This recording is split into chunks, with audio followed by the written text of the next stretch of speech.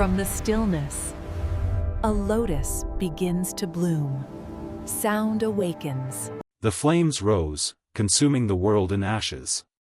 Cities crumbled, civilization fell into ruin overnight.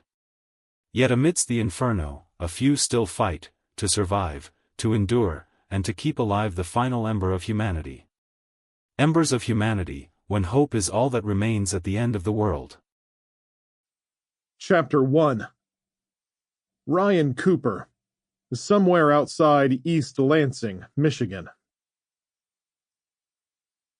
Jack Willoughby stood in the old couple's dining room, annoyed at how long it had taken him and his group to get inside. As they were breaking in, the old man had shot at them through the plywood-covered windows, drowning the intruders in wood shrapnel and bullet fragments. Jack had been led to believe it would be an easy fight, but the old man and his wife were much tougher than he could have imagined. Mac Tilley had been the first casualty of their little war when they'd sent him to scout the barnyard the evening before. He'd never returned, leaving Jack wondering what the oldsters had done to him. That should have been the first warning sign. The second should have been all the traps that had been set up in the yard, starting with the spikes hidden in the grass, keeping them from taking cover behind the trees as they were approaching. As a result, the old couple had shot Tommy Sloan dead and wounded Jasper South with a shot that would probably end up killing him slowly and painfully. He had the old people trapped upstairs, but Jack didn't know how to get to them without incurring even more losses. The old man was an excellent shot, and the barking dogs sounded big and nasty. If he gave up, though, he wouldn't get to their supplies, and walking home empty-handed would lead to a lot of complaints, and it wouldn't be long before he lost the support of the other neighbors. Barb would never let him live it down. A table took up most of the dining room, and a cabinet rested against the east wall, along with a tall chest of drawers next to it. The cabinet was covered in schoolbooks, notebooks, older children's toys, and various odds and ends, and for the briefest second a twinge of guilt passed through Jack. Rita Tilley stared back at him across the foyer from the great room, a question in her eyes, as dust and smoke from the shootout drifted through the moonlight, and the twinge was gone. Ron Jenkins crouched near her shoulder with the same dumbfounded look, the last to charge the grounds, and the weakest of the bunch. It was doubtful if he'd even use the pistol he'd carried, or if he'd be willing to, if push came to shove. Cannon fodder has its purpose, I guess. Jack mused, the macabre thought lifting his spirits a bit. Across from the kitchen and dining room, the great room had a TV mounted on the west wall above a gas fireplace, and a leather couch sat in front of the massive display with a pair of recliners on each side. The modest arrangement of common household goods was a fortune compared to what he and Barb had left after all they'd owned had burned to the ground, along with 2 barns and most of their feed and supplies. If he didn't come through with something soon, they'd be hard-pressed to survive long out there. "Hey, man, are we going or not?" Trace Crenshaw whispered as he peered around Jack and tried to see up into the loft area. He'd wrapped his right hand up in a rag after grabbing the back doorknob covered with razor blades, the cut so bad he couldn't hold his pistol, the blood soaking heavy through the cloth and running down his arm. He tried to get around Jack, but Jack pushed him back, chiding him. "Just hang on a minute. What are we waiting for? We need to think this thing through. We've already got some people down, and running out there like idiots will only get us killed, too." "What's there to plan?" Trace hissed back. "I'll step out there and give you some cover fire, while you and Rita rush up the stairs." "Yeah, we'll take on those dogs by ourselves." The dogs hadn't stopped barking, the timbre of the notes deep and chesty, giving the impression that they were huge, slavering beasts of war waiting to be unleashed. He remembered seeing Alice Burton walking her dogs one day and thinking how massive and shaggy they were. They seemed friendly and dopey as they trotted beside her, but if that was them upstairs, they were more akin to monsters than big, playful household pets. Just shoot the damn things. And Trace grabbed Jack's shirt with his bloody hand. Only dogs a bullet won't stop are pit bulls, and those ain't pit bulls. Are you crazy? Those are big bastards, and it'll take more than one round to kill them. Jack edged toward the threshold, peering up into the loft through the chewed-up rails, seeing no one before he eased back. I wonder how bad the old man is injured. I think one of us got him. Trace shook his head and pushed past him. Let's just get on with it, man. Wait! Trace shoved him back with his forearm and Crouch walked into the hallway, glancing up the stairwell before scanning up along the catwalk. No dogs up there I can see. It doesn't mean they're not there. Listen to them. Trace slipped into the hallway, staying beneath the catwalk, slowly moving toward the great room, neck craned to look above. As he cleared the edge of the loft, the old woman's voice cried out, and a second later, something massive and white flew up and over the catwalk's rail, plunging into him in a blur, paws slamming him full in the chest, knocking him backward, and sending his gun flying as they hit the floor. The shaggy, bear-like dog snarled and flashed its teeth, clamping on his throat, pushing him back toward the front door. The animal was ripping and jerking his powerful head back and forth to tear out a sizable chunk of Trace's neck and windpipe, the bloody muzzle whipping upward in a spray of blood, Trace's pulsing jugular veins spurting red in a high arc that coated the door like paint. Jack took a step back in shock and horror, mouth dropping open, fumbling with his pistol in shock, barely catching it before it fell to the floor. The old woman shouted again from the loft, clearly enough for him to hear, and his blood ran cold. "Attack, Duchess! Attack, Diana! Attack!"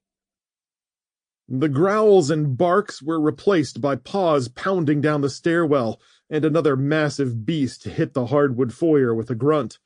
Almost a perfect twin of the animal gnawing on Trace's neck, the second one swung its heavy head to the right toward Rita and Ron, who were backing into the great room, gaping at the bloody mess developing in the foyer.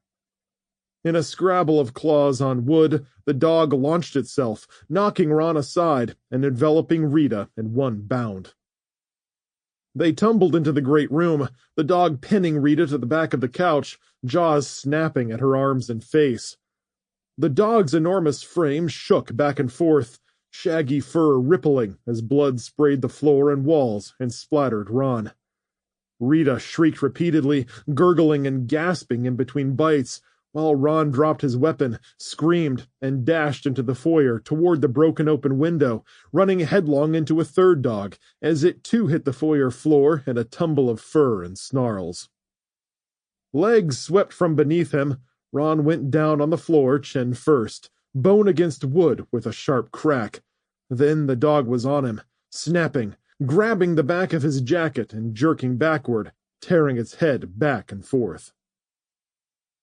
Jack woke from his surprised daze and took 2 steps forward with his gun raised. At first, he aimed at the dog attacking Trace, but his friend was gone, so Jack shifted his aim to the beast across the hall, destroying Rita. Its paws were spread, its powerful shoulders lowered to the ground as its maw did its work, and Rita could only cover up with one arm as she punched and kicked weakly at the massive, enraged Great Pyrenees. Ryan had been crouched back off the rail, holding in a groan from the pain radiating up his wounded calf when Helen clicked the dog's quick-release leashes and shouted for them to attack. Duke and Duchess spun in a frenzy, almost surprised to be let loose. With Duchess taking up the space around the top of the stairs, Duke bounced off her, reeled, and rushed toward Ryan, jaws snapping. In 2 bounds, the dog leaped on the rail, his massive claws scrabbling, slipping, pawing at the wood as he propelled himself over, plunging out of sight before Ryan could even think to stop the beast's movements. A moment later, Duchess flew down the stairs, hitting the hardwood floor in a scrabble of nails. Screams ripped through the house, guttural sounds of raw terror, followed by canine grunts, snapping teeth, and snarls. Ryan came out of his crouch and stepped toward the rail with his rifle raised, while Helen finally got Diana turned down the stairs to follow the others, then came to join him. Curses, exclamations of horror, and the primal sound of death itself sent a shudder through Ryan. Soft flesh tore, and the gurgling shrieks of a woman fountained in his ears as at least 2 people downstairs received the brunt of the Great Pyrenees' rage. Hundreds of pounds of muscles, teeth, and claws unleashed a storm of violence upon the intruders as the dogs did exactly what they were born to do: protect and defend. Still, even with the dogs turning the tide of the battle, Ryan and Helen had to take advantage of the situation while they could. He nodded to Helen, and they flew to the rail with guns aiming downward, looking for targets. Ryan shifted his barrel to a man wearing a red flannel shirt about to shoot Duke, the dog holding a man against the front door, paws spread, massive body pinning him, jaws clenched on his face. Squeezing the trigger too quickly, Ryan pulled his shot and clipped the man's gun hand, forcing him to flinch with a cry and lose his weapon to clatter on the hardwood. Helen shot multiple times at a different man crawling across the foyer floor, trying to escape Diana, her shots hitting him in the shoulder, punching through to the floor, and he spasmed and ripped free of Diana's jaws. Flying through the swirling dust, he slammed into the man in the red flannel, the pair shouting and cursing as they tried to get away. Ryan and Helen peppered the intruders, their weapons lighting up the darkened foyer like a fireworks display as Diana crouched, barking loudly. In the darkness, Ryan couldn't tell who he hit because the men were bunched together and stumbling, though the one Helen was firing on collapsed to his knee with a sudden, crippling weakness. The man in flannel dragged his wounded companion to the broken window while Ryan kept shooting at them, his bullets finding flesh, drawing cries of shock and curses of anger and pain. They fell backward through the window, taking out glass shards and broken wood before landing in the bushes. "Come on!" Ryan called, turning and hobbling toward the stairwell, wincing and growling as his calf cramped. He fought it, slamming his teeth together, grinding through the pain as he hobbled down the stairs and into the foyer to stand in the middle of the bloody scene. Duke was still locked onto his prey, and Duchess had the woman's neck in her jaws, pinning her to the floor, snarling deep in her throat, but holding tight even as the woman's last gurgling breaths bubbled from her lips. "Get the dogs, Helen! I'm going to chase these bastards off!" Ryan angled toward the window, limping, slipping on the bloody floor, and finally falling to his knee at the sill. Sticking the barrel outside, he tracked the 2 men stumbling through the yard, the larger one helping his friend stay upright, both of them somehow still able to walk, their adrenaline fueling their escape. He popped off 2 more shots, missing both times, but sending the men into a frenzy to escape. A third squeeze came up dry, and he ejected the magazine and took a second one out of his pocket, almost dropping it from his blood-slick fingers, finally jamming it home. Charging his weapon, he aimed at the fleeing men, slowly lowering the barrel as they got to the gate and clambered over it, the man in the flannel working hard to get his wounded companion up and over before they staggered off into the night. Helen had set her rifle down and pulled Duchess off her prey, taking her by the collar and kneeling between her and Diana. Duke was ignoring her, still with the man's face in his jaws, panting through his open maw, growls rippling from his throat as his sides heaved. "He's not listening," Helen said with a strained frustration. "Come on, Duke!" Ryan shouted at the dog, crossing the foyer and stopping a couple feet from it. His white coat was stained dark red around his chest and jaws, with streaks along his flanks where the man had tried to beat him off. Duke rolled his eyes and looked at Ryan with animal ferocity, though a hint of recognition showed through, and his tail, previously low, swept back and forth, and he loosened his hold slightly. Ryan shouted, "Come on, Duke! Let it go, boy! Let it go! Duke's tail wagged a little harder, and his chesty growls tapered off, though he still had a firm grip on the man's mangled face, fangs puncturing his cheek, the flesh shredded away to expose his bone-white jaw and bloody insides of his mouth. Equally disgusted and thankful for the animal's effective response to the intruders, Ryan used the Winchester to support himself as he knelt on one knee, wincing at the extreme stiffness gripping his calf muscle. I said let it go, Duke. Let it go now. The stern note in his voice cut through the animal's instinct, and Duke dropped the man's face, letting the skull hit the hardwood with a thump. The Great Pyrenees turned, tail wagging as he licked his chops, sniffing at Ryan's outstretched hand before shifting to Duchess and touching noses with her. Diana was the most curious, her aggression having been raised but not fed, and she sniffed at her parents with her ears perked up and her tail wagging. Ryan patted Duke's side. Good boy, Duke. Real good boy. You too, Duchess. You're such a good girl. Hauling himself up using the Winchester, Ryan turned slowly, gaping at the bloody mess around him. Bullet holes and empty cartridges peppered the floor, and there were jagged holes torn in the sidelights, window frames, and even parts of the ceiling. Blood streaked the hardwood and soaked the gray carpet in the great room where the dead woman lay, and arcs of red could be seen halfway up the walls. Some spatters reached as high as the foyer window 15 feet above them, the red slowly dripping down across the walls. Stepping closer to the big dogs, he gave them hearty slaps on their sides, rubbing their heads to put them at ease as he looked over at Helen, who was stepping gingerly toward him. You okay, honey? With a half smile, she said, I think so. I'm a little shaken up, but I'll live. What about you? Ryan shook his head. I'm afraid to look. I got hit in the calf. Helen glanced down and blanched. Oh no, Ryan, I didn't even notice you were hurt. Everything was moving so fast. I can hardly feel it, though I imagine it'll hurt like hell here soon, once this adrenaline wears off. Ryan held up a hand, watching as it gradually began to shake faster with each passing second. Come over to the dining room table. I'll get the first aid kit and take a gander at that. That's okay, dear. I'll be fine for now. Let's get these bodies out of here while I can still stand. He leaned his Winchester against the wall and stepped through the pool of blood to stand next to the dead man. Unbolting the locks on the front door, he opened it a few inches, but stopped with a frustrated sigh when the door stopped with a thud on the corpse's head. We need to move him first, Helen said, swallowing a nauseous gulp. Right.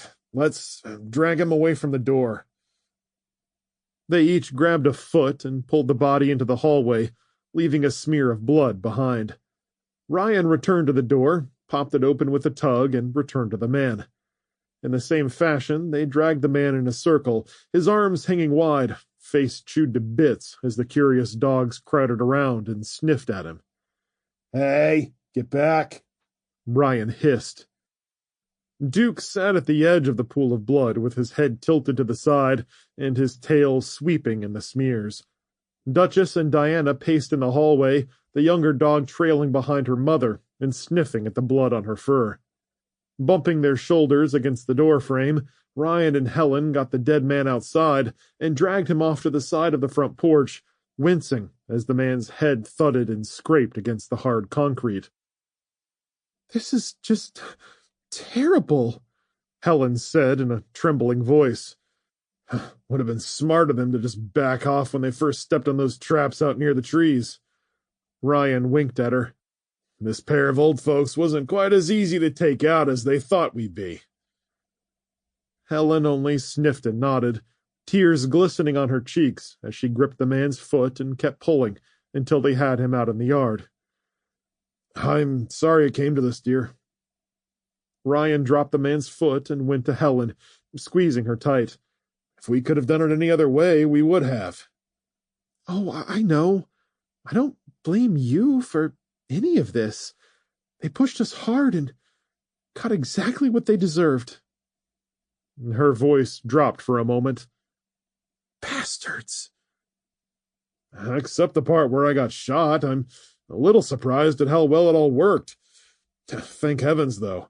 The way they were coming at us, there's no way they were going to just let us live. The dogs were our trump card, though, no doubt. I know. She held him at arm's length.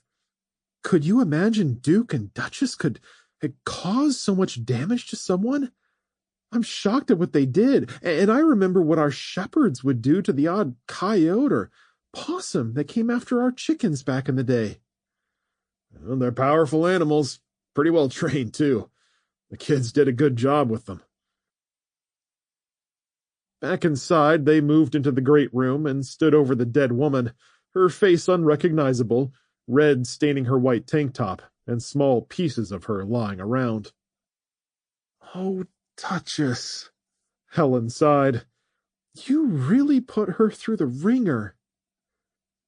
Each taking a leg as they had with the previous corpse, they dragged the woman through the foyer and got her outside, laying her next to the man and dropping her feet in the grass. There's at least one more in the yard, Ryan said, gesturing toward a lump out in the grass.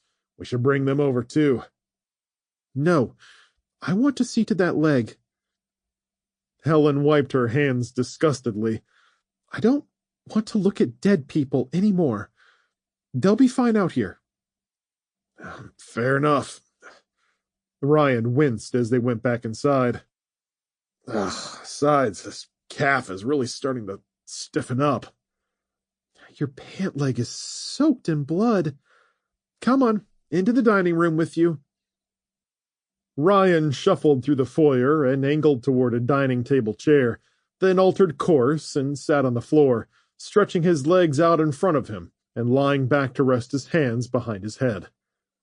Helen shuffled off to find a first aid kit as the dogs came up, wanting to lick at him with their bloody maws.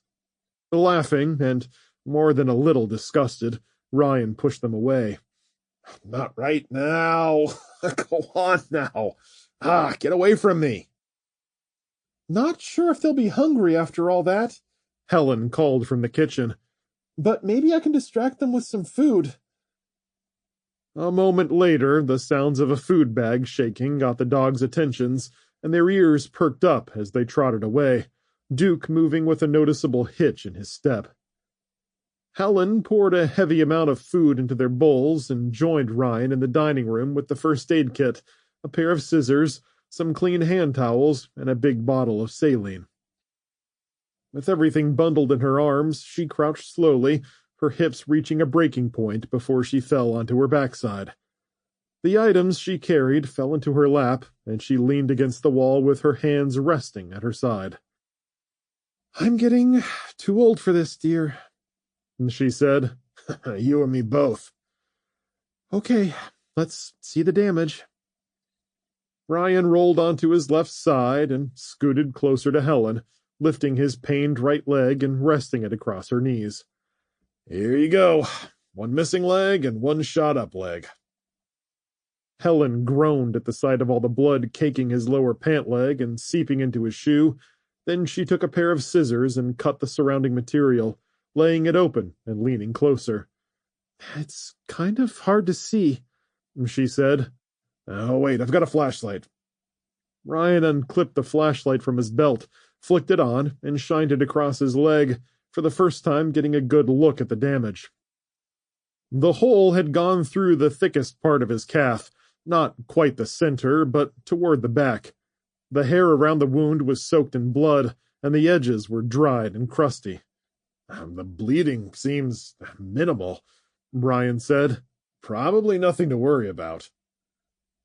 Helen pressed around the wound on his calf, forcing blood to ooze from the entry wound, drawing a wince from Ryan when her fingers circled around to trace the exit hole. Sorry, honey, she said sheepishly. Oh my, that bullet went right through, for sure. It did? Oh, good. Oh, at first I wasn't sure. Did it nick an artery or anything? It's bloody, that's for sure, she replied. But it couldn't have had anything vital, or we'd see a lot more blood. I do wish you would have let me look at this before hauling those bodies outside, though. Oh, no, he said. I'm not sure I'd be able to at this point. He held out his hand, which was shaking noticeably more than it had been before. Pain's kicking in more now, too. Is it a lot? Helen asked with a raised eyebrow. Heck yeah, it is. Ryan tried to get comfortable. What do you recommend, Dr. Cooper? I'll grab some water to go with some pain meds. Ryan held out his hand. I'll swallow them dry. After giving him 2 white pills and 2 green ones, Helen took a towel in one hand and squirted saline on the wound where it drained onto the carpet, Ryan wincing and grinding his teeth. Oh, shoot. I should have put something down. Now the carpet is ruined. Ryan laughed. If anything, I think you just made a clean spot. I wouldn't worry about it too much. There's a lot more to deal with than just some stained carpet. Probably best to just cut it out before it dries into the padding. Alice might have some good stain remover that'll get the blood stains out. Let me work on it before we go cutting. Well, we'll worry about it later. Most of the blood's on the hardwood, and we can soak up the big puddles tonight, then actually clean tomorrow. Ryan winced as she continued dousing the wound. Do you think I'm going to need stitches? That's a definite yes on the stitches. Alice has a suture kit downstairs with their supplies. I should probably go get it before I get too deep into this. Duke walked up, blinked at the two, and laid down with his legs stretched in front of him, licking along both sides of his upper jaw, dog food crumbs caught up in the bloody fur. Helen sighed. And before I pass out from exhaustion. After Helen had shuffled away, Ryan laid next to Duke, reaching over to rub the clean spot between the dog's shoulders, the dog stretching his mouth wide in a yawn and resting his head between his legs. Oh, we certainly got ourselves into a brawl, didn't we, boy? You did so well protecting us. Alice and James are going to be so proud. It might make up for destroying half their house. I hope. Duke's tail swished back and forth. I hope you're up for a bath tomorrow, because the two of you are going to get soaked. And I don't want to hear any fussing about it. The tail swished harder, sending droplets of red flying back and forth. And we're not going to worry about that right now. I'm the one who's going to be howling in a few minutes as soon as Helen puts the stitches in me. Not sure if that makes you feel any better. Duke emitted a low whine and rolled on his right side toward Ryan, craning his neck to lap at Ryan's face. Whoa, boy! He jerked, setting off an ache that coursed up the back of his leg. You almost crushed me. The pair lay there for the few minutes it took for Helen to come upstairs with the suture kit, and when she got there, Ryan was nearly passed out with Duke snuggled by his side, his arm thrown over the big, red-stained dog. Are you ready for this, dear? Ryan's eye opened, and he gave a slow and tired nod. Oh, I guess so. Are you any good at this? Helen sat down in her previous position, pushing Duke aside to make room. With a towel covering her lap, she motioned for Ryan to put his leg back and turn so she could see the wound, and he complied by rolling onto his stomach and resting on his elbows. Helen prepared the needle. Well, there was that time I stitched Alice's finger myself during that big winter storm when we couldn't get to the hospital. Do you remember that? The memory hit him hard. Alice, with her big brown pigtails, sitting at the kitchen table, sniffling, cheeks wet with tears as she rested her arm on the table with her index finger sticking up. The cut ran beneath the second knuckle from where she'd been playing out on the farm with her cousin and cut herself on glass on a pile of junk out at the back of the property. Ryan grinned wistfully. I told her and her cousin not to play in that pile of junk. But they did it anyway. Helen nodded. Never was one to be locked inside the house. She had the whole farm to roam, but they chose that damnable pile for some reason. It was mysterious to them. I'm going to spray some topical anesthetic on this. It'll feel a little cold. There was a hiss as the cold spray hit his leg. Okay, first stick coming right up. I'm ready for it. Ryan squeezed his fist tight. Are you going to count down? Ow! That's the first one through. Helen replied with a frown. Sorry, dear, but if I'd counted down, you would have flinched. Oh, true. Ryan sucked air through his teeth as Helen continued stitching. The pain medication he'd taken, plus the topical anesthetic, took the edge off, but the needle's sharp tip sent pinpricks of pain through his leg regardless. Now shift a little to your left so I can get the exit side of it. Oh, okay. Ryan clenched his teeth, eyes squeezed shut all the way through until the last stitch was placed. That exit wound needed an extra pair. She gave him a light tap on the back of the knee. I'm all done, but I'm going to clean up a little more and get some antibiotic cream on it.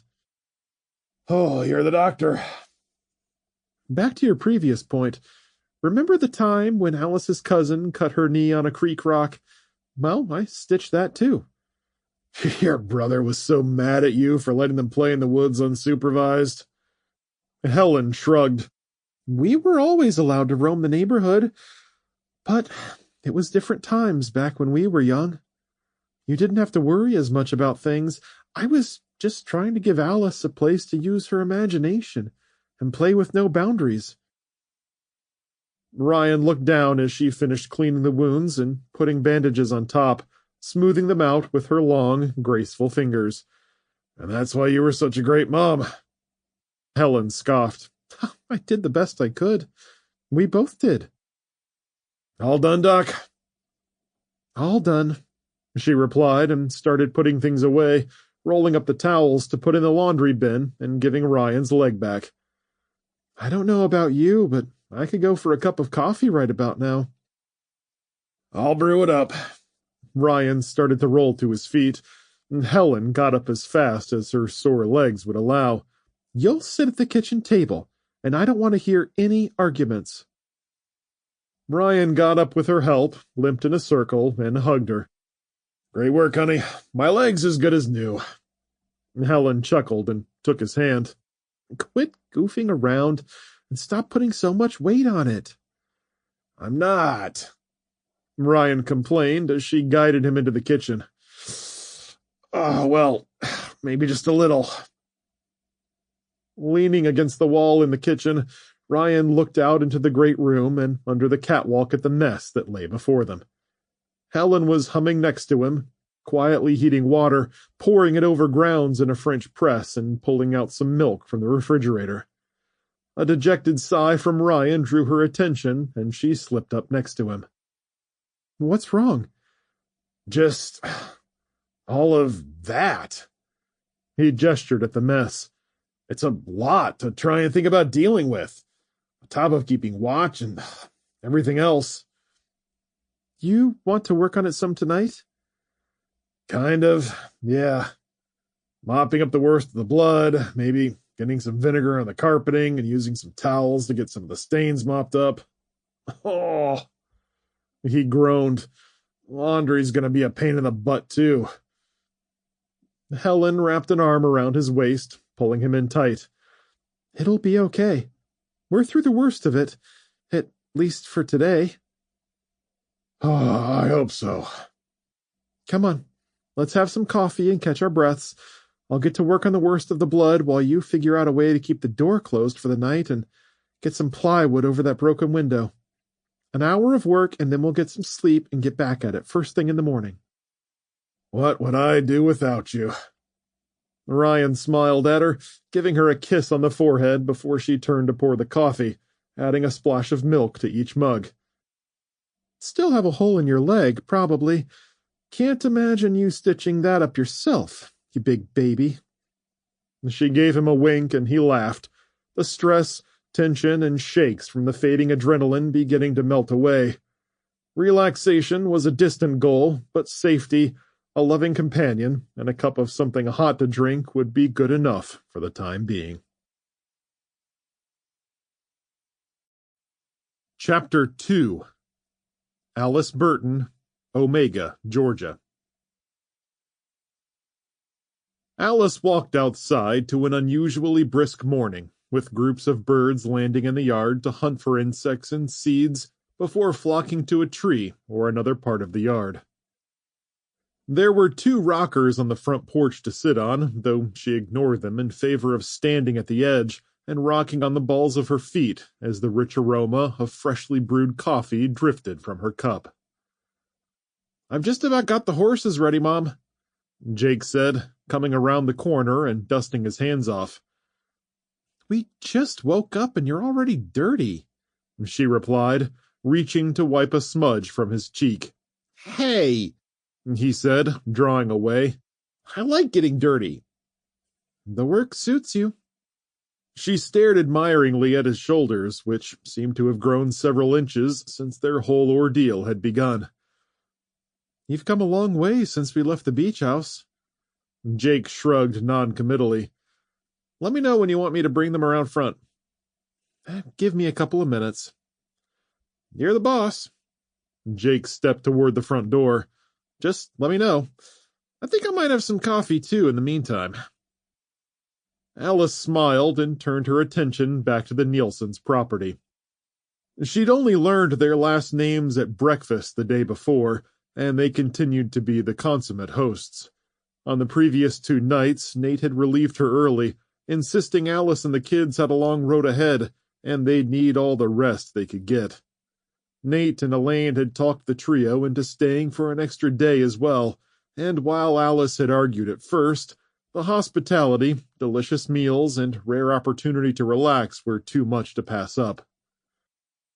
In return, everyone doted on Elaine and little Ethan, helping out around the house with chores and cooking, while Elaine and Ethan recovered. By then, Elaine had gone into the master bedroom with him, leaving the living room remarkably peaceful and giving Alice the best couple of sleeps she'd had in days, free of bad dreams and constant worries about James and her parents. While they had a long way to go, the road seemed a little less dark and foreboding, thanks to the Nielsen family. The front door opened and Sarah stepped out, hands wrapped around a big blue mug of coffee, mirroring Alice's grin. She'd found a brush somewhere and untangled her brown hair so it fell halfway down her back, covering her thin neck and shoulders. "What are you grinning about?" Alice asked with an elbow nudge. "I guess I'm still giddy after the other day. The baby is so cute." "He is, isn't he?" Alice's smile spread. "I'm so proud of you, Sarah. You were so strong throughout the whole thing. Didn't even flinch when things were touch and go there for a minute. I saw how you handled it and wanted to be the same way. I'm so happy they're both healthy. They're going to be okay, right?" "Baby's perfect as far as I can tell, and Elaine's in the clear, I think. They'll be fine, especially with a guy like Nate looking after them. He has a lot more skills than we figured. Great cook, too." "Are you kidding? Scrambled eggs, leftover pork chops, bacon, biscuits and butter." Sarah took a deep breath of her coffee's fragrant aroma and smiled. "I'm almost tempted to suggest we stay here forever." "Uh-huh. Nice try, but we need to get back on the road. Your brother has the horses ready." "I know we have to get home to Dad and Grandpa and Grandma. I can't wait to see them, but I'll never forget this place. Maybe after all this is over, we can come back." "Maybe." Alice wrapped her arm around her shoulders. "Right now, 2 days is more than we can afford, and it's important we don't lose sight of where we need to go and what we need to do to get there. It was a nice rest, but it's time to move on. I'll get our things and put them on the porch. Then I want to say goodbye to little Ethan. Alice nodded and let her go, taking a deep breath of the fresh morning air, watching as the sun rose across blue skies for the second day in a row. This is the perfect time to go. It's a nice day, and I've got a good feeling about it. Finishing her coffee, she called for Jake to bring up the horses and nodded at Sarah when she came back out. They placed their packs in a row across the porch and reconfigured things to ensure their supplies were stowed properly, and Jake brought the saddled horses around. "They're all ready to go," he said. "I saddled them up just like Sarah taught me." "Good morning, Stormy." Sarah patted the blood-red horse's muzzle, getting a pleased snort in response. "Look, Mom, he's bonding with me. They're so great." "Probably because they know we love them. I'm sure they appreciated getting brushed out last night." "Oh, they loved it," Jake agreed with a pat on Rocky's neck. "I can't wait to get riding again." Nate stepped out. "I'm truly sorry you folks have to go. You're welcome to stay as long as you want. Heaven knows we could use the company." "We really appreciate that," Alice replied, "but 2 days was perfect. We rested and got to help around the house and snuggled with Ethan. You guys make a fine family." "Thanks." Nate held his hands clasped in front of him, eyes glassy with emotion. "We're going to miss you guys." "We're just glad we could help. I'm pretty sure you all are going to be okay." "Well, we will. Elaine will be fine, and Ethan is pretty strong for a little guy." The storm door came open, and Nathan turned. "Hey, honey, we were just talking about you. You shouldn't be out of bed, though." Elaine stepped outside, her shoulders wrapped in a coverlet, with baby Ethan in her arms, swaddled tightly as he cooed and grunted. Nate gazed lovingly at his son and put his arm around his wife, hugging her close and kissing her on the forehead. "I'm weak, but I can't let you all leave without seeing you off. I hope it was all good talk." Elaine laughed. "It was." Alice grinned back. "And let me say, you're positively beaming. You look beautiful." "Oh, thanks. I feel a lot better in spite of everything." She released an exasperated breath. "Oh, that's the second hardest thing I've ever had to do. Well, besides giving birth to Missy, of course. The hospital and epidural made it a lot easier on me, though." They stood in silence for a moment, with Elaine bouncing Ethan gently on her chest, staring sadly into the expansive front yard and their gravel driveway that stretched way down to the main road. "I wish you guys didn't have to go." "Us too." Alice stepped forward and hugged her, then cooed at the baby, smelling deeply from him, reminded of the way Jake and Sarah had smelled when they were newborns. "Thank you for sharing the gift of this little guy with us." Elaine blinked back tears. "And thank you for spending so much time with us and rescuing us. You didn't have to, but you did. Not many people would have done that, at least not from what you told us." "It's been a hard road," Alice agreed, "but we've met a few good people. Enough to keep hope alive. You're part of the proof of that." Alice backed up as Sarah hugged Elaine and Ethan, kissing both, sniffling, and wiping away tears. Jake gave Alice the horse's reins and jumped onto the porch to say his goodbyes, shaking hands with Nate before the older man wrapped his arms around Jake in a strong embrace. Alice and Sarah hugged Nate as well, patting his back as tears flowed down their faces. "You're going to do great, Nate," Alice told him. "Remember what we talked about, and do the best job you can. It's all any of us can do." He nodded assuredly. "I will. And before you go, we've got some gifts for you." "Oh, that's not—" "Nope, no arguing." Nate turned and held the door open, reaching and calling to Missy. A moment later, they both stepped out holding pillowcases with the bottoms bulging. "What's this?" Alice asked. "Just a few supplies to see you on your way. It's not much, some canned food and water you can put on Hercules there." "We can't take this stuff." Alice drew back. You've got 2 little ones to feed. That's no small task, especially with things how they are. Oh, believe me, we got plenty. The biggest problem will be protecting it, and you gave me the right advice. I'm heading out today to look for weapons at some houses that I know are abandoned. Should be able to scrounge up something. Be careful, Nate, okay? It's not just you who you need to worry about.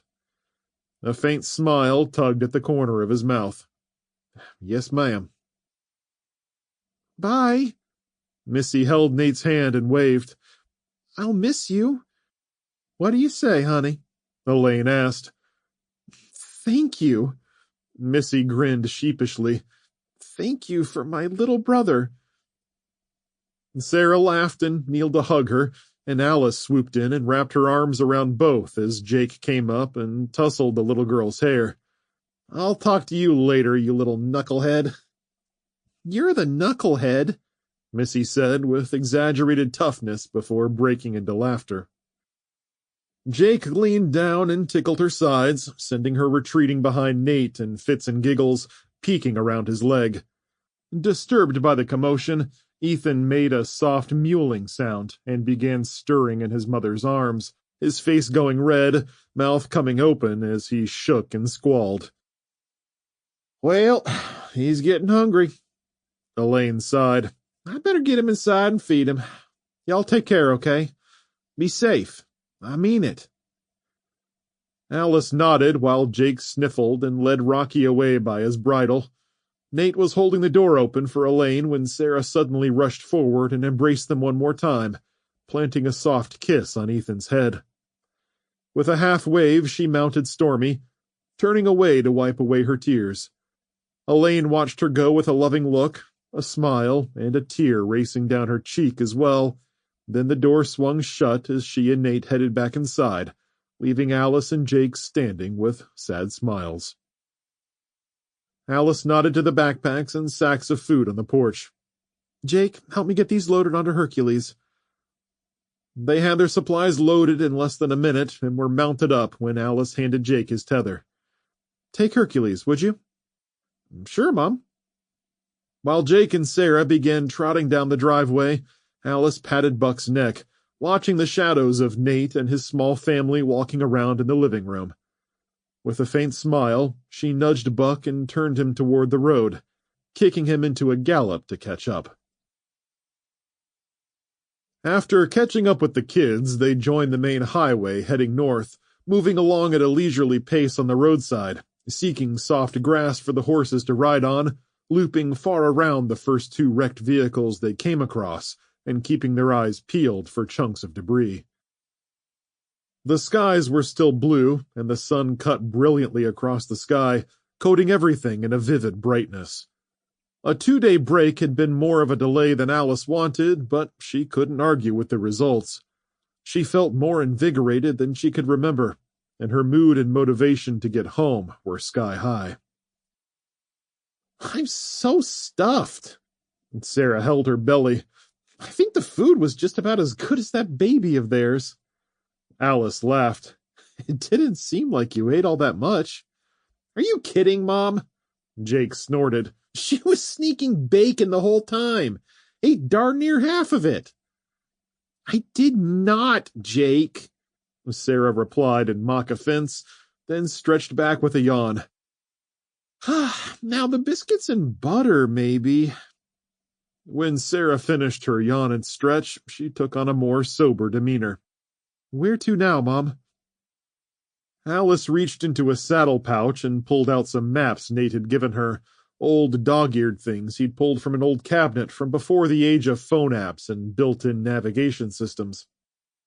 She unfolded one and put the others away, holding Buck's reins in one hand as she spread the map and held it steady. The general idea is to head north, but let me see where these roads lead. Can you tell where we are now? No idea. Jake scanned ahead. This is just some old country road. We could be going anywhere. Sarah held up her compass. But at least we're going north. This might be Omega Road we're on, Alice said as she traced the stained map with its many interconnecting highways. But this thing looks old.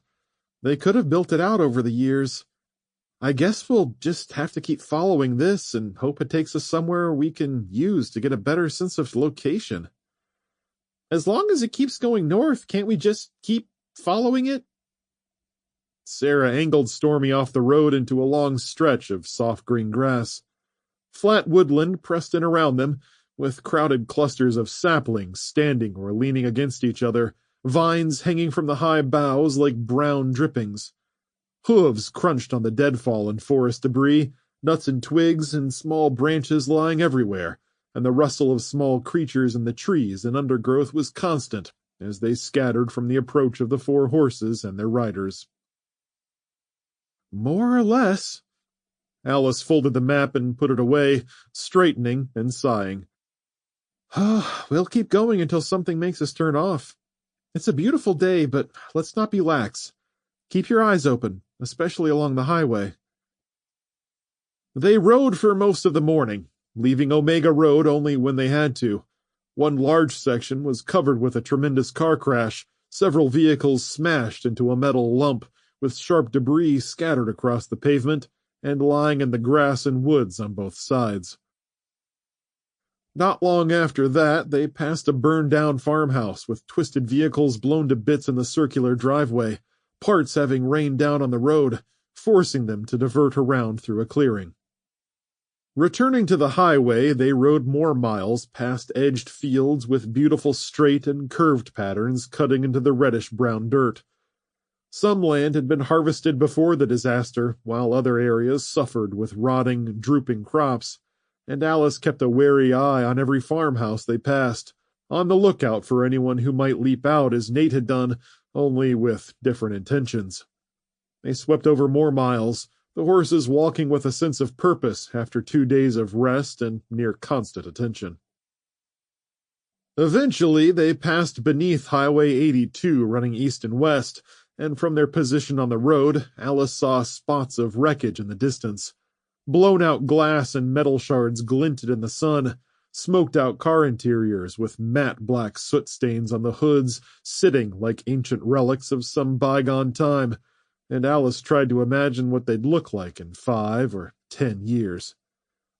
Omega Road branched into Cottle Road, though they kept riding straight ahead to stay on a northerly path, passing through the front yard of a still-standing home with no signs of people anywhere.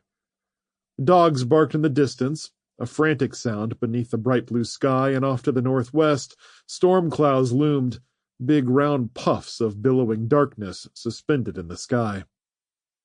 They avoided the main roads for the rest of the morning, opting to take back roads and country byways. Stretches of straight gravel roads cut between pure green fields with waving grass, while at other times they were on curving avenues, crowded with sturdy oak trees and tall white pines that broke up the winds and left only soft breezes fluttering through the branches. They crossed bridges over thin trickling streams that smelled like mud and wet moss, vegetation growing thick up to the road, making the horses work hard to cross the soft areas. When things became too swampy, they ventured into the fields where the dirt was firmer and the horses' steps surer. Farther north, they saw their first people in a lonely patch of low hills on a farmstead in the middle of a broad curve of trees, the family out in the front yard working gardens with ripe tomatoes glinting in the sun and long stalks of corn stretching as high as the tallest child. "What a beautiful setup," Alice commented as they rode on the edge of the woods outside the tree line. "It looks peaceful," Jake replied. "Let's hope we have something like that to look forward to when we get home." "If I know your grandparents, things will be well taken care of. I bet they've got the place looking beautiful right about now." In the farmstead yard, a girl spotted them and pointed, and an older child stepped in front of her and fixed Alice and the kids with a stare, lifting his shirt to reveal a pistol on his hip before shouting something over his shoulder.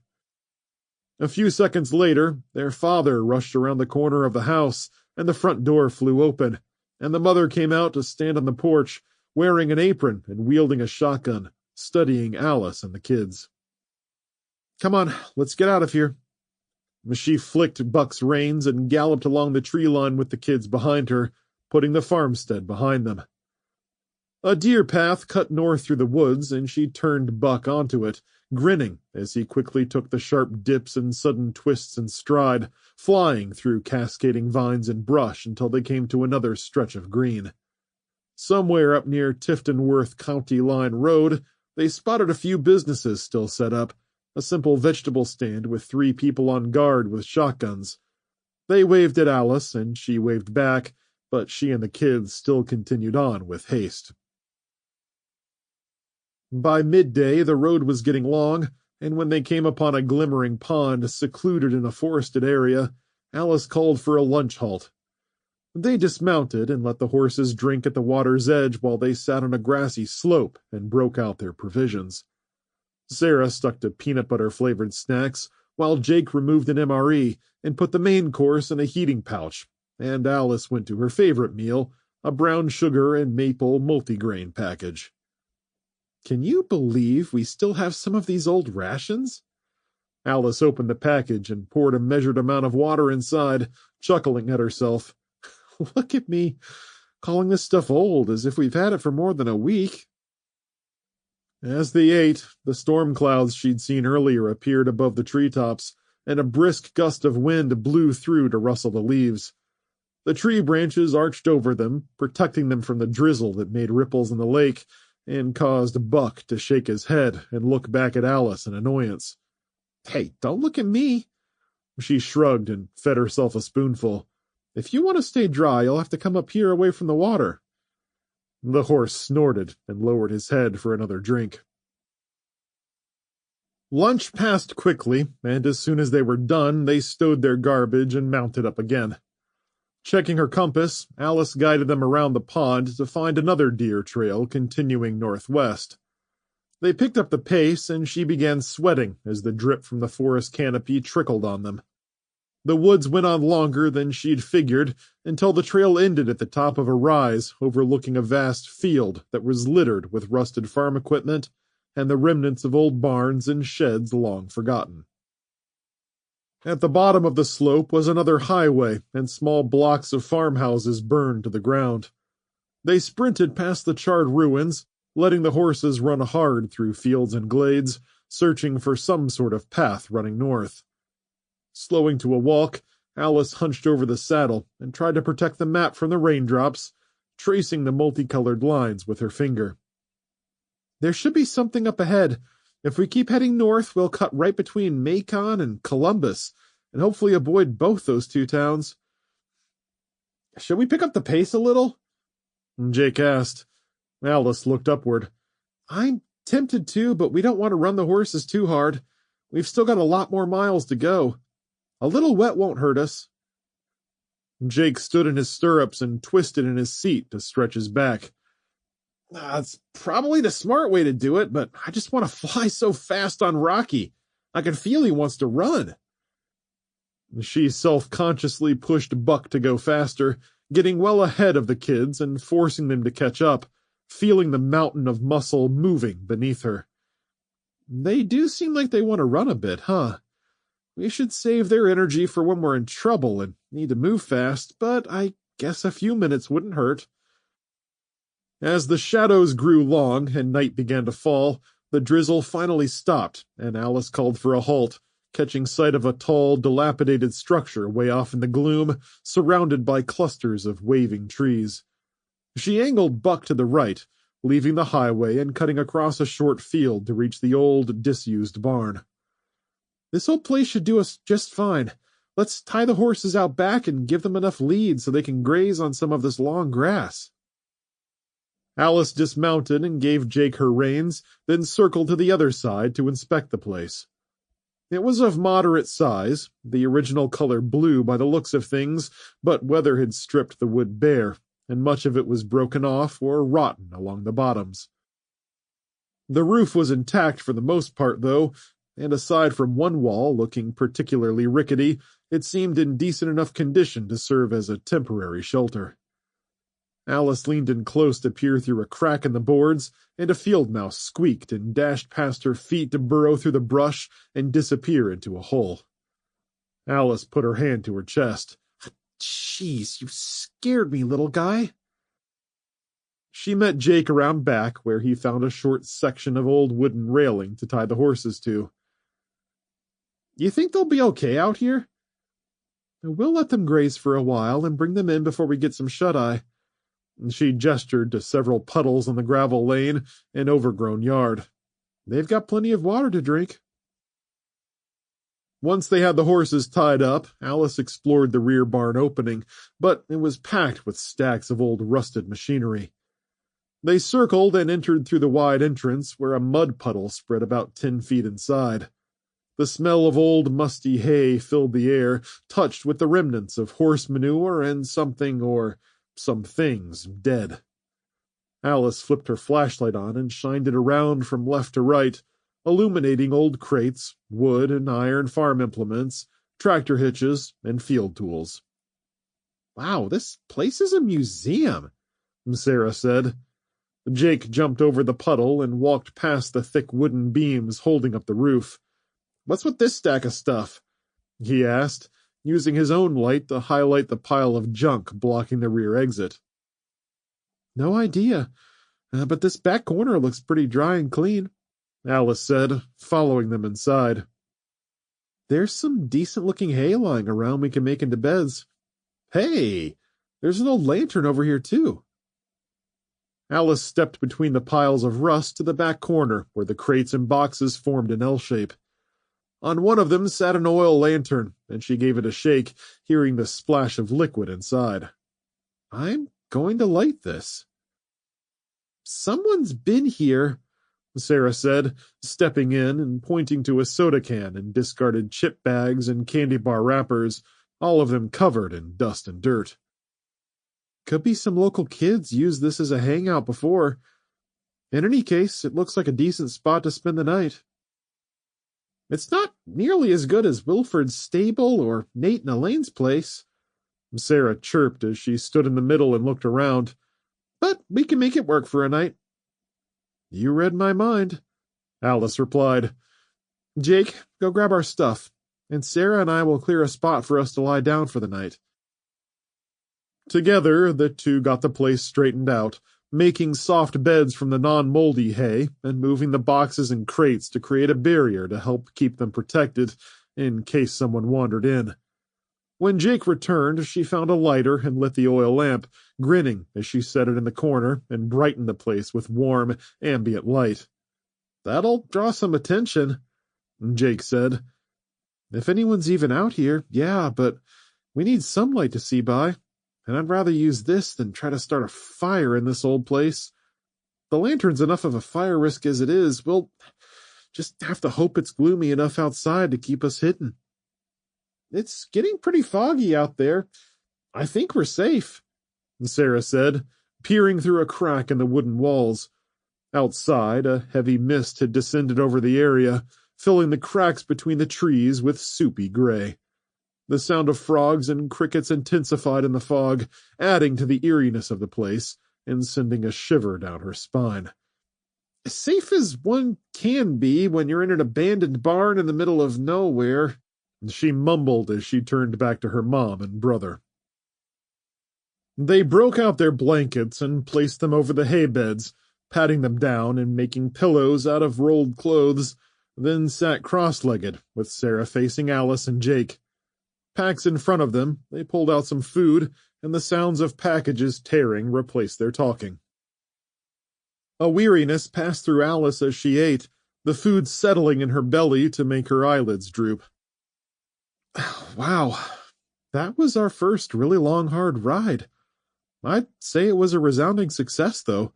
We kept out of trouble, stayed hidden as much as we could, and generally did a great job of moving with both speed and stealth. Creeping around sure does take a lot out of a person, and Sarah sighed. You should eat something more than just those candy bars. You said they were high-calorie, though. It's the nutrition part I'm talking about, Alice said. Those things have tons of sugar and not much else, so get a meal, please, Sarah. Okay, MRE mac and cheese it is. Alice rolled her eyes and sighed. Good enough. I'd cook some canned food, but, well, that lantern is making me nervous enough as is. Hey, this is why we have these. Sarah broke open the package and placed the components on the blanket at her feet. She read the directions, took out the entree, and put it into the heating pouch. Then she poured water in and sealed it. While it heated up, she examined the other contents of the MRE, brightening and holding up a bright red pack of multicolored candy. Score! Alice shook her head and laughed. I tried to get you to stay away from sugar, and you still managed to find it. And there's some beef jerky, crackers, and jalapeno cheese spread here, too, Sarah said. Never know what you're going to find in these things. Alice had a strawberry-flavored multigrain meal, the contents filling enough, though the watery milk-like drink didn't quite substitute for the real thing. Jake, you should be eating, too. He shrugged. I'm going to finish some of this jerky. We've got a bunch of bags of it with crumbs and stuff. I'm not that hungry. I just want to get something in my stomach and get some sleep more than anything else. Fair enough. Jake took a bite of his jerky and gestured toward the front door of the barn. How far do you think we made it today? Alice grabbed her map and placed it in front of her. I was keeping a close eye on the signs as we rode, and it seems like we're somewhere between Macon and Columbus.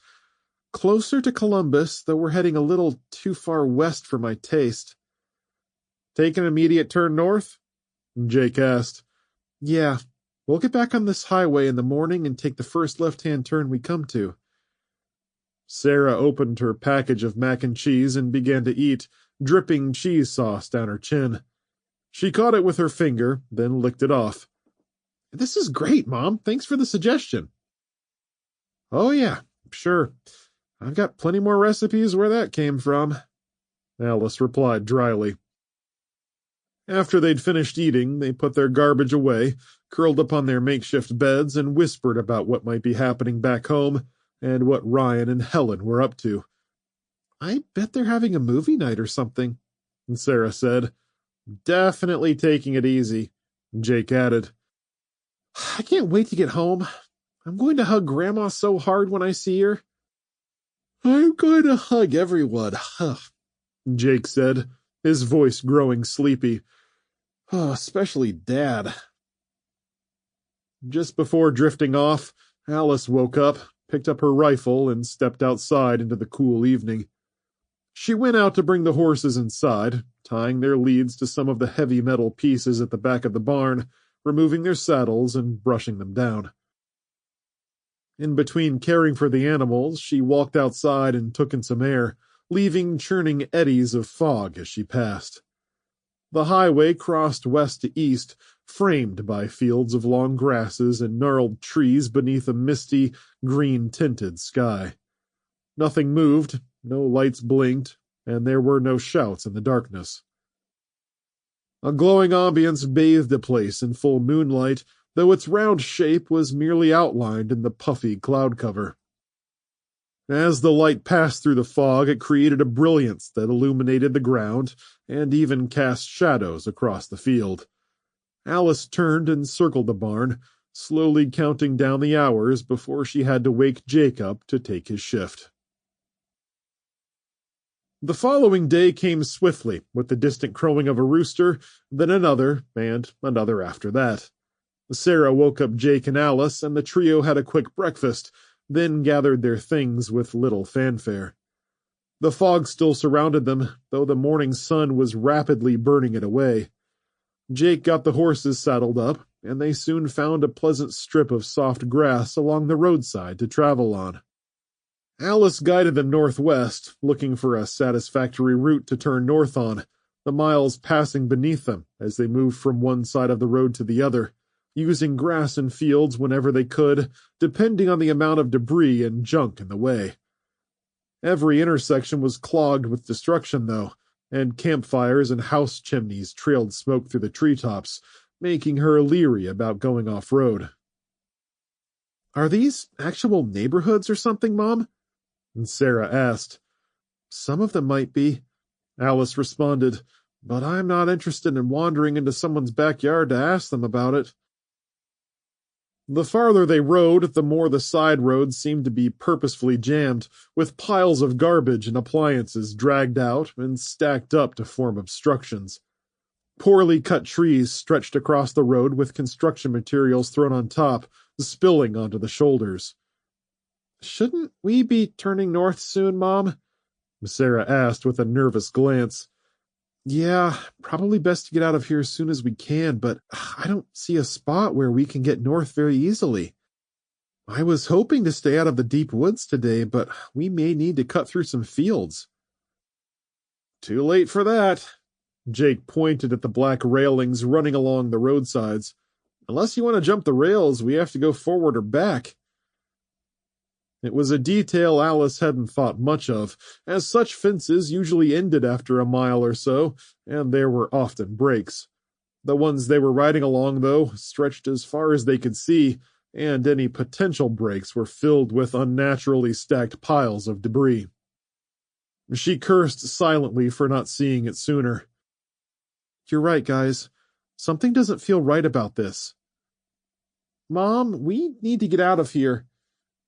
Sarah sat stiff in her saddle, head on a swivel. "How about that street up ahead? It's mostly open." The lane's entrance was conspicuously lacking any obstructions, and narrowed into a series of driveways that wound downward into a side yard. "No way. That looks like a trap to me. Heck, all of this looks like some kind of trap. Let's ride on through as fast as we can. There's bound to be something up ahead." Jake moved off the left-hand shoulder and onto the road, kicking Rocky into a gallop. Alice and Sarah came right behind him, raised in their saddles, searching for a way through the fencing ahead when an engine revved, sending growling echoes over the treetops, causing chills to shoot up Alice's back, punctuated by a tailpipe backfire and boom that startled the horses enough to make them whinny and rear up. A cloud of smoke rose into the air from off to their right and behind them, and something massive moved toward them behind the trees, angling in their direction, trundling on wheels that sounded as though they were crushing everything in their path. Alice swallowed hard and gathered her breath. "Ride, kids," she shouted. "Ride hard!" Chapter 3. James Burton, Frankfort, Illinois. Rain fell in fat drops that struck the brick walls and cobblestones in rhythmic sheets, hammering everything in their path, feeding rivulets that fed streams that in turn fed large torrents of rushing water. It flowed along the alley's edges, dumping its crimson-stained liquid into wide puddles that eventually poured into sewer grates. Garbage had half-blocked many of the grates, and with no one around to unblock them or monitor and maintain the complex sewer system, the tainted water was at risk of becoming a full-blown flood. Beneath the towering buildings in a back alley reeking of wet trash and urine, splashing through puddles and tripping over wet cardboard, James Burton fought for his life. Amber lay a few feet away, a bullet hole in her head, her sides heaving one last time, a final breath before expelling a long, quivering exhale and lying still. James unable to give her even a second's attention as the life bled from her and mixed with the rushing water. He took a punch to the gut and staggered back 2 paces, straddling the dead man at his feet who was bleeding out from several head wounds James had inflicted with his aluminum staff. The remaining assailant, a tall, sinewy man with sores and scars on the insides of his arms, looked like he weighed 80 pounds soaking wet, but fought like a demon, shoving James back and going for a revolver tucked into his waistband. James swung his staff one-handed, grunting as he aimed for the man's head, gore and bits of flesh whipping off the end of the stick before it struck the man in his rising forearm, cracking hard and drawing a pained grunt, but not stopping him from getting the gun out. With his free hand, James lunged and seized his attacker's wrist, keeping the gun pointed at the ground. The man jerked backward to escape, but James went with him, stumbling forward and digging his fingernails into the man's wrist, pressing with his thumb and nail into his tendons to make him drop the gun.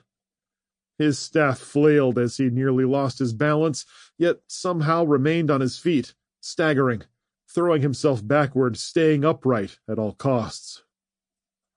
The assailant screamed with rage as rain poured off his nose and chin, his lank black hair plastered to the sides of his temples. James held on, pulling him closer to gain more leverage, even as the man punched him in the face with his left hand. James grunted and returned the favor by cracking his staff into the man's ribs, and as he was drawing back for another strike, the assailant twisted frantically, his limbs like rubber, breaking free, grinning as he raised the gun to fire.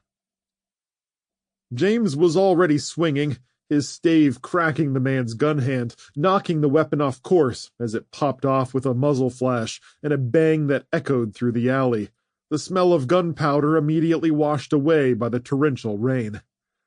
James's backhand sweep with his staff caught the man in the jaw, a glancing blow that snapped his neck hard enough to buckle his knees, and James charged in with his head low and feet driving. Just before impact, he held his breath and locked his jaw, shoving the man's arm aside, planting his head on his hip, and tackling him with his right shoulder. Driving forward and lifting, James picked the slider man off the ground, held him suspended in midair, then slammed him hard on the wet pavement. The man landed with a grunt, air shooting from his lungs. James lost control of the man's gun arm and felt it angling in to shoot him in the side, but he caught the skinny arm and pinned it to the ground. Keeping the wiry man from squirming beneath him, James raised the staff to strike, but he was too close to get any sort of momentum built up. With the man wiggling like a wet fish, James tossed his staff aside with a clatter, balled his bloody fist, and struck the junkie across the jaw. The man shook his head and grinned with blood-stained teeth, his drug-fueled glare filled with undaunted fury. He had nothing to lose. The rain picked up in a rush, lightning cracking overhead, bathing the dark alley in a sudden burst of light. James was slipping and sliding on the cobblestones as he tried to balance atop the squirming man, and for a moment the two were grappling like awkward, exhausted wrestlers. The attacker clenched a fistful of James's jacket and shoved him, almost flipping him off onto his back, but James leaned into it, thrusting his right arm, and grabbing the loose material of the man's hoodie around the shoulder area, leveraging him to the ground with a strained groan. They stayed locked that way for a long moment, James's bruised ribs aching as he gasped to get his wind back. The attacker was weakening, his body shaking, grasp slipping as he tried to angle the gun toward James's head. In a quick shift of balance, James slid his hand down to grip the man's wrist with both hands, and he slammed the pistol on the concrete multiple times, trying to knock it free. Seeing he was losing, the junkie let James go and tried to roll beneath him, bringing his arms together against his chest and curling up on the ground. James found himself mounted on the man's back, and he sank, using his weight to keep the gun arm trapped, and pointed at the brick wall. With a frustrated growl, the man fired twice, the bullets cutting deep into the brick, sending a spray of debris that the rain carried away. Twisting and leveraging himself, James slipped his right shoulder in and got both hands on the attacker's gun arm again, one clenching his wrist, the other grasping his forearm. The man had worked himself into a twisted shape, turned face first into the pavement with his gun arm stretched beneath him, losing his tenacious hold on the weapon. James pressed his thumb hard into the man's bloody wrist, adding his body weight to it, dirty nails digging into flesh and separating the tendons painfully. The man groaned and whined, the sound morphing into a strangled wail that grew in volume and intensity, even as his fingers loosened on the revolver. With a final smash against the pavement, James knocked the gun free, pounced on it, and grabbed it with both hands. The attacker exploded into movement beneath him, punching, kicking, and grasping to hold James back.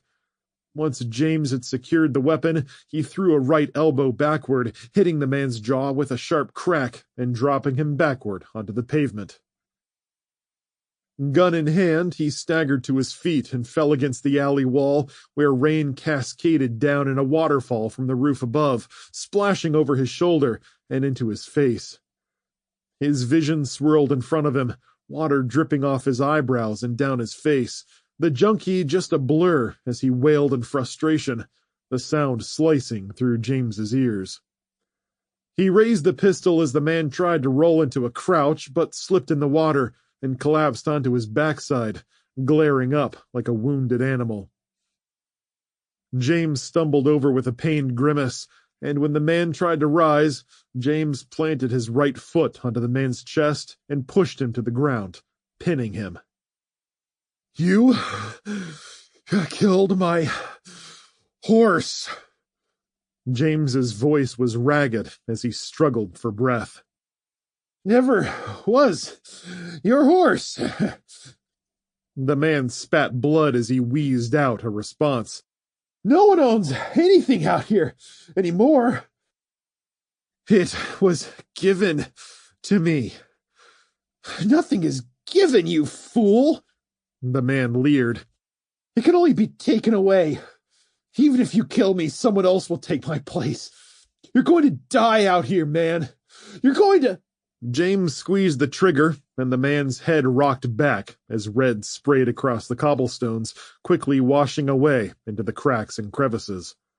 The man fell back with a thud, his body convulsing weakly, as some still intact part of his brain fired off signals to his extremities, his eyes rolling back in his head. James nearly shot him again, but hesitated, as there were only 3 rounds left. While the would-be killer's blood was carried away by the raging torrent, James crouched and found a box of bullets in the man's front pocket, transferring them to his jacket. He fell away from the dying man, putting his shoulders against the wall, sliding slowly downward until he was squatting in the couple inches of water, gasping for breath as the adrenaline surge ended, staring straight ahead. He listened as he tried to calm himself, trying to pick up an emotion, footsteps, or changes in the pattern of rain that would tell him that his pair of attackers had a third partner around somewhere, but the only sounds above the rain were distant cracks of gunfire and shouts that echoed through the narrow city corridors.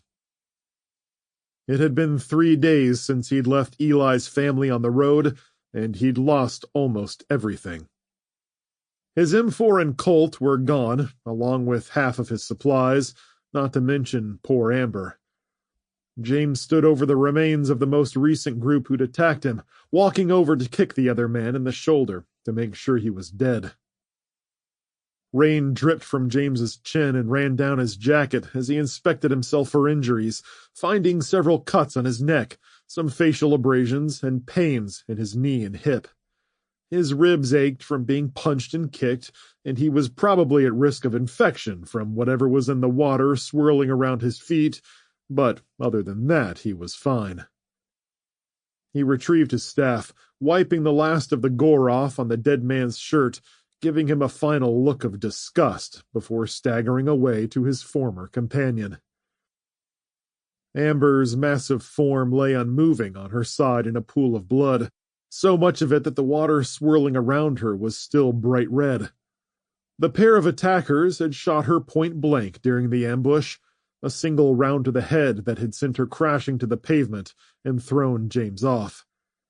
He stooped over to ensure she was dead, prepared to end her misery if she was somehow still alive, but the round had gone all the way through her head. Her chest wasn't heaving, and her deep black and brown eyes were bereft of life. "Bastards!" James choked out the word, sinking to one knee and stroking the horse's head and snout. "You were a good girl, Amber. Such a good girl. You did so good carrying me so far and keeping us safe for so long. Rest easy now, girl." He turned his face to the sky, letting the cool rain wash his cuts and sores, sputtering, spitting and crying as guilt flowed through him. I'm so sorry, Abram. I'm sorry I got your horse killed. She was the best gift you could have given me, and I'm I'm so sorry.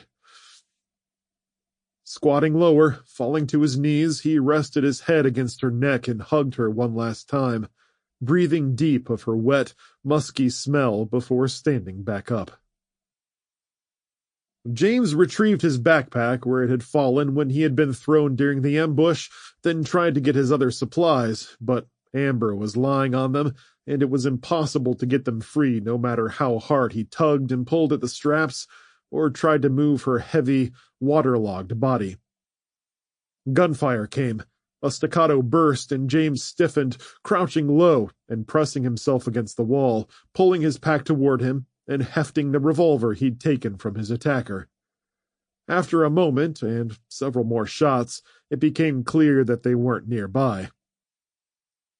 Shrugging on his pack, James stood and listened, trying to pinpoint the location of the gunfire and shouts echoing through the city, through the noise of the rain, needing to find a spot to rest and gather his wits about him. Checking the compass on the top of his staff, cracked but still functional, he turned due east, creeping beneath creaking fire escapes and past dumpsters filled with garbage and things that smelled of death, his boots splashing through puddles and clanking on metal sewer grates. The sky was virtually non-existent thanks to the roiling storm clouds, moonlight piercing through them every once in a while with a glow that gave the city a purgatorial appearance. Lightning and thunder cracked, the sounds reverberating through blocks of cold brick and empty windows, lightless and filled with shadows moving inside, either from the shifting light or from figures that were hiding from the rain and violence. James felt eyes on him, fearful denizens crouching beneath porch stoops and in alleyways as he staggered past with his jacket tight around his shoulders. Revolver held against his waist, ready to shoot anything that moved, he crept through the alleys in the dripping rain. What he thought was a small town or the outskirts of something larger had turned out to be more dangerous than he'd expected. Refugees from Chicago were everywhere, overrunning the town and spreading into whatever buildings could provide shelter. Every nook held potential danger, and shadows swept through the streets to disappear into alleys and narrow lanes. The streets were congested with the remnants of vehicles and flamed-ravaged buildings. A strip of small local shops had been defaced, their front windows blown in, glass and brick glinting on the wet sidewalks with the smell of wet ash coming in waves as the water poured over the blackened structures. James was lost in it all, the compass nearly useless as he kept having to change directions in the concrete jungle, unable to follow it while he was wounded, disoriented, and desperate for a safe place to catch his breath. He went several more blocks, hoping to stumble into a highway that would get him out of the mess and into a more rural area, where he could find a secluded place to hide, but the city streets continued with no end in sight. James spotted a small office building wedged between a pair of old warehouses with no lights in the windows, and he took slow steps across the street and into an alley, turning to search the street and make sure he wasn't being followed. Satisfied he was alone, he looked upward and spotted a glinting iron structure about halfway down the alley, a fire escape leading to the upper floors. Standing beneath it, he leaped up and pulled down the ladder with a loud creak that set his teeth on edge. Anyone nearby would undoubtedly hear it and come to investigate, so he climbed quickly, drew the ladder up behind him, and continued his ascent up the winding stairwell to the third floor. Flipping on his flashlight, one of his few possessions still in his possession, he pointed it through the window to reveal a warehouse room full of junk and machinery with odd-shaped arms that jutted out from their steel bodies. When he tried to open the window, it stuck, so he put his flashlight down, slipped his fingers beneath a pair of metal tabs, and jerked it upward with a groan of painted wood. Iron shavings and dust swirled past his face as he climbed in and slammed the window shut, cutting off both the rain and the sounds of the dangerous and dying town. James turned off his flashlight and stood next to the window for a good 5 minutes, staring into the alley, waiting to see if anyone had noticed him or his light, until finally he was satisfied he hadn't been followed. With a heavy sigh, he turned and faced the floor of machinery, boxes, and crates. It was some manufacturing plant that turned out machine parts and other odds and ends he couldn't identify. In the center of the floor was a massive cargo elevator he assumed led downstairs, though it, like the rest of the city, didn't have power. On both sides of the warehouse were stairwells leading down, and he locked the deadbolts to each, checking through the square windows for signs of people. Satisfied the floor was relatively secure, he continued exploring until he found a side office at the front side of the building with a desk and a plush office chair. James locked the door behind him, shrugged off his pack, and dumped it on the desk next to a dead computer monitor. He took off his jacket and hung it from a coat rack in the corner behind the door before going to the window and checking the street through a crack in the thick curtains, his high position affording him a view across the surrounding buildings' rooftops. It was difficult to make out anything in the torrential rains, but there was an occasional shadow that ducked and moved along the alleys, thin shapes huddled beneath tarps and pieces of vinyl that flapped in the wind, refugees covering themselves from the rain as they sought shelter from the inevitable violence that lurked around every corner. James exhaled deeply, feeling, at long last, some measure of safety. Should be okay here for a while. Gotta catch my breath. Figure out what to do next. James placed the revolver and staff on the corner of the desk, along with his flashlight turned to the lowest setting. He stripped off his shoes and socks, draping them over chair backs and filing cabinets, followed by his wet jeans and underwear. His skin was clammy cold as he stood there naked, but he found a dry towel tucked deep down in his backpack and patted every inch of himself dry, drawing the cloth down his face with a wince, smearing it with blood from some cut or scrape he'd just reopened. Tossing the towel on the desk, he put on a loose gray jogging bottom, sweatshirt, and a thick pair of socks he'd gotten from the refugee camp. The garments were too big for him, but their warmth and comfort made his eyelids droop. Shaking the weariness off, he dug out his first aid kit and took care of the wounds on his hands and forearms, the result of the first of the alley attackers who'd pulled a knife on him and got a couple of swipes in before James had managed to use his staff to put a sizable dent in the man's skull. One cut on his left arm could have used stitches, but he settled for cleaning it out with some antibacterial cream and used several butterfly bandages to press the wound closed before wrapping it in gauze and medical tape. His knuckles were raw and bleeding from punching the other man's jaw and getting scraped on the cobblestones, and he cleaned those with some wet wipes and applied antibacterial cream and bandages to the more significant cuts while leaving the raw spots alone to save on supplies. As his body began to warm after being out in the cold rain for so long, he started to feel better, and after finding a small mirror in one of the desk drawers, he rested it against a brass lamp and attended to his facial wounds, covering the end of the flashlight with a sock to further mute the glow. The man looking back at him had changed. His face was thinner, his eyes dark and ringed with bruises and bags, and a grayish-brown scruff was growing around his jaws and neck, creeping up to his cheeks. He attended to the cuts and scrapes as best as he could, trying to avoid thinking too hard about where each one had come from. He couldn't guess at the miles he'd fought across since Denver.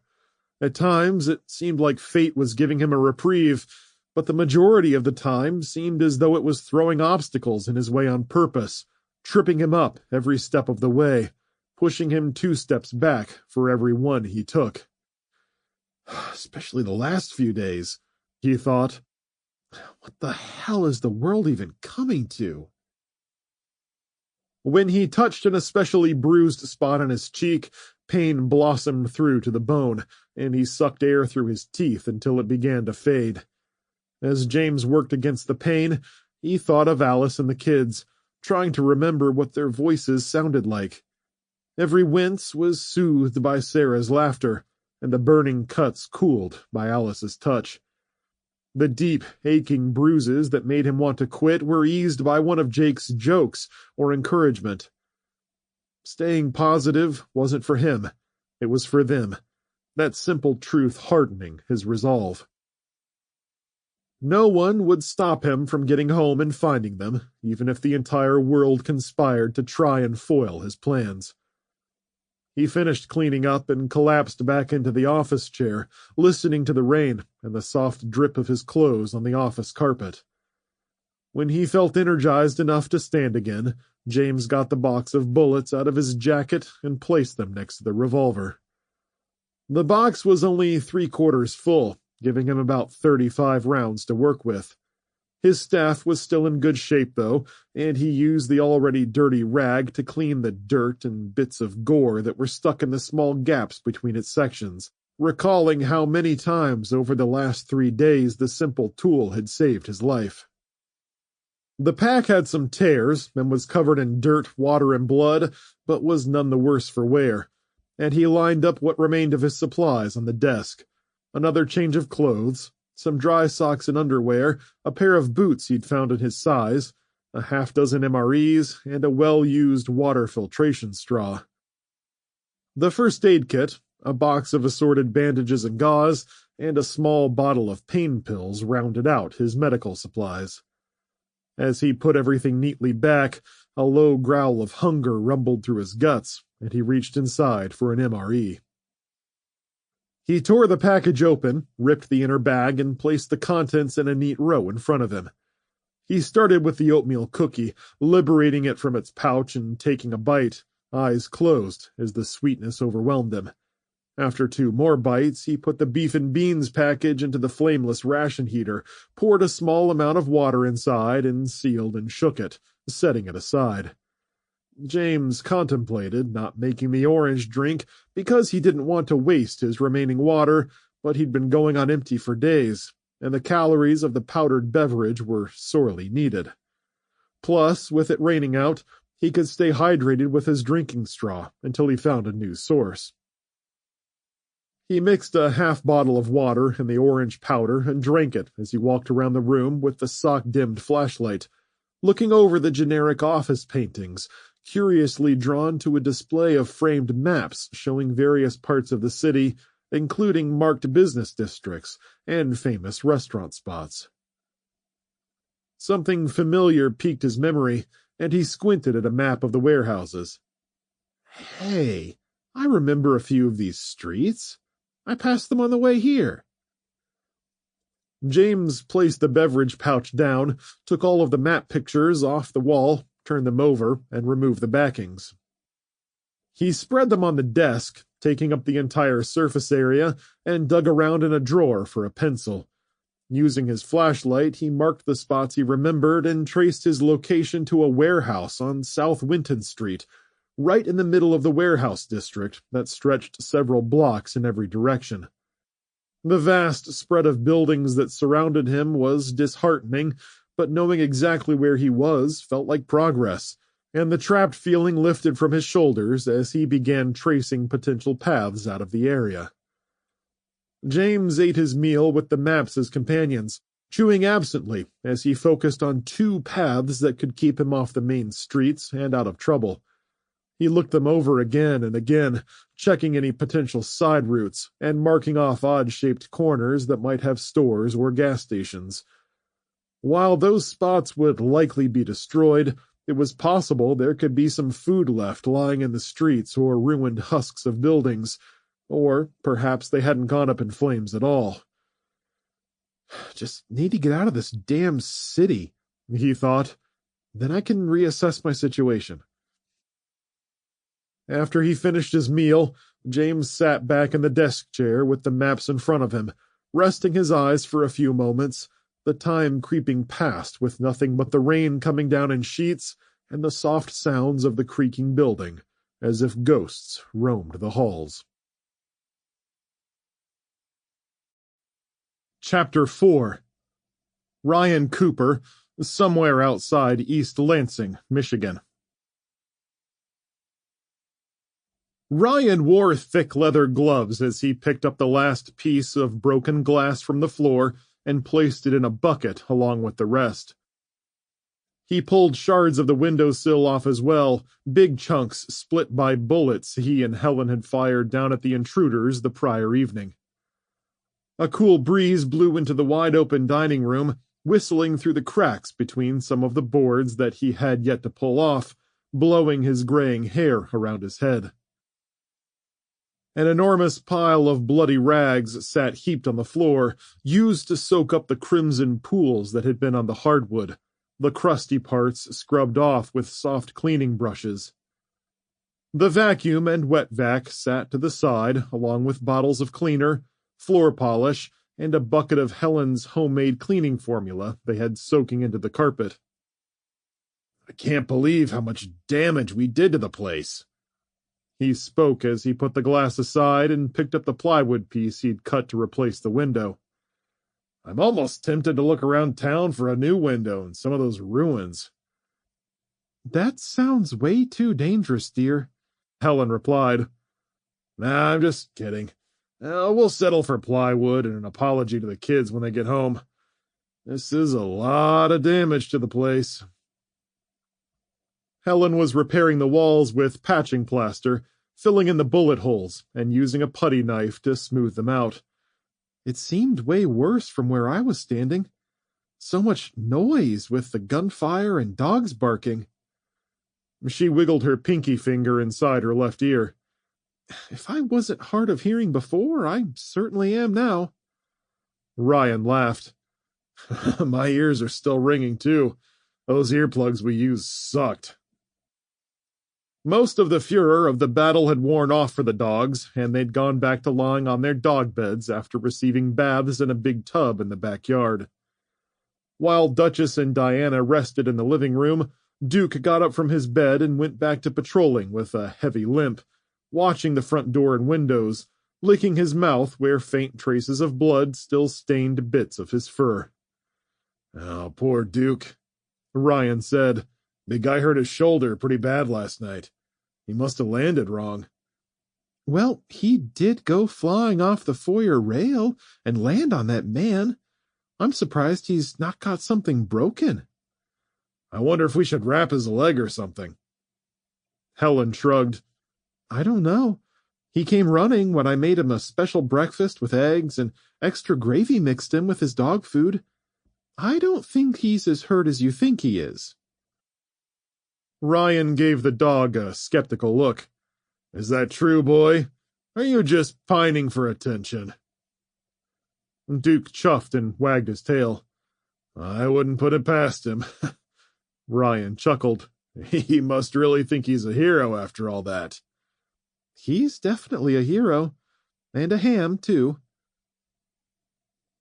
Ryan picked up the large square piece of wood and fitted it where the window used to be.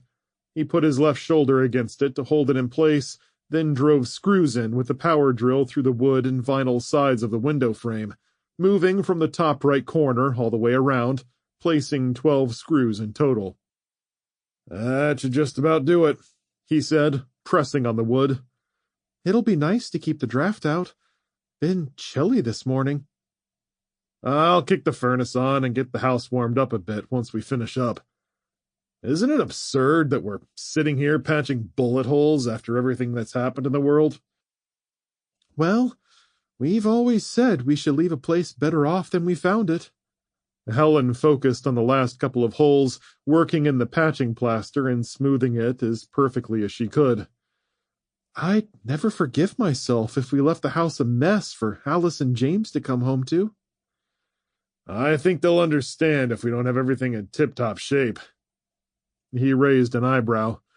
I think we'll get most of it in order, but these windows are hopeless. Helen laughed. I wonder what replacement ones would cost. Insurance will cover it. Well, if there's even insurance left at all. Helen fell quiet for a moment, her expression turning worried. What's on your mind, honey? I'm just thinking about all the changes we'll be making in the coming months and years if this really is as bad as it seems. Especially when all we used to talk about was our retirement, savings, and medical coverage in our golden years. Ryan took off his gloves and embraced her, pulling her away from the wall and holding her close against him. She put her cheek on his chest and wrapped her arms around him, squeezing him hard as he replied, "We shouldn't just assume that's all gone now. The world's been turned upside down, but never underestimate the ability for human beings to rebuild. It's just going to take some time. There'll be organization again. I mean, shoot, if anything, you can count on taxes to never go away. Just wait till the IRS wants their money next year. They'll find a way to fix things up, you'll see." Helen smiled at him, then sighed. It just seems impossible to salvage anything good in all this. "I don't care about any of that other stuff anyway." Ryan gave her an extra squeeze. "As long as I'm still here with you, I'm happy. We'll figure the rest out." You're right. I'm sorry, I'm usually the positive one. We pick each other up, Helen. That's just what we do. Are you okay? I am now. Breaking away from Ryan, she went back to patching, finishing the last hole and shaking her head. Did you expect the neighbors to attack us so hard like they did? I was a little surprised that they didn't give up after we shot a couple of them. They certainly were tenacious. I guess it's easier when you're attacking strangers. Makes me wonder if we shouldn't have gotten to know the neighbors around here a little better. Ryan scratched his head and glanced toward the front door.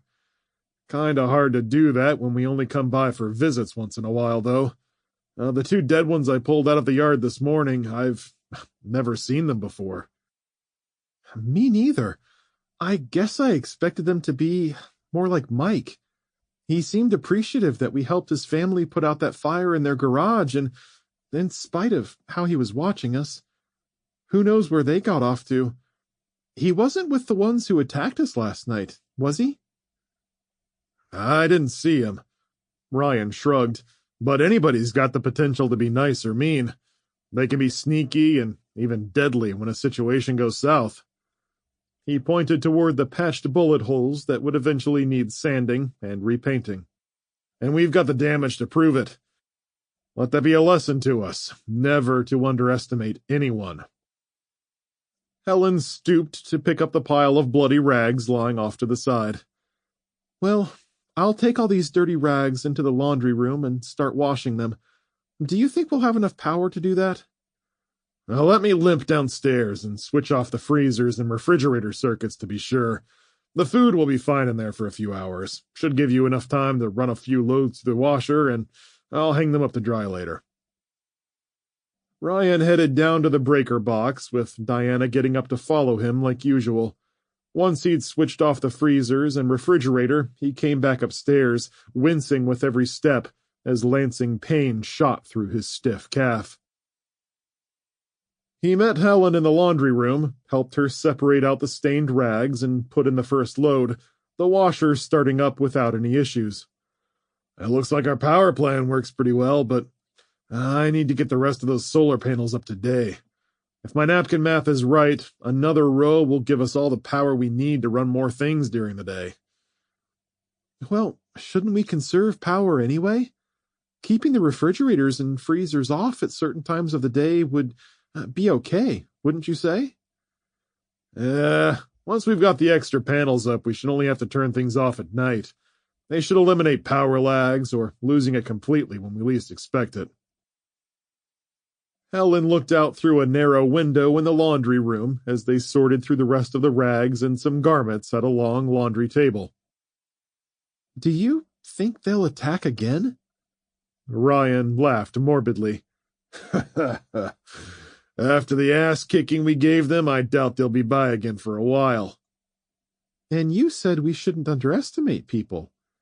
The drubbing we gave them should give us time to rebuild our defenses for when they do try again. Replacing or covering all the windows with wood would be a lot better. If I can find enough scraps, I might just do it. It's probably unnecessary right away, though. Another thing. Ryan stopped sorting and gazed upward. What is it? Oh, no matter how much we bolster the lower-level windows, they could still climb up and enter through the top floor if we ever had a slip-up in our watch rotations. A nice tall ladder, and someone could sneak in, and we'd never see them coming. Oh my, Helen raised an eyebrow. I hadn't thought of that. If we have time and materials, I may try to do something there. In any case, I'll head to the barn to get the tractor out and finish hooking up the solar panels. And we've still got to finish a few chores out in the yard before the day is through. Should we do something about the bodies soon? Well, do we have to? Yes, we do. We have to give them a proper burial. Ryan scoffed. It just doesn't seem necessary. What's not necessary? People come onto our property to die, and suddenly it's our responsibility to bury them proper. She slapped him gently on the shoulder. Oh, Ryan, I know that, but we have to do it. It's the right thing to do, no matter who they are. We'll do right by them. He nodded. But they take second priority to us keeping the place running. Speaking of which, the animals need to be fed. Can you handle that while I work on the panels? Of course. Let me get this mess sorted, and I'll be right out. Thanks. Ryan rested his forehead on her shoulder and hugged her waist. I appreciate everything you do. We make a great team, and I'm proud of how we fought last night. He sighed sadly. I'm not happy we killed people. I feel it weighing on my soul already, but they pressed our backs to the wall, and we had no other choice. I'm confident in my heart of hearts we did the right thing. Still with stained rags in her hands, Helen half-turned and kissed him on the cheek. You're my rock, Ryan. I don't know what I'd do without you. With a lingering smile, he returned to the dining room for his jacket, rifle, and magazines. He'd cleaned the blood off everything, putting one magazine into the gun and the other into his right pocket. His pistol was still holstered, and he carried 2 spare magazines for that in his left pocket, giving him plenty of ammunition to handle any trouble in the yard. Exiting through the back, he walked past their EV and sacks of harvested food, testing his weight on his injured calf, which still radiated a deep ache despite doubling up on pain medication and trying his best to favor it as much as possible. In the barnyard, hungry animals harried him in expectation of being fed. It's not my job today, guys, he grumbled, stepping past the bleating sheep and goats who tried to follow him inside the barn. Go on, get out of here, yeah! Bessie lowed in greeting as he stepped in, and he promised her Helen would be out to milk her soon. Ryan reattached the forklift to the tractor, then backed it out slowly, waiting for the animals to meander out of his way, then headed through the barnyard gate and closed it behind him so the animals didn't follow him down to the house. Halfway there, Helen came out, carrying her rifle and pistol, her light gray hair pinned back in a tight bun. Oh, aren't you a sight? He called over the steering wheel as she strode by with Duchess on her heels. She grinned and waved as he pulled up slowly to the solar panels and lowered the forks, then climbed down and grabbed the box of extra panels where they leaned against the house, next to the post hole digger and quick-drying cement. Taking up where he'd left off the previous day, he spaced out spots to dig more holes, filled them with cement powder and water, mixed it all up, and used tension strings to hold the poles in place. After a few hours of dirty, sweaty work, he was ready to mount the panels. Helen was still working out in the barnyard, talking to the menagerie as she finished tossing feed to them before giving him a distant wave and going inside to milk Bessie. While the last of the cement dried, Ryan did a quick walk of the grounds, patrolling around the house past the harvested fields where the stalks and vegetation they'd pulled out lay brown and wilting. He strode out front to the trees where he'd placed the area traps and kicked up several spiked pieces of wood and hose with blood on them where the intruders had trampled. Gathering up the pieces, he placed them back on their respective spots and lifted the wooden garden stakes so they were pointed up again. The attackers knew where the traps were, and Ryan figured they'd try from a different direction next time, but any chance to inflict pain on those trying to harm him and his wife was worth taking. For the next attack, he'd make sure to cover the sides and more of the backyard as well.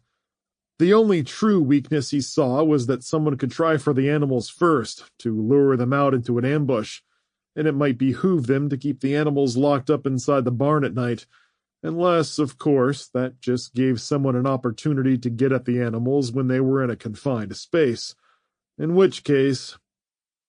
Ryan took a deep breath, trying to stop the torrent of thoughts and what-ifs that kept surging through his mind. Oh, first things first, one thing at a time.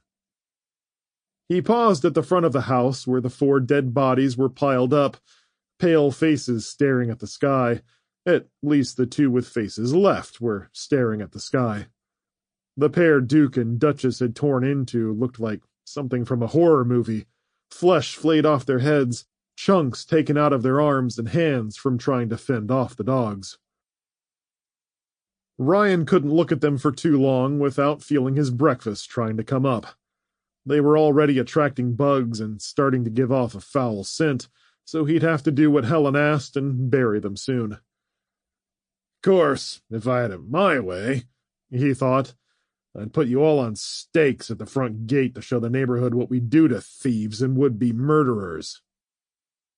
With a sneer at the cluster of corpses, he circled the house and returned to the solar panel work, using the forks to raise each panel into place, finally bolting them to the frame.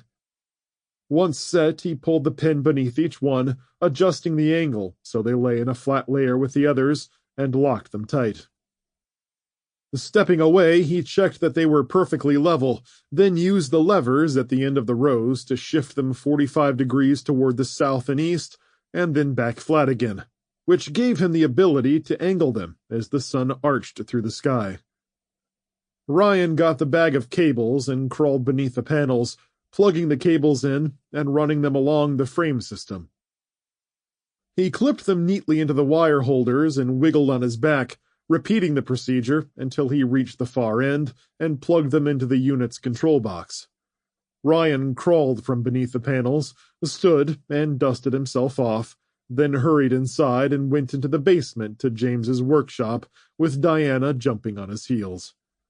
A small door built into the west wall led to the cramped battery room, watertight and filled with stacks of batteries against the north wall. A cabling conduit branched up from the batteries and angled to the right, where it connected with the main line in from the solar panels. Using a multimeter and a specialized controller James had set up on the battery rack, Ryan tested all the terminals for incoming current and grinned when the indicator shot through the roof on every single one on the very first try. "That's more input than I thought we'd ever get, girl," he told Diana, who watched him curiously from the doorway. "There should be more than enough juice to keep a solid flow to the batteries. Let's go tell Helen, okay, girl? Come on." Helen was just coming in from the chicken coops with a basket of eggs and Duchess by her side when he got upstairs. "The solar panels are looking pretty good. Are we drawing any more power?" "Absolutely," he grinned. "We'll need to let the batteries charge for a while so we've got power for tonight, but we'll be able to run the fridge, freezers, and lights, and have limited heat through the HVAC, too. Man, shoot, it's cloudy out right now. Imagine how much power we'll generate on sunny days." "Oh, that's wonderful, Ryan." Helen's grin widened as she stared at the solar panels from the doorway. "Does that mean we'll be able to take some hot showers, too?" The pump on top of everything else will push things to its limit, and we do need to conserve the propane, unless I can somehow source an electric water heater in the future. But, yes, we should be good. Do you need any help with the chores?" "We could use the tractor or ATV to bring down the milk, but other than that, I've got everything done." "Great. Want to have a late lunch before we finish up?" "I'd love that." Before lunch, Ryan went downstairs to turn on the water heater, grinning when the flames popped on and the metal casing ticked as it heated up. Back upstairs, he got cleaned up as Helen got out a pan and a can of soup from the pantry, heating it up before starting on a pot of coffee as Ryan went over his list. "Here's what I want to do," he said, holding up the notepad. "Bolster the upstairs windows so we have some concealment in case we're shot at again. Set some more area traps around the sides of the house and barn, and start putting the animals inside every day." Anything else? We'll start with burying those would-be thieves the first chance we get. They're starting to attract bugs and probably animals soon. The last thing we need is coyotes running around here gnawing on the bodies. Wouldn't be good for the chickens. And it's the right thing to do. Yes, exactly. I'll help, of course.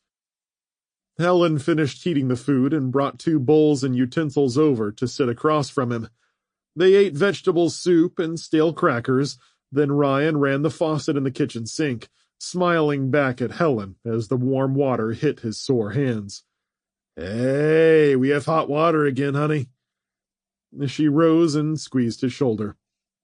Thank you so much. Don't thank me. Thank James and Alice for having such a great setup. Those 2 picked a prime spot to settle down on with the well, and they've got a great well pump. He gave Helen a brief hug, then gestured. "You go ahead. Have yourself a shower. Not a ton of hot water in the heater yet, but it'll be better than ice-cold sponge baths or shutting off half the house just to run the well pump for an ice-cold shower." I don't care if it's just lukewarm. A shower sounds like heaven to me, she replied, kissing him on the cheek and heading for the master bathroom. Ryan made a quick trip down to the barn while she was inside, firing up the ATV to bring the milk down, where he placed it just inside the door on the kitchen's gray tiles. Then he put all his tools away and drove the ATV back to the barn. With gloves on, he dragged the man Helen had shot the previous day to the ATV, straining as he lifted the body and laid it across the cargo tray. Helen would no doubt be mad at him for not letting her help, but there was no way he wanted her to have to suffer with the images of the mutilated, bloating bodies any more than she already had. As soon as he could, he'd dig the holes for them and drop them in. Helen could help with the finishing touches if she wanted, but he'd spare her the worst of it if he could.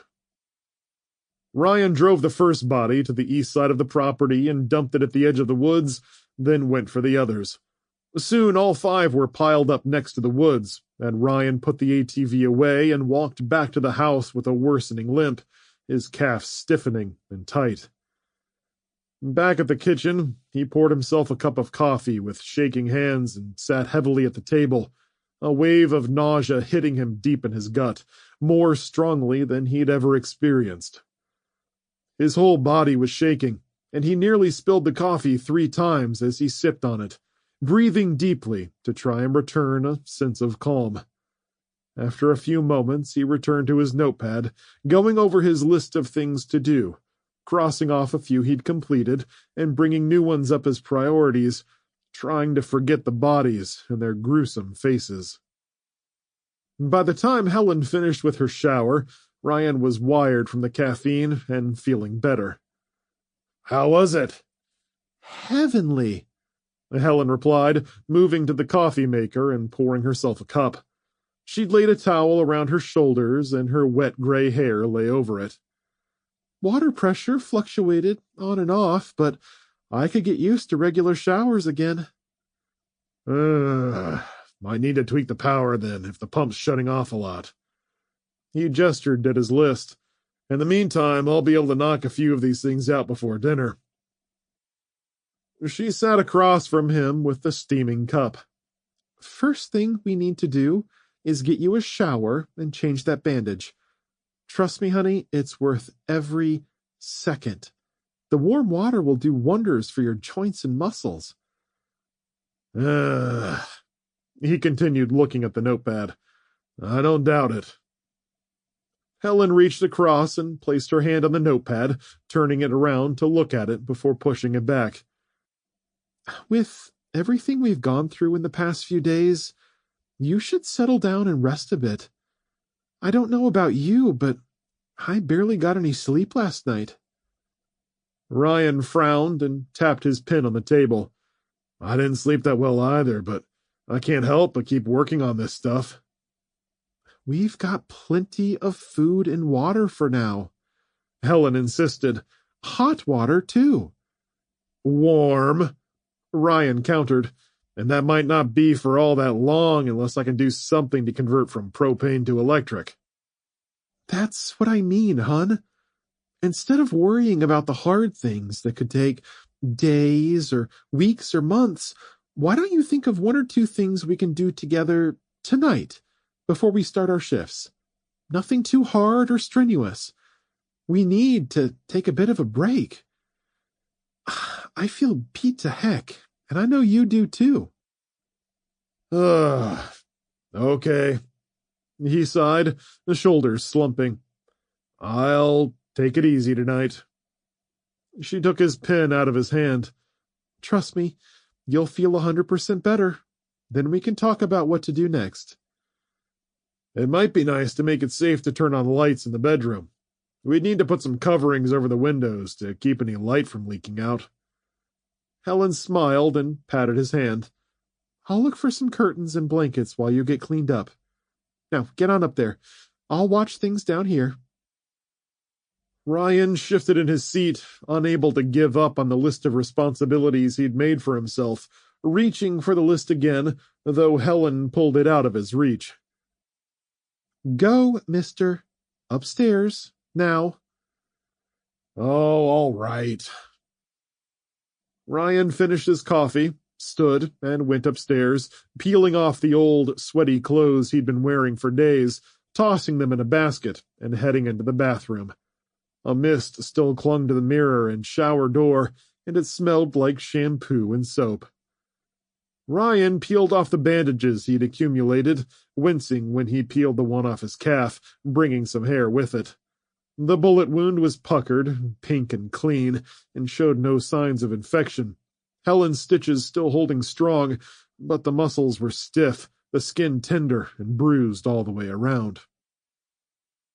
Stepping into the shower, he turned on the hot water and raised his face to the sharp spray, abrasions and cuts stinging as he washed away the dirt and grime, trying to scrub away the memories of barking, snarling dogs, gunshots, and the torn-up, shot-up bodies lying on the east side of the property. Chapter 5. Ray Cider, Paris, France. Smoke rose above the streets of Paris, congealing in a thick, desolate fog the midday sun could not penetrate. The once beautiful city, the cultural heart of Europe, bled like a burst abscess, its edges black and oozing dirty water from broken pipes, creating a sludge that spread over everything, clogging the sewer system, and giving off a reek so foul that not even scavengers wanted to go near it. The city's buildings lay split open and bombed out by strings of explosions thanks to an endless supply of delivery trucks, public transport vehicles, and cars that had crowded the streets. Though most of the 2 million residents had perished in the flames, the ruins crawled with small groups of survivors, scavenging for morsels to keep them alive. In the Saint-Germain neighborhood, Ray Cider and his new companions were picking through the husk of a restaurant, digging up the rubble beneath an open sky, turning over corpses, checking pockets, and looking for anything edible that might have survived the explosions.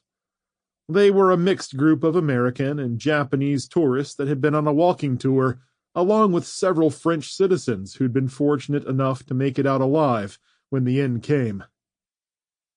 "Anything, Hero?" he asked. Hero stood from the rubble of a server's station with a broken cash register and a partial wall of shelves. He responded in Japanese and shook his head helplessly, shrugging and holding his hands out. "I'll take that as a no," Ray replied, looking around as Gemma and Sarah picked at what appeared to be a buffet bar with a wilted plastic cover. They were Americans, like Ray, missing a father and husband who'd lost his life when a piece of debris had smashed through a cafe window and embedded in his face. Ray walked over, smiling at little Sarah as she picked up a metal serving tray and flipped it to reveal a pile of charred biscuits that had turned to charcoal. She looked up at him with smears of soot on her face. Not much there, huh? Nope. You're standing in mud, Ray said. Here, give me your hand. He helped Sarah out of the mud and gave her to her mother. Here you go. Thanks. Gemma laughed. She can't seem to stay clean around here. Ray gestured at his soiled tennis shoes and smiled hesitantly. None of us can, no matter how much we try. Gemma wiped the smudges off Sarah's cheeks and stood and frowned. We've been at this for hours and have barely found a thing to eat. Well, we have to keep trying, Ray replied. There's nothing else we can do until help gets here. Gemma rolled her eyes. It's been days, Ray. There won't be any help coming. The entire world is like this. The complex Parisian architecture of a church across the square was gone, the lines of Gothic arches and stained glass windows blown to pieces. Pews inside had burned like kindling, spreading glowing cinders for blocks in every direction and helping lay the city aflame. The sharp spike of the Abbey of Saint-Germain-des-Prés 2 blocks away had split, its top half crumbled, leaving a sliver of concrete and stone jutting up. Tears brimmed in his eyes as Ray stared at the damaged ruins. I was just there with Julie the day before everything went up. She loved that place. She loved all the Gothic churches. We were supposed to be here another week. I'm sorry about your wife, Gemma said. And I'm sorry about Stephen. Ray! Another voice cut in. Hero was standing on the other side of the restaurant with some of their new French friends. Beside a decorative fountain were a pair of lopsided swinging doors leading to the kitchen, hanging crooked on their hinges. Hero said something in Japanese, and when Ray only shrugged, he frustratedly mimed putting food in his mouth and pointing at the doors. Okay, sure. Bound to be something to eat in there. Hero climbed over some garbage to join Paul, pressing on the door, but only getting it to move an inch or two. Is it stuck? Ray asked, coming over. The section still had a ceiling, and the walls were intact, but crumbling. He didn't see another way in unless they wanted to go around. Hero gestured, and Paul said something in French, but pounded his fist against his palm and nodded toward the doors. Yeah, we need to break it down. Stand back. Ray waved him away. Give me some room. Ray was bigger than the two men by 1.5 feet and 50 pounds, with meatier shoulders and an overall larger frame. As the members of their group gathered around, he laughed. I was a lineman in high school, and I blocked guys way tougher than these doors. Hero and Paul shared a confused look while Ray prepared to charge. Don't hurt yourself, Ray, Gemma said. Yua shook her head, seeming to agree with the gist of Gemma's tone, and Paul and Anna held hands and watched with concern. I won't. Don't worry about old Ray. Ray launched himself at the doors, striking them, knocking whatever was blocking them back a good 3 inches. He held his stinging shoulder, walking away from the doors while giving them a side-eyed glance. One more time should do it. On his second attempt, he gave it his all and slammed the doors hard, plowing the blockage aside so the doors swung fully back, knocking into a cart and banging against the wall. Hero pumped his fist and grinned, and the rest of the group followed Ray in as he rolled his arm, rubbing it and looking around. It was like any other kitchen he'd ever worked in, except it looked as though a fire-laden tornado had torn through the place. Toppled shelves and garbage lay everywhere, most of it at least partially burned up, but there were several untouched cans of tomato sauce, olives, and moldy cheese lying around. Paul held out his sack, and Anna started putting things inside while the rest spread out and kept searching. Ray continued to hover near Gemma and Sarah, their shared language and country of origin making it far more comfortable to communicate with the pair over the hand signals and charades with the others. Checking in another area of the kitchen back by the walk-in refrigerators, he grabbed one handle and tried to jerk it open, but it was stuck. Bracing himself with his foot against the edge, he tried again, yanking it wide and releasing a belch of fetid air that singed his nose and twisted his stomach with nausea. "Oh, that's disgusting," Gemma said, waving her hand in front of her face. "It smells like rotten food." Ray shined his flashlight inside and swallowed hard, shutting the door as they came up. Yeah, that's what it is. Just a bunch of rotten food, nothing else, nothing to salvage." "We should go through it anyway," Gemma insisted, reaching for the handle. "You never know what we'll find." Ray winced. "You really don't want to go inside? All that rotten food? Trust me on that?"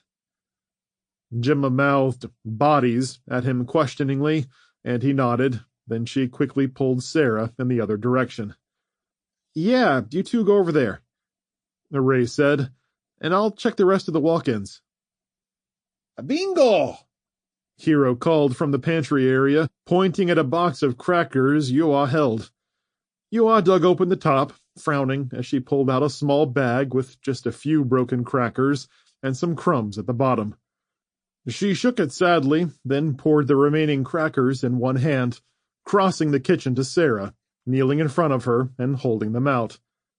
"Oh, you don't have to do that, Yua," Gemma said, though she didn't try to stop Sarah when she reached for the crackers and ate them hungrily, while everyone watched with sad smiles. "Eat all, please," Yua said in broken English. Gemma wiped some crumbs off her daughter's chin. "There you go. See, things aren't quite so bad now. What do you say?" "Thank you." Sarah looked up at Yua as she spoke, cracks of clean skin showing through the thick layers of dirt as she smiled broadly in thanks. Across the room, Paul and Hero found several trays of expensive-looking cutlery, stashing them in their pockets and handing Ray the steak knives. He put them in an extra thick sack they'd picked up specifically for collecting sharp objects and tucked one under his belt. Plates and bowls had spilled across the floor, but they ignored them, having more than enough dishware back at camp. After a while, they finished picking through the restaurant ruins and were standing back outside again, where gray clouds crept across the sky, a distant scream, or the sound of an explosion, or gunfire, occasionally punctuating the city's silence, sounds they'd gotten used to over the past several days. They were only worth worrying about if they got too close, and if that happened, Ray had promised to form up a defensive team to go investigate and run off any would-be attackers. Ray scratched his head and pointed to the sky. "Come on, the sun will be down soon, and we don't want to be out in the dark." They packed up the meager supplies they'd collected since starting their scavenging earlier in the morning and prepared for another long walk. Ray's legs and shoulders ached, head throbbing from sadness and worry, yet he held it all back behind a grim face. He told himself it was for the others, playing the part of the big dumb American, brave enough to run off marauders and show leadership when the others broke down. In reality, it was for Julie, the memory of her, and knowing she would want him to keep going in spite of everything, just to help those around him. Ray was walking point, as he always did, as the sun began to set over the ruins of the city, bringing another deep night when the real predators would come out, the ones that couldn't be frightened off by screaming at them. They were the ones who'd practically gone feral and would stab you and strip your body while you were still breathing for nothing more than crumbs and the fun of it. "Hanging in there, Ray?" Gemma asked, suddenly next to him with Sarah walking beside her. "Yeah, absolutely," He nodded and smiled, blinking back a wave of emotion, and moving faster to get ahead of them, as their faces were suddenly replaced by those of his wife and child. Halfway home, Ray spotted another group encroaching from the west, about half the size of their own, but with several big men standing on the periphery as the rest scavenged through the skeleton of a building. He'd seen the group before, skirting the edges of their territory and eyeing their camp in the park. As they'd learned over the days, attacking a smaller group was not a guarantee of success, and fights had left the combatants bruised and beat up. With basic medical supplies difficult to come by, 2 people had already died from scratches that had gotten infected. A simple cough could turn into pneumonia, and eating rotten food could bring stomach illnesses that could put someone down for days or permanently. It was best to avoid confrontation altogether, and only attempt to steal or scavenge from another group when the odds were heavily in their favor. Still, Ray put up a bold front, and he stood in the middle of the road with Hero and Paul, each wielding splintered sticks or pieces of sharp metal, knives tucked into their belts, glaring at the other group as they stared back, the 2 parties keeping a respectable distance. Ray was reminded of an old stray cat he and Julie used to feed off their porch for 5 or 6 years. They'd cared for the cat as best they could, named him, and got him neutered and kept him well fed. Still, every night Old Man would come home from roaming the neighborhood with scratches, patches of fur missing, and infections Ray had to get treated and stitched at the vet. Whenever a possum or another tomcat came around, Old Man would stand at the edge of the patio, mewling, hissing, and spitting until his challenger finally gave up. Ray was feeling a lot like Old Man, a beleaguered, beaten-up old tomcat guarding what little he had left in the world, protecting his people and their meager supplies by appearing tough. It worked, though, and they passed the other group without incident as they walked the Parisian lanes, 12 grubby adults and a couple of kids, carrying sacks of what they'd collected that day over their shoulders, heads down, slouching, feet shuffling beneath the gray skies.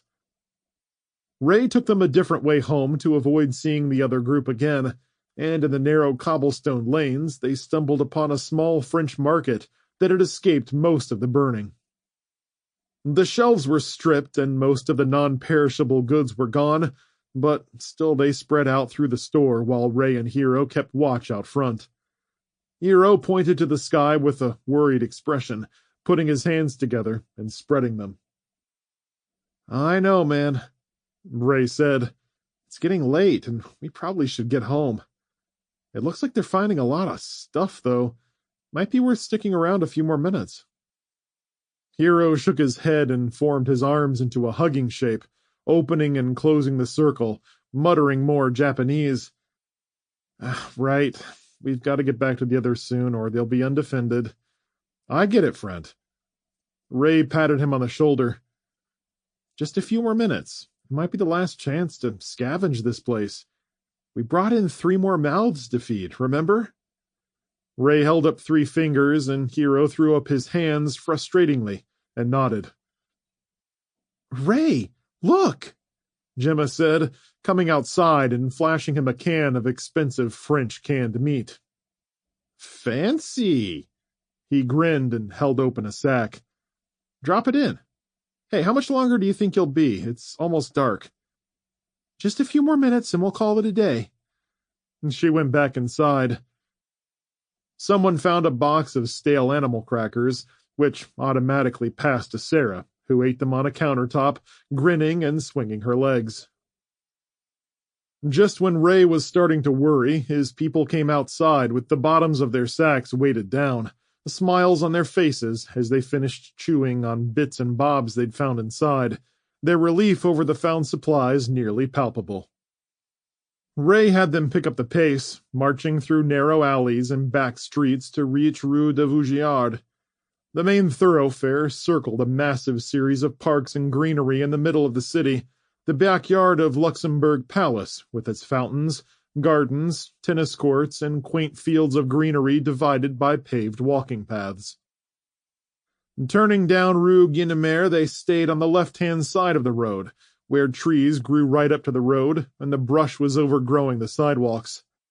Ray watched the thick clusters of apartments and hotels to the west as the last vestiges of sunlight dropped below the horizon, leaving fractal rays of light scattered across the buildings and streets.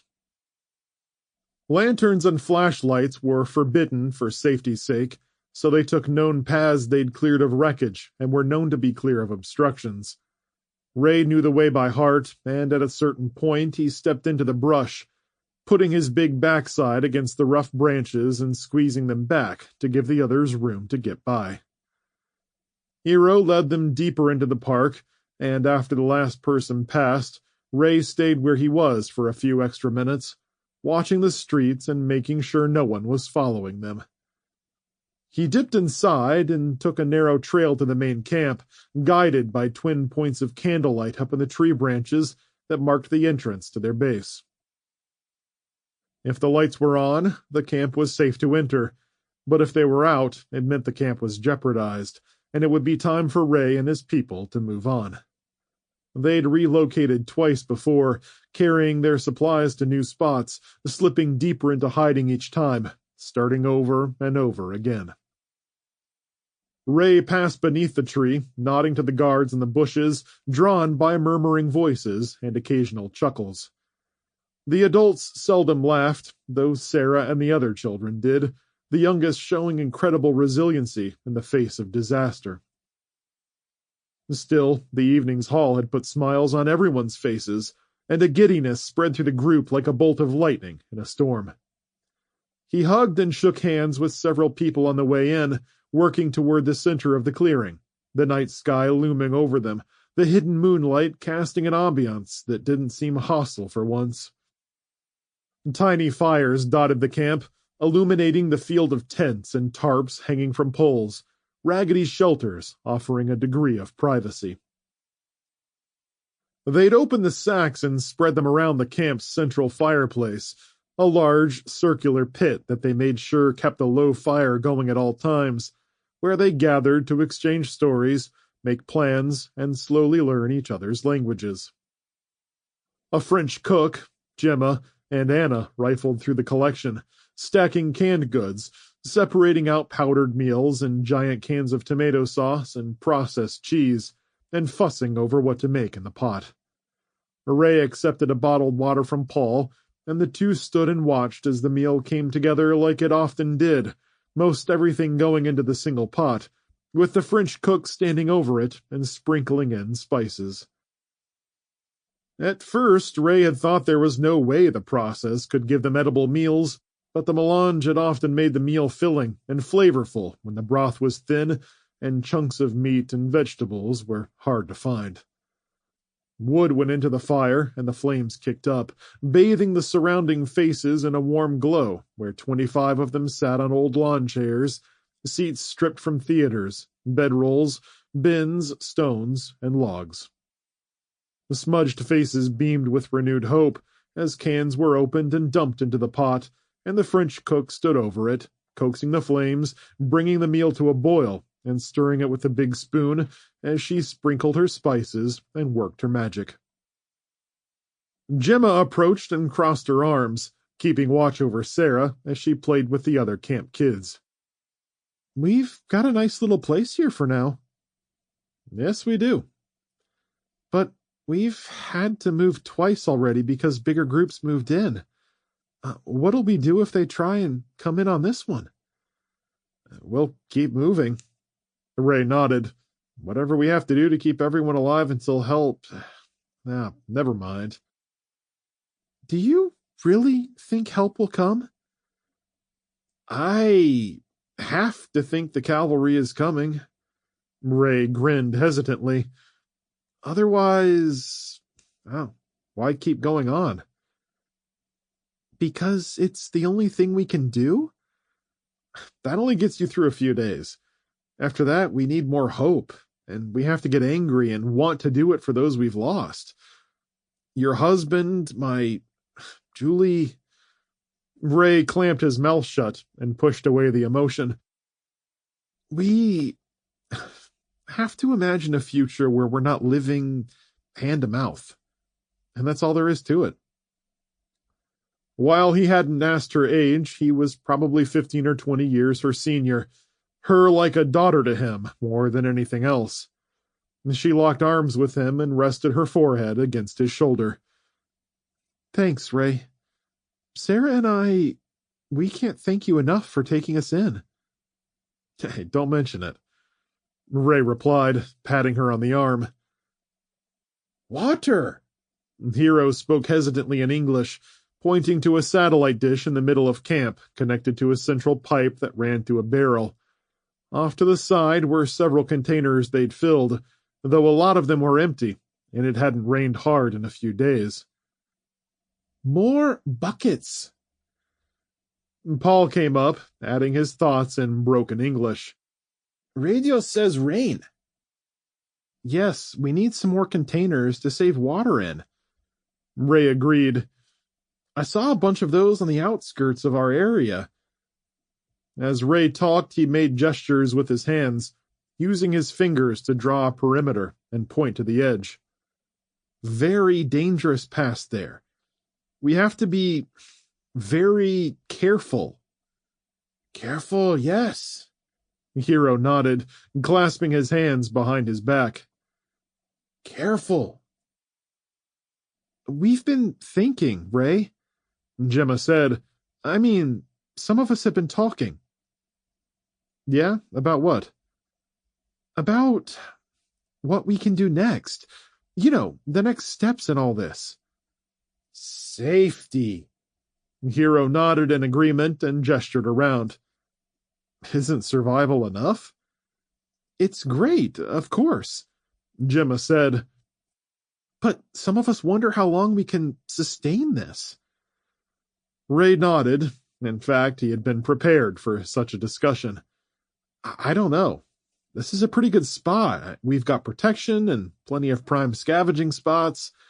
That's not something we want to give up lightly. But people are encroaching on us every day, Gemma pressed. We keep seeing that same group, and they're getting bigger and bigger. You and I know it's just a matter of time before they attack us. We don't know that. We could try to reason with them, join with them. Conflict is inevitable, Ray. You know this. Ray crossed his arms and watched the pot come to a boil, the chef pointing and lining up people to get their share. Oh, okay. What are you thinking?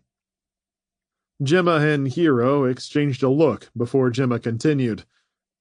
Well, wouldn't the rural areas offer more shelter?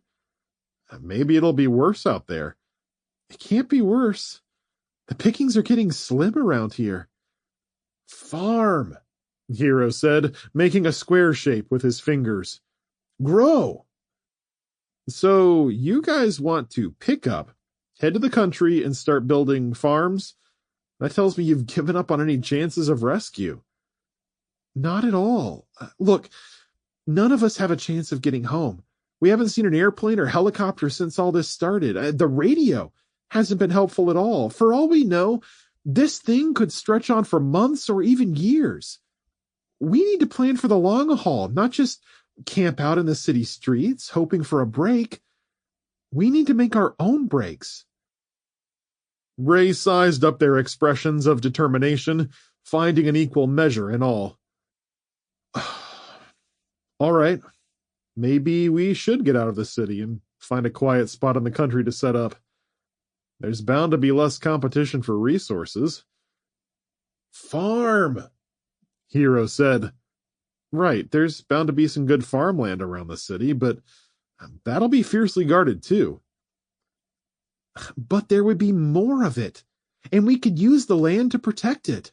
Hills and valleys and things. Gemma nudged him with her elbow. Come on, Ray. We could get out in the fresh air and show what we're made of. I grew up on a farm myself, and Paul told me about his family's farm. So we're all farmers now? Not farmers yet, but we know enough to get started. You wouldn't have to do anything different. Just keep an eye out on things. Protect us. A long line had formed, reaching from the big pot to the edge of the woods, the kids all together in a bunch, fidgeting and jostling and laughing with their bowls and spoons clanking. They were happy for the moment, but deserved a lot more, and Ray imagined them in a different place. Perhaps a barn with a big fire out front, land to play and run in, woods to let their imaginations run wild. We'd be packing up and moving everything. We know. Our supplies are low, so we'd need a lot more to make a journey like that. Possibly 30 or 40 miles. 50, by Paul's estimation. That would put us outside the city and in the surrounding farmlands. More danger and more risk. You'll protect us. You really want to do this? Yes. The parents have all discussed it, and everyone understands what's at stake. We're ready to go. Ray flexed his arms and shoulders, stunned by the revelation that they all put so much faith in him, concerned he might not have what it would take. All right. If everyone agrees, we can move to the outskirts. We'll build that farm you want, Hero. Hero nodded and grinned. Build farm. And who knows? Maybe we'll find peace until all this blows over. Looking out across the dilapidated city, Ray had to concede that Gemma was right. It could be months or years more before anyone with any significant resources or power came to help out the people of Paris. And meanwhile, the thousands of tourists and residents who had survived would slowly starve and die. Let's form up a few scavenging groups. We'll need to pull double time if we're going to gather enough food and water to make the trip. Gemma was beaming at Sarah as she came up with a bowl of stew, almost spilling it over the edges before Gemma took it. Around them, other families had taken their food to their seats, sipping on the watery mix of meat and vegetables. How long until we can leave? Gemma asked. Inside a week? But we shouldn't wait any longer than that. It's going to get colder before too long, and our chances of making it through this go way up if we find a place before winter hits. Sounds awesome, Ray. Thank you. Gemma had a bite of stew and nodded to the French chef appreciatively. Wow, this is good. I can't wait to start growing our own food. It's just liberating. Ray accepted a bowl of stew from another person who held it out to him, and they stood in a semicircle, watching the line continue to move. All done with mine, Mama, Sarah said, holding out her bowl. Can I have some more? The soup spoon was already clanking against the bottom of the pot as the last few people moved through the line, and Gemma shook her head. I don't think so, honey. There won't be any seconds today. That's okay, Sarah said, lowering her bowl. Hero smiled and stepped over to Sarah, dumping the bit he had left into her bowl, and the others followed suit, every adult in the group picking a child and offering what they had.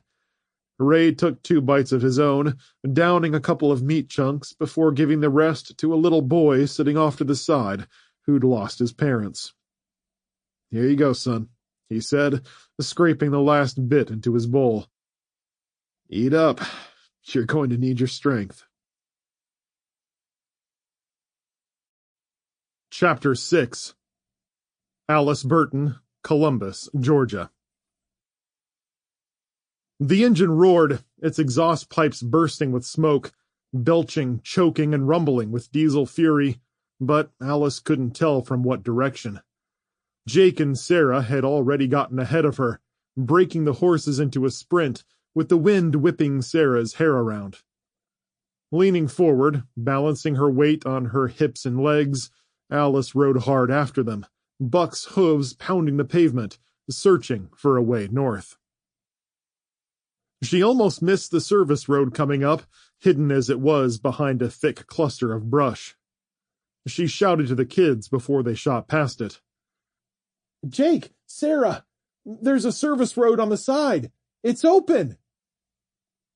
Alice angled Buck toward it as Sarah yelled at Jake to stop, and they both turned to fall in behind her. Alice turned up the narrow lane and kicked Buck faster toward the curve ahead, hoping to outrun whatever was trying to cut them off. Movement erupted from the tree line to the right, where something massive trundled toward them. A white cab with a bright yellow stripe along the side flashed in the trees, followed by a wide steel frame and a big, flat, round windshield. Surprised faces stared back at her from the cab as it rounded the bend and cleared the trees, pouring smoke from its exhaust pipe. The street sweeper had two arms with massive round brushes stretching from beneath it, spinning furiously to sweep stones and dirt beneath the frame with a raucous clatter. Large work baskets had been welded to the sides with 4 men standing in them, 2 holding shotguns, while the others clung with one hand to crude handrails while brandishing blunt instruments. She pulled Buck up and rested back in her saddle as the sweeper bore down on them, simultaneously stupefied by the appearance of a working internal combustion-powered vehicle and confused that it was a street sweeper. Only the sounds of Jake and Sarah riding up fast broke her from her terrified trance, and she threw her arm out to stop them. They hadn't seen the street sweeper at first, but when they did, they drew their mounts up with surprised cries. The driver and passenger seemed just as surprised to see the 4 horses as the trio was to see the vehicle, but the driver didn't alter course at all. If anything, he accelerated and turned right at them, with the rollers spinning harder, the clatter of stones and pebbles loud in the carriage.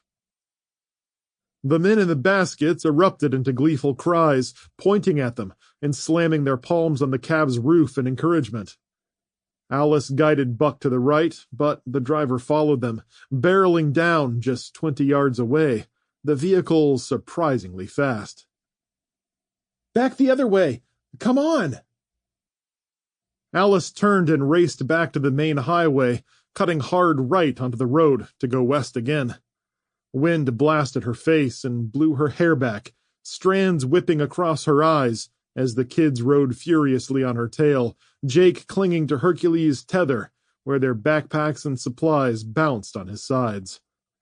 In a burst of dust and flying rocks, the street sweeper banked hard onto the highway behind them, its tail sweeping around and throwing the men on the baskets around, the spinning brushes sweeping back and forth, knocking chunks of rubble and debris aside, scattering pieces everywhere. Alice slowed to avoid a pile-up, weaving Buck between husks of car frames blocking their way, hooves pounding on the pavement, as Sarah and Jake caught up with her, keeping well in front of the churning truck as it rushed toward them. "We've got to get off the road, Mom!" Jake shouted. "Rocky is having a hard time on the concrete." "Stormy, too!" Sarah called, braking left around an economy car. "I know!" Alice took a sharp angle to avoid a bucket seat in the right-hand lane with a corpse still slumped in it, and Buck's hooves slipped and sent Alice's heart leaping into her chest. "We're heading toward the city, Mom!" Jake shouted. "Shouldn't we stay away from there?" Alice nodded, catching sight of an opening off to the right. "Follow me!" She kicked Buck hard and rode him off the shoulder, leaping a ditch to land hard on the other side, shoulders thrown forward with the impact. Falling back into the saddle, she kicked Buck again and crashed through a thicket with a clatter of snapping brush and whipping branches, ducking a split second before a big one almost took her head off, jerking her face aside when a switch cut her chin. She dodged between a pair of massive tree trunks, leaped a log, and burst into a park with circular patches of artificial turf and jungle gyms all around. The grass was soft and green and overgrown, and they trotted across the vast field, angling northwest, with the street sweeper's engine fading off to the right. "What was their problem?"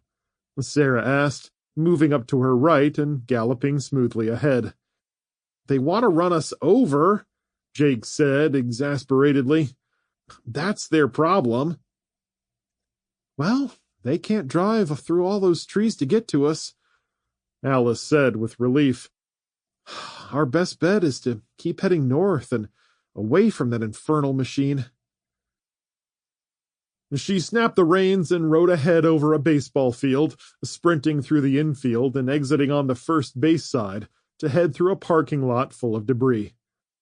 Buck leaped part of a dashboard lying on the ground, landing smoothly, and trotting by a baseball glove and several aluminum baseball bats sitting amongst the wreckage. They reached a road stretching west to east and stopped to check both ways, Sarah and Jake riding past her, turning their horses in a circle as they helped her search, Jake getting Hercules's tether wrapped around him. The roar of the street sweeper's diesel engine jolted her stiff in the saddle, and the machine burst from between two city maintenance buildings on the left, turning up dust and pebbles, flying into the road, and swerving as it drove right at them. A man in one of the baskets fired a shotgun blast into the air while his partners yelled at Alice and the kids to stop. "Mom!" Sarah cried as Stormy whinnied and reared on his hind legs, touching down and leaping back the way they'd come on his own, running out across the parking lot toward the baseball field again. "That way, Jake!" Alice shouted, leaning low over the saddle and urging Buck to go. "Hi-ya, Buck! Come on!" The horse snorted and leaped into motion, Alice squeezing her knees as she tried to stay in the seat. Jake did an extra turn on Rocky to get untangled and raced right behind them, flying fast and guiding Hercules with quick tugs on the tether and reins. Another shotgun blast went off, followed by more shouts and whistles for them to stop. Alice ducked as they thundered across the baseball field, thinking they'd gotten away, but the street sweeper turned off the road and into the grass, churning up dirt and mud from its tires as it raced after them. "Come on," she growled. "You can't possibly follow us this way." The massive vehicle continued onward, though, bouncing and jostling the men in the baskets as the driver angled across the walking path and rode the sloping hills up into the park, trying to cut them off. By then, Sarah had gotten control of Stormy and was glancing back for instructions, and Alice rode up, trying to stay calm as another shotgun blast rocked the sky, the truck's horn bleeding at them as the driver screamed out of his window. Should we split up, Mom?" Sarah's hair whipped around her head, cheeks rosy red from the rush. "No, let's lead them off that way, to the southwest. Get them caught in some brush and woods, then turn around and run right past them. We can get back to the service road and fly north if we do that." "Okay, let's go." "Stay with us, Jake." Determined, Alice leaned low over the saddle and flew into Buck's rhythm, pushing him hard around the edge of the park, flying across walking paths, cresting shallow slopes, and dashing past tennis courts to the wooded area on the other side.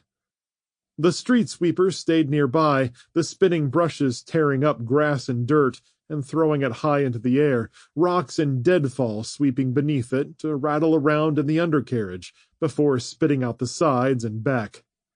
More shotgun blasts chased them into the wooded patch, buckshot striking the trees and shredding leaves to pieces. The brush was thicker the deeper they went, though, and soon they were 40 yards inside, Alice pulling Buck up for a moment, drifting sideways as she watched the truck approach the wooded patch at breakneck speed. The men in the baskets were slamming their hands on the side and top of the truck, yelling for the driver to stop, but the diesel engine only revved louder, the broad front grille plowing right at them. It hit the first line of vegetation with a crunch, one sweeper arm catching a sapling and breaking off with the vicious jolt to the truck's frame, nearly throwing the men out of the baskets.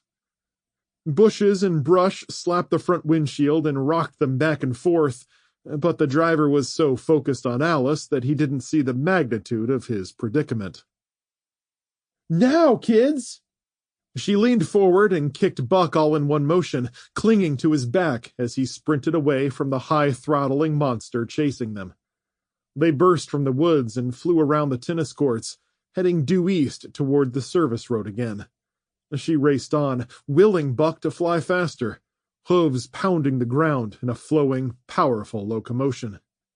Wind whipped into her eyes, forcing her to squint and turn her head to the side as his heaving chest worked like a massive furnace beneath her.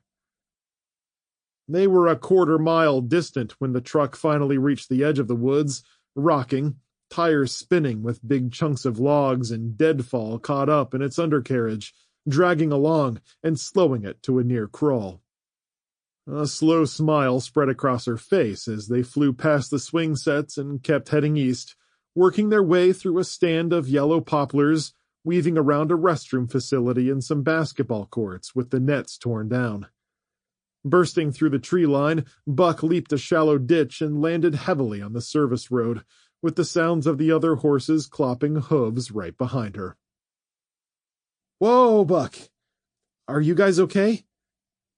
Jake flew by without stopping, Hercules trailing behind with his tail flying in the wind. "Yeah, but why are we stopping? Those guys are trying to kill us." With a snap of the reins, Alice leaped forward and caught up with Jake, and they galloped north past city buildings, recycling dumpsters, municipal waste management, and the sanitation department. Gravel pathways branched out all around them and wove between the structures, many of them reduced to jagged sections of wall and the vague outlines of foundations to show they'd been buildings at all. At the city mechanics shop, police vans and cars lay shattered and ripped apart by fuel explosions, parts of their flashing lights strewn across the road. Garbage, scraps of foam seating, and ash skimmed the pavement in front of them as the wind picked up and clouds moved in overhead. They slowed to a trot past the repair shop and came together in a straight line, the horses' sides heaving, heads tossing, snorting, and twitching like they wanted to keep running. Alice turned to an exasperated Sarah who was still panting and clutching her chest in disbelief. "Are you okay, honey?" "Oh, I'm fine. Can you believe those guys, Mom?" "We're not out of the woods yet." The distant sound of the sweeper truck revved high and loud. "Come on, this road is turning east, so let's jump into that field there." "Hi-ya, Buck!" Alice nodded straight ahead and slightly left, angling Buck toward the field. The pavement turned to gravel and then dirt again as they pushed into a low stand of brush, the thin understory tugging at them as they squeezed through. Vines crawled up the tree trunks like they were massive trellises, and the scent of honeysuckle and sharp, bitter vegetation touched their noses. As soon as they were through, they broke into a gallop, crouching in their stirrups as the rain caught up to them and began to drizzle. The shallow slope took them to a ridgeline, giving them a decent view of their surroundings for miles. Alice glanced toward the road, half expecting the sweeper truck to come flying through the trees, dragging sticker bushes, ferns, and bits of deadfall behind them in relentless pursuit, but after a minute of catching their breath and letting the horses walk in peace, Alice turned Buck down the other side. "Oh, let's get out of here," she said. "The more distance we can put between us and those lunatics, the better." They continued for another 2 miles, trotting into the rain, cooling the sweating horses and Alice's burning hot face. Finally, she drew Buck up, turning, laughing nervously as the kids came up behind her. They walked the horses up a moderate slope, with spots of brush dotting the landscape as far as they could see, and the sun came out through the clouds, golden rays bursting across the fields, turning the rain into a glowing mist. "Look, Mom," Jake said. "A rainbow." Off to the left, beneath the clouds, an arc of color spread from one end of the horizon to the other. Orange, blue, purple, and green, vibrant against the saturated gray skies, the sweet smell of rain blotting out the ash and smoke as they crested the hill where wide plains stretched all around them. By the time they reached the far side, they were soaked, and Alice guided them into the tree line, where they took protection beneath the tree cover. Why don't we rest here for a while? Alice said, halting Buck and dismounting. As Sarah and Jake got down, she noticed a red spot blossoming on Jake's back. Son, come here. You've been hit. Wait, what? Jake asked, tying the horses up to an oak branch while he glanced back. I felt a sting, but it barely hurt. Sit down over here. Alice knelt behind Jake as he took a seat on a rotten log, rolling his shoulder and wincing. Ow! I guess I did get hit. Is it a bullet? She put her fingers through the shirt tear and tore it open, spreading the material and looking at the bloody wound beneath. Not a bullet. Buckshot. Sliding her fingers over his slick skin, she found where the round pellet was embedded. Ouch! Sorry, son. It's okay. Is it deep? No, we should get it out as soon as possible and get this cleaned up, though. Sarah, get a first aid kit for me, please. On it. Spreading the kit out next to her, Alice found a large tweezer and some saline rinse, which she sprayed on Jake's skin to reveal the silver lump just beneath the surface. It had made a small crater in his skin, like a miniature comet, the wound puckered and bruised around the impact site. Hold a flashlight on it, would you? Sarah stood behind her with the light, Jake sucking air through his teeth as Alice sprayed saline on the wound and picked at it with the tweezers.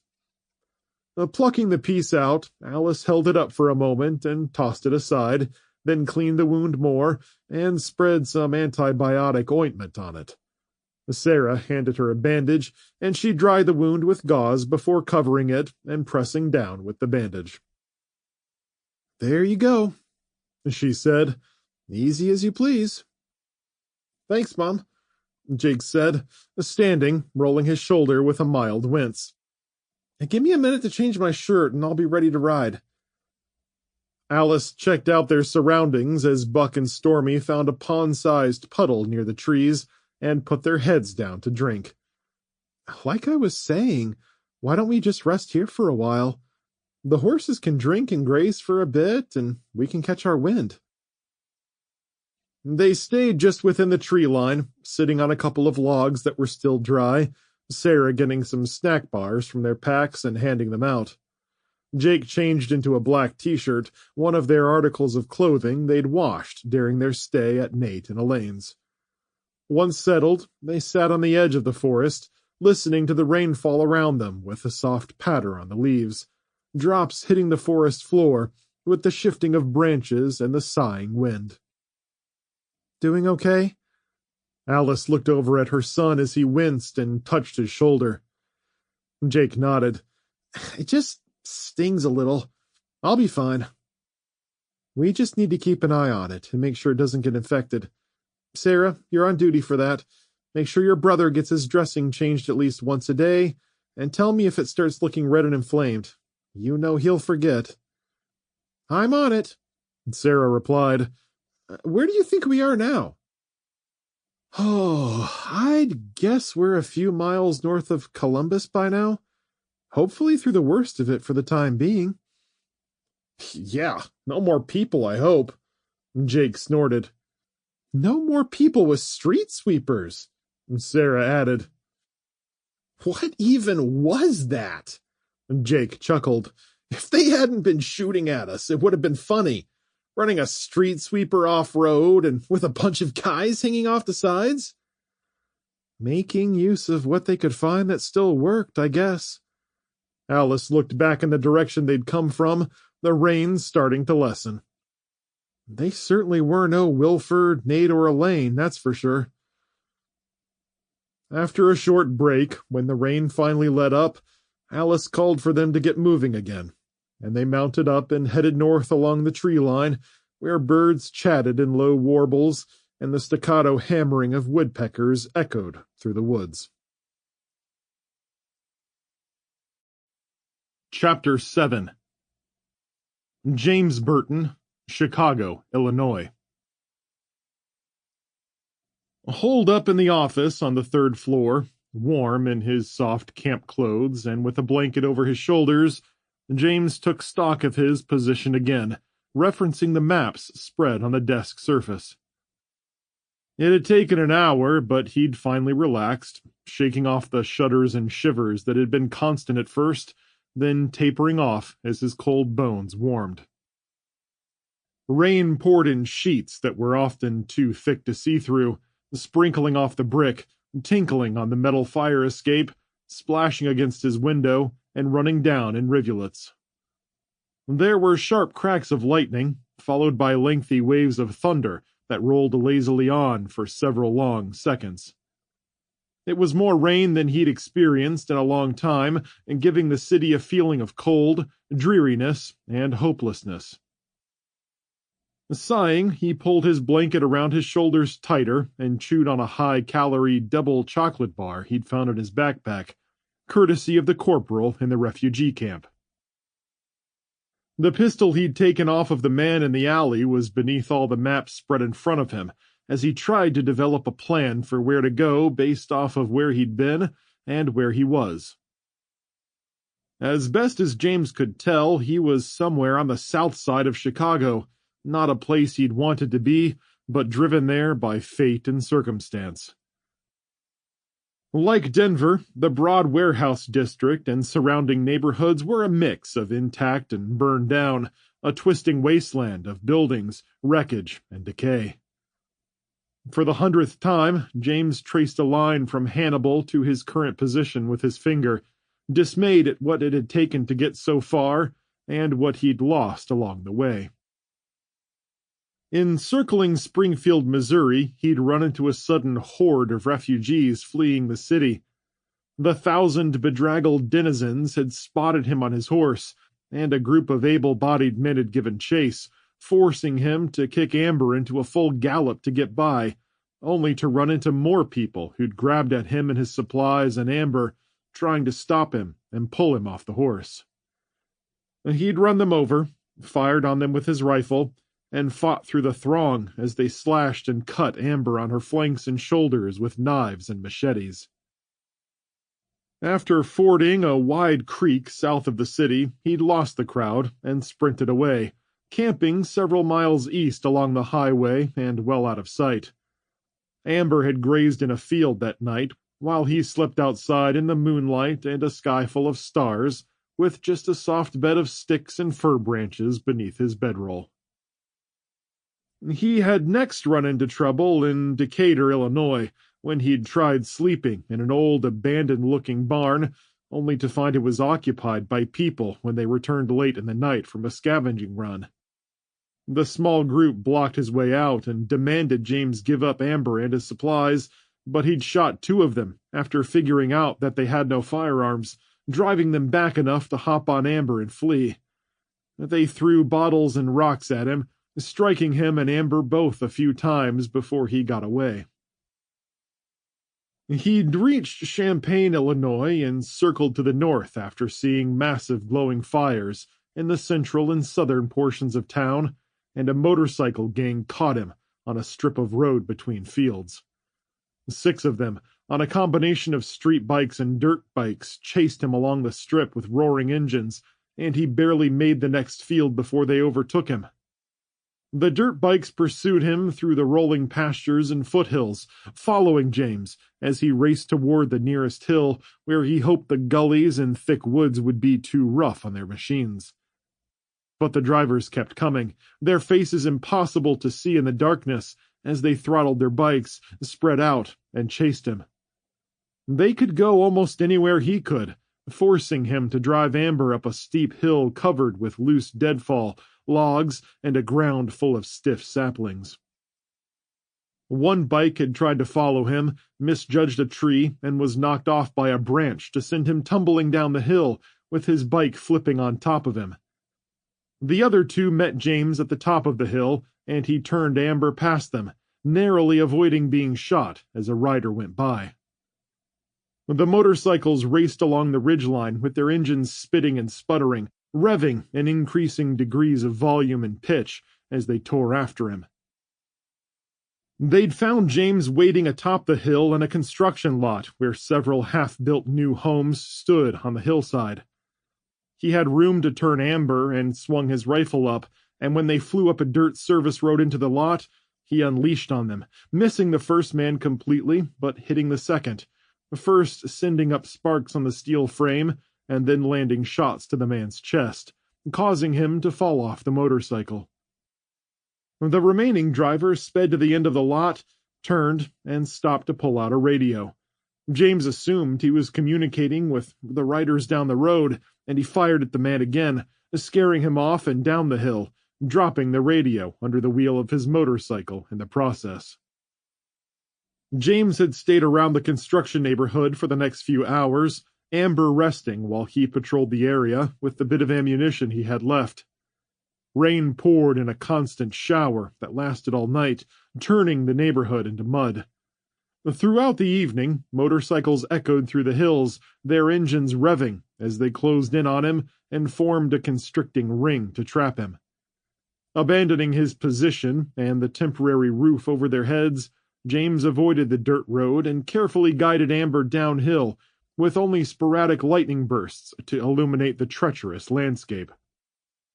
He discovered a deer trail leading him into a valley with a creek, where Amber drank and rested, and for the next hour they kept close to the stream, and finally reached the road, using the compass on his staff to stay north, hoping to find an intersection to take him east again. 2 miles later, though, a burst of light came from nowhere out of the trees, and a powerful revving engine exploded to life, followed by the squealing of tires. James flew north again, and Amber's lagging response and heaving breaths told him she'd nearly reached the end of her endurance. After a mile-long chase, the other motorcycles joined in, cutting him off at the next intersection and sending him into the wilderness again, where the man on the dirt bike continued to harass him. The rest was a blur of maneuvering, circling back on animal trails, flying fast and sometimes hiding, all in the cold mud and rain as the headlamps pursued him. As Amber had continued to flag, James pushed her to a close cluster of storm-shrouded warehouses and neighborhoods at the edge of the woods. Seeking refuge in the town was pure desperation, but it was all he could think of, especially since the forests were failing him. Unfortunately, the decision had been one that had cost Amber her life in a dark back alley between the buildings. Finger sliding across the paper, he took in a deep breath, trying to fight back the tears as he traced his path one more time, trying to remember the signs he'd passed, the images blurry in his head, as he had ridden in mindless panic. Yeah, I'm in Frankfurt. I'm sure of it. Sitting back, he finished the last bite of his MRE, wadded up the packet, and tossed it into a nearby waste can. He hadn't noticed at first because of the boxes of papers and stacks of books on top, but a small couch rested against the east wall, the cushions comfortable and plush, if not threadbare from years of use. He made a bed out of it, putting down his bedroll and using some wadded-up clothes as a pillow. Standing and stretching his aching body, James took one last look through a crack in the blinds before he closed them and shuffled over to the couch, seeking refuge from his guilt and exhaustion. There was no way he wanted to go out in the pouring rain, so his best bet was to stay inside for the night, and possibly try to leave the next day or night, depending on what it looked like. Daylight travel could be safer in some ways and dangerous in others, and the night hadn't proven to be his friend, though he'd be less of a target without Amber. It would be a longer and more challenging road ahead, going on foot, but if he could stay beneath the radar and blend in with his surroundings, he'd still be able to make it. Appearing like someone too down on their luck to have anything of value would help, though would-be predators might not care. He laid back on the sofa with a long groan and drew the cover over himself, then rolled onto his right side and stared at the dark and dismal room, with the flickering shadows of rain on the walls and the slow drips like spiders dropping from strands of silken threads. His plan had always been to avoid entering cities, and he'd largely done that, at least until he was forced to do so, to his and Amber's detriment. Still, with as bad as his situation was, the last place he wanted to go was into Chicago proper and make things a magnitude or 3 worse. Of all the byways and highways, the cross-sections and adjoining roads, one stuck out in his mind. A long stretch moving west to east a few miles north of him. Highway 30. That was the demarcation line he decided meant the difference between being in Chicago and not in Chicago, and he promised himself he'd stay south of it at all costs. With weariness dragging his eyelids downward and outweighing his frustrations and guilt, he let his eyes fall shut, brought his knees up, and curled up, pulling the cover tight and clenching his arms to his chest as a final shiver ran through him. Alice would tell him to be thankful for what he had: a quiet, warm room, 2 exits should he need to escape, food, maps, and water at his fingertips. Yes, he'd lost a lot of his supplies, and he'd lost a fine animal in Amber, but he was still alive, and James wouldn't soon forget Amber or the kindness Eli and his people had shown him. The world had gone mad, but there was still kindness and hope left. Squeezing his eyes tighter only sent tears dripping onto his rollout mat, so he sighed and tried to listen to the rain, hoping it would lull him to a quick and dreamless sleep. A smattering of distant gunshots and shouts woke him, and he laid still, blinking and listening in the quiet room to the slow drip of water outside his window, the stillness and the drifting dust, the tiniest sliver of gray light of day capturing the motes as they swirled in front of his face. Another gunshot rang out, followed by 2 more in rapid succession. A shout of pain came afterward, then one of rage and anguish, causing his heart to beat a couple of paces faster. Swinging his legs off the couch, he sat and took several deep breaths, getting his mind around his situation, remembering where he was and that he was safe for the moment. James gathered his things, feeling his wet clothes to see they'd mostly dried out. The bathroom sink wasn't working, so he relieved himself in the toilet, then scooped out several handfuls of water from the tank to drink. Then the rest went into a couple of plastic water bottles from his pack. Avoiding the mirror, James returned to the office and opened the blinds a crack, checking the dreary street with deep puddles everywhere, water glistening off the pavement as a low mist clung to every surface. There were no signs of movement, and had been no gunshots in several minutes, just a drizzle of rain that kept the rivulets on the windows fresh. With an uncertain shake of his head, he returned to the desk and began poring over the maps again. His next choice might be the difference between life and death, or failing to reach his family. He closed his eyes and thought about Alice, her beautiful dark hair running through his fingers like silk, her weight in his arms, and the smell of her body lotion. If she were there, she'd tell him to keep going no matter what, and that it wouldn't make a bit of difference if he traveled during the day or night, because every second of the road would be fraught with danger. The most important thing was to keep moving, to keep forcing his way through with each step carrying him closer to home. With his mind made up, James got out of his soft, dry camp clothes and put on his travel gear, still soggy but tolerable. The second he put on his shirt, an unpleasant shudder ran through him. He circled to the maps again, memorizing the surrounding streets, studying the faint marks that were back alleys and the places he could hide if he got into trouble.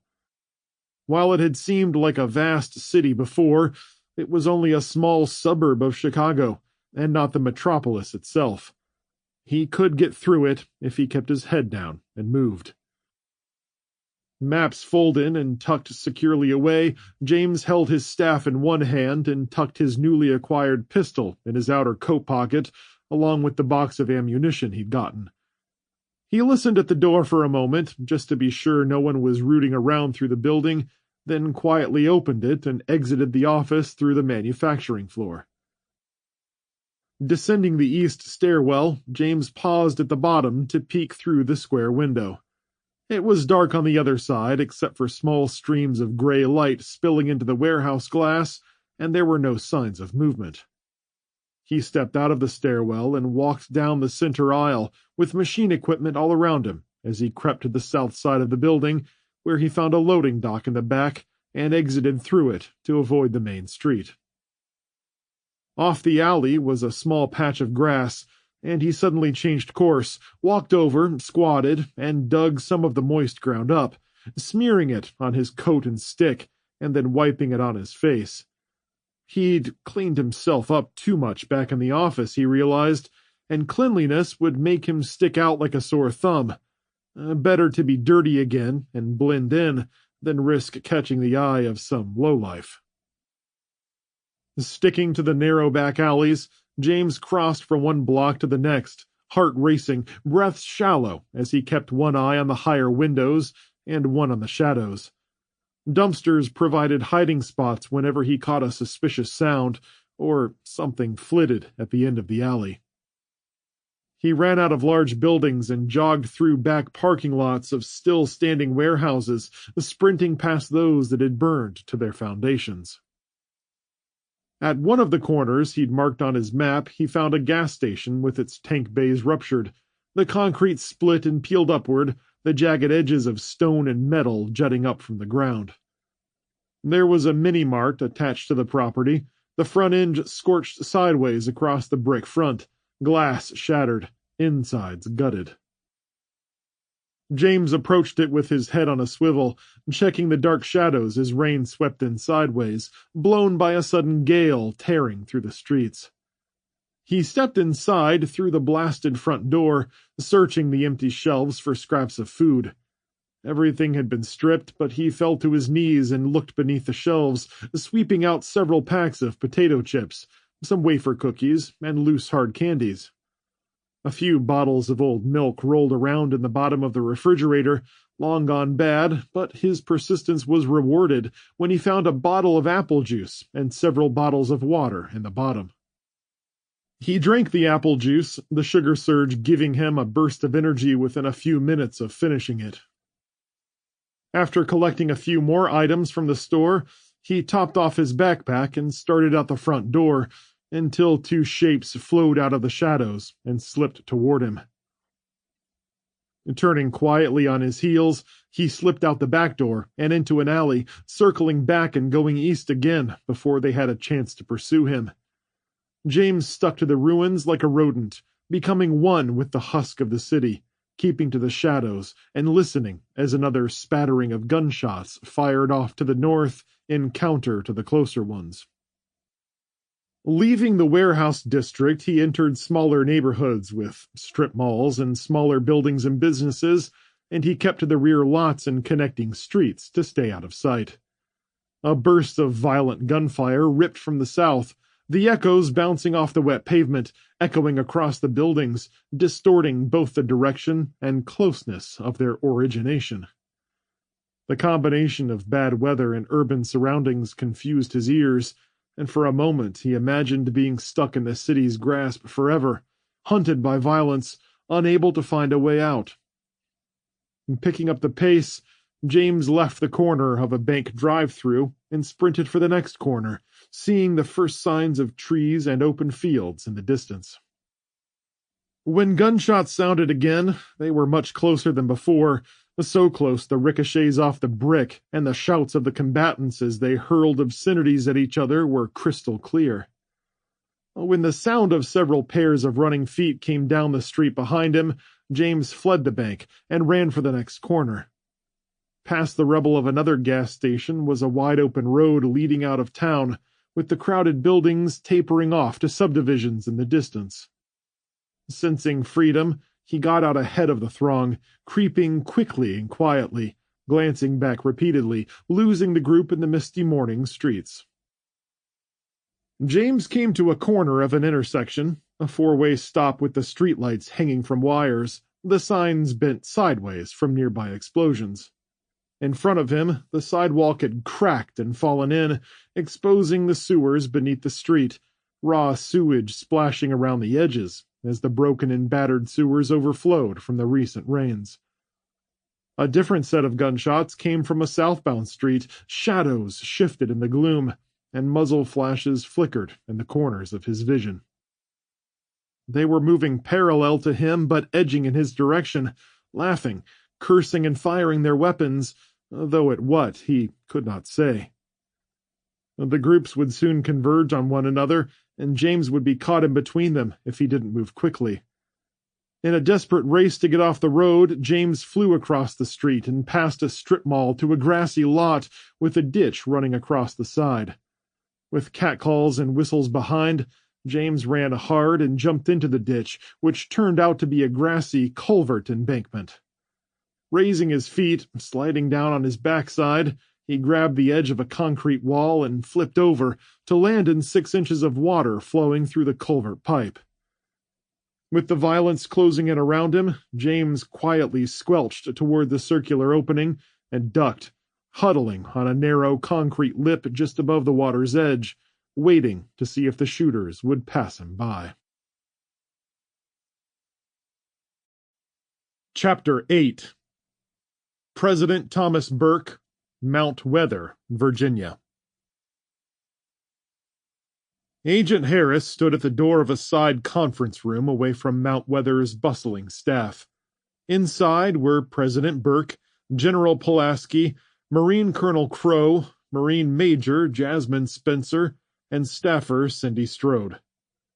Missing a central table, it was more like a gathering of people about to watch a football game, with their jackets off and hanging from hooks on the walls, the sleeves rolled up, ties loosened, sitting in fold-out chairs arrayed haphazardly around the screen. 2 urns of coffee and a modest assortment of snacks sat on a table against the rear wall. The mood in the room was upbeat after the news about the Saudis, relief rippling through those in the know over the fact that they'd found the source of the attack, giving them a target for their anger and dismay. Pulaski used a remote to filter through several images on the screen, settling on a couple and discussing something quietly with Colonel Crow. Cool ventilation and the distant rumbling of some generators were the only noises audible outside of the room, reminding Harris of just where they were, deep underground with tons of earth, cement, and steel resting on their heads. Harris took a step to the side and sipped on a styrofoam cup of tepid coffee before resuming his stiff position with his hands clasped in front of him. His job deep underground in a secure facility was nothing if not boring, and his thoughts turned once again to the loss of his family, filling his heart with warring emotions that clashed with his sense of duty. The few moments he'd had alone in his tiny quarters were a slight reprieve, and he used that time to reflect on his life with his family and shed his tears over their loss. He'd loved his parents with all his heart. They'd provided him a wonderful atmosphere to grow up in, challenging him to do better and be better, supporting his interests as they'd changed over the years. His father had beamed when Harris had told him about being accepted as a Secret Service agent, and while his mother hadn't been impressed about her son's new job, she warmed to it in the end, encouraging him to find a nice girl to date in Washington, get married, and make her a grandmother as soon as possible. Losing his parents stung, but it was his little sister's death that cut him the deepest. Even when he was a senior at UVA, Veronica was the person who he spent the most time with, the scrappy tomboy who picked fights with the older boys in the neighborhood, played tackle football in the snow, and hit the gym hard. When he told her about his new career, she'd immediately asked, "When do I get to meet the First Lady?" "It doesn't work that way, sis." "Then what are the perks of being your little sister, bro?"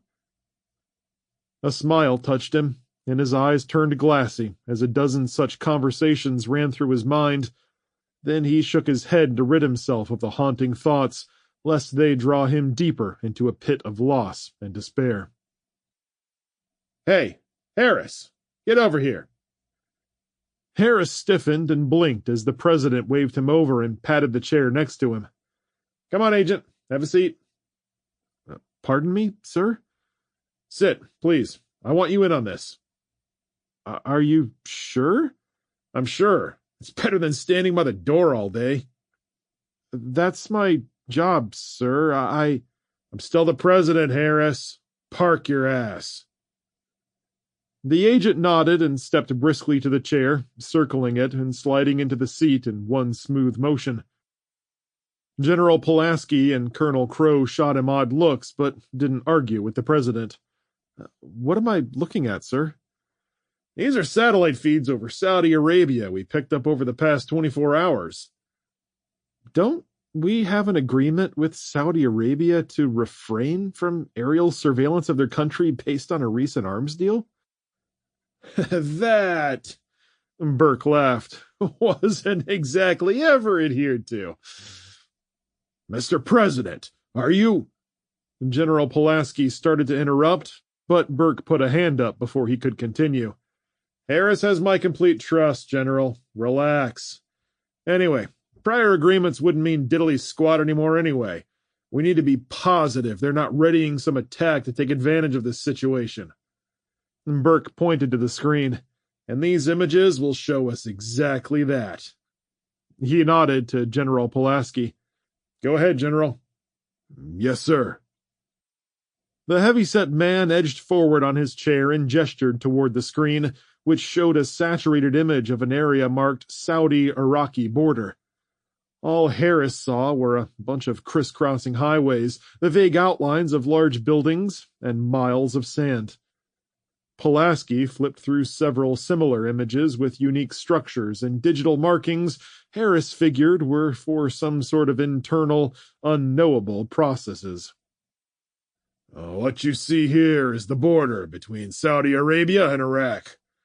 Now, if they were readying for some kind of attack or preparing to send forces to aid their allies, you'd see a lot of buildup here, here, and here. Pulaski leaned forward and touched different parts of the screen where major highways seemed to intersect. But we're not seeing any of that, which leads us to believe the Saudis aren't planning an offensive. They aren't planning one? Burke asked. Or they can't plan one? I wasn't ready to believe it, but we believe it's the latter. They don't have the mechanized divisions or air power to do it. The general clicked through pictures of what appeared to be urban areas, with more buildings and streets clustered into sections and dark stains obscuring parts of the city. This is Riyadh. Burke gaped. Is that smoke, General? Yes, sir. It almost completely covers parts of the city and most of the outskirts. It's the same with Jeddah. We reached our embassy in Riyadh, and they've been locked into their buildings with basic communication cut off except for our ultra-secure satellite feed the Saudis weren't aware of. Our people described explosions and chaos in the streets, and we even received some shaky footage from a staffer in a second-floor window. What about the border between them and Jordan? No activity whatsoever. These images were taken over 2 days, sir. We had to reposition some satellite assets after it became clear using strictly visible spectrums would be next to useless, thanks to the cloud cover. We would have picked up any minute troop movements after that. There were none. We have images of every Saudi base, from Aziz Air Force Base to Riyadh, and there are clouds over all of them, and no signs of armored units moving anywhere, or even left intact. The whole place is a dead zone. They were hit just as hard, if not worse, than everyone else in the world. Harris raised his hand hesitantly. Go ahead, Harris, Burke said. I was just wondering, if they created this biological agent, why couldn't they keep it out of their fuel supply? Now, we asked ourselves the same thing, the general replied. It could be they had a mix-up in their supply chain, or someone sabotaged them from the inside. Analysts are working on it, but between a lack of information plus the general situation in the world at large, we may never know. They're in worse shape than us, Burke whispered as he sat back, resting his coffee on his knee and shaking his head. While we'd all love to exact some revenge for what they've done, I'll not authorize an attack. No sense in wasting resources on bombing a place that looks like that. I agree with that, sir. Pulaski nodded. Glad we took our time and looked into it. Cindy. Yes, sir? Let's have Secretary of State Lewis reach out to the Saudis through our embassy. I want to set up a meeting with King Nayef and members of his staff to see if they need our assistance in any way. I want to keep our lines of communication open with them without letting them know we're onto them. I want to lean on them hard. Any chances we have to get intel while keeping the moral high ground are ones I want to take. I'll talk to Secretary of State Lewis right away, sir, Cindy said, standing and leaving the room. Burke turned back to Pulaski. What about the Russians and Chinese? Shit shows. Pulaski switched the screen view to a coastal region. Now this is the east coast of Kamchatka, where the Russians have several bases we're not supposed to know about. This is their biggest one, and all I see is a smoke cloud, right there, on the edge of the lake. Is that the Mingan Air Base? Burke asked. The one and only, or what's left of it that's still burning. And look at this. The pictures shifted south along the coast into what Harris recognized as China, Japan, and Taiwan. A red dot marked a spot southwest of Hong Kong. This is China's Yulin Naval Base, which appears to be burning like the rest of the surrounding cities. But look here at these outskirts. See these lines along the highways near the hardest hit areas? What are those? Burke squinted at them. Are those military convoys? Pulaski shook his head. We thought so at first, but no. The images magnified with incremental clicks as the lines grew more pixelated. Those are people and carts. Hundreds and thousands of them, pulled by humans and animals alike. None of it appears to be military. What are they doing? Trying to get away from the cities? We think the Chinese government has enlisted the general population to clean up from the disaster. With most of the country being rural and living in what we'd consider to be squalor, they've got a lot more survivors than we do. Many don't have cars or trucks, and they move from village to village on foot or on pack animals. Harris stared at the image. A built-in workforce, Burke said with no small amount of awe. And they look exceptionally well organized. Because they've been conditioned to be that way for generations. The general snorted. Most wouldn't bat an eye if they were ordered to switch from farming to clearing rubble in a single day. So the major players don't appear to be taking an aggressive stance. It doesn't appear that way, sir. What we're seeing is a complete breakdown across the world. So the Saudis screwed up, Burke said, and the rest of the world has to clean up the mess? At least there are no threats from other nations, leaving us to focus on things at home. Looks that way. Burke rested his elbows on his knees and looked across the room. All right. In light of this, I want the lion's share of our efforts spent here at home, with minimal focus on surveillance of these other countries. Is that clear? The group collectively nodded, some referencing their notepads and jotting things in them. We're taking too damn long helping our people, and I want us to quadruple our efforts. Some of the reports from the cities have me scared out of my damn mind, I don't mind telling you. Law and order is exceptionally difficult right now, sir. I don't care. Burke began to stand up. We're the United States of America. We're not going to sit around with our thumbs up our... The screen died, the images Pulaski had been showing snapping off in an instant, as the lights faded, blinked, and flipped back to full power again. A slight rumble rippled through the walls, and a faint trace of dust trickled from a ventilation duct in the ceiling. Mumbled confusion filled the room as the group stood. What's going on, General? Burke asked, turning as Harris stood as well, moving closer to his ward. I don't know, sir, but I'm going to find out. Pulaski took a radio from his belt and spoke into it. Knuckles rapped hard on the metal door, jerking Harris to attention as he spun, hand resting on his pistol. The door flew open, and a Marine sergeant stuck his head in, face frantic, beads of sweat on his brow. "Sorry to interrupt," he said, "but we're under attack." Burke stood and pushed past the general. "What? Who's responsible?" "I don't know, sir. They sent me to find General Pulaski and to tell Agent Harris to get you to a safe room immediately." Harris exchanged a look with Pulaski, and the general grabbed Crow and the others and cleared the room, jaws set as they rushed upstairs. Left alone with Burke, Harris gave him a quiet nod and gestured at the door. "Right this way, sir." Chapter 9. Ryan Cooper, somewhere outside East Lansing, Michigan. "Can't we put them farther inside the tree line?" Helen panted, leaning on her shovel, wiping her arm across her brow. They were out on the east side of the property, with the 5 bodies stacked where Ryan had left them the previous day. He was waist-deep in a square pit he'd been digging all morning, sweating, arms and shoulders sore, hands sore in his thick leather gloves. The first 2 graves were completed, 4 feet deep and perfectly square on the edges.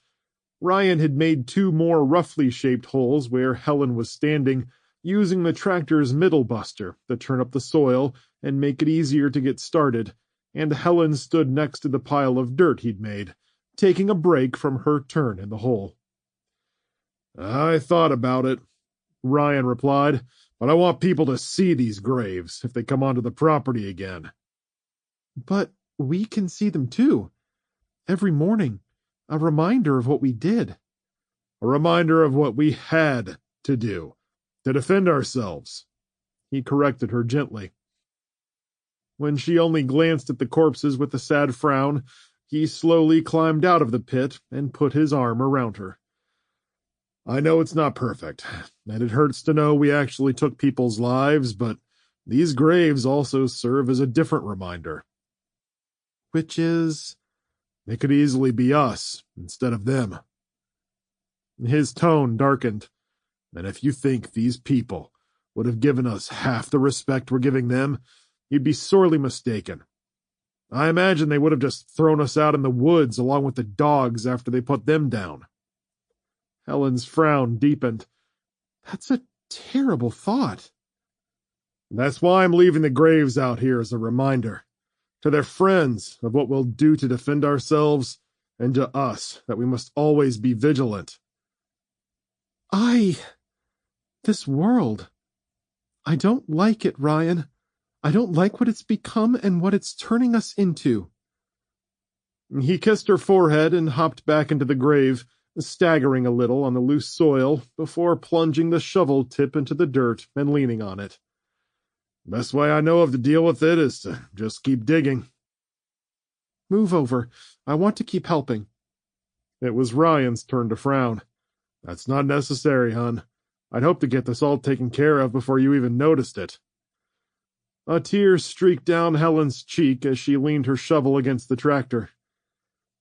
"That's awful sweet of you, but we're equal partners in all of this, both the good times and the bad, the rewards and the burdens."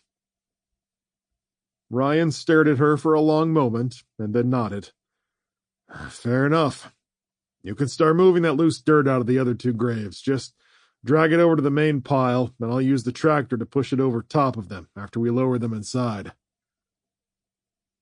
The next 2 hours were a grueling exercise in hard, unforgiving manual labor, digging being the hardest work he'd ever done, even more so than the farming.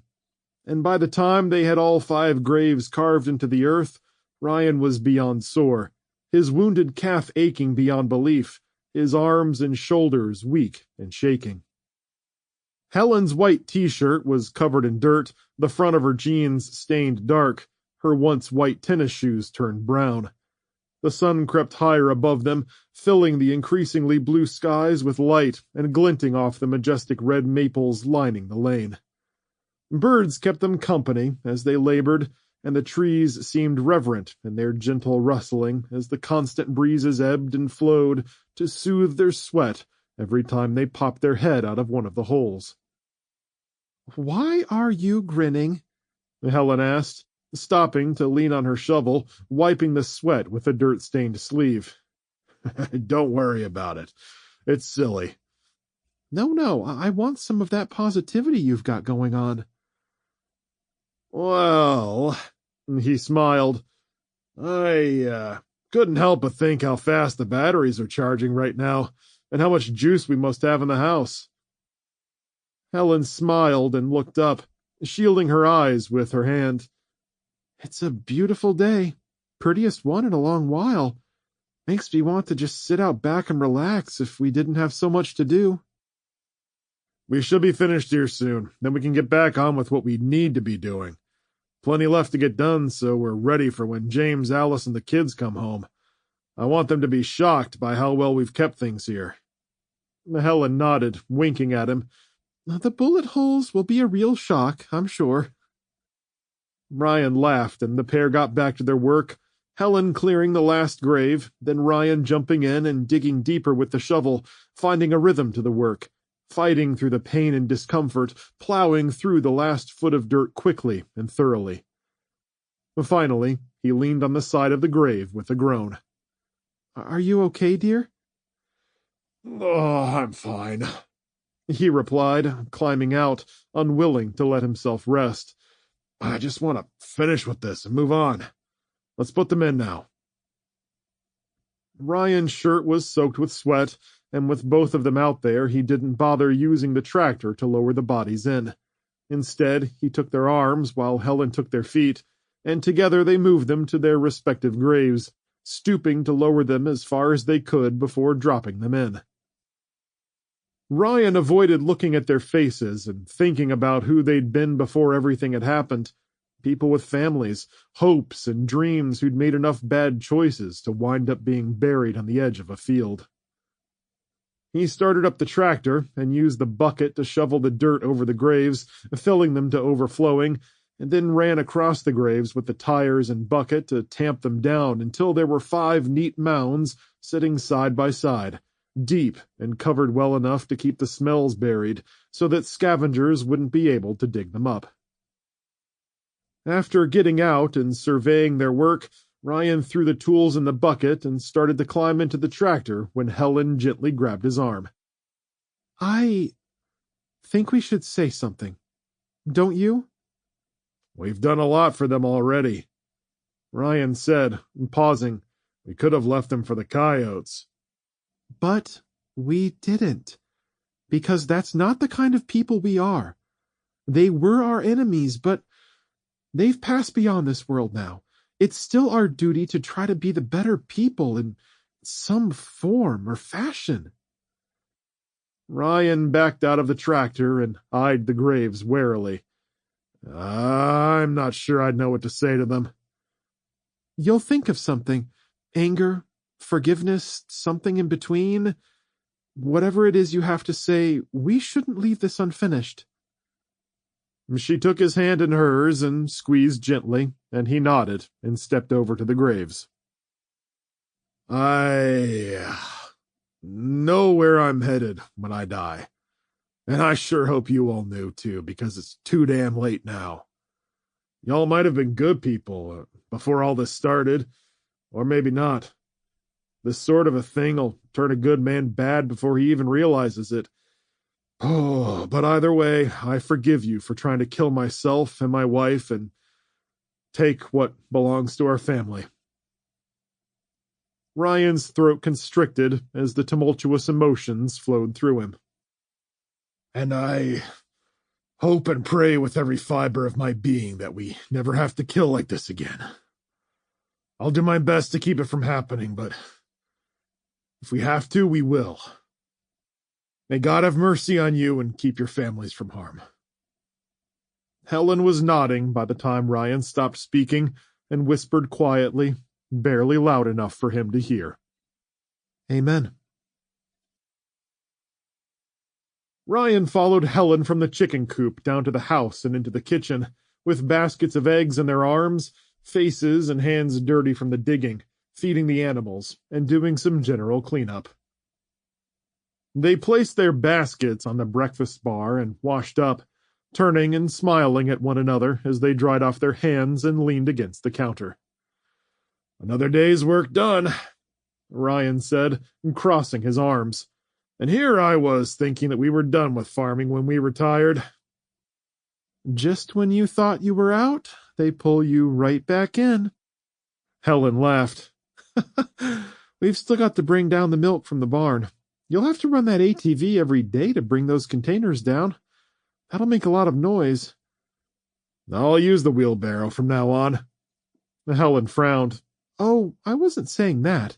You do not need to be straining those legs of yours, and if that means I need to help out or you need to use the ATV more, then do it.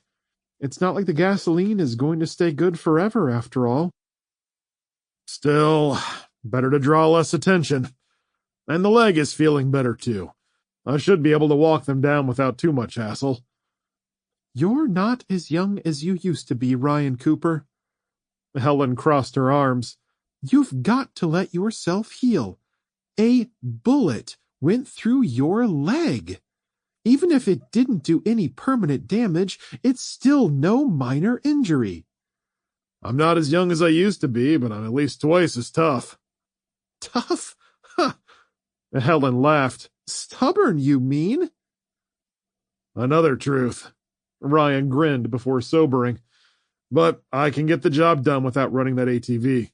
The best thing we can do is to keep a low profile. If it means me going through more pain to do it, I will." Helen wrapped her arms around him, resting her head on his chest. "I know you will, but don't overdo it. It won't do either of us any good if you run yourself into the ground. If you start hurting too bad, either use that ATV or tell me so I can help you out, okay?" Ryan hugged her and breathed in deep as she squeezed him back. "I'm glad the tough work is done. That was rough, seeing them like that." "Sorry again about where we put the bodies." "No, it's like you said. We want anyone else who tries to come out here to think 2 or 3 times before they pull anything. Still, doesn't make the process any easier." Ryan turned to the sink to get a glass of water. "I'm glad we did it. When this all blows over, we might have some explaining to do to the authorities, but, well, better to be judged by 12 and all that." Helen nodded. "And in cheerier news, my secret concoction got the bloodstains out of the carpet. It looks almost brand new." "Whatever you used worked, though I won't easily forget what that woman's face. Sorry." Ryan shut his mouth and took a sip of water. Trying to get off the subject just brings it back around. "The dogs did their job. It's all we can ask for from them." "That they did. A little too well, maybe. How's Duke been?" "Still limping, but more when he wants a treat." "He knows how to play you. Don't fall for it." Helen laughed. "I don't mind, really. He deserves it after what he did to help save us. Speaking of food, what would you say to me fixing us a snack? We need to finish up the leftovers." "Only if you'll let me help make it." They reheated 2 half-eaten omelets from earlier and a large bowl of boxed tuna meal they'd made the previous evening. Arms full, they took everything to the dining room and set it down, going back for cups of water and freshly pasteurized milk. Before they sat, Helen walked to the window and peered through the plywood pieces, gasping at something outside. Ryan was chewing a bite of his omelet when he looked at her. "What is it, honey? Something out there?" "Not something, someone. But—" Ryan threw down his fork with a clatter, grabbed his Winchester off the table and kicked his chair back. Joining her at the still intact window, he spread the blinds wider and glared into the yard through gaps in the wood. "Where are they?" "At first I wasn't sure." Helen tapped the glass. "Then I caught the movement way down by the fence." What in the world? Ryan had been looking at the woods on the east side of the property, but shifted attention to the driveway. Is she waving a white flag? I think so. Grab the binoculars? Ryan swept the binoculars off the table and pressed them to the window, focusing them in on a tall woman with brown hair down at the very end of the driveway, one hand resting on the gate and the other waving a stick with a white rag tied to the end. He handed over the binoculars. Any clue that is? Helen checked. Nope, I've never seen her in my life. Might be one of the neighbors from down the road. She looks young, maybe late 20s, but I can't be sure from here. Looks like she's alone, but impossible to tell with the tree cover. What are you going to do? Helen asked, then shot him a skeptical look. You're not going down there, are you? Are you kidding? I'm absolutely not going down there. That's a trap if I ever saw one. He hefted the rifle. I'll take the shot with the Winchester from the front porch. Helen's eyebrows went up. Wait a second. There's no need to shoot her. Isn't there? How do you know she's with the group who attacked us? And you can't just shoot someone waving a white flag. What if she really needs help? Ryan pursed his lips and sighed in annoyance. You know what I'm going to say to that. That we can't trust anyone, I know. So let's watch her for now. Just hold off on doing any shooting until she comes onto the property, okay? Ryan's mouth opened and closed a few times before his shoulders dropped. Okay, we'll do it your way. He set the rifle and binoculars on the table, grabbed his plate, and moved back to stand near the window, watching the woman as he ate. Helen brought him a scoop of tuna, and he finished eating while on guard, occasionally putting his fork down to raise his binoculars and check on the woman. When they were done with lunch, Helen took their plates into the kitchen, while Ryan remained vigilant, his frown growing with every passing minute. The woman continued her flag-waving, switching arms when one grew tired, her expression hard to read from such a distance. Ryan watched her head movements to see if she was checking for any accomplices waiting off to the sides behind the trees, but she seemed singularly focused on their house and getting their attention. Helen took his place for an hour while Ryan cleaned up around the house, but when he came back to check, nothing had changed, except that the woman was swapping the flag between hands more frequently, and the waving was done with less intensity than before. If she wants to stand out there all day, let her. He fumed. It's nothing to us. Maybe she'll drop out of exhaustion. We won't get anything done standing here, Helen replied. Why don't you get the milk from the barn, and I'll keep watch? We can't be sure they're not waiting to take a shot at us. And in case you didn't notice, I'm not exactly Flash Gordon these days. She placed her hand on his shoulder. It's the middle of the day, and if they were going to attack us, it would have already happened. Take Duchess to the barn with you. She'll sniff out anyone lurking in the shadows. Ryan frowned and rested his hand on his rifle. You know what? You're absolutely right. We can't let them scare us into hiding. We've got animals to care for. That's right. Go on, and I'll keep an eye on her. Why don't you take one of James's radios, too? I'll keep the other one with me. I'll grab them. Ryan went into the kitchen where the radios were charging and brought them back, giving one to Helen while hooking the other on his belt. You know what to do, Annie Oakley. Helen gave him a bemused salute, and Ryan called for Duchess, attaching her leash and taking her out to the shed along with the wheelbarrow. The woods were still, a heavy silence settling over the farm as the breezes died down, making the woman down at the gate an even more ominous presence. Up at the barn, he picked up the containers of Bessie's milk and brought them to the house, setting them inside the door. By the time he returned to the dining room window, he was tired and sweating, and the expression on Helen's face told him the woman still hadn't left. "She's still out there," she said, confirming it. "Hasn't moved and keeps waving her flag. I have to give it to her. She's got some endurance. My arms would be dead tired if I did that." "That's it," Ryan snapped. "I'm going down there to run her off once and for all." "What about the trap?" "You can cover me, but this is getting on my nerves and needs to be put to a stop." "You want me upstairs?" "Watch me from the upper floor with your gun, just like before. I'll take Duchess with me in the back seat of the EV. "You're taking the car?" They already know we have it, and it'll enable a fast getaway should I need to make one." Helen looked back at the woman through the binoculars. "Promise me you'll at least hear her out, okay?" Ryan groaned, starting to roll his eyes, then relenting. "Oh, yeah, I guess I'll listen.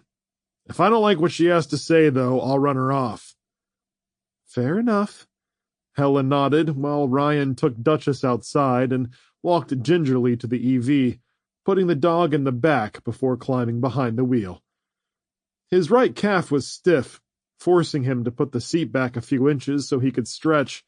The EV still had a 25% charge, an alert on the dashboard reminding him to charge it soon. Better plug it into the house soon. Doubt we'll need it charged all the way up, but better to have it and not need it." Ryan glanced back when Duchess whined. "There's a good girl. We're just going for a quick ride. Don't worry, it's not a vet visit." He pulled around through the side yard and onto the driveway, rolling down the gravel road between the statuesque trees, a group of ducks fluttering out of the way from where they were crossing over the gravel. Ryan slowed and checked for movement in the woods and in the brush crowding the fences, but all was dark and quiet. 30 yards from the gate, he pulled right into the grass and made a complete circle, staring at the woman as he passed. She'd quit waving the flag and stood there with both hands on the top rail, expression neutral as she watched him. He'd been right about her age, late 20s, maybe early 30s, with dark hair, brown eyes, and a face full of fear and hope all at the same time. There were bruises on her arms, and one of her eyes looked darker than the other. Someone had put her through the ringer, or perhaps things outside the farm were even harder than they seemed. Once he had the EV pointed back toward the house, he paused and took stock of his surroundings, using his binoculars to check that Helen was sitting quietly in the second-floor window. With a grunt of discomfort, he slowly got out and stood still with his gun in hand, hesitating another moment to listen and watch along the front fence and tree line. He popped the back door open, ordering Duchess to stay, but giving her a way out if he needed her. The woman seemed vaguely familiar as he approached her, though he couldn't put a name to her face or say where he'd seen her before. Ryan came ahead with his rifle in both arms, keeping it loose and at the ready, stopping 15 yards from the gate and the woman standing behind it. "Who are you? What do you want?" He was overly gruff, intentionally so, and pushed back the guilt over his impoliteness.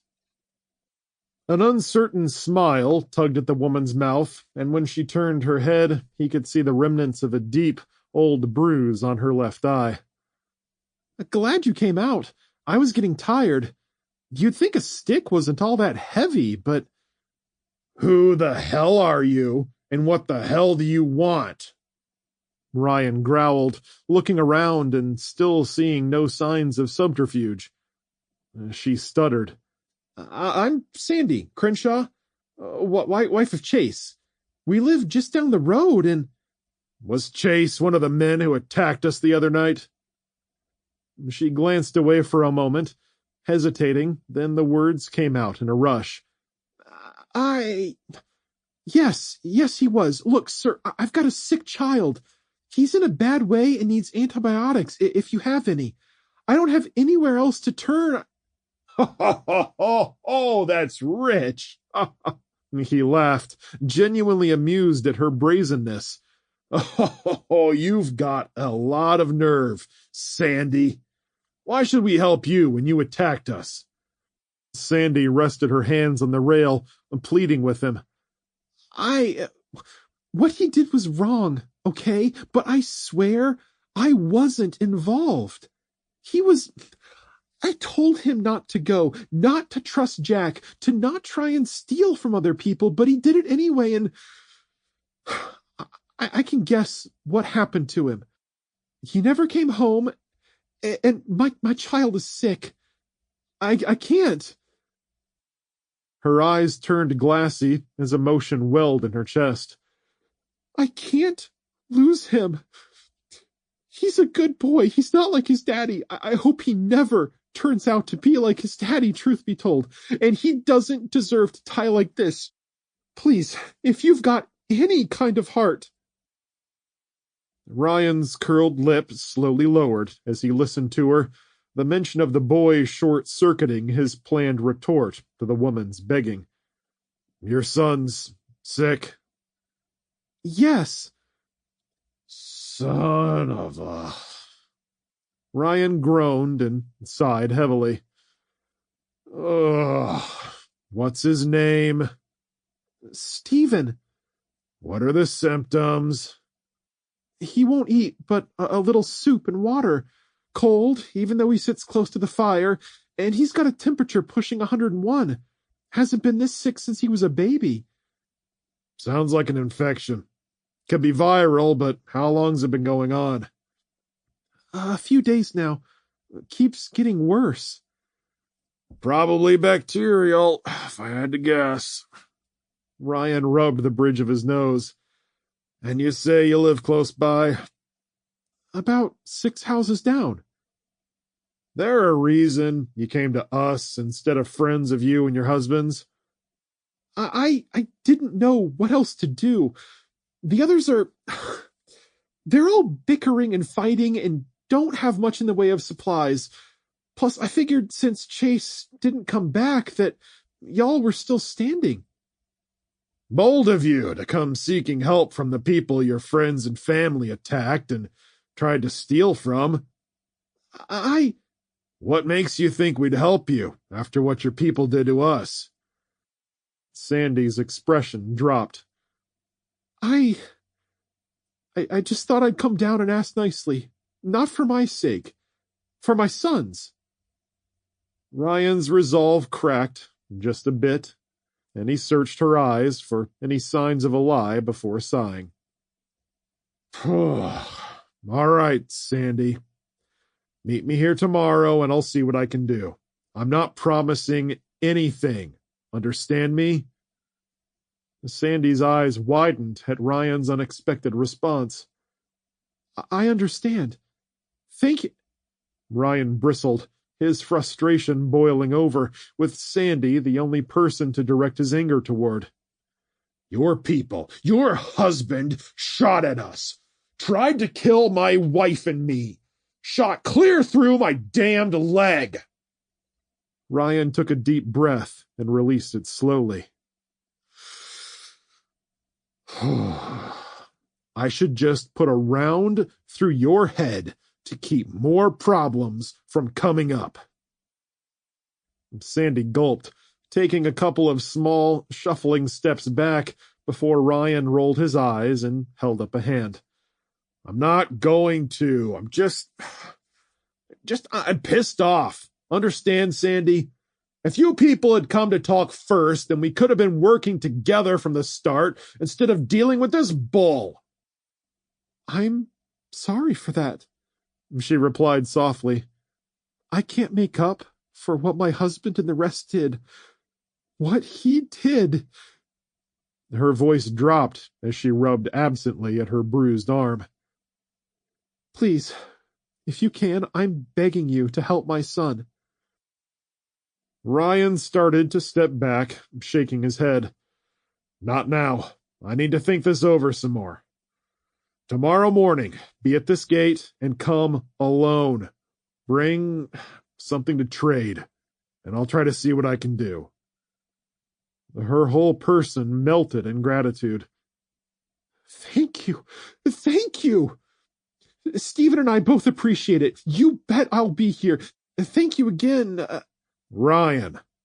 And listen, Sandy, just one more thing. Ryan spoke the words through clenched teeth, holding the butt of the rifle against his shoulder. If I even think you aren't alone, or that you're trying to pull something, I'll shoot you before you can make a move, and I'll bury you next to the rest of the assholes who tried to kill me. Got it? Sandy nodded as tears broke from her eyes. Yes, I mean, no. Yes, of course. Thank you. I'll see you here first thing in the morning. Turning and nearly tripping as she went, Sandy quickly walked back the way she'd come with her flag stuck in her pocket, up the road past the neighbor's house where she disappeared out of sight around a bend. After she was gone, Ryan closed the back door of the car, got in, and drove back to the house, swinging around the rear and parking between the solar panels and harvested crops they still had yet to process. Inside, Helen greeted him excitedly as the smell of fresh brewed coffee began filling the air. Well, what did she say? Ryan leaned on the counter and released Duchess from her leash. She is someone who claims to be named Sandy. Said her husband was involved in the attack on us. Says his name was Chase Crenshaw. Ring a bell? Nope. I figure we must have buried him because he never came home, according to her. Well, what does she want? She said her son is sick. Sounds like an infection. I'm guessing bacterial because it's been getting worse and worse, or so she says. Alice stored some broad-spectrum antibiotics upstairs in the hall cupboard. Could spare a few. True, but those are valuable pills, and we might need them someday. Fair. What'd you tell her? Ryan unslung his rifle and set it on the breakfast bar. I told her I'd think about trying to find something her son could use, but it wouldn't be free. Thinking about it more on the way back up to the house, I figure she'll have to make us a great deal if she wants them. Chapter 10. Ricardo Braga, Rio de Janeiro, Brazil. Sprawling favelas ran up the hillsides, brightly colored homes standing atop one another, filling in every nook and cranny, both low and high, with terraced verandas jutting from the upper floors to peer out over the ocean. The skies were dark, yet the city was alight with both electric bulbs and candlelight that bathed the slope in a golden ambiance and glinted off the waves.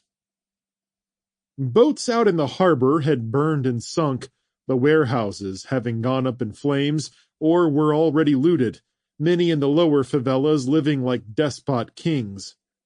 Along the shoreline, taxis, cars, and delivery trucks had caused raging blazes that had devoured entire sections of the city, leaving almost 1 million dead, with fires still occasionally turning the skies orange several days later as some new source of fuel went up in smoke. Unlike those in western cities, the citizens of Rio de Janeiro had largely come together to keep the fires at bay, working in shifts to carry buckets of water up from the ocean and reservoirs, fighting tooth and nail for their homes and lives. Communities had absorbed displaced citizens, even as the hotels and tourist spots along the shoreline curled with smoke and flames. The worst had seemed to be over, but when the more affluent people living in the heights demanded harsh punishment for a poor boy who'd stolen from them, it kicked off a clash between the citizens. Underlying class tensions roared to the forefront. Fights broke out, and genuine fear rippled through the city as it straddled a fine line between order and chaos.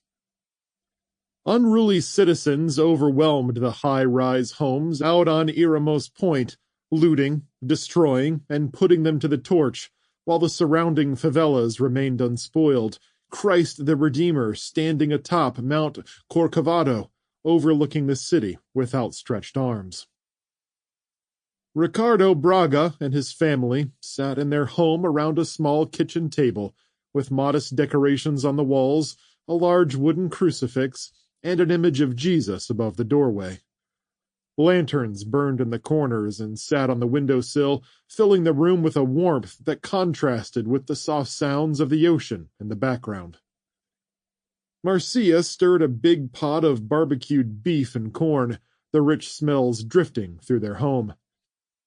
The short, dark-haired woman stood over the pot and sprinkled a few spices across the top, stirring, tasting it again, finally giving a sharp nod. "This is ready, my loves," she said, using a pot handle to grab the cast-iron pan and moving around the table to serve each one of their 5 children, heaping spoonfuls of it, stopping at Ricardo's plate and dishing him an extra amount. "Take some back and divide it between the children," he told her. "This is too much for me." "Nonsense," she said with a smile. "Look at these round bellies. Everyone is eating well thanks to you, Ricardo. Such a good and loving husband." She held the hot pan away, leaned in, and kissed him on the cheek before heading back to the stove and setting the pan down with a clank. Ricardo's heart swelled with pride, watching his 3 daughters and 2 sons eat. "It is only by God's grace I have the strength to take care of my loving family. There's nothing I wouldn't do for you. Let us pray." Ricardo gave his heartfelt thanks to God for their good fortune, their health, and the meal they were about to eat. With an amen, he picked up his fork and ate, while Marcia turned up the radio, and an official-sounding government voice filled the room. Brazilian government continues to request all citizens stay indoors, shelter in place, and report any looting to the local authorities. Ricardo scoffed. "Looting of any sort will not be tolerated, and President Manuel has declared the act of stealing punishable by death." "Could you please turn that off, Marcia?" "Why?" "I can't stand hearing them prattle on about what we should do and all the promises they make to protect us. They only want to control our lives." "It was a terrorist attack, Ricardo. No one could have seen this coming." Ricardo scoffed louder. "But they should stop making empty promises. Nothing will change, and our people will always be exploited. More so now than ever." "I need to know what is happening. I need this radio on, Ricardo. Please?" "Oh, very well. Maybe they will say something worth listening to soon. But we would be fools to expect someone to come and rescue us. They will only try to save those at the top of the mountains first, while the rest of us are on our own. That's okay, because we don't need them anyway. We're doing just fine." "We're holding on by a string," Marcia reminded him. "And there are rumors of a mass relocation." "Why would we move? We have everything we need right here." Marcia shrugged. "They are only rumors." The kids finished their meals and were excused from the table, and Marcia called after them to clean their rooms before they went to their cousins. Ricardo ate his last bite and started to get up to clean his plate when Marcia bade him sit. "I'll clean up. Rest a few more minutes before you leave." "Thank you." He folded his hands in front of him as Marcia poured him a half-cup of water from the jugs they kept in cool storage in the floor. "I'll stop by the market today and buy a week's supplies if the prices are still low." The markets will continue to stabilize, and the vendors will have things under control again soon. The ships can't run, but we can do without imports. They've switched to local farms now. Beef will still be quite high, but pork will be cheap. Buy more of that until the price for beef comes down." "I'll look for it." Marcia nodded. "And plenty of fruits and vegetables, too. The cost of corn has actually gone down. Can you believe that? I thought people would try to take advantage of the situation, but everyone has been so kind in the markets. No lines, no fighting, and everyone getting what we need." "It is a testament to our people. We go through so much, but we always persevere.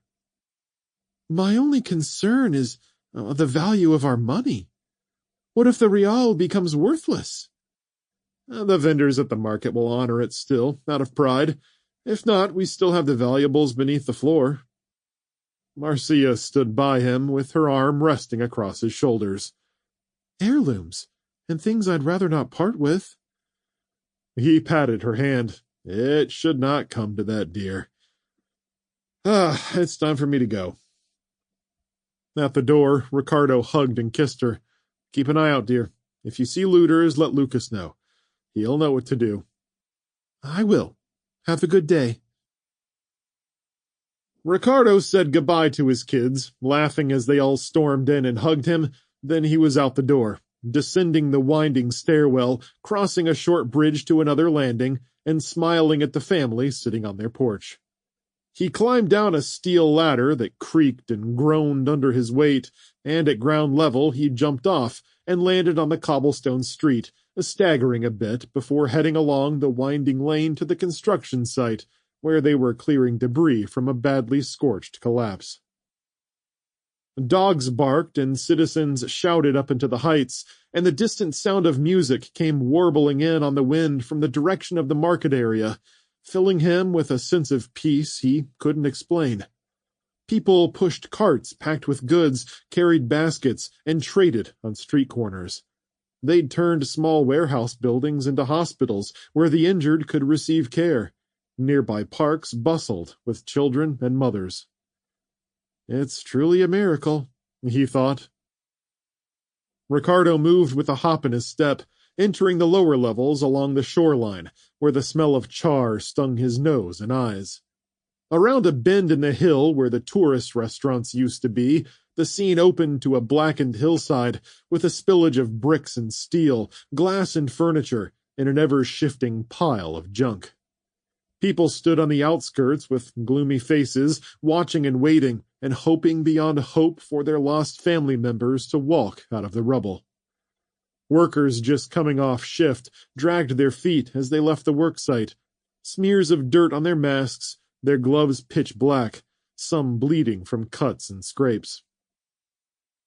Ricardo waved to Darius and Miguel, took an air filtration mask from his foreman, and joined the work. As he entered, a man stepped past him carrying timbers, scorched furniture, and sometimes a corpse on a bloody, filthy gurney, a thin sheet, or a piece of tarpaulin draped over the still forms.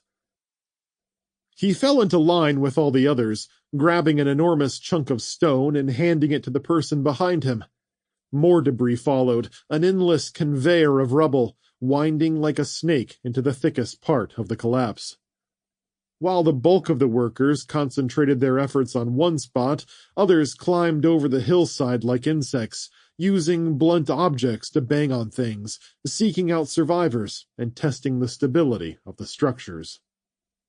Panting in the stifling mask, face hot even as the breeze off the ocean cooled his neck, Ricardo fell into a trance-like rhythm, becoming one with his fellows as the foreman guided them to new spots to dig. The head of the line turned upward, and Ricardo found himself on a steep part of the hillside with his feet spread apart, balancing as he handled heavy rubble, his hands sweaty and blistered inside his work gloves. After another hour, he was ready for a break, throat parched and desperate for a single glass of water. An explosion of noise and shouts filtered down, and word reached them that someone was buried alive in the hillside. All eyes shifted upward, sweaty faces hoping for a miracle. The second it was confirmed, workers ran up the treacherous slope, forming a new line where the foreman was pointing. Men with sledgehammers, axes, and a jackhammer turned large chunks into manageable pieces, and wheelbarrows were brought up, filled to overflowing, and wheeled down on plywood ramps. Ricardo worked his way up the hill, loading, carrying, and dropping big chunks of debris into the wheelbarrow until his hands were raw and bleeding, even under his gloves. Off to the right, a group of people cheered and shook their fists as a woman was pulled from the wreckage, clothes torn, her face covered in dust, knees shaking as they led her to the waiting medical staff. Exhausted and applauding, Ricardo thought they were done, but workers raised their hands and flocked to another section as more soft bangs came from the rubble. Laughing giddily in disbelief, Ricardo stepped out of line and climbed up to be with the lead rescuers. An entire house had crumbled on the slope, spilling on top of several others, forming a bubble of wooden beams, chicken wire, and steel rods they used to reinforce the structures, with bricks, mortar, and dust everywhere. The main body of workers stood off to the right, scooping aside big chunks, gesturing for more wheelbarrows to be brought up. As the minutes wore on, the workers grew impatient, throwing up their hands in frustration. Ricardo had worked in the caves and deep in the hulls of ships, and he knew how sound traveled. It could be tricky, and reverberations in steel and stone were difficult to track. He remembered searching through an entire ship for a half-day before locating the origins of a mysterious pinging noise ringing up through the decks, narrowing it down to a steel shaft coming off the rudder. He drifted off to the left by himself, staggering on weak legs, finding a flat spot in front of the spill, kicking random rocks and debris out of the way, falling to one knee, hands settling on the stones. Resting, breathing quietly, he prayed that whoever was stuck in there would strike something and make a sound that would reach him through all that rock. When it did, a few seconds later, he could hardly believe it, the faint clink, barely audible above all the rest of the din. Whipping off his gloves, he rested his blistered fingers on the stone, whispering a prayer, begging them to hit it again. The next clink vibrated through his fingertips, metal on stone, the strikes weaker than before, and something deep within him told him time was running out. Ricardo worked his way back and forth across the ruins, touching different places and getting a feel of where the knocking was coming from. He fell to his knees and crawled beneath a lip of dangling stone, spotting the top half of a window frame, glass hanging off in jagged shards, the area beyond it pitch black beneath tons of rubble. There was only a foot of space, but he used a stick to knock out the sharp glass and thrust his head and shoulders inside. "Hello? Is anyone in there? Can you hear me?" The clanking came again, repeated whacks, Ricardo's heart leaping as he crawled in farther until his waist squeezed through the window frame and dust trickled on his head. He hollered again, but his air filtration mask muffled his voice. Lying on his belly, squeezed between tons of rock, he tried to get it off, but the space was too confined, and he had to back out and whip the mask off before diving forward again. "Hello! Are you in here?" Remembering his flashlight, he unhooked it from his belt, flipped it on, and shined it into the darkness. A maze of piled stones stretched out ahead of him, just a few feet of space in any direction, shards of wood and steel jutting everywhere. "Hello! Answer me if you can." "Yes, I'm here," came the weak reply, a boy's voice filled with pain and fear. "Help me, please, please, I'm here." A sudden rush of adrenaline hit Ricardo. Are you hurt?" "There's a rock on my leg, and Mama, she's dead, I think." Ricardo's heart sunk, both for the boy's mother and in doubt that they could get the child out with a stone resting on his leg.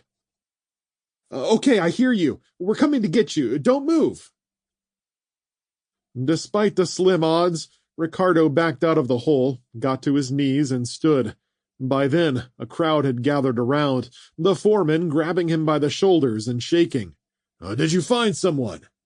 Ricardo embraced him and grinned wider. "Yes, there's a little boy in there. He's alive and talking." The crowd roared with joy, and hands slapped his back. "He is alive," Ricardo repeated, "but he has a rock on his leg, and his mother is in there with him, dead." The foreman's face went ashen. "He's been in there the whole time with his mother's corpse?" Oh, poor boy. We must get him out. The foreman stepped up on a tall stone to address the growing throng with a loud, booming voice. This rubble has a rounded shape, so there must be some support below it. We will pull pieces off the top and try to lighten the load. Let's get to work. They attacked the hill of debris in a swarm, rolling off huge rocks, tossing the smaller ones way off to the side, leaving the longer beams jutting up to keep the support structure intact.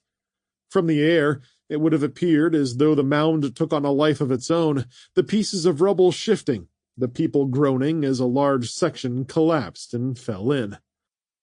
Everyone stopped working, staring at each other until the mound finally settled into stony silence. Ricardo fell to his knees and crawled in, shouting beneath the window frame. Are you still with us? Are you there? After a painful pause, the child's voice graced his ears. Yeah, I'm okay. What was that noise? It was the rubble shifting. That was our fault. It won't happen again. What is your name, child? Oh, Raphael. Okay, Raphael, don't be afraid. I'll be right back. Ricardo stood. He's okay, but we shouldn't move any more rubble. Someone must go inside and pull him out. The foreman nodded and drew in some people around them, leaving Ricardo standing by the opening, eyeing it, shifting from one foot to the other as he measured up his chances of reaching Raphael. Someone ran off and returned a moment later with a diminutive female worker who barely weighed 100 pounds. This is Rosa. She is the smallest of us. She volunteered to go inside and save the child. Rosa stepped forward and stripped off her mask and gloves, staring at the narrow entrance with a determined expression. Workers behind her gathered some rope and started tying it around her waist, but the fear of crawling into the enclosed space, into the darkness beneath tons of rubble, finally got to her, and tears began streaming down her face. Ricardo grabbed the rope and took it off her, turning, tying it to himself. I'll go inside. Ricardo, no, the foreman said. You won't fit. I am no large man, Ricardo replied. I've seen what it looks like inside, and I can fit. Plus, large stones might require my strength to move. He turned to Rosa. Thank you. Bless you, but I will do this, Rosa. Just remember to pull me out when I tug. Rosa smiled and nodded, and as Ricardo faced the opening, the workers patted his back and shouted words of encouragement. Come on, Ricardo! You can do it! We'll pray for you! God will go with you! Taking deep breaths like he was about to dive into a pool, Ricardo laid on his belly and flipped on his flashlight. The twisting curves of rubble looked the same, passages cutting into the pile of loose debris like the tunnels of an anthill. Before fear and doubt could overtake him, he crawled inside, advancing past the window, wiggling ahead, pulling himself over tiny mounds of stone and squeezing beneath a wide beam of wood, stopping to shine the light around. Raphael, can you hear me? Yes, I hear you, he called back with a whimper. Are you going to get me out now? Yes, I'm coming in now. No more delays. By the way, my name is Ricardo. Okay, Ricardo, thank you. Ricardo shook his head, admiring him for remembering to be polite, despite the fact that he must be shaking with terror. As they talked, Ricardo had been tilting his ear, trying to pinpoint Raphael's direction, sensing he was off to the right. Okay, son, I need you to keep talking to me so I can tell where you are. What should I talk about? Ricardo started crawling to his right with sounds close around him, trickling pebbles, the smooth sifting of sand and dust, and a larger, deeper rumble reverberating beneath them, the shifting hillside, a tomb for the living and the dead. Shaking the terrible thoughts off, Ricardo crept along in increments, trying not to think more than a few seconds ahead at a time. Oh, have to keep moving. Have to work deeper before you freeze completely. Talk to him. Talk to Raphael. Tell me about your mom. He caught himself. Tell me about your brothers and sisters. Do you have any of those? Yeah, came the timid reply. I have one brother, Antonio. I have a sister, too. Oh, what's her name? Amelia. Oh, that's a pretty name. Where are they?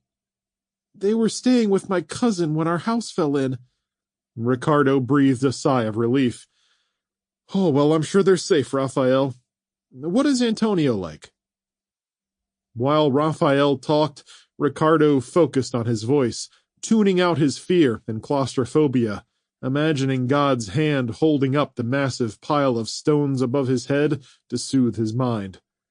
Where he crawled, he bumped and bruised himself, shoving rocks out of the way as he pushed on. With 2 more turns, Raphael's voice grew louder, somewhere off to the right, bouncing off the stones. But no matter how much he shined his flashlight around, he couldn't find the boy anywhere. And then he arrived at a dead end, forcing himself to wiggle backward until he came to a junction and took a hard right, chin brushing the ground as he edged into a wider space that gave him room to breathe and speak. After a few feet, Raphael called out, Is that you? Yes. Do you see my lights? I see it flickering. You're close. Keep talking to me. Tell me about Amelia, and let me know if my light is getting brighter. Okay. Ricardo estimated he was 30 or 40 feet inside the rubble pile, the tunnels running deeper and farther than he could have imagined. Choking on dust, blinking particles out of his eyes, Ricardo reached the narrowest spot yet, forcing him to turn sideways, stick his arms through, and suck his stomach in to draw past the sharp steel and concrete scraping his skin. Hi, Ricardo. The voice was right by his ear, and Ricardo twisted, shifted, and sighed with relief when a pale face blinked back at him in the flashlight beam. Hello, Raphael. He crawled a little farther and grasped his hand. I found you. Now let's see how you're stuck. It's my legs. He was sitting up but slumped over, with the low ceiling atop his head, a large piece of concrete or stone covering the lower half of his body. Okay, let me see. In the tight space, Ricardo worked around the massive slab, its shape roughly rectangular where it sat on a bed of smaller stones.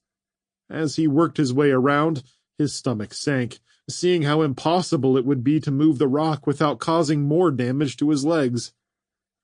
Coming around the other side, Ricardo stumbled upon the mother's body and jerked back, hitting his head on the ceiling with a sharp crack that sent waves of nausea through his stomach.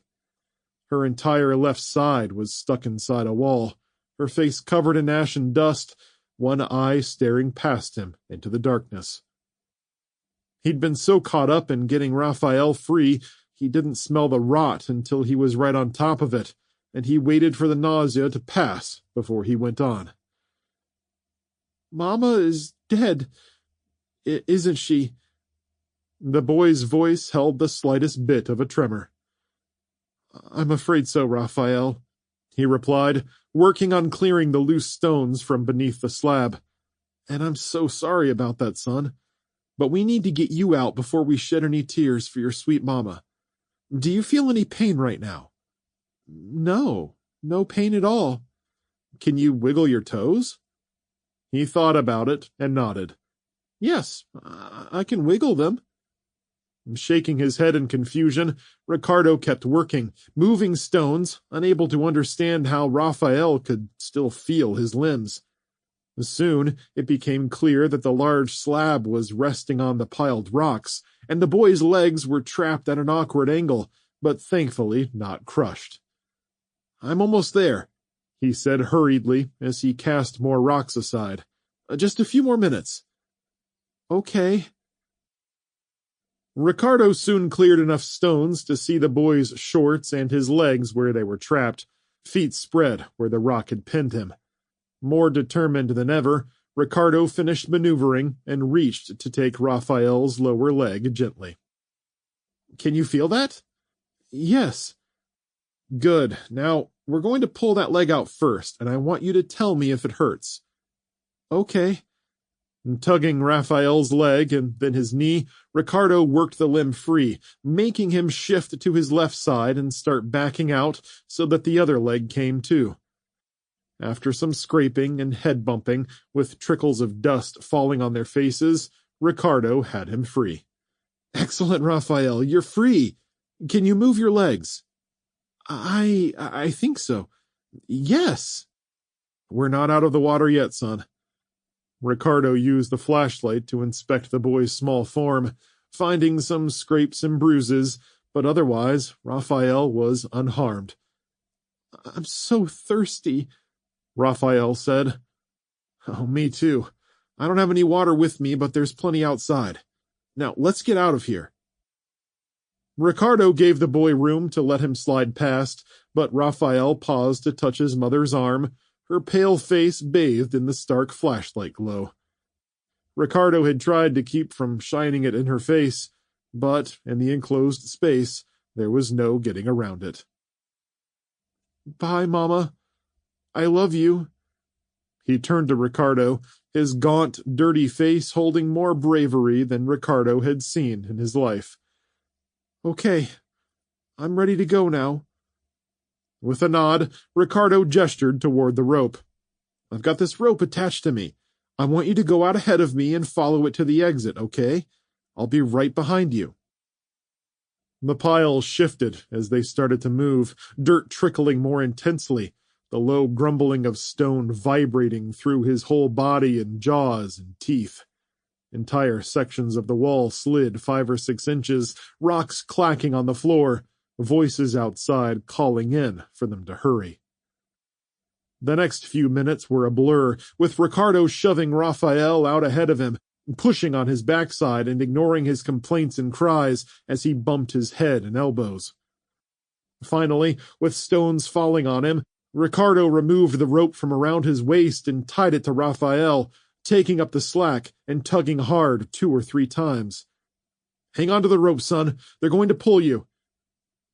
Raphael shot through the twisting passages, feet kicking, leaving a trail of dust behind him.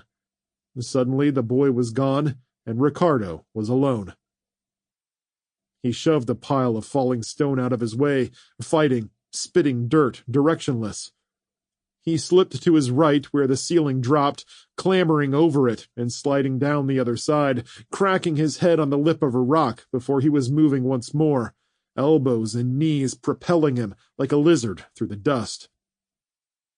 "Crawl, man, crawl! For Marcia and the kids! By God's good grace, crawl!" And stones fell like rain, trickling in his hair, the dust so thick he could barely see in the dim light. A cool breeze touched his left cheek, and he turned toward it, pointing the flashlight ahead of him and pushing ahead. The window frame was 5 feet away, the clearance having shrunk by several inches since he last entered. Still, he crawled until his legs were pinned to his sides, and all he could move were his arms. He clawed at the rocks as the weight of the hillside pressed on his spine. Creeping the last inch, Ricardo tried to call out, but his throat was choked with dust, and the words died on his lips. He thrust his hands through the opening to the sounds of cheering and celebration, but it wasn't for him, it was for Raphael. Ricardo coughed and choked on his last breaths, with a smile on his face, his last moments of life given to saving someone else's.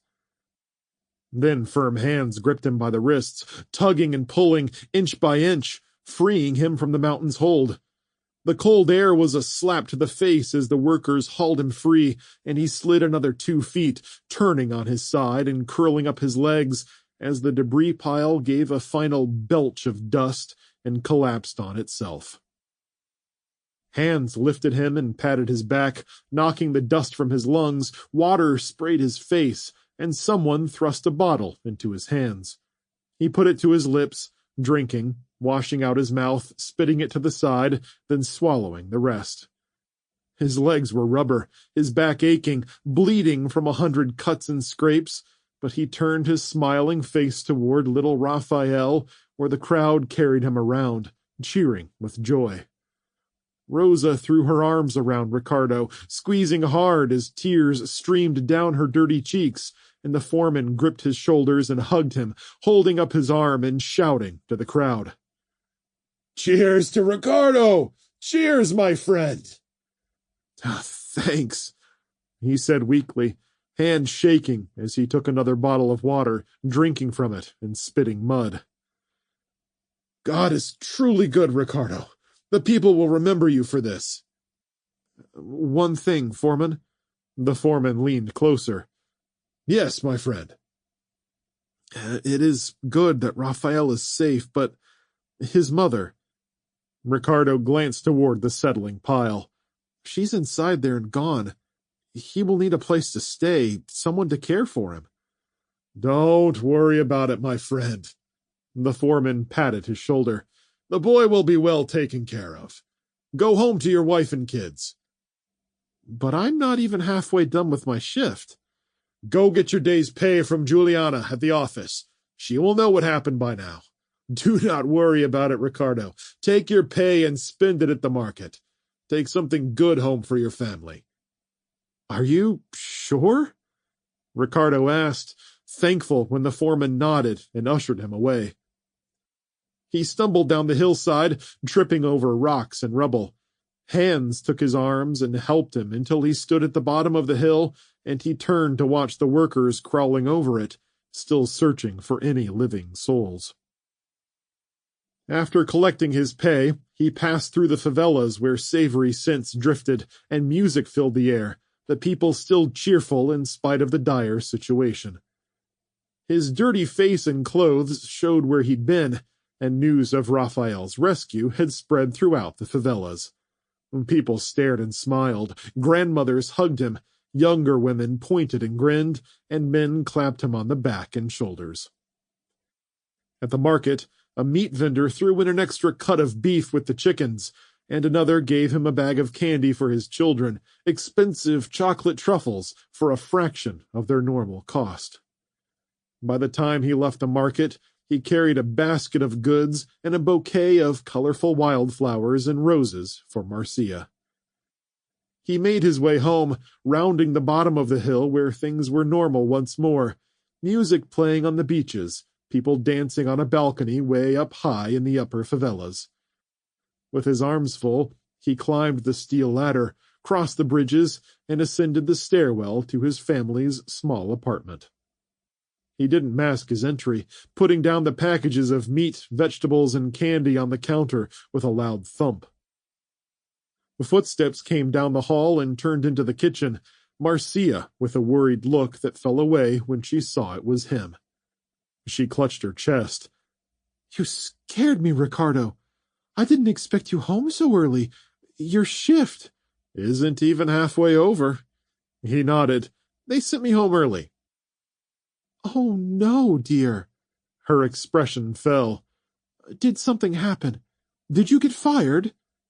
Ricardo laughed tiredly. "Oh, nothing like that. Everything is fine. Well, I guess something happened." Marcia spotted all of the packages on the counter, and her jaw dropped. "What is all this?" "I received my full pay and made a quick trip to the market. Some kind people gave me some extra." Marcia shook her head as she walked over, finally getting a good look at him, gasping as she reached out to touch his face. "Ricardo, what happened? You've got scratches and cuts. You're bleeding." He nodded, remembering Raphael and the darkness beneath the rubble pile, the tight passages, the twists and turns, and the rumbling stone, shuddering at the thoughts. "It's a long story." She took him by the hand. "I want you to tell me all about it. I'll get you a beer and take care of these cuts." She gestured to the things on the counter. "You didn't happen to pick up some bandages, did you?" "In the bag." Marcia checked. "There are bandages and antibiotic cream." She turned and held a tube up. This is expensive, Ricardo. We cannot afford this. Before she could go on, he pulled her close and hugged her tight. Don't worry, Marcia. I didn't pay for that either. In fact, I got almost everything for free. I still have my day's pay. Here it is. Bills and coins hit the counter, and Marcia blinked at the packages and her husband's grimy face. Well, I expect this will be quite a story. Ricardo shrugged. Just another day on the job. When will the kids be home? I would very much like to hug them. Chapter 11. Alice Burton, Talladega National Forest, Alabama. Water trickled over stacks of stones that dipped southward into the valley below as Alice and the kids stood on a flat piece of land just before a steep drop-off, the trail running parallel to it for a time before cutting back east the way they'd come along the hillside. The horses drank deeply at the creek's edge after their long ride through the beautiful, bug-infested woods, their tails swatting at the gnats and flies that had followed them out of the foliage. Red, orange, and gold leaves streaked the distant treetops like splashed paint on a canvas, and the slopes around them were covered with muted color as the changing season worked its magic on the flora. The air was cooler than it had been during their trip through Florida and Georgia, though the sun still stood high and cast rays of golden light through breaks in the trees as it cut across the landscape. They'd entered an area of sloping forest land covered in low brush, crowded with hardwood saplings and prickly bushes, though the forest's denseness wasn't all that thick, and was interspersed with small meadows like the one they were taking a breather in while they waited for the horses to finish drinking. They could have ridden through the woods directly, but had come across animal trails that were much more accessible, the 3-foot-wide paths they'd been following for the entire day, with no sign of humans, only the sharp hammering of woodpeckers, falling acorns from unseen squirrels, and the snorts and chuffs from animals as they passed by. "Would you look at that?" Jake stood a bit down the trail with his hands on his hips as the misty valley opened up at their feet. "It's beautiful," Alice agreed. "We could live here if we had the right gear." "No way!" Sarah was crouching near the horses, working on preparing an MRE. "There are way too many bugs up here, almost as bad as Florida. Jake, can you find the bug repellent?" "Coming right up." Alice sat on the soft grass next to her daughter and opened an MRE. Beef patty and jalapeno pepper jack. We've been avoiding these." Sarah frowned. "But we're all out of everything else. Now we don't have a choice." She popped her beef patty onto her heating pouch, poured in some water, sealed it, and shook it up, placing it on a rock beside her where it could cook. Then she lifted a pack of crackers with a flourish. "And while that cooks, Chef Sarah will prepare the jalapeno dip for proper eating. Note how the chef breaks the crackers into bite-sized pieces before opening the packet." She smashed the package between her fingers, crunching the saltines inside, then broke the pack open and dug out a piece. With a squeeze of cheese spread on top, she ate it, shrugging. "Chef Sarah is not entirely displeased." "We're getting pretty good at this MRE stuff." Alice smiled. "Oh, yeah. I've opened my share of MREs out here." Sarah spoke with a swagger as she chewed. "It's rough on us soldiers, but we'll get through somehow." Alice laughed and got her MRE sorted out in her lap. There were crackers, a chocolate chip cookie, multicolored candy bits, and powdered chocolate drink. "Someone pass me some clean water." "We need to conserve that in case we need it." Sarah held up a filter straw. "Today we drink from the creek." "Not for the chocolate drink," Alice groaned. Please tell me I don't have to use creek water for my chocolate milk. I know it's filtered and just as good as the fresh stuff, just please. And Sarah eyed her. You look desperate, Mom. Fine, for you, a bottle of fresh water we got from... She looked thoughtful as she handed over a bottle. I'm not sure where we got it, but it's clean. Thanks. Found it. Jake backed away from the horses and held up a can of bug spray. I thought we might have lost it, but someone put it in one of Hercules' saddlebags. That was me, Sarah said. I wanted it to be handy since I've been using it just about every day out here. Jake walked over and tossed it to her. Mosquitoes must really like you. They hardly ever bug me out here. Pun intended. Sarah rolled her eyes and stepped away from the pair to stand back on the trail where she sprayed chemical mist all over herself. What about you, Mom? Jake asked, sitting next to her. Do the bugs drive you nuts too? I've been bitten once or twice, Alice replied, sealing her beef patty inside the heating pouch. Not as bad as your sister. I'm not sure why they like her so much, Jake mocked. She can't be that tasty. Sarah held up the bug spray can and threatened to throw it. You want a dent in the side of your head? Jake laughed good-naturedly, holding up his hands. Sorry, sis. I'm just playing around. I'm sure you're extra tasty to the bugs. A moment later, after Jake had caught the flying bug spray can with a laugh, they were all sitting in a semicircle with the creek trickling nearby. Jake had filled their dirty water bottles with creek water, and they sipped from them with filter straws. The minutes passed lazily as they ate in silence, enjoying the peace and quiet, Alice wishing it was back home in the woods outside their house, where they sometimes practiced camping on weekends. Your father would love this place, Alice said. I miss being home, but that view is incredible. I wonder where we are, Jake asked. It's hard to tell. After those guys chased us off the road, we could be anywhere. Feels like we've been following animal trails for ages. I'm not complaining about that, Sarah replied. It's much easier than going through the woods blind. That's why I picked the trails. Alice nodded. Much easier on the horses and us. Sarah dipped her last cracker in her cheese and ate it. Who do you think those men were back there? They were driving around a street sweeper.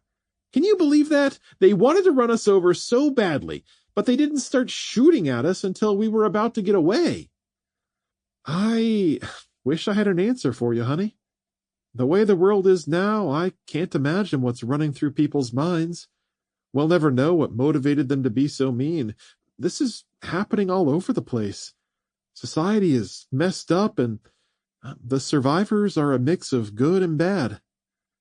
Jake threw a pebble into the creek, where it bounced off another rock and splashed. Mostly bad? Well, you can't say that. What about Wilford, Nate, and Elaine? Those are all great people, and I'm sure we'll meet more like that on the way home. Need I remind you, we've got a long way to go, Sarah finished for her. That's our motto, right? Alice said. We've got a long, long way to go. And a short time to get there, Jake added. Alice finished her meal, folded up the empty packages, and placed them in a small plastic bag sitting between them. Okay, guys, let's get going.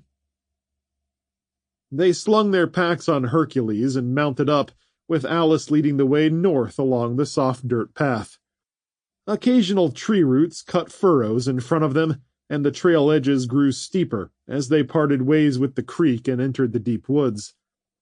The hillsides were bursting with pine and hardwood trees, purple flowers, and ivy scaling high up the tree trunks. The sharp scent of decaying leaves was turned up by the horses' hooves, and massive slabs of bedrock wore through the soil in great strips of gray. Other trails intersected with theirs, and she did her best to keep them moving north, but the trails inevitably wound west again, cutting through an endless expanse of wilderness as far as she could see. After an hour, Sarah looked worried. "Are we even getting anywhere?" "It's a trail, so I'd think it'll lead us somewhere. But these are pretty deep woods, and we haven't seen a house or a person anywhere for miles." "And all we have is basic camping gear," Jake added. "No thermal blankets and stuff. It could get pretty cold out here at night." "Keep looking, kids. There has to be an end to this. I'm only certain we're farther west than we wanted to be, and I hope we're not lost in the Appalachian Mountains somewhere.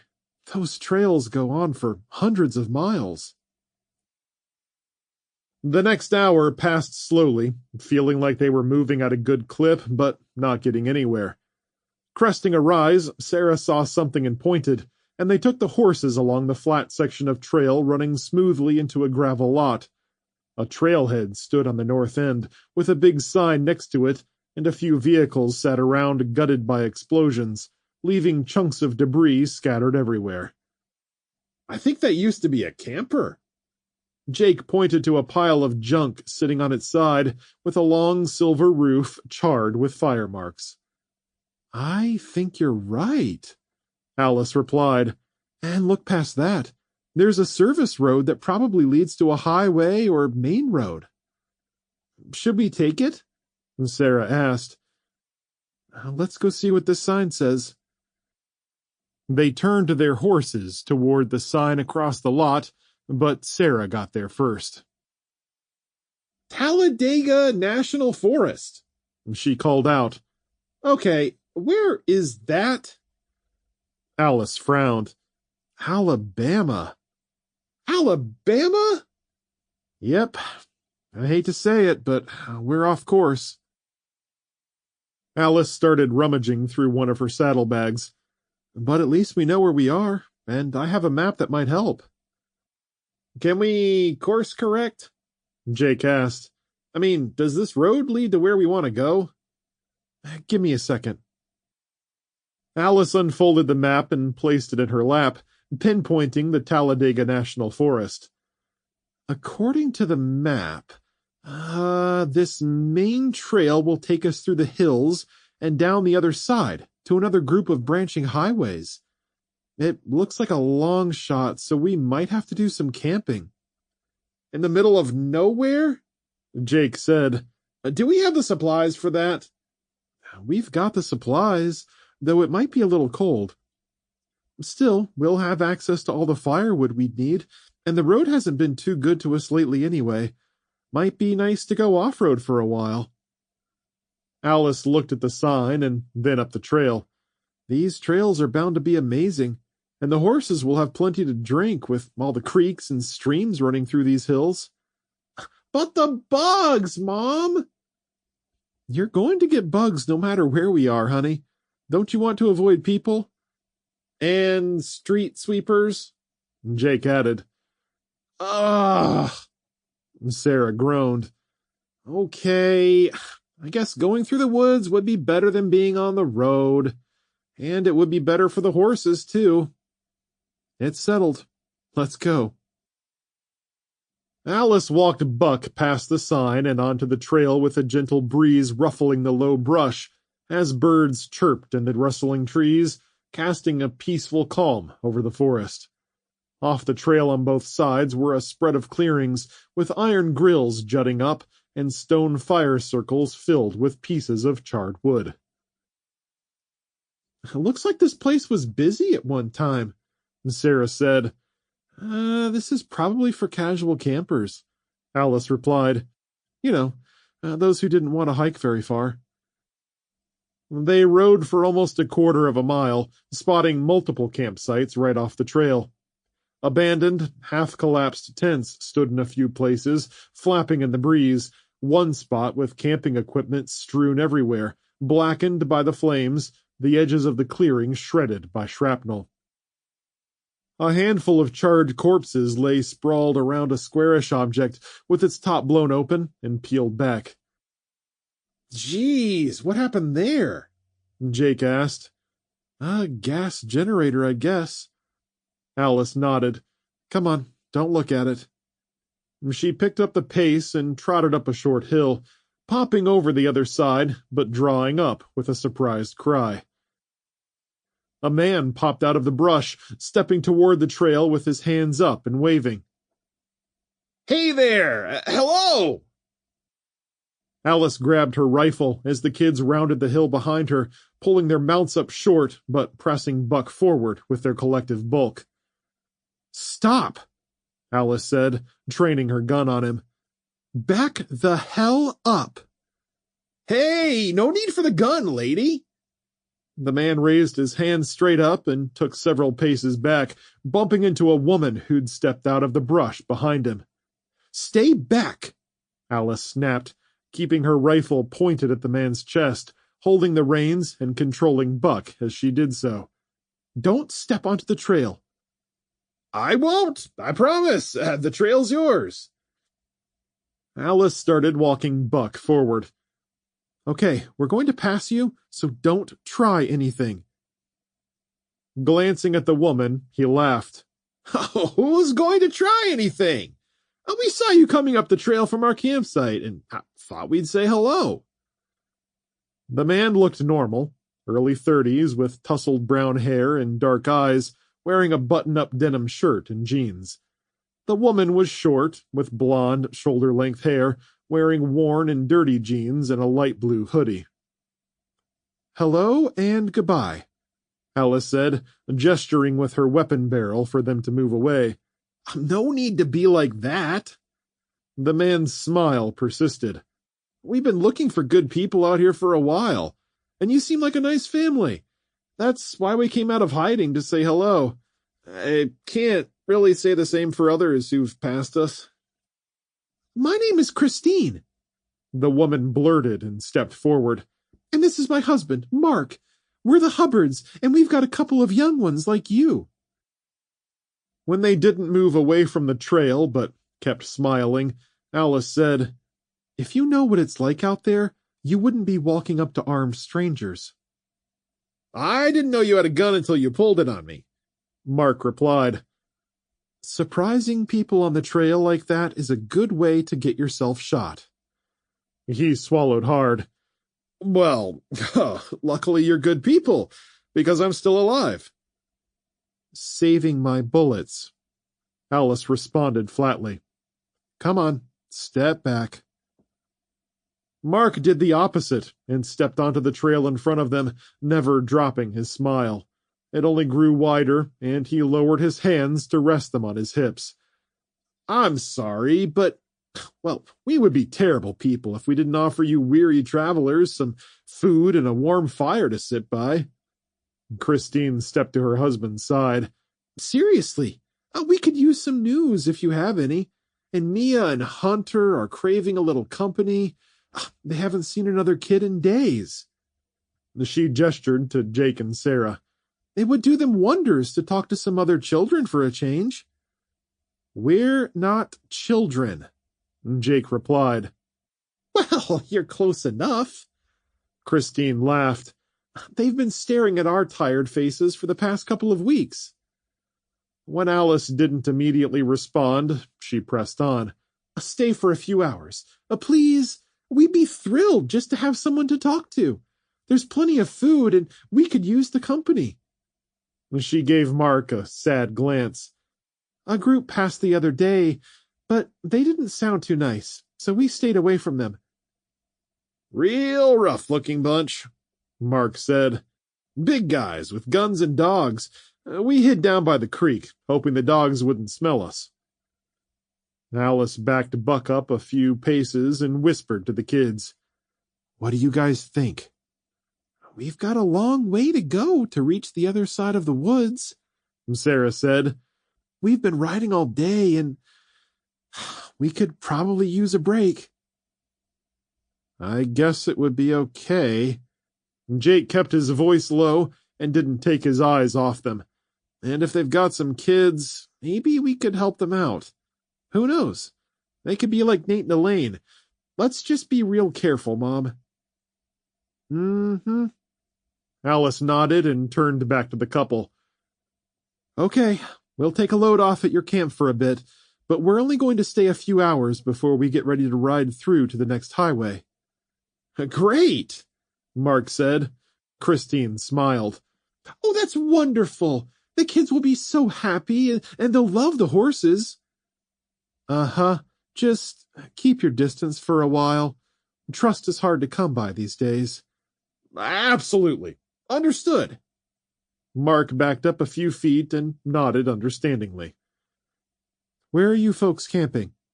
"Oh, just right over here," Mark said, edging into the woods and pointing behind him. "Just 40 yards off the trail." "Lead on." They followed the pair at a cautious distance, still staying on the horses as they went through the woods, picking their way along paths between the thistles and brush, finally coming to a clearing. Like the rest of the campsites, it was a circular area of about 40 square feet, with trails leading into the woods and a stone fire ring in the middle. 2 large fold-out chairs and 2 smaller ones sat around a modest fire, with soft blankets thrown over the backs and bottles of water in the drink holders. A big blue tent and a smaller green one sat side by side, close to a cluster of trees with their flaps open, thick covers and pillows folded inside. On the far side of the camp, a boy and girl of around 6 played with an assortment of toys. Buck chuffed as he entered the campsite, and the girl dropped her dolls to stand and stare in awe, eyes wide as the 4 horses circled and stood at the edge of the encampment, keeping their distance from the couple.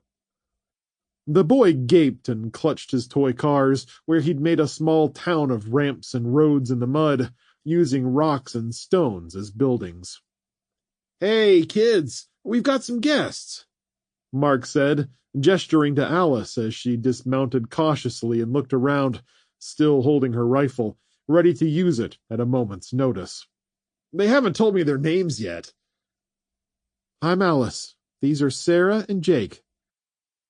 Christine walked straight across the campsite, turning as she got close to the children. "And this is Mia and Hunter. Kids, say hi to our new friends." Jake and Sarah waved, but the new children only stared slack-jawed at the massive horses where they towered over everyone. Christine laughed the kids' shyness off and gestured at the fire. "Mark, do we have any chairs for our guests?" "We'll sit on some logs while they take our chairs." "No thanks," Alice replied, handing her reins to Jake.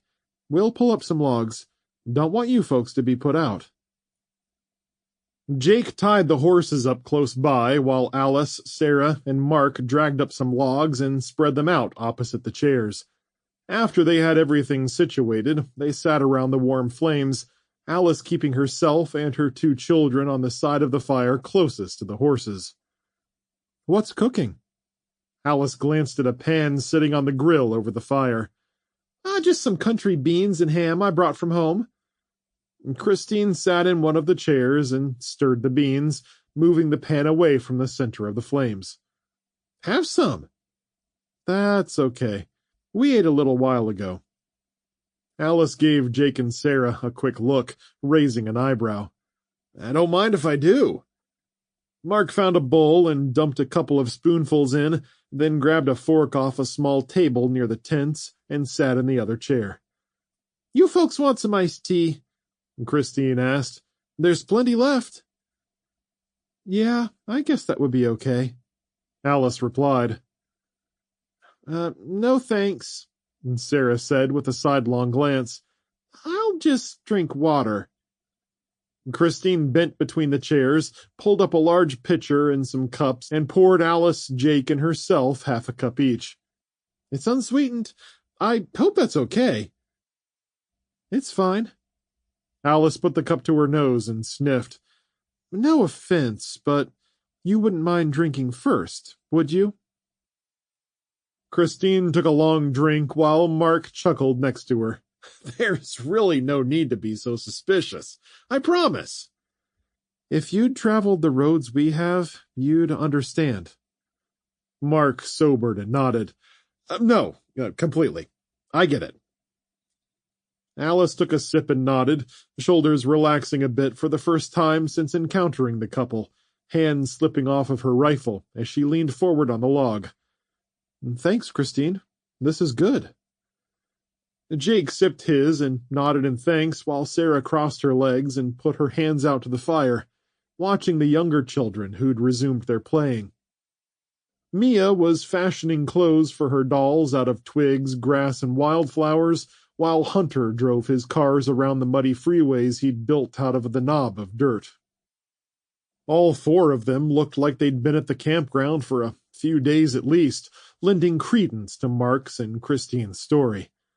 They also seemed to have more than enough supplies, and her worries over them potentially trying to rob her, Jake, and Alice began to wane. After a moment of silence, Alice gestured around at their camp. "So, what are you doing way up here in the woods?" Mark finished his bite of beans. "Oh, we're from Ashland, about 10 miles from here. Had a nice ranch house in the suburbs." "It was a really great neighborhood," Christine said with a sad smile. "After everything went to—" Mark looked at the two children, lowering his voice. "Hell, we lost our house and most of our neighbors. A lot of great people died there." "How did you survive the initial explosions?" Alice asked. "Pure luck. We were out for a walk when it all happened."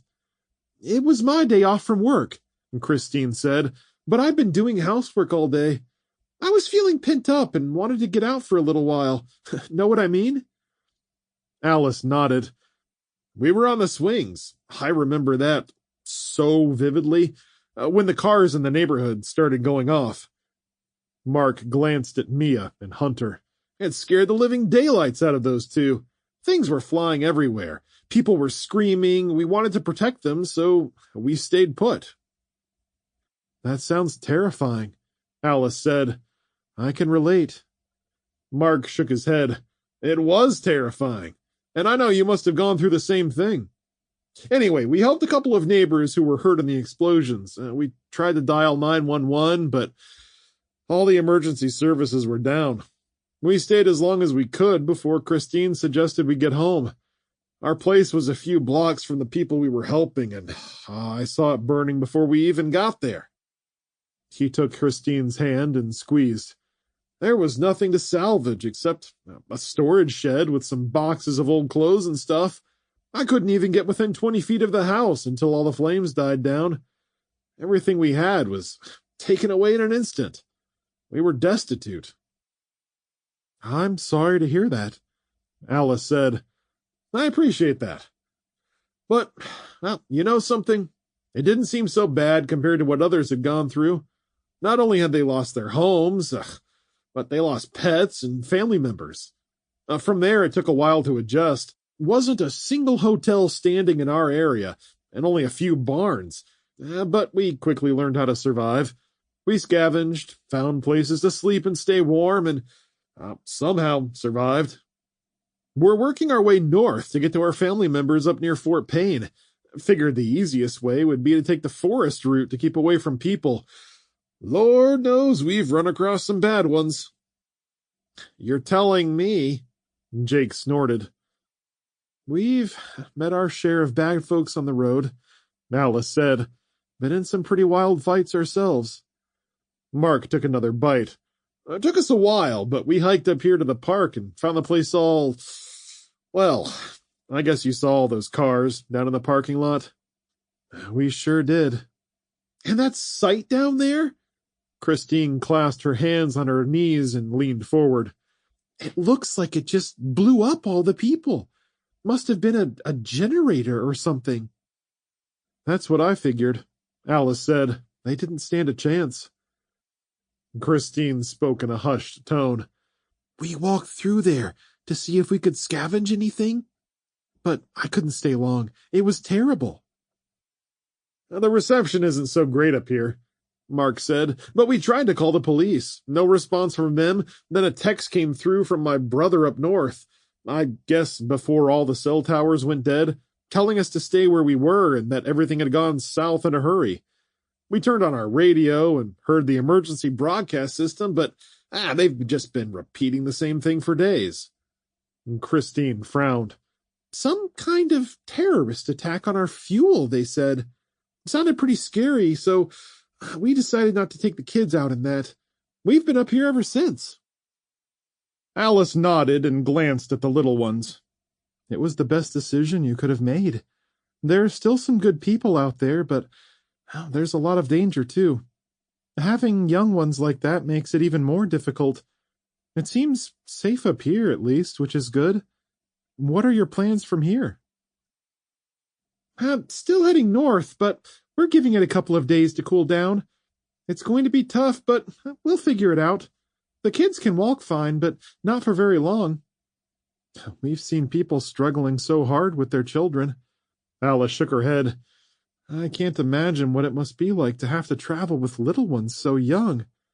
Especially without those horses you have, Christine said. Where'd you get them anyway? I promise we don't want to take them. Mark held up his hands, chuckling. Oh, gosh, no. We don't know two things about horses. And Christine laughed. Alice smiled and recalled the events leading up to finding Monticello Horse Farm, including the man who'd tried to take their things on the beach and their short stint at Andrea's hotel. There was the shocking moment getting shot at by Wilford, who they'd eventually befriended, and talking about Wilford filled Alice with unexpected emotion, and she swallowed a hard lump, recounting the wild ride through the farm, shooting at people, and being shot at. When it was all said and done, we've probably been forced to defend ourselves and shoot a half-dozen people, and could have died several times over. Luck has been on our side, and the horses have made all the difference. What a crazy story, Mark said. All those horses, and that old man trying to take care of them all by himself. Alice gestured to the 4 horses tied up a short distance away. That's why he offered to give us these to help us get back to Michigan. He turned out to be a pretty good guy, and Christine said. He reads to his horses to relax them and stuff, Jake said. I thought it was weird at first, but he's like a horse whisperer or something. And he can cook, too, Sarah added. We had some great meals while we were there. We're going to miss him a lot, Alice said, and we hope he's doing okay. Is that where you're headed? Mark asked. Michigan? Yep, we've got a home outside East Lansing, and we'll hopefully meet my husband there. It already feels like we've been on the road so long, and we've got a way to go. We've got a long way to go, Sarah echoed their motto, and Jake grinned at the inside joke. Good thing we're only going as far as Fort Payne, Mark said. That's a short distance compared to where you're going. Will the kids be okay walking that far? Mark chuckled and put his empty bowl aside. We can get them pretty far, and we'll carry them for a while if we need to, at least until we find a vehicle to drive. That's easier said than done, Alice replied. The only cars that work are electric ones. We had one for a little while, until someone shot it and made it catch on fire. Sarah finished for her. Oh, no! Christine gasped. You poor folks have been through a blender. It feels that way sometimes, but there were good moments, too. Like with Nate and Elaine, Sarah said, launching into what had happened at their house with the delivery of little Ethan and the night they'd spent there. Christine looked over at Mark with wide eyes when Sarah got to the part about Ethan popping out. Mom was holding him, and I got to cut the cord. It was the most beautiful thing. That is beautiful, Christine said. I wish I could have been there to see it. You folks have quite the stories. Mark nodded and gestured toward a pack sitting at his feet. Do you need any snacks or anything? I've got some jerky and cashews. Jake, would you get some of those granola bars from Hercules? And we'll trade the Hubbards for some of their snacks. Just not the peanut butter ones, Sarah blurted, then looked around apologetically. Sorry, but those are our favorites. Don't worry about it. Christine laughed and fell to a whisper. We're not giving you the honey-roasted cashews either. Only the plain ones. Sarah chuckled and Alice grinned, feeling more at ease with their new friends, and by the time Jake had returned with the snack bars, she'd made up her mind. Hey, listen, sorry about the hostility earlier. It's been tough out here. Don't even mention it, Mark replied. If you're going to Fort Payne, why don't we travel together? Your kids are worn out, and we'd be happy to carry them and you. That's so kind of you, Christine said, but we couldn't impose like that. Nonsense. It wouldn't be a big deal. You can ride on the horses with the kids, and I'll go bareback with the equipment on Hercules. I hate to say it, Alice, Mark frowned, but we'll have to turn you down. You folks have been through way too much to be put out like that. Those horses are about the most valuable thing out here now, and you need to treat them like gold. It won't hurt to share them until we reach Fort Payne. We'll drop you off and get right back on the road. Mark and Christine shared a look before Mark finally broke down and smiled. Well, shoot. I guess if it's not too much trouble, we'll take you up on that offer. Then it's settled, Alice said. When do you want to leave? I guess we should go as soon as possible. Mark glanced at the sky. It's getting pretty late now, though. Maybe we should hold off until first light. That sounds good, Alice said.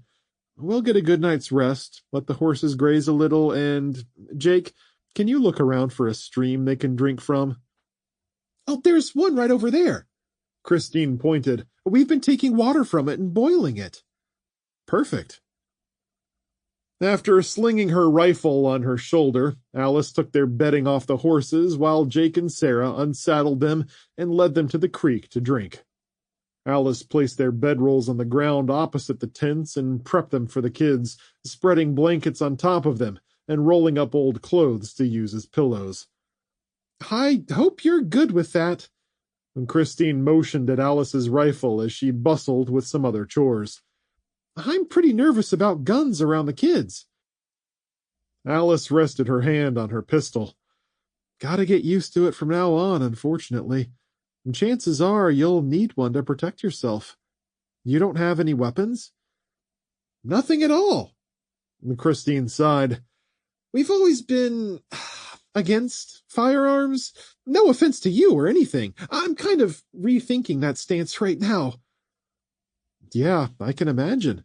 These are an absolute necessity out here with how things are right now.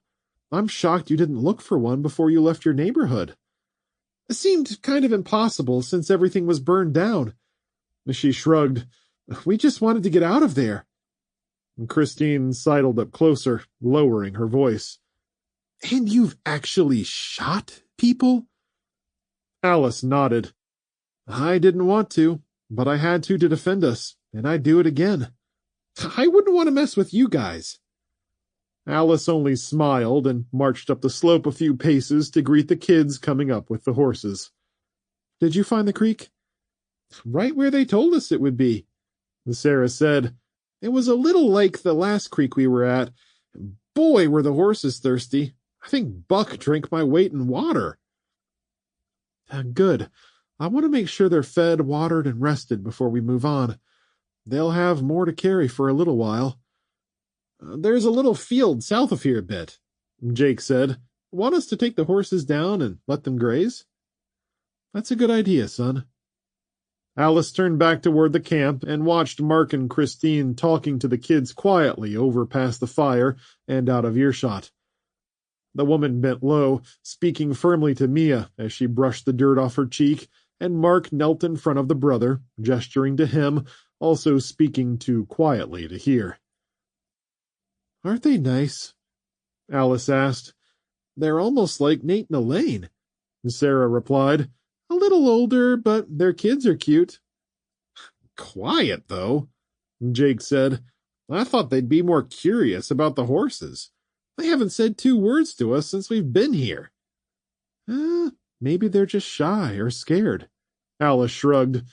Anyway, it's nice to have met such nice people again. Helping them out feels good, and it's nice to be helped as well. I could get used to helping people, and Sarah agreed. Come on, Jake, let's let the horses graze for a while, then we'll brush them. Maybe Mia and Hunter will want to pet them when we get back. Alice watched them go with a wry smile. Don't go too far, and if you need me, just yell, they called back. Sarah walked Buck and Stormy away from the fire, a satchel slung over her shoulder as they picked their way carefully through the woods. Christine was still speaking with Hunter and Mia, leading the kids by their hands and sitting them behind the chairs. Once out of earshot, Sarah focused on getting down the hillside, and they followed the creek down to a small clearing that was relatively flat, where the water gathered in a pond before continuing its run over the bedrock. The forest was thick, but gaps in the canopy allowed sunlight to pour in like warm honey over the water. This place is incredible, Jake said, letting go of Hercules's and Rocky's reins, standing close by in case they started to wander.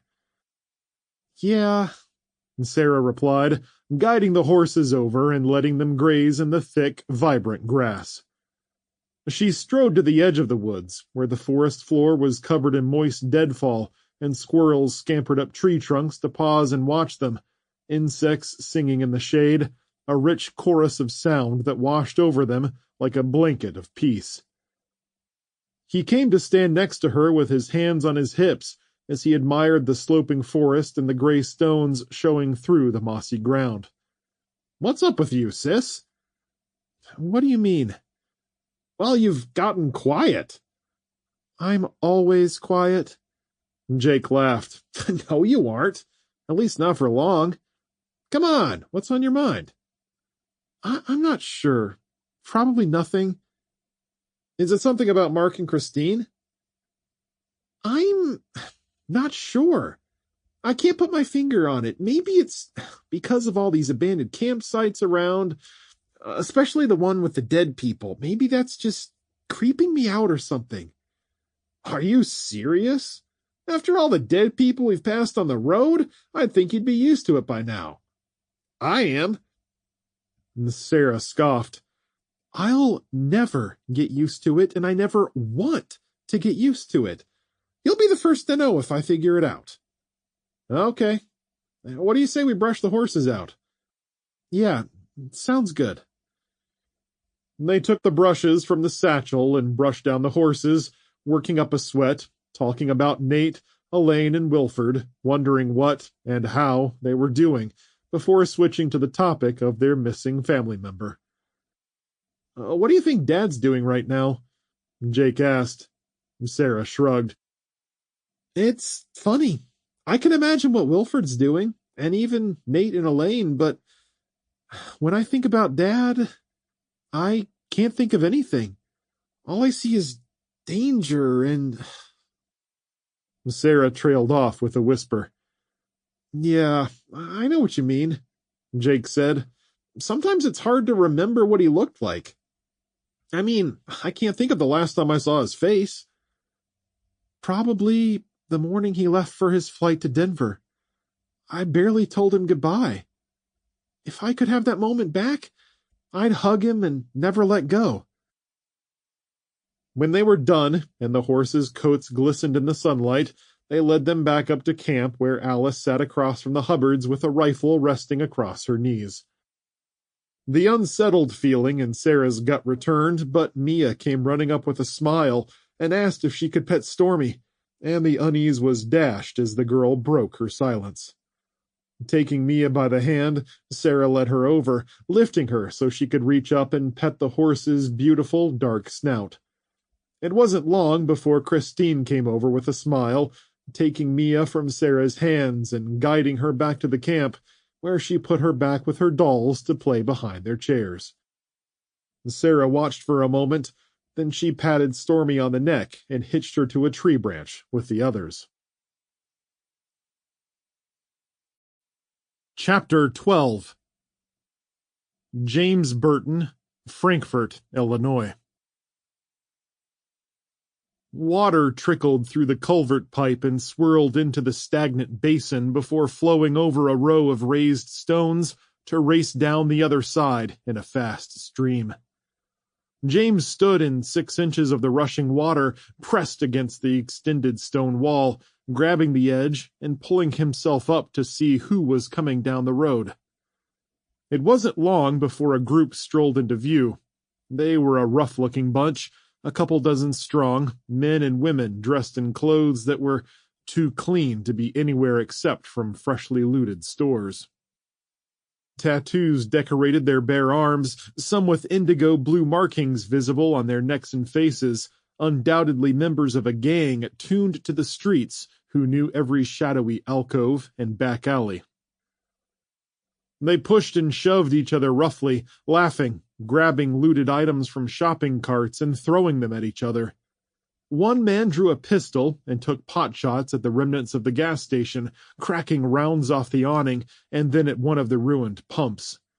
Another man fired a shotgun at a building on the other side, while a laughing woman kicked a chunk of debris and sent it sailing toward the culvert. James ducked as it skittered on the pavement, rolled down the hill, and plopped into the basin. Pressed to the cold, wet concrete, he waited for someone to notice him, ready to run deeper into the sewer system if necessary. When no one came, James pulled himself up and peeked over the edge, rainwater dripping down his face. The gang was moving quickly and would be right on top of him before long, and James started to let go to get back out of sight, but paused when someone shouted from down the road.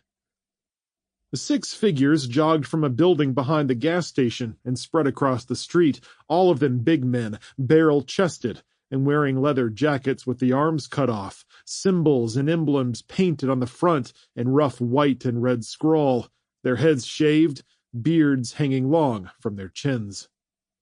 Taking up the width of the road, they gesticulated and flashed rude gestures at the much larger gang, one man casually swinging a chain, as the others kept their hands close to weapons hanging from their belts. The potential confrontation heightened as the larger group turned to face them, spreading out 2 lines deep and brandishing more crowbars, pipes, golf clubs, pistols, and shotguns. The man with the chains shouted a challenge, and the leader of the larger gang, a lanky man with long dark dreadlocks that fell to his waist, turned and stared them down. "Hey, looks like some fools wandered into our territory." The big man wielding the chain stepped forward and spat. "Can't be your territory if you're dead. Now what do you want?" The man with the dreadlocks barked. "Everything," the other replied. "Just drop what you're carrying and step away, and you can live." The man with the dreadlocks turned to the people behind him, saying, "They want our supplies. Can you believe this?" The others laughed and snickered, a few glaring at the smaller group. "Just leave all the carts and backpacks." The man swinging the chain bellowed again, his smile growing wider. "It's pretty simple." Dreadlocks scoffed and grinned before going dead serious. "We're not giving up anything, man. Tell you what, we'll give you 10 seconds to beat it, or we'll beat you." The smaller group's leader continued swinging his chain around casually, twirling it over his head and down at the ground where the heavy links bounced off the pavement. The rest of the group glanced at each other with crooked smiles, and James got the feeling there was something else at play. The man with the dreadlocks had been counting down quietly, but then shouted the last part. 3, 2, 1... and started moving toward the other group. Before he made it 2 steps, figures rose on the roof of the building the smaller group had run from, rifles resting on the brick edging and aiming at the first group. Others appeared on top of the apartments across from them, and James shrank back as gun barrels flashed in a rapid-fire procession from rifles and handguns alike. Bullets struck the ground, ricocheting everywhere, a couple zipping by a foot above James's head, while another snapped off some blades of grass on the embankment as it buried itself into the soil. Rounds punctured flesh, peppering the larger group in a flurry of lead, and a handful of gang members screamed, clutching their chests, arms, or stomachs as they buckled over and collapsed to the ground.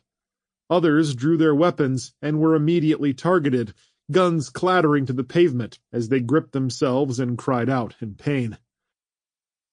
Pinned between the two buildings, they took fire from both sides and only got off a few shots in retaliation.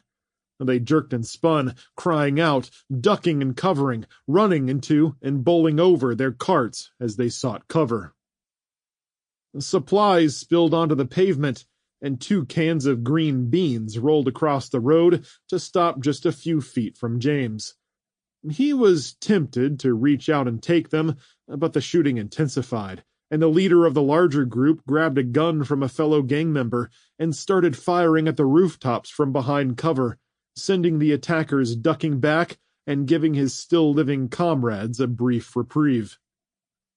He ran out of rounds after a few seconds, growling and throwing the weapon aside, turning to glare at the man in the street as he still stood where he had before the gunfire started, swinging his chain with a slow smile plastered on his face. Standing in the middle of his decimated group, the leader started gathering survivors to him, getting the wounded up, shouting for them to move or they were dead. The head of the smaller group put his hand up, and the incoming fire halted. He gestured, and his people walked forward, preying on the downed group, beating them as they crawled and held their hands up, ignoring their cries for mercy. A crowbar struck a man's temple, leaving deep crimson splatters on the pavement, and another man with a leather jacket kicked a woman in the side as she tried to stand, knocking her to the ground before swinging his axe in a brutal, overhanded blow. The two leaders met in the middle of the bloody street, the chain whipping through the air, the one with the dreadlocks absorbing the blow on his arm, allowing the chain to wrap around it, grabbing it tight. Jerking his enemy toward him with his own chain, he swung a spiked bat at his opponent's side, sinking 2 inches of nails into his ribs with a thud. James watched the engagement with a sinking feeling in his gut. If he stood, he'd be visible to the people atop the buildings, and when the winners of the brawl started picking up the loose supplies, they'd undoubtedly check the culvert pipe for survivors.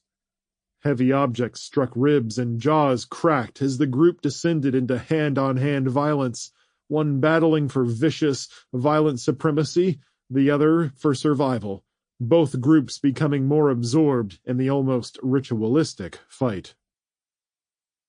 It's now or never, he thought, slinking to the opposite side of the culvert entrance and starting up the moist embankment, staying low with his face pressed close to the ground, doing his best to hide in the knee-high grass and reeds. He made it 10 and then 15 yards, catching the end of the fight as the man with the dreadlocks took a punch to the side of the head, spun, and went down to the cheers and raised fists of the victors. Bodies lay everywhere, the rain carrying blood into the cracks in the concrete and washing it out in a pinkish flood. James was just 10 yards from the next block, with 2 small buildings, scattered dumpsters, a telephone pole, and a length of collapsed fencing covered in vines he could hide behind. Across the street, the crowded city blocks stretched ahead, more warehouses and buildings with narrow alleys and big stone stoops, old signs above the doors that were too weathered to read. The victor raised his bloody chain at the people on the buildings, waving it as they cheered and celebrated their victory over the larger force. James was about to make a run for cover, but he caught sight of a grocery cart at the top of the ditch with its front wheels on the edge of the road. Inside were some food boxes and several gallons of water sitting in the basket. He started to move past it, then felt the light weight of his backpack resting on his shoulders, with only a day or 2 of food remaining, and no real way to get reliable, clean drinking water. His decision-making and weighing of risks took a split second. Then he was scrambling up the embankment, rising from the cool, wet grass, and grabbing the cart handle to push it down the road. The wheels made a clattering sound, louder than the rain, but not as loud as the man waving his chain around as he bellowed and motioned to his group, receiving cheers and shouts in response. Stepping over to the man with dreadlocks lying in the street, he kicked him in the side, roaring at his people in victory as the rest of the gang laughed and picked up the supplies that had spilled in the road. The group above on the rooftops cheered louder, their collective shouts raucous as they celebrated their victory and spoils. By then, James had made it almost a block away, shaking hands trying to keep a grip on the cart handle, his shoulders hunched over, shuffling at a steady pace to try and keep the wheels from clacking, but the sound was obnoxious, and it wouldn't go unnoticed for long. He winced when a shout rang out, and the cheering stopped, replaced by rumbles of surprise and faint laughter. James sank lower, staying as small as possible, trying to be invisible, a speck on the street. But the gang had spotted him, their curiosity roused into a growing murmur, 6 pairs of eyes staring at him from the street, with others up on the roof reloading their weapons and taking aim at his back. The man with the chain punched his fist in the air, bellowing, "Stop right there, man! I said stop!" James did the opposite, putting his head down and pushing hard, angling the rickety cart to the left as a spattering of bullets struck the asphalt behind him, the wobbly cart wheels making even more of a racket on the rough pavement. Pulling back on the handle, he got the front wheels on the curb and crashed up and over, pushing past another apartment building and warehouse as the gang gave chase, their feet pounding through puddles and kicking aside rubble as they ran, laughing and shouting as they yelled out what they were going to do to him when they caught him. Adrenaline flooded his body, and James tuned out their words and barreled ahead, looking quickly left and right, shoulders tense in expectation of a round to the spine. The gang closed on him, one woman with dyed blonde hair out in front, her skinny legs pumping, tongue sticking out from the corner of her mouth, a streak of violent glee in her eyes. James banked hard left into a narrow alley, ducking as bullets shot past him, and as he rounded the corner too quickly, he hit a cobblestone surface that caught the cart's wheels, flipping the backside up. The handle hit him in the chest as it sent him tumbling, the contents of the cart spilling everywhere. He landed on the cobblestones, arms pinned beneath him and chin smacking the ground. Stars shot through his vision as scuffling feet and shouts came closer, and the images of what he'd seen them do to the other gang flashed through his mind. He forced himself up, starting to wholly abandon the cart and its contents, but stooped to grab a few cans of food in one hand and 2-gallon jugs of water in the other. He ran for it after he'd picked them up, swinging the heavy jugs and tucking the cans in his arm like a halfback. The alley's length stretched on with no end in sight, and no intersections to sidestep into, and the gang reached the spilled cart a few seconds later, some laughing, while others continued the chase with growls and catcalls. "Hey, buddy, you forgot something! Hey, come back, man! You left all this food back here! I'm gonna jam it down your throat until you choke! Don't let him get away!" The leader bellowed, a cold streak of malice running through his voice. Heart pounding in his chest, stomach sinking, James ran as hard as he could. The wind blew back his hair, and he considered throwing the jugs and cans down, but stubbornly hung on to them. Finally, he reached the end of the alley and dashed to the right, sprinting headlong into a crush of dilapidated buildings that had caught fire, collapsed, and crashed together to fill in the alley with bricks and charred wood. He started to go back the other way, but saw a path through, darting to the left between sections of piled rubble, ducking beneath toppled beams, jumping a crushed washing machine, and hopping through an ankle-twisting field of burned boards, wires, and piping.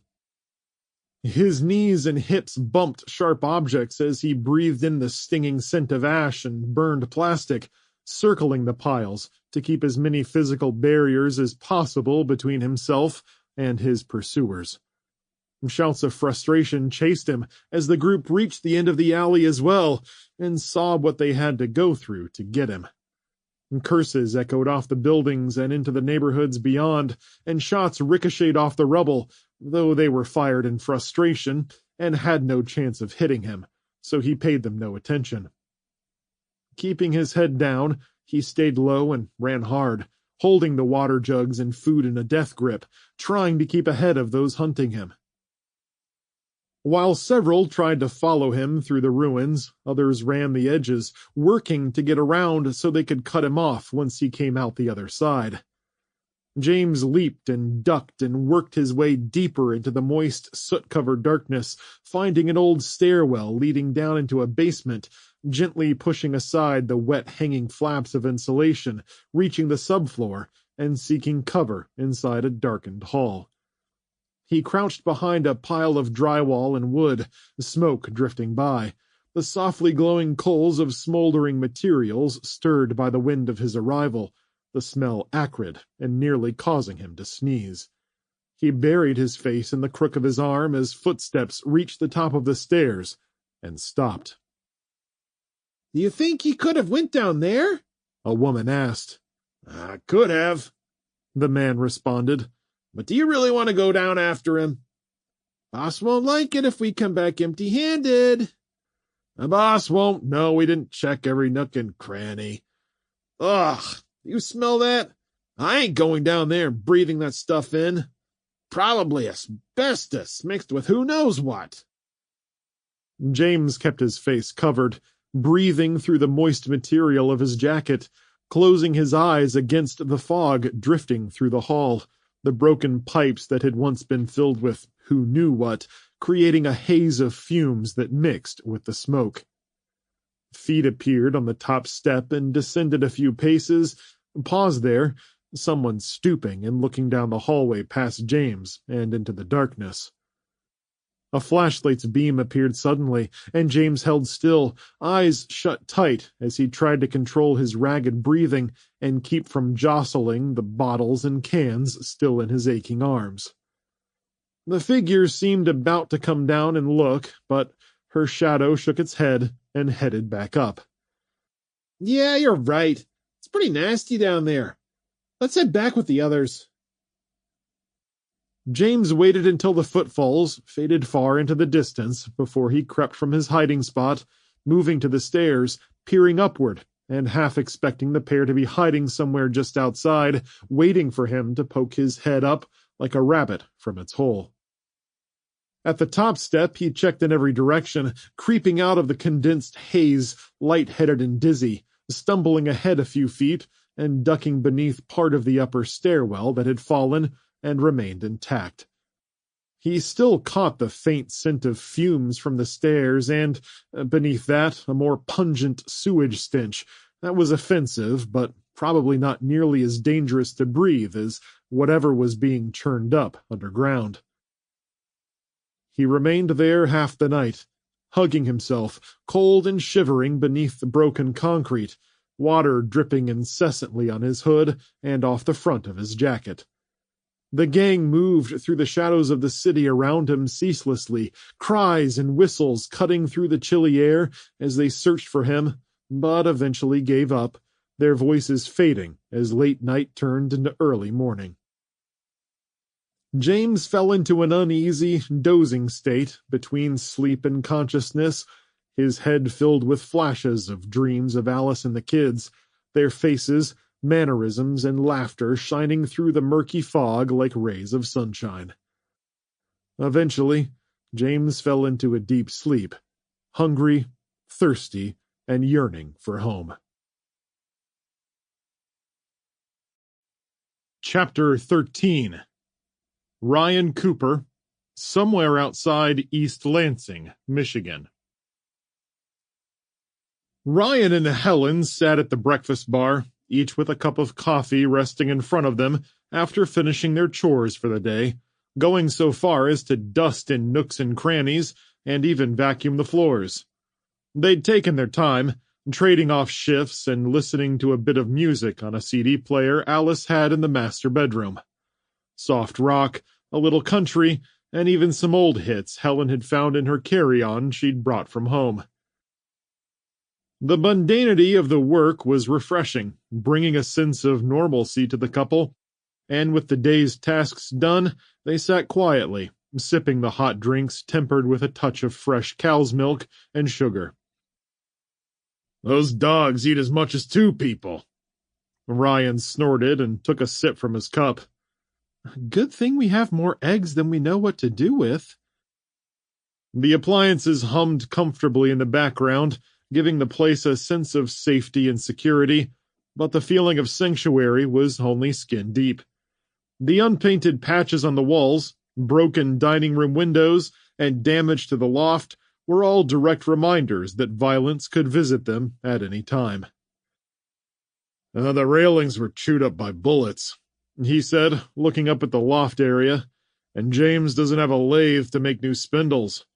We could search for some in another house when it's safe to go out, or we could just patch them up and do something more pressing. Personally, my vote's for that." Helen ran her thumb along the smooth side of her plain white mug. "I'd like to get the place as close to normal as possible." She scoffed and shook her head sadly. But I know that's not reality." Ryan rubbed his leg nervously. "I would have expected Alice and James to be home by now. It's been too long." "Don't you start worrying about them. You'll get me to worry, too." No, it's just hard not hearing from them, especially the longer this goes on, and with knowing what kind of people are out there and what they do to capitalize on an opportunity. Alice is alone with the kids." "Competent kids?" Helen corrected him. "That's true, but the world out there." Ryan glanced at the blinds covering the rear bay window. "It's worse than it's ever been." Helen grabbed his arm and squeezed. "See, now you've got me worrying again." "Sorry, honey. I hate to sound pessimistic, but sometimes I wonder how long we can keep this up."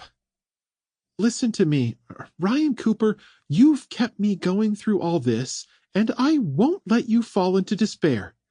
Can't afford for that to happen. Do you understand me?" "Yes, honey." He sipped his coffee. "I should probably keep some things to myself, huh?" "Not at all." Helen rested her head on his shoulder. "I always want you to be honest and let me know how you feel. But never forget, we've made it this far, and we'll keep making it just fine." "We're just doing what we need to do to get by," he replied with a shrug. "Like with that young woman I'm meeting tomorrow.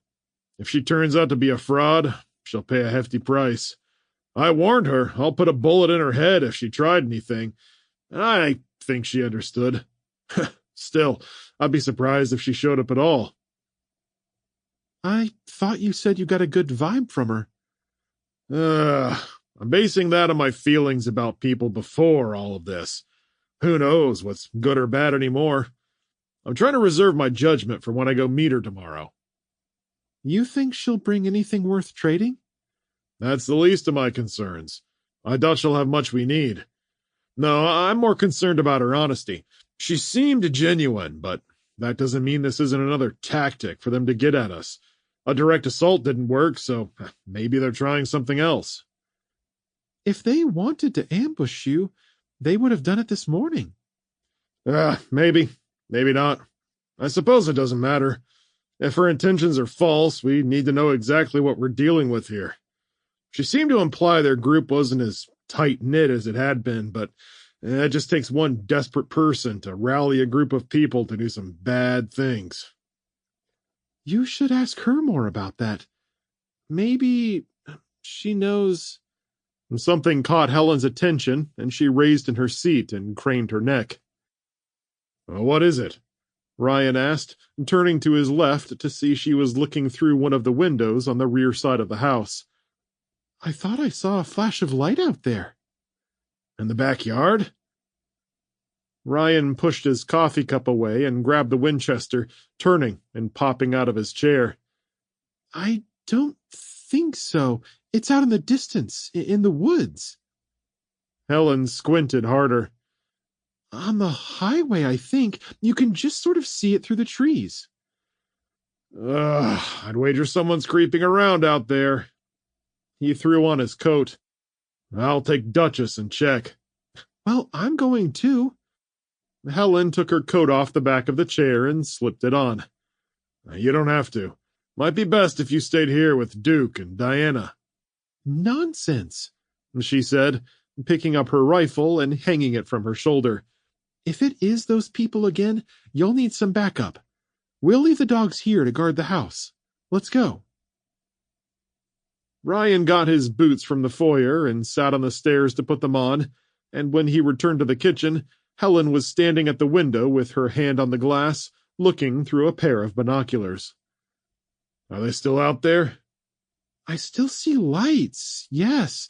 There's a lot of them, flashing through the trees, but it doesn't look like flashlights. Too much greenery on the trees still to tell what it is exactly. Now I'm more curious than ever. Ryan groaned. If it's not the neighbors trying to circle behind us for another attack, maybe it's another threat. Can we not get a day or three's respite, please? They exited the house and walked to the barnyard gate, through the yard with the curious goats and sheep staring out from their enclosure, though not hungry enough or curious enough to come out and follow. The night was cool, their footfalls crunching on cold, stiff grass as the lights glared in the distance past the trees. You're right about them not being flashlights, he said. They're all sitting at one level, not jostling around and pointing in different directions like a person would do. They're not moving around all that much. It looks like cars to me.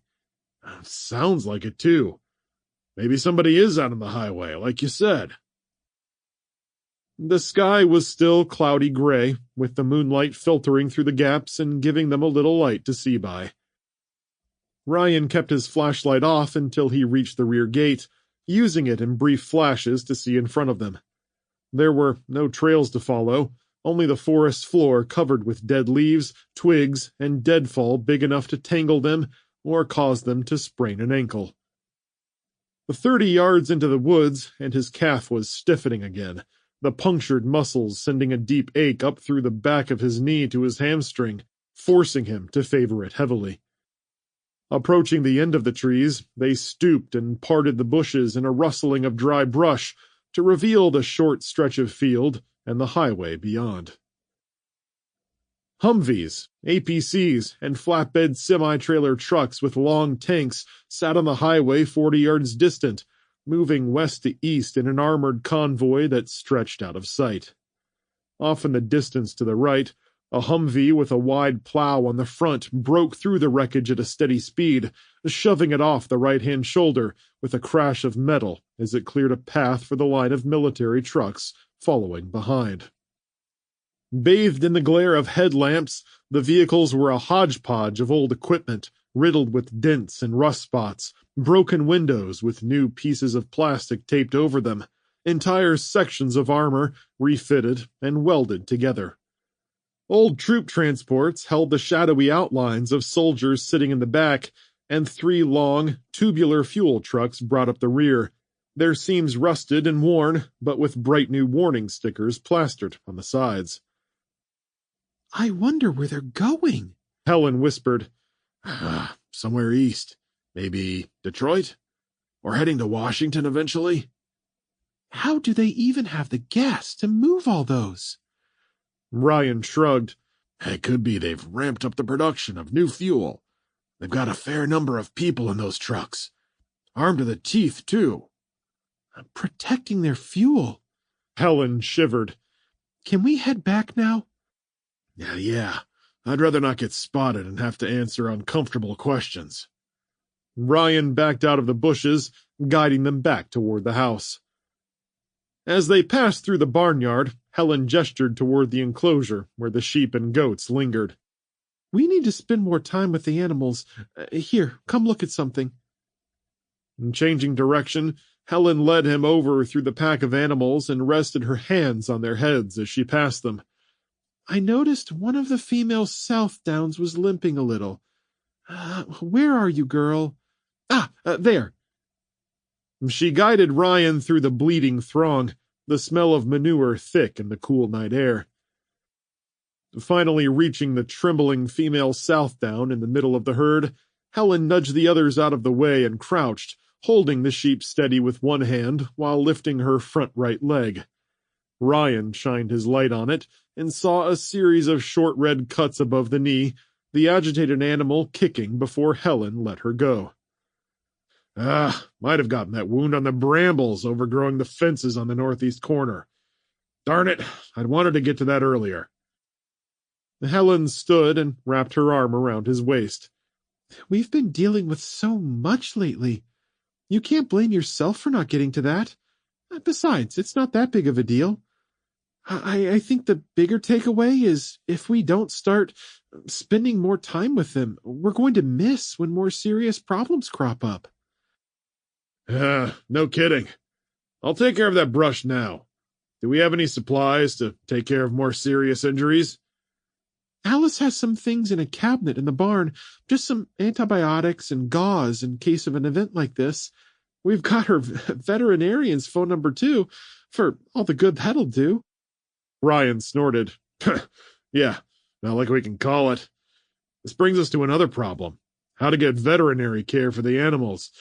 I guess we're on point for that, too. We never used vets much when we were just starting with our farm. We got by on what we had.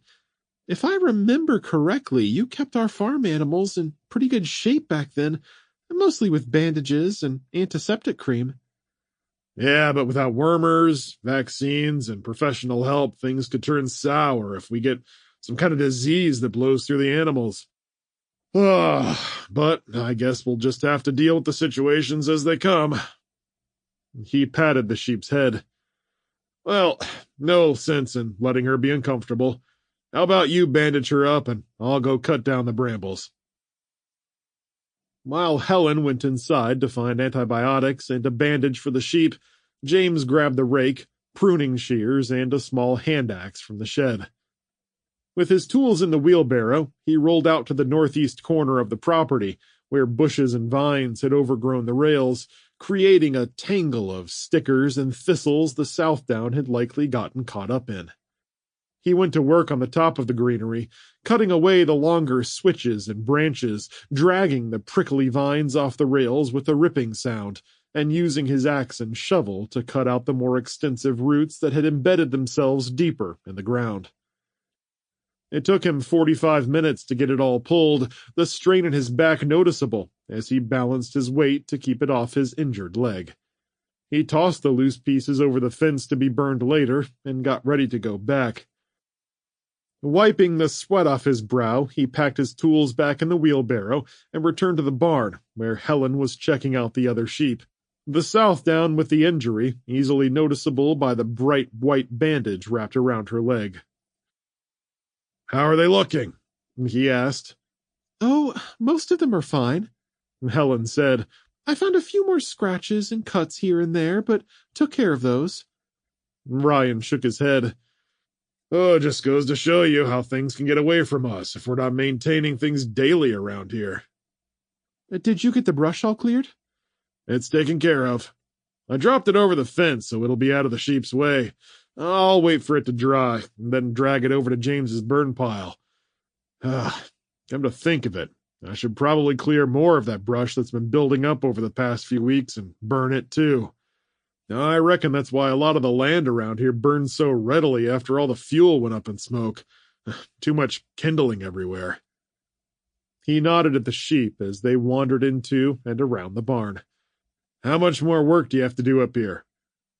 "I'm basically done, but I wanted to look at a few more animals before we went inside." "I'll put the tools away and help you." As the light faded, Ryan and Helen examined the remaining sheep, checked their hooves and coats, and inspected their eyes for any signs of injuries. For the most part, the animals appeared fine, but for a few who'd gotten scratched up in the bushes. I'm kicking myself for letting that grow past the fence line, Ryan told Helen as they knelt beside one sheep and examined her legs. I've heard stories about sheep getting strangled by vines. Not exactly the smartest of animals. Helen shook her head. I asked Alice why they decided on raising sheep of all things. Ha! Wouldn't catch me dead raising the things. Yeah, except now, I guess. Alice swears up and down by them. They were producing enough meat and wool sales to make it worth it. Plus, they clear the grass well enough that they didn't need to do any mowing. After getting more experience with them, Alice said they wanted to purchase some dairy breeds and expand the farm. Helen looked around. At least we're not having to wrestle a whole herd of cattle between the two of us. That is very true. We should be able to manage what they've got, so long as we don't need a proper vet. Alice has a few books on sheep rearing.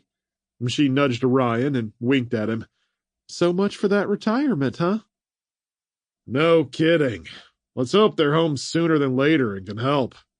Looking at my growing list of chores is starting to get intimidating. Well, maybe if we can smooth things out with the neighbors, with that woman's help, and get some trading going, we might not have to work so hard to defend ourselves. Don't count on it. I'm pretty sure we're the only place that's mostly intact after what happened. House, vehicles, the whole 9 yards. I think we'll be on guard for the long term. Helen put her hands on her hips and stretched her back.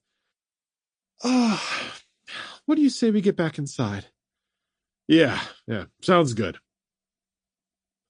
As they cleared the wandering sheep from the barn and locked up, the lights of the military vehicles continued blinking through the trees at the back of the property as they left the barnyard and returned to the house. Helen held his arm as they walked. I guess if we ever want to find out where those troops are going, we could follow the path they're clearing. I hope it doesn't lead to more highway traffic out there, or people walking along. The last thing we want is more folks going by and noticing us.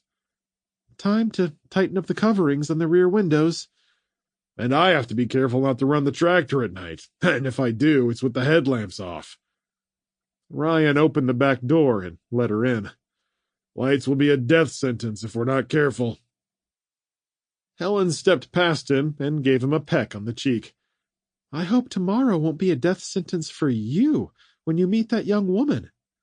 Following her inside, he said, I'll be careful, I promise. And besides, you'll keep an eye on me from up high. Absolutely, I will, she replied with a smile. Want to warm up on your coffee? Ryan shut the door behind him and took off his coat. Absolutely. The rising sun had yet to illuminate the horizon, and Ryan and Helen stood by the back door, getting him ready for another trip to the gate. Belly full of coffee and breakfast, he finished slipping into his boot, and Helen helped him shrug on his heavy coat. Do you have everything? He patted his belt line and jacket. I've got my radio, flashlight, and pistol, and my rifle is out in the car with Duchess already. And don't forget these, Helen said, grabbing a small bottle from the breakfast bar and shaking the 24 pills inside. They've expired, but assuming he's got a bacterial infection, I'd guess they'll work. But make sure to emphasize that we're not promising anything. Thanks, honey, Ryan replied, putting the bottle in his pocket. Don't worry, I will. Helen squared up to him. Let's go over the plan again. You go down there like yesterday. And turn the car to face the house, in case I need to make a quick escape. I'll keep the back door open so Duchess can come to me if I need her to, same as before. Any signs of Sandy having a weapon or even the faintest hint there's anyone else nearby, I'll shoot her and make a run for the car. But as long as she's honest, I'll make a deal with her. Perfect. Be safe, okay? Helen gave him a brief hug before stepping back. With a confident nod, Ryan went outside into the brisk morning, his breath condensing into clouds of mist. The yard was quiet, but for the occasional bird call from the woods or the chickens in their coop, scratching and clucking in the pre-dawn light as glints of it began lighting up the yard. He zipped up his coat and walked to the car, climbing into the driver's seat and activating the vehicle. The dashboard lights illuminated Duchess's shaggy form in the back seat, her head tilting as she watched him from where she was sitting. "We're taking another short ride. Ready?" Duchess whined, licked her chops, and danced back and forth on her front paws. "Okay, let's go." The EV rolled around the side of the house and down the driveway with its lights off, the gravel crunching beneath the tires the only sound the vehicle made, as its electric motor propelled it forward. He turned a full circle in the grass down near the gate, then got back on the drive and pointed the front end toward the house. Once the vehicle was powered down, he slipped out with his rifle and moved to the passenger side, where he opened the back door a few inches and reassured Duchess with a confident pat on the head. "Good girl. Stay here. This'll be over before you know it." The dog lowered herself with a whine and shake of her shaggy fur, showing no signs that she'd noticed someone hidden nearby, only staring at him with her big eyes as she whined again over being left behind. He scratched her between the ears and moved to the left-hand side of the gate, where a drainage ditch ran along the fence line. It was only 4 feet deep, a mixture of moist clay and rocks along the sides, which he slipped down. Then he crouched and moved slightly closer to the gate, where he'd have a good view of anyone coming up the road. Duchess stood in the back seat, watching him through the rear window as Ryan squatted in the darkness, the cold seeping through his jeans and jacket, calf stiff and tightening up, forcing him to reposition himself every few minutes.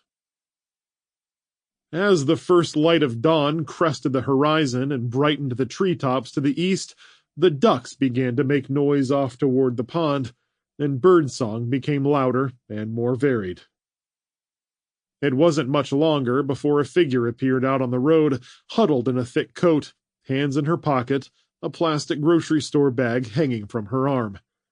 Duchess growled softly in warning, then louder, ears perked up in alert as the woman slowed her approach.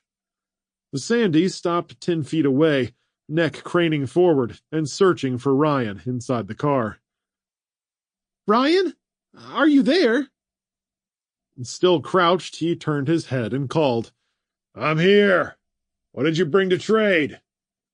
With hesitant steps, Sandy approached and rested the bag on the gate. "Batteries. We had a lot of spare batteries we weren't using, so I brought them. It's a mixture of AA and C. We're using the D ones in our lanterns, or I would have brought those. I also have some needles and thread in case you need to repair some clothing. I hope it's enough." There had been no other movement on the road behind her, and the tree line to the east held deep shadows that shifted in the early morning light, though none seemed out of place. Duchess, too, was only fixated on Sandy and showed no signs of having caught anyone else's scent, so he shouldered his rifle, rose, and climbed from the ditch with his pistol in one hand and radio in the other, walking slowly toward Sandy as he thumbed the transmit button. "Helen, do you see anyone hiding?" "No, I haven't spotted any movement in the trees on either side of you, and there's no one in the road or around the Joneses' house." "Thanks. Keep watching. If anyone so much as sticks their heads up, you know what to do. I'll make sure this one gets it too." "Got it." Ryan put the radio back on his belt and approached the gate, slipping his pistol back into his pocket and gripping his rifle in both hands. "You don't have to threaten me like that," Sandy said, taking a few steps back. I came alone. There's no one hiding anywhere." "Trust comes hard, Sandy, especially with what happened the other day." Believe me, you did a number on them, on us. They've been licking their wounds, and no one wants to mess with y'all ever again. Good, though I highly doubt they never want to try something again. If they get desperate enough, they'll come again. And I'm sure you can guess what'll happen if you're part of that. Sandy gulped nervously. I just want to help my son. She returned to the gate and put the bag back, expression flat yet hopeful as she awaited his judgment. After another once-over of the surrounding area, he pulled the bottle of pills from his pocket and put them on the gate, stepping back and nodding at them. These are expired, but only by a few months. Should be plenty potent. Obviously, I have no idea if they'll work, but they're broad spectrum, and I think they'll work assuming this is a bacterial infection. 2 a day for 10 days is what's on the instructions. Sandy glanced at the bottle before taking the bag off the gate and holding it out to him. Here are the batteries and sewing stuff. Ryan shook his head and turned away, walking back to the car with a slow gait. Wait! Don't you want this stuff? He stopped and turned at the back of the car. Of course I do. Given what's going on around here, I want all I can get my hands on. He glanced at his leg and let out a deep sigh. I'm old. My leg hurts, and what I really want at the end of the day is just to be able to work together with the folks around here. Trust, Sandy. That's what I want. This is a good first step, you coming to meet me like I asked. Keep your supplies. You and your son probably need them more than we do. Sandy took the bag and grabbed the pill bottle, staring at the label and turning it around to read the instructions. With glassy eyes, she held the bottle and bag aloft and shook them in his direction. Thanks for this, Ryan. I'm so sorry. My husband was...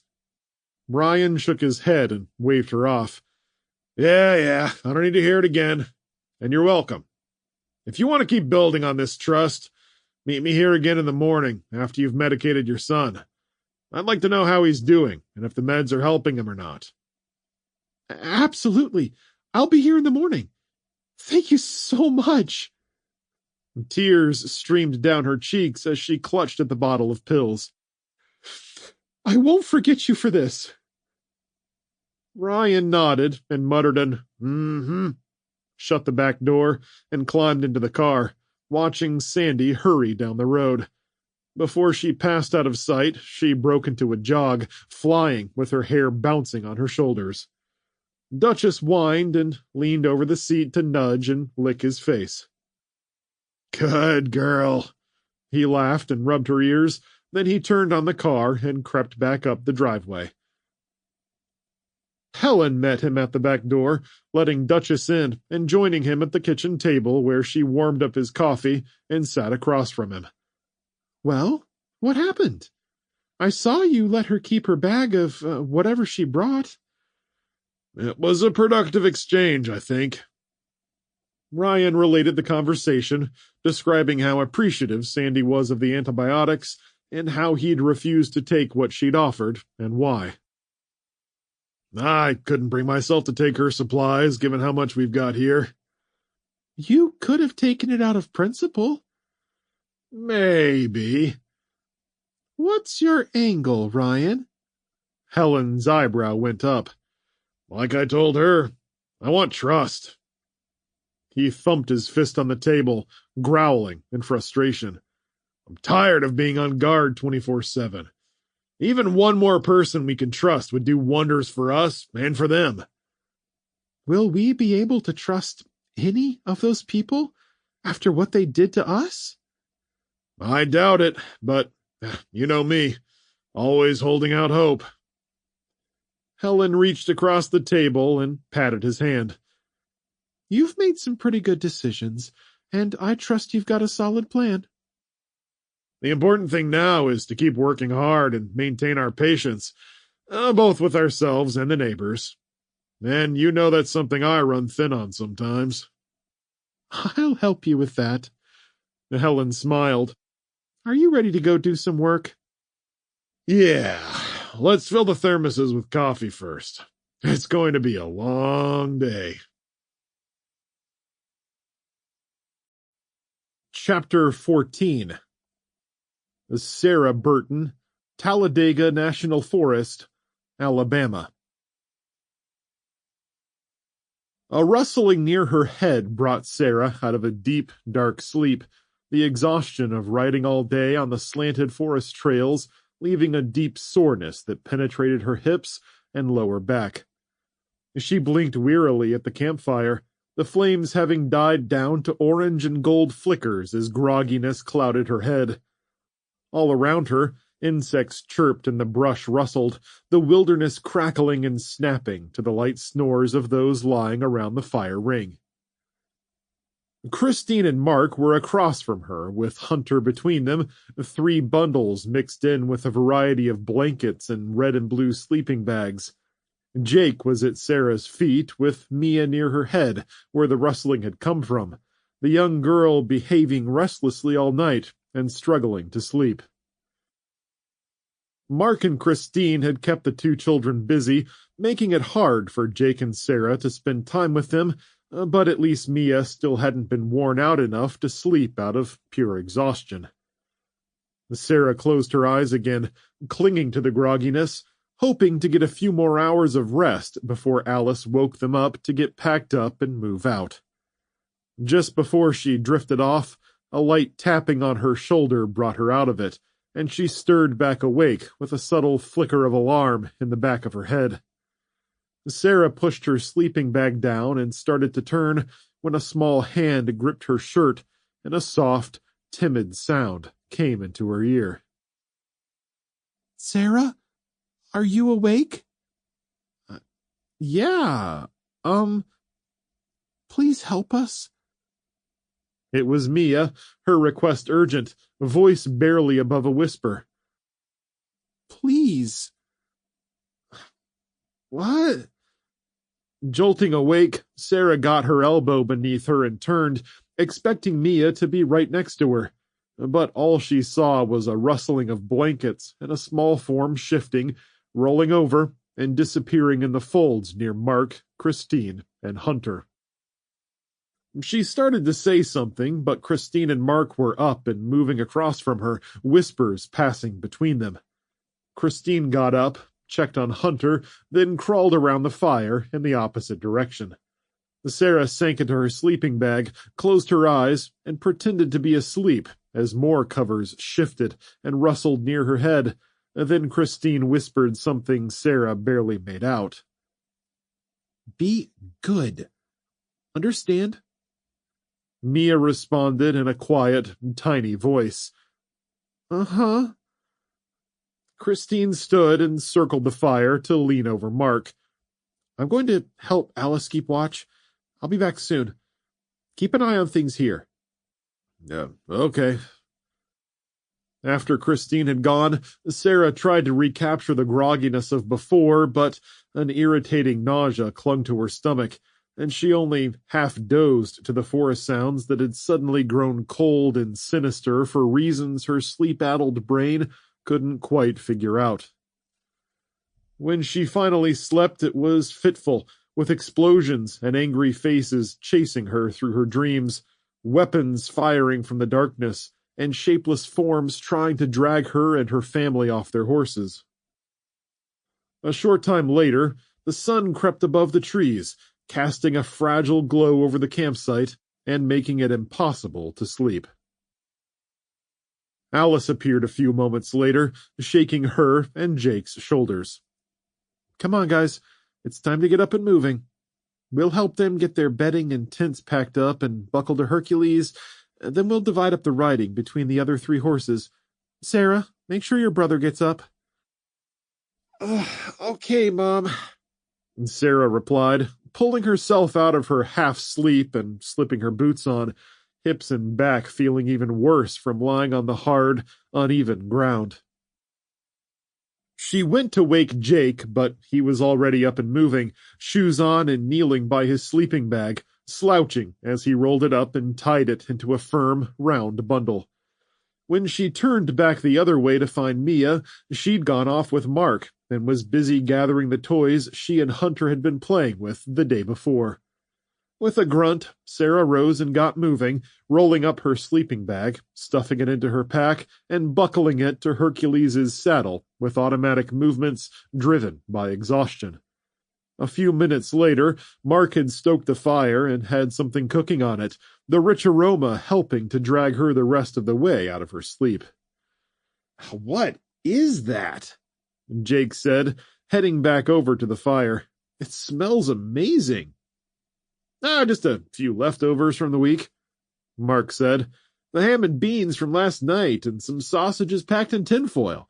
I just tossed them into the fire along with onions and peppers. Let them cook about 10 minutes, and you've got a meal." "That sounds delicious, Mark," Alice replied. "It's good to know we found some more new friends with cooking skills." "Oh, we do a lot of camping, so I guess I've learned a thing or two." They ate off tin plates, Sarah sitting on her log with her knees together, head down as she focused on eating, when Jake sat next to her and nudged her with his elbow. "What was all that about this morning?" He kept his voice low, and Sarah checked to see that Mark and Christine were standing by the horses, where Alice was helping them strap their tents and campfire equipment to Hercules. "I thought Mia might have whispered something to me, but it feels like a dream." "Whatever she was doing woke me up," Jake said. "What was she whispering?" "I think she said—" Sarah shook her head slowly. I think she said she needed help, or maybe her brother did. I can't remember right." "Maybe they both did." Jake gave a pointed nod to where the kids stood off to the side, holding hands with toys tucked under their arms. "They seem way too quiet to me. You should tell Mom what you heard." Sarah took a deep breath. I'm really not sure if I heard anything, but something doesn't feel right about the situation. I'll tell Mom as soon as— Sarah, Jake, let's get moving. Please help Mia and Hunter onto the horses. They'll ride with you on Stormy and Rocky, and I'll let Christine and Mark ride on Buck. "Oh, that's unnecessary, Alice," Mark said. "We're more than happy to walk beside you guys." Seriously, I don't mind. Do you know how to ride? If not, I can help you." "Absolutely not, Alice." Christine took her arm. "We wouldn't think of making you walk. It's enough that our little ones will be off their feet and up high where it's safer. We've seen snakes around, and there are predators everywhere, so we'll help make sure the horses don't get spooked." "I heard a story about someone's kid getting snatched while they were up here," Mark said. "A mountain lion had dragged them several yards to the woods when the father finally caught up with them and shot the darn thing. The kid, though, well, it was a tragedy." "Oh, that's terrible." Alice raised her eyebrows. "I think we're strong enough in numbers to keep everyone safe, though." "We appreciate that," Christine said, then turned to Mark. "Come on, honey, let's grab our packs and we can get moving." Sarah kneeled in front of Mia and held out her hand. "Come on, honey, you can ride with me." Mia nodded and allowed herself to be led to Stormy, and Sarah mounted and held out her hands for Jake to lift the little girl. After Mia was situated in front of her, and while everyone else was busy, Sarah whispered in her ear. "Are you okay?" Mia nodded. "What did you say to me this morning?" Mia shook her head. But Christine stepped past them, glancing up with a smile. "Is this your first horse ride?" Sarah asked Mia, matching Christine's smile. "Yeah." "Are you scared?" "Yeah." Sarah's heart nearly broke as the word came out in a small, soft whimper. "Well, hold on to the saddle horn in front of you. I promise I won't let you fall off." "Okay." "Stormy would feel better if you petted him. Want to pet him?" "Okay." "I'll hold on to you, and you can just reach down and pet him. Go ahead." Mia put her hand on Stormy's muscular neck, stroking his sleek coat, and when he snorted, she snatched her hand back and giggled wildly. Did you like that? Sarah laughed. Yeah. See, this'll be fun. Mia's giggle cut off when Christine stepped over and held Stormy's bridle, drawing an annoyed grunt from the horse. She gave Mia a lingering look before shifting to Sarah. What a beautiful horse. Is he gentle? Oh yeah, Stormy's great. I promise I'll take good care of Mia. I've got a lot of experience riding now. Christine's smile faltered before the corners of her mouth lifted with a nod. Good. Now, Mia, stay in the saddle with Sarah and do exactly what she tells you, okay? Mia nodded back and settled against Sarah, and Sarah hugged her and took up the reins, staring at Christine as she joined Mark up front with Alice and Buck. Soon, everyone was ready to go, and Alice, Christine, and Mark took the lead, walking slowly through the thickets that crowded their pathway, kicking up a dust cloud as they headed back toward the trail. Alice swayed on Buck's back as the seemingly endless trail wove over a string of spurs that skirted the southern tip of the Appalachian Mountains. The path cut north again along the edge of a narrow ridge that gave them astounding views of the sweeping valleys, with bright pink coloring the horizon and the sun glinting across the treetops, countless trees standing at attention like spears pointed at the sky. Conifers were standouts in the forest, as many of the other trees' leaves were beginning to change color, the pines growing thicker where creeks ran through the flatlands and becoming thinner up on the valley walls. Wide streams wound down from the heights, pouring over cold stones to the bottom, where they cut through pastures filled with tall grasses. Oh, check it out! Sarah pointed into the valley at four specks lumbering alongside a narrow creek. Are those bears? I think so, Sarah replied. Jake shielded his eyes from the sun. It's a mother and some cubs, I think. See them, Mia?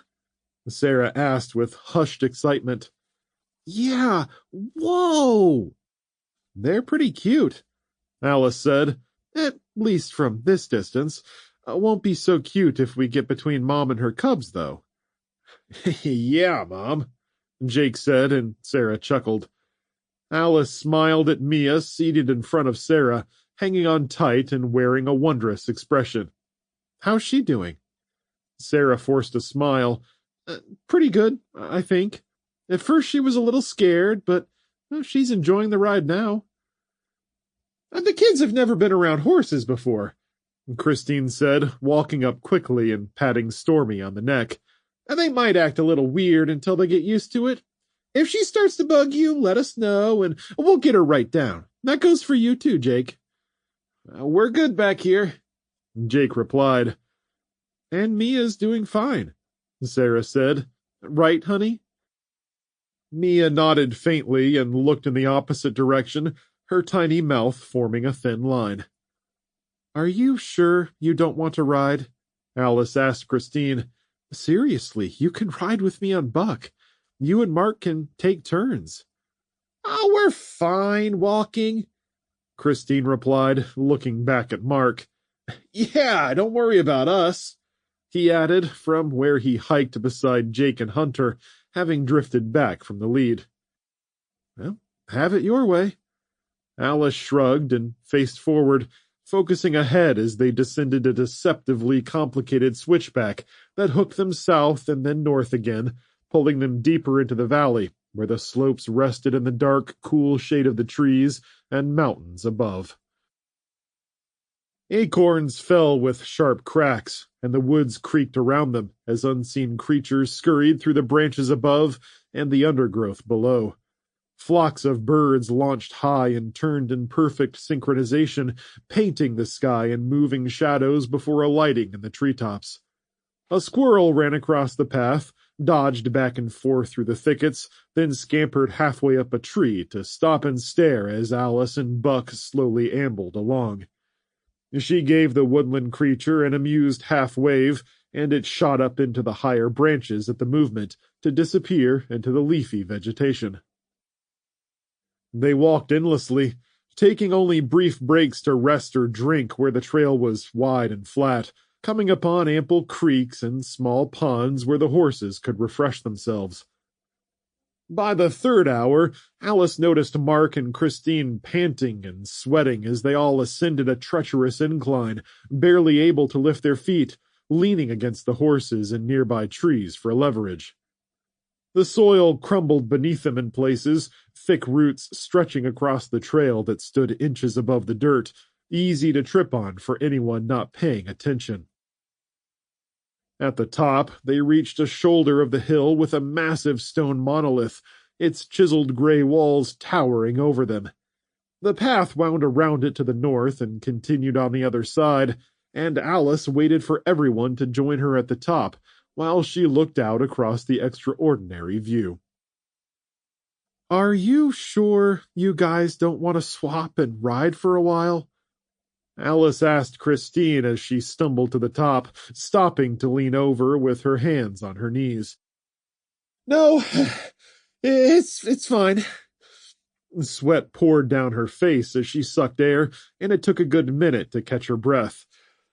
"Oh, we're doing fine." "It doesn't look like it," Alice mumbled as she turned Buck away to give the others more room to fit on the shoulder. Sarah and Jake joined them, leading Hercules up with Mark coming last after falling behind. He took the same position as Christine, leaning over and holding his side. "Oh, I'm fine," he waved. "I just have a cramp is all. Ugh." "We'll rest here for a minute. It looks like the trail winds around this big outcrop and it continues down the other side. It's going to be just as hard going down as it was going up, maybe harder. So let me know if you want to ride." Christine and Mark stood to the side in quiet discussion, but didn't accept her offer. Sarah and Jake dismounted with the younger kids and started to give them water, but Christine and Mark pulled them to the side and gave them some from their own supplies. Alice allowed them a few extra minutes to rest before calling for everyone to mount up again. She gave up on offering Mark and Christine a ride, but watched them as they descended the hill, half staggering over rocks and branches, forced to grab the horses' saddle straps or harnesses to stay close to the kids. "You're going to get yourself stepped on if you keep that up," Alice warned them, but they paid her no mind and stuck to the horses' sides, checking on the kids every few minutes until Sarah finally looked at Alice with a helpless expression and got a shrug in response. It took them an hour and a half to get down the hill, with the midday sun brutally beating down on them, and Alice was sweating just watching the others trying to keep up. After a tricky descent, they reached a floodplain that sloped straight to a crystalline lake, surrounded by a stand of pines above a windswept forest floor. Alice marched them to the edge of the lake, where Mark and Christine stooped over with their hands on their knees, gasping and beyond winded. Sarah started to help Mia down when Christine came out of her tired stance and snatched the young girl out of Sarah's hands. "I can get her," Sarah said, exasperated, "and I was going to ask my mom if we can rest in the shade for a while." "Yep, that's what she needs," Christine said. "Come on, Mark, let's take the kids in the shade and let them rest a while." Mark and Christine took the kids and sat them on the shoreline where the trees arched over the lake, handing them their toys and some water and sitting tiredly next to them. Alice slouched in her seat, sliding off Buck and staggering a couple of steps, leaning on him so she didn't fall. "Good boy," she said, leading him to the water's edge. "Come on, get yourself something to drink." Sarah and Jake brought their mounts over to stand in line and cool off in the shade. Then together they gathered lake water in bottles and drank it through filter straws, standing around quietly while a soft breeze blew through and dried their sweat. Alice went to the shoreline, stooping and wetting a rag to place against her cheeks and neck, while Jake and Sarah squatted by the water, glancing over at Mark and Christine as they came up. "Those are pretty cool," Mark said. "Are those filter straws?" He'd taken off his heavy coat and looked miserable and wet, his sweaty clothes hanging off his shoulders, pants loose on his hips. Christine walked up behind him, a ring of sweat around her t-shirt, beads of it trickling down her face, strands of lank hair clinging to her cheeks. "Yep," Alice replied. "We got them a long time ago from a warehouse just before someone tried to rob us." "I guess you don't need any of our waters," Mark said, holding up an unopened one. "No, we're fine. The straws work well." Christine pushed a strand of hair behind her ear. "That's gotta be a pain, having to suck on the straw so much." It's not hard, especially when you're thirsty." Alice smiled, watching Jake and Sarah strolling over to the kids, Jake side-arming tiny stones so they skimmed across the water. "You two seem to have plenty of supplies for people who've been up in the mountains for several days." "We used Hunter's toy wagon to haul our supplies up here," Mark said. "Saved our butts." "Until the wheels fell off," Christine said, accepting the wet rag Alice offered and going to the edge of the lake. We started out with a few cases of water and have less than one now," Mark said. "I guess we should have picked up some filter straws, too." "Camping supply stores would have them. Before we leave you at Fort Wayne, we'll look for some." "Oh, wow. We'd really appreciate it." Mark wiped off his forehead with a rag. "Maybe you could give us a list of stuff in general to pay attention to." Alice patted Buck's flank. "I mean, it's good to have an idea of where you're going and what supplies you have on hand in need, but most of the lessons we learned out here are from experience. We were never what you'd call preppers or anything like that, but we've adapted and just rolled with the punches." Alice crossed her arms and laughed. The world doesn't care about lists or plans. "But you've done well compared to a lot of people we've seen." "Well, you haven't seen the kind of people we've seen if you've been up here so long." No, that's true. But we survived." "Don't get me wrong." Alice crossed her arms. "You made the right decision coming up here, especially for your kids, but off these trails, the world is a different place." Mark turned his face away and rubbed his chin. "Yeah. Well, I'll pick your brain a little before we get out of these woods, if you don't mind." "Sure. Maybe on one of these breaks." "Hey, kids, get back here!" Christine shouted as she got up and started around the shoreline where the four kids were sitting together. Sarah was stooping by the water and using a stick to poke around at something while Hunter and Mia were nearby, leaning on Jake, watching and smiling as he spoke quietly to them. Christine rushed over in a panic, snatching Mia up and taking Hunter by the arm, turning them roughly back to their original spot and sitting them down hard, leaving Jake and Sarah standing there, gaping. I was just showing them some tadpoles," Sarah stammered confusedly. They weren't even close to the water." Christine reeled on Sarah, fist clenched, her eyes flashing with anger briefly before the look faded, and she shook her head and smiled thinly. I'm sure they were fine, but I just don't want them that close to the water. Neither one of them can swim, so please just keep that in mind." "Yeah, okay, sorry again," Sarah replied in confusion. "Oh, my." Mark put his hand to his forehead and started to walk away. "Sorry about that, Alice. Christine is super protective of the kids." "That's okay." Alice frowned. "I totally understand.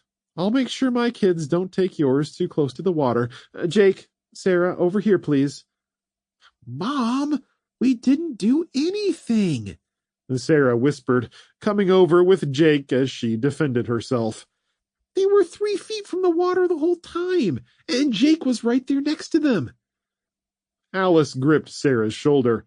I know, honey. I saw them. You're fine. But Sarah's aggravated look faded into bewilderment. I thought they were nice people, but they're starting to annoy me. We're all under some stress from being on the trail. Tell you what, just stay away from them for a little while and let them cool off a bit. In the meantime, let's check out the horses for cuts and abrasions. We passed through some pretty rough thickets growing up on the trail, and remember what Wilford said about scratches. If you see any breaks in the skin, we have to use that antibacterial ointment he gave us to gently clean them. Just report anything you find to me before you try and treat it. Yes, ma'am, Jake said with a brief salute, while Sarah stared across at the Hubbards for a long moment. Mom, there's something else. Huh? Alice pulled Buck away from the others and moved down each leg carefully, running her hands along his forearms and knee, all the way to the hooked pastern, remembering what Wilford had told her about pale legs being more susceptible to sun damage and chafing. What is it? It's the kids. They're just... I know, hun. Mark and Christine are an odd pair. No, I mean... I had this... Never mind. Sarah sighed and headed off to tend to another one of the horses. Alice watched her go for a long moment with a raised eyebrow before finishing up her once-over of Buck. Looks like you're perfect, boy. She patted his hip and had a handful of cashews from their pack, watching the Hubbards closely where they sat off to the side. Mark and Christine crouched on the lakeside, talking quietly amongst themselves, occasionally gesturing to the children, who continued to nod in response. Not long after, Alice cupped her hands over her mouth. Okay, folks, let's move out. This time we'll keep going until it's dinner time. We're talking a good 3 hours or more of tough terrain. Mark and Christine, are you going to be okay? Sure you don't want to ride? Oh, yeah, Mark called, standing and stretching his arms over his head. We're good. Looks like it'll be flat forest trails from here on out. The trail followed the lakeshore to the north and cut eastward through the trees again. It looks that way. Alice nodded, keeping her voice positive. Just let me know if you need some help. We will. They mounted up the same as they had before and walked along the glimmering shoreline to where the trail cut east, stepping into a narrow tract of sun-baked dirt with few roots or stones in the way. Mark was right about the area.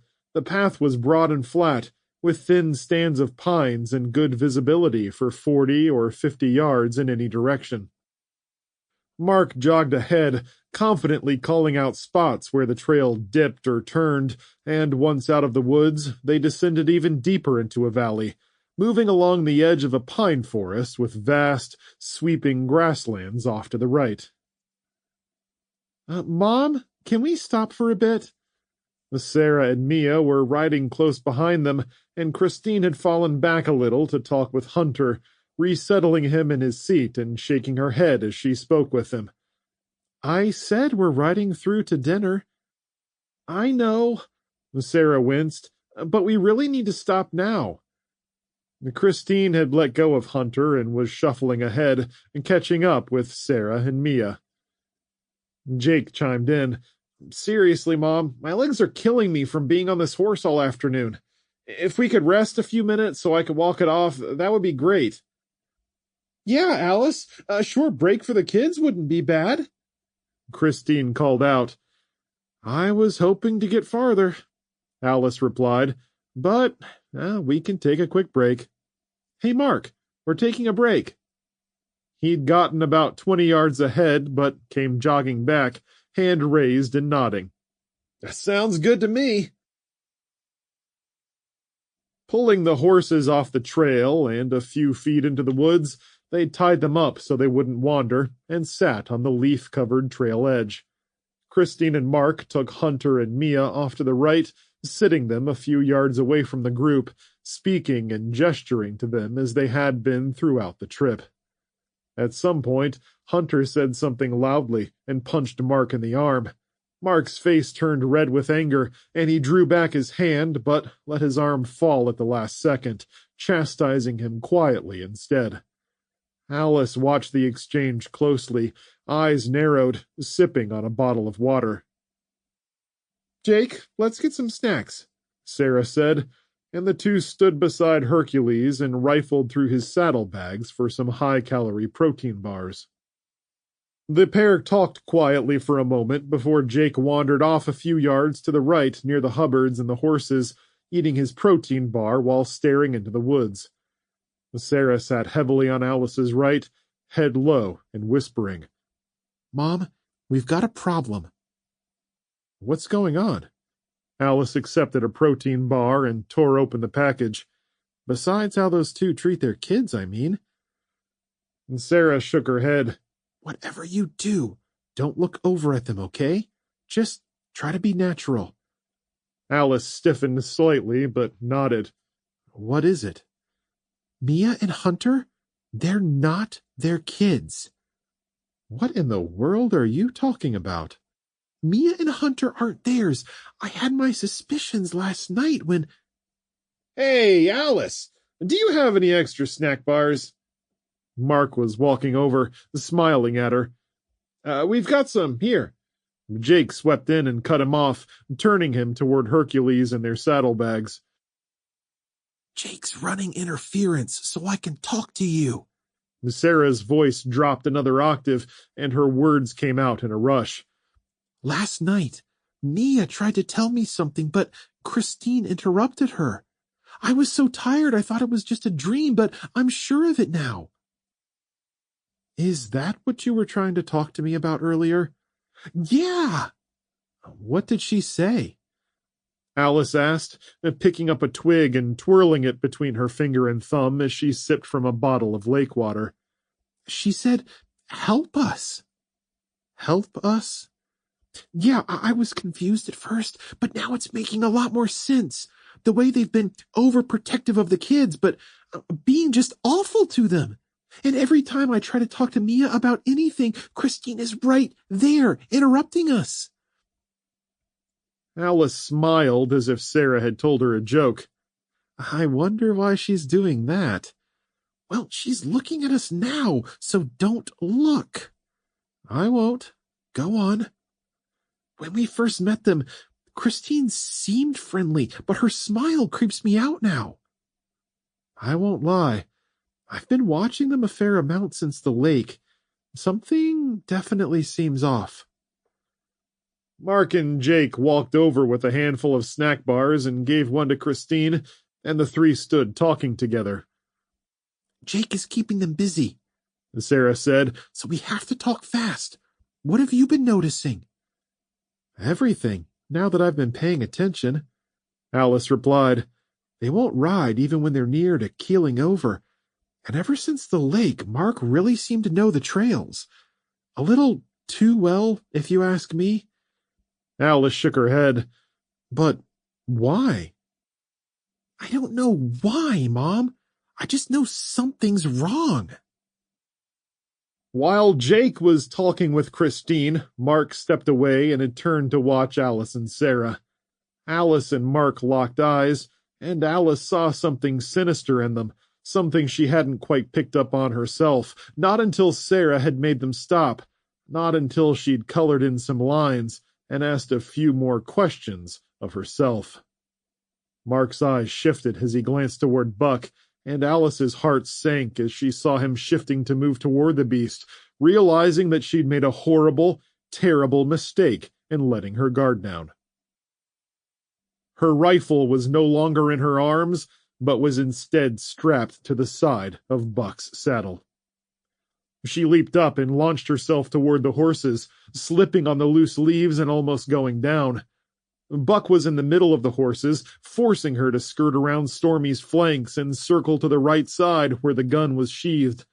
She squeezed between Buck and Rocky and lunged for the weapon, but Mark was already there, hand on the stock and drawing it free from its sheath. With a desperate gasp, Alice grabbed the gun barrel and tried to shove it back down into the scabbard while simultaneously reaching for her pistol. Mark saw what she was doing and struck out awkwardly with his left fist, landing a weak blow, though it caught her on the jaw, sending stars spinning through her head as she fell and rolled beneath Buck. The horse shifted his massive weight above her, hooves stomping close to her head, and Alice rolled to the opposite side, grabbing Stormy's stirrup and hauled herself up, wrestling her pistol free. There was a scuffle near the trail, and Alice slid in that direction, gun pointed at Christine where she struggled with Jake, pushing, pulling, twisting with grimacing faces as they each tried to gain control. Gone was the timid, seemingly friendly woman of before, replaced by a wildcat who glared and snarled at Jake, the tendons in her arms and hands standing out as she wrestled with him. Sarah rushed in screaming and flailing, striking Christine in the head with a wild punch, then hit her again, knuckles cracking hard across her neck and shoulders and arms, but unable to knock her off of Jake.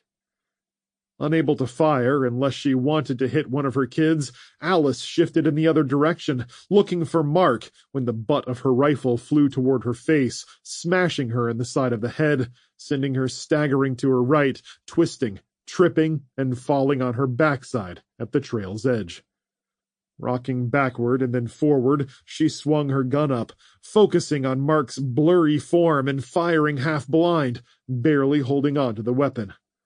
The pistol's kick threw her off balance as the rifle butt sailed by 2 inches from her nose, and her head cracked the dirt hard, sending arcs of light shooting through her skull, all the way to her eyes, clenching her head in a fist of pain. She brought her gun to bear for one last shot, but through the blur in her vision, she realized she wasn't holding it anymore. Before she could scrabble around for it, Mark was on her, his knee in her chest, pinning her to the ground, while she gasped and gripped his leg, squirming and kicking weakly. "Knock it off, Alice!" Mark growled, putting the rifle barrel against her forehead and pushing back to the ground. "Knock it off, or I'll blow your head off!" Alice gave another kick, and the rifle barrel slipped to her cheek, pressing the side of her face against the dirt. "I'm serious!" She heard the safety tick off. "Settle down right now, or you and your kids will get it!" He half turned. "Christine, you got things under control back there?" "I've got them," she said. "Just give me a second to get them tied up." Mark stepped aside enough for Alice to see, and a slow-burning anger grew in her chest and twisted her guts with hatred as she stopped struggling, blinking away the dirt in her eyes. Christine had a gun pointed at the back of Jake's head, forcing him to slump forward where he sat on the trail. Sarah lay on the ground nearby, holding her stomach and nursing a bloody nose and lip while glaring at Christine with revulsion. Christine's hair sat in a tousled bun, strands hanging loose from their clips to frame her red, puffy face as she panted and screeched at Sarah.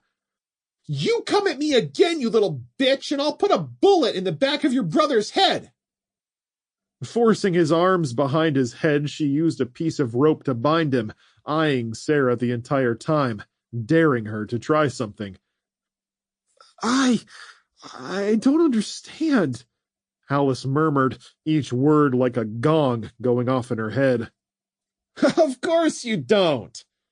The rifle barrel pressed harder into her cheek as he laughed. "Because you're stupid! Hurry up, Christine!" "Almost there!" Brandishing Jake's pistol, Christine walked towards Sarah, who'd gotten to her knees and looked like she was about to lunge. Christine lashed out with a kick, and Sarah cried out in pain as she tumbled over, holding her face as blood poured from her nose. Jake tried to move toward her, but Christine sidestepped him and pistol-whipped him, sending him tumbling over next to his sister. "Now, you see, that's the kind of foolishness that's going to get you all in trouble," Christine tutted, wagging the pistol at the pair. "Let me go over the rules real fast," We're in control now, and we got the weapons. If you do something stupid, I'll put a bullet in both you and your mom, too. Play nice, and you'll get out of this just fine. We don't want to shoot anyone if we don't have to. You're no good to us, lame or dead. You're liars. I knew it. Sarah stammered as drool and blood dripped from her chin, her face smeared with red. Oh, come on now. We're not that bad. If we wanted to just shoot you and take your things, we'd have already done it. Now, the pair of you get up and come over here. Sit down nice and easy together. Jake, Sarah, Alice croaked. Just do what they say. That's right, Mark purred. Even your mother knows when you've lost. Come on now, we don't have all day. This charade has put us massively behind schedule. Emotions battled behind Sarah's eyes, her jaw working back and forth as tears streamed down her cheeks. Finally, she looked at Jake, who had rolled over onto his side, and the pair nodded and she helped them stand. Then they moved over to where Christine had indicated. Now, put your hands behind your back, Christine said. Good girl.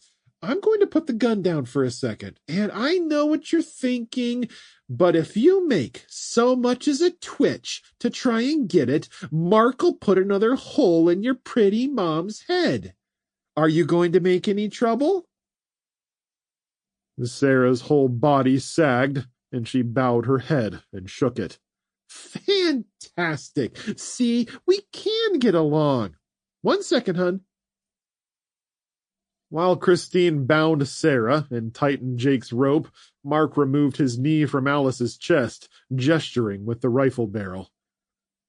I'm going to need you to flip over, too. Hatred flashed in her eyes, and she glanced over, trying to find her pistol, gauging how long it would take her to lunge for it. Mark chuckled and shook his head. Your gun got knocked about 10 feet in that direction. If you think you can get to it before I shoot you 3 or 4 times, well, I mean, hey, try it and see where it gets you. Don't do it, Mom. Sarah rasped. They said they wouldn't hurt us. You won't hurt us, will you? Of course not. Christine's words were saccharine as she finished with Sarah and Jake and came to assist Mark, getting on her knees, rolling Alice over, and binding Alice's hands while Mark stepped back. Taking her by the shoulder, she flipped her back and retreated a few paces to survey her handiwork with Mark. Dang, Christine! Mark laughed. We finally got him! That rest break was perfect. Kudos to you kids for insisting on it. Christine whooped and slapped him on the back, waving the pistol around in Sarah's direction. I wasn't sure we could do it. That little bitch is pretty strong, but an elbow to the gut was all it took to knock her down. Come on, let's get Alice over by the others. And together, the pair took Alice by the arms and lifted her, half dragging her to the kids and throwing her down next to them. Now let's see what they've really got on them. Before he stepped away, he aimed the gun at Jake's face. Don't try anything stupid. You hear? You kids will suffer the consequences of your mistakes. You get me? Alice clenched her teeth, taking a long breath and nodding before Mark and Christine went over to Hercules and began rifling through their bags. Are you kids okay? Alice spoke softly to them, and Sarah sniffed and nodded. Jake leaned forward, glaring intensely, jaw flexing. I'm going to kill them, Mom. I heard that, Christine called, taking the nearly empty bug spray and 2 used water filter straws and tossing them over her shoulder into the woods. I'm just glad we don't have to put on that act anymore. Mark snorted. Took forever for the bitch to let her guard down. Right? And Christine replied, Maybe we should just shoot them all for annoying us so much. Now, you know we can't do that, so don't get too excited. We've still got a way to go. But hey, we just doubled our workers for the camp up north. Want a snack bar? Sure do. What about the brats? Mia and Hunter sat quietly a few yards away, with their heads low and holding hands, Mia clutching a doll to her chest, both of them avoiding even a wayward glance in Mark or Christine's direction. They can go hungry for all I care. Mark shrugged. They nearly gave us away anyway. Tears stung Alice's eyes and ran burning down her face. How can you say that? We can say and do what we please. Mark stepped away from Hercules and stood in front of Alice with his feet spread, mouth twisted in a contemptuous grin. He stared at her for a few seconds before raising the rifle and pointing it at her chest. Or are you deaf and stupid? If you lay a finger on any of their heads, Alice spoke through bared teeth, you'll wish you didn't live to regret it. Mark's smile dropped for a moment, his eyes opening nervously for a few seconds before he dropped the charade and laughed uproariously. Nah, Alice. The laughter ceased without warning, and there was a slight click as his finger ticked the rifle's safety off. You won't be doing a damn thing about anything.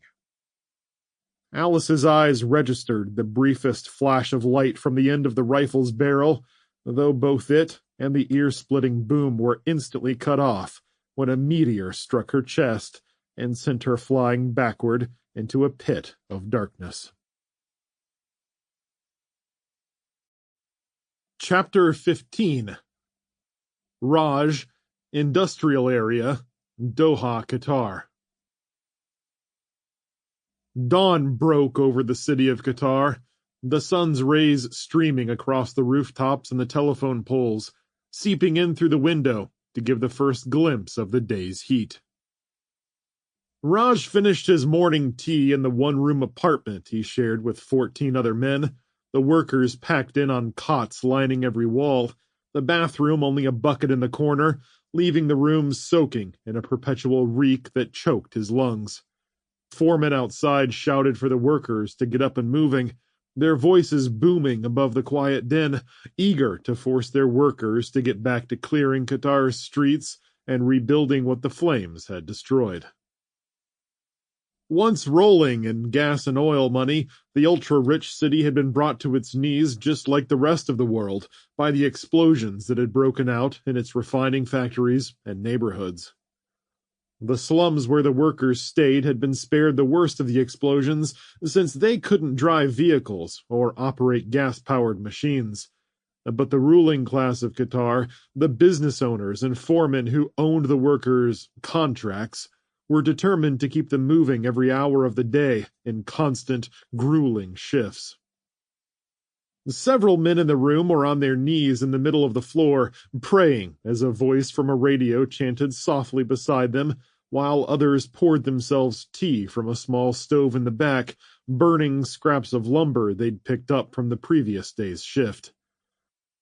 Bali, an older man who'd been in Qatar for 3 years, sat up in his bed and held his feet, gently touching the blisters covering them. I don't think I can work today. You must keep working. Akash, a younger man who hadn't been in the country working for long, leaned against the bunk pole. Or you won't get fed. What does it matter when all we eat is dirt and water? Raj couldn't disagree with the older man. The food, which had already been bad before, was more rotten and bland than ever, and regular supplies of rations had dwindled. The men in his work crew were withering away more each day, losing muscle mass, energy, and the will to live.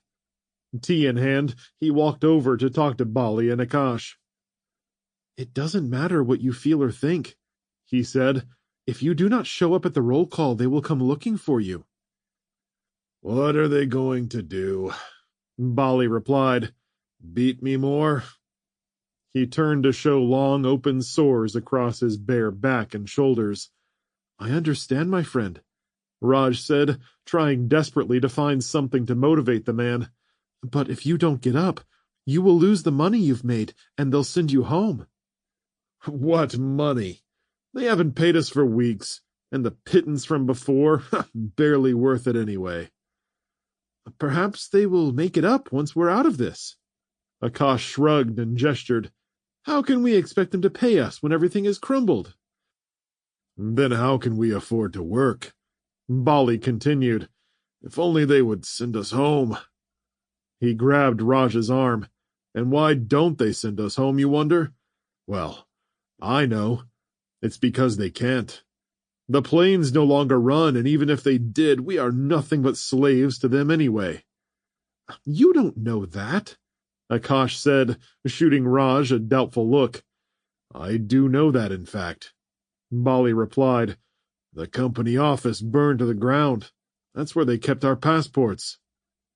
Is this true, Raj? Raj shrugged. I don't know. And we may be slaves, but at least we have a place to sleep and some kind of food to eat. What can we do but keep working? Bali squeezed Raj's arm harder. We could fight back.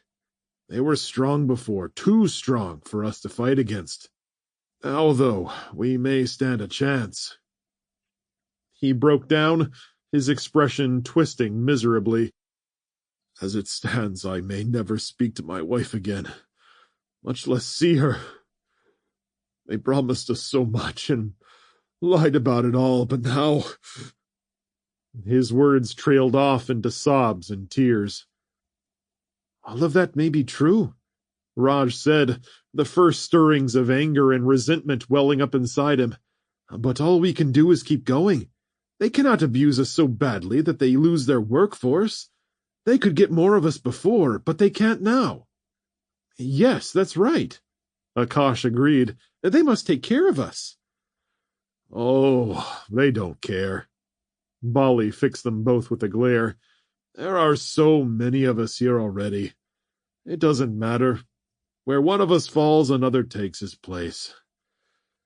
We're going to die here, my friends, and I will be the first. Hush, old man, Akash said, noticing others in the room watching them, a danger if one of them was spying for the company. The mere hint of a complaint or workers making demands would bring whips, or worse, down on their heads. Come on and get up. Raj and I will help you. Raj was nodding. That's right, old man. We'll help you get there, but you're on your own from there. Here now, where are your shoes? They got Bali dressed, fed him some tea, and helped him walk outside to the booming voices of the foreman. Workers formed lines in the two-story apartment slums, marching like zombies to the staircases and into a wide lot where foremen tapped heads and called names, ensuring everyone was on hand to work. The reek of so many unwashed, sick bodies clung to the air, burning Raj's nostrils and filling him with hopelessness. Raj's story was like so many others. Lured from India by a recruiter who promised a fine contract to come to Qatar and work for a company, though as soon as he arrived, they'd taken his passport and swapped his contract for a new one, extended by an extra year, with only 3/4 of the promised wage. Raj had been warned of such practices before he signed up, but with no jobs in India, he'd had to take what he could get and hope things wouldn't be as bad as people claimed. But it hadn't turned out the way he'd wanted, and life had become more dismal with every passing day, only compounded by what had happened to the fuel supply. What kind of work will it be today? Bali asked as they reached the ground floor and shuffled across the court, where a smoky haze covered everything. The same as yesterday, Raj replied. We will clear rubble until that is gone, then we'll rebuild their city. The foreman counted the marks on their arms drawn in permanent ink, checked off their lists, and waved them through. They walked east along a boulevard toward downtown Doha, the once pristine high-rises glowing in the desert sun, turned to tall spikes of char, still giving off clouds of soot. The sun crested the horizon and bathed them in its warmth, the temperature reaching close to 100 well before noon. On the way, they were handed lukewarm bottles of water with broken seals, and at another line, workers gave out bowls of cheap, fatty pork and oatmeal, a combination that tasted like lumpy sawdust to Raj, though he forced himself to eat it anyway. By the time they reached the work camp, Raj was sweating, his stale clothes moist, and the several men walking near him were barely shuffling along, shirts pulled up over their heads and shoulders slumped. Under the watchful eye of a few Qatar guards in their clean brown suits, the line moved between husks of buildings that had fallen in on themselves, narrow paths cleared through the streets so they could trek deeper into the ruins. Their work site was a block of shorter office buildings, 14 floors, most of them collapsed into a pit of rubble like a tooth rotted to its root. Raj fell in line with other workers, picking up debris, dropping it into wheelbarrows, or sending it down a conveyor run by men turning cranks. There were no trucks or heavy machinery to move anything, just a few hastily constructed pulleys to lift the bigger pieces, shifting them to large trailers to be pulled away by more workers. Foremen shouted insults and threats to keep the pace up, and the workers hurried at first, but their energy quickly faded by midday when the sun's glare spiked temperatures upward of 117 degrees. Despite the thousands of workers picking away at the pile, things moved at a painfully slow pace, the dent in the building's side slowly carved out to reveal the guts of the place. Its stairwells, pipes, and wiring were all cut into smaller pieces, rolled up, and stacked in trailers for reuse. A little after noon, the first man collapsed on a pile of bricks and was carried away by some other workers, but instead of calling a break, the foreman pressed them harder, using belts and sticks to whip the men and keep them moving as they slowly cut through the rough mound. Only a few wore gloves they had been able to find, Raj not being one of them, and his hands were soon raw and aching, not even the calluses he'd built up offering any protection. The workers wore rags on their heads and shoulders, glistening bodies sweating and dusty beneath the sun's heat, clustered beneath patches of shade at every possible opportunity to keep cool. A short time later, 2 other men collapsed from heat exhaustion, adding to the murmurs of disgruntlement. The worst injury of the day occurred when a makeshift pulley failed and dropped an I-beam on a worker's head, instantly breaking his neck and drawing cries from the men until the foreman amplified the threats and abuse, forcing everyone back to work. They continued their grueling labors, working beneath the cruel sun and the foreman's whips and curses. Raj wiped the beads of sweat off his forehead and stayed close to Bali and Akash, the 2 younger men watching over and helping the older one as he picked up huge chunks of rock, turned, and shuffled over to the wheelbarrow to drop them heavily inside. He was a robot, expression slack, eyes blank as he trudged on until, finally, they came to their first break of the day. Carts were pushed up with dozens of water bottles stacked on top, the seals broken and the liquid cloudy, but it didn't stop the workers from grabbing them and drinking them in 2 or 3 gulps. A few splashed the last bit in their faces, washing away the sweat for only a moment before it came back twice as strong. Raj and Akash helped Bali over to the cart of water, but he was mumbling, hands shaking, eyes rolling back into his head. "Here you go, old man," Raj said, taking a bottle for himself and Bali, opening it and feeding him so it dribbled down his chin. "No, Bali, you must get it in your mouth. Don't spill it." Bali felt blindly for the bottle, almost knocking it from Raj's hands. "There you go, man. Drink." Raj opened his own bottle and drank deep, his nose curling at the dirt and grit and the faint whiff of sewage. "All right, men, the break is over. Back to work now." Raj turned as the foreman grabbed the water cart and shoved it to the side. He held a belt wrapped around his fist, and he glared bloodshot at the group as he pointed to the pile of debris he wanted moved. "Can we get some good water?" Raj asked. The foreman turned his gaze in Raj's direction. "What is that? Who spoke?" "It was me," Raj replied, holding up the bottle, particulates floating inside. "I asked if we could have some good water. This is dirty." The foreman stared at the bottle for a moment before snatching it out of Raj's hand. "Oh, I'm sorry. Your water is not adequate for you. I would hate to have you drink poor-tasting water." With a widening grin, he turned the bottle upside down and drained it into the road to the groans of the workers. "You didn't have to do that," Raj said. "I just wanted—" "No, no, no," the foreman cried, throwing the bottle into the air and raising his hands. "This man has exposed a grave injustice.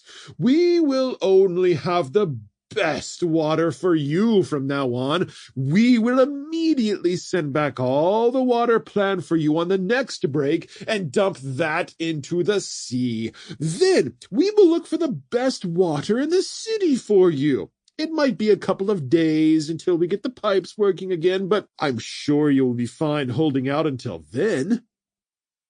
The crowd groaned even louder, and someone shoved Raj from behind as the members of Qatar's official guard laughed and nudged each other behind the foreman, who spoke louder, addressing the crowd. "Do all of you feel the same? Do you want fresh spring water in a few days after you've died of thirst, or are you happy with what you have?" Many shouted apologies to the foreman, begging for forgiveness and to allow them to get back to work, though a few voices cried out in dissent and cursed him. "Who said that?" The foreman's eyes widened with rage, spittle flying from his mouth as he screamed.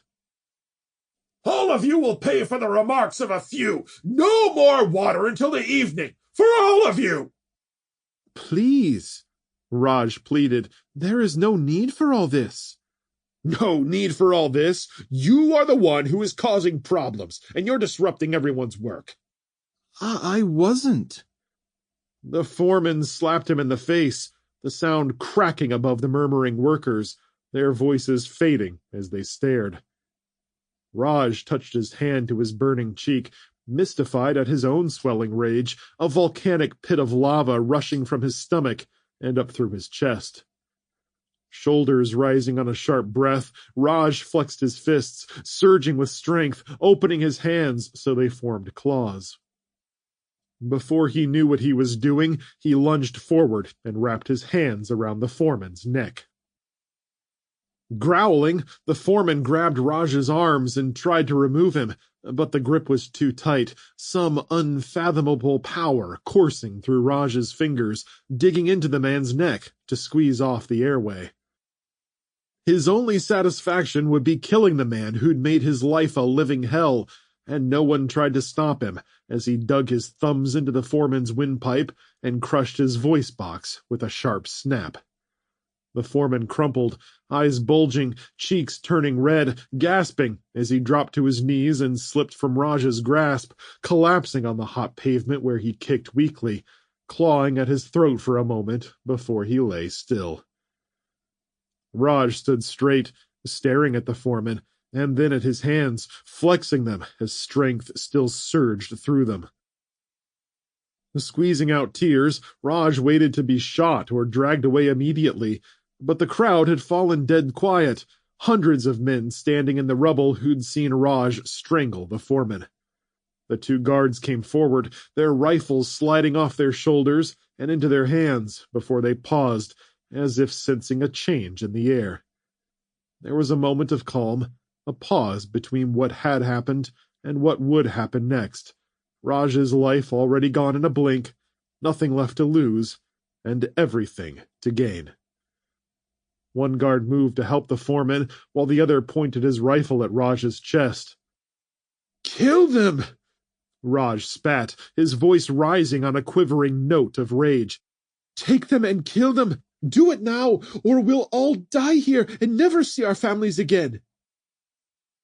No one moved, the weight of their servitude heavy in their minds, the idea of rising up such a foreign concept that it seemed impossible to grasp. Uncertainty flashed across the workers' faces as they glanced between the guards, Raj, and the foreman on the ground. With the foreman dead and his whip silenced, something shifted in the crowd. Eyes narrowed, bodies tensed, and fists flexed like Raj's, the sentiment among the workers shifted in the face of the guards' hesitation, wanting to punish the people responsible for their misery. One guard pressed the barrel of his rifle against Raj's chest and started to squeeze the trigger, but hands reached in, grabbed the weapon, and pushed it upwards. 2 shots fired into the sky before the crowd dragged the guard down and took his rifle, viciously striking and kicking him until he no longer moved. They turned the other guard's gun on him, shooting a quick burst of rounds to his stomach, blowing blood across the hot pavement as his agonizing screams were muffled by their bodies pressing in around him. Men raised the rifles into the air while others lifted the dead foreman's body, tossing him back and forth, cheering as they punched and kicked him before throwing him into the pile of rubble, his body impaling on twisted rebar jutting out of the ruins. Raj grinned grimly as the crowd swept forward to the next worksite, where the confused guards and foremen came running up, only to be overwhelmed by the throng, who beat them, stomped them, and took their guns before they could open fire. More guards in spotless brown uniforms were trampled in the flood, and one soldier fired back, killing 2 workers before he was disarmed, the smell of blood enraging the throng as they spilled into the streets and tore apart anything left standing, showing no mercy. Raj turned and found Akash, clasping his hand and pulling him close. "What did you do?" Akash cried. It wasn't an accusation, but a question of wonder, as he grinned madly into the rage-fueled faces shouting and cursing their masters. "What did you do, Raj?" "I have set us free." Joy and bewilderment rushed through Raj as they were swept away in the sea of humanity. The crowd squeezed into empty streets where there'd been no fire or destruction, quickly overwhelming the guards before breaking into the foreman's apartments, taking fresh bottled water and food, liberating them of the fancier pieces of furniture, snatching up their clean clothing, and carrying their spoils above the crowd, cheering as they celebrated. They rushed over to long tankers with clean water sloshing inside, at first taking turns at the spigots, but in their haste to drink, breaking them off, so that everyone squatted to get hit full in the face, gulping what they could as they washed off their filth and sweat. Raj and Akash were shoved forward into a gush of fresh water that hit them in the chest, splashing, cooling their heated skin, but not the flames of their rebellion. Laughing, Raj pushed his way to the front and took several gulps of the foamy spray before he was knocked out of the way. The throng finally began to settle, men milling around, raising their fists and cheering for their victory. When the loudspeakers erupted with the foreman's voice demanding the rioters stand down and return to their hovels, they grew quiet, cowed as the inevitability of their servitude weighed on their minds once more. When a new group of guards and mercenaries in black riot gear ran in, Raj gritted his teeth, jumped on a trailer, and swept his arm at them. "Take them down quickly, or they will kill us! Do it now, before it's too late!" The crowd shifted uncertainly toward the guards, fists raised and shouting, but not attacking, merely forcing them back with threats and curses. When a nervous mercenary fired a burst of rounds into the throng, dropping a handful of workers, the flames rose again, hotter than before. Teeth gritting, heart pounding, Raj encouraged them with sweeping motions, yelling words that seemed to come from another person, not himself. The first few mercenaries were trampled, and the rest quickly dropped their weapons, turned tail and ran for their lives, begging for mercy, and receiving none. The crowd swept on, growing to almost 10,000 angry voices, spilling into elite Qatari residential neighborhoods that had been spared the destruction, dragging family members of the guards and foremen from their homes, beating them in the roads, and leaving them bloody and bruised. Workers leaped atop expensive cars that were fresh from the factory, devoid of fuel, and thus having survived the devastation, jumping up and down on the hoods and violently tearing them down to their individual components. As the Qatari citizens got wind of the uprising, they fled their homes, rushing to escape the angry throng, men defending their families with rocks, knives, and sometimes guns, only to be consumed by the hungry mob. Akash thrust Raj atop a shining white car, and thousands packed in the narrow street, raising their fists to him, shouting encouragement, and waiting for their next orders. Raj lifted his hands and motioned for quiet. Then a foreman's bullhorn was pressed into his hands, and he turned it on with a squeal of feedback. "My fellow workers, we have been slaves too long. They lured us here with false promises, lying contracts, and slaves' wages. They have treated us worse than animals." The crowd cheered as one, the sound so deafening Raj was sure they could hear them back in India. "They made our fathers, mothers, brothers, and sisters promises of a better life, only to grind them into the dirt beneath their heels. They would do the same to us if we let them. It's time for the tables to turn. Show these monsters what we have lived under for far too long. To the docks!" Like a sea of humanity breaking upon the stones of injustice, the crowd shifted and followed intersecting lanes to the Qatar dock area, where ships lay sunken in the bay, a graveyard of passenger boats, cargo vessels, and tankers.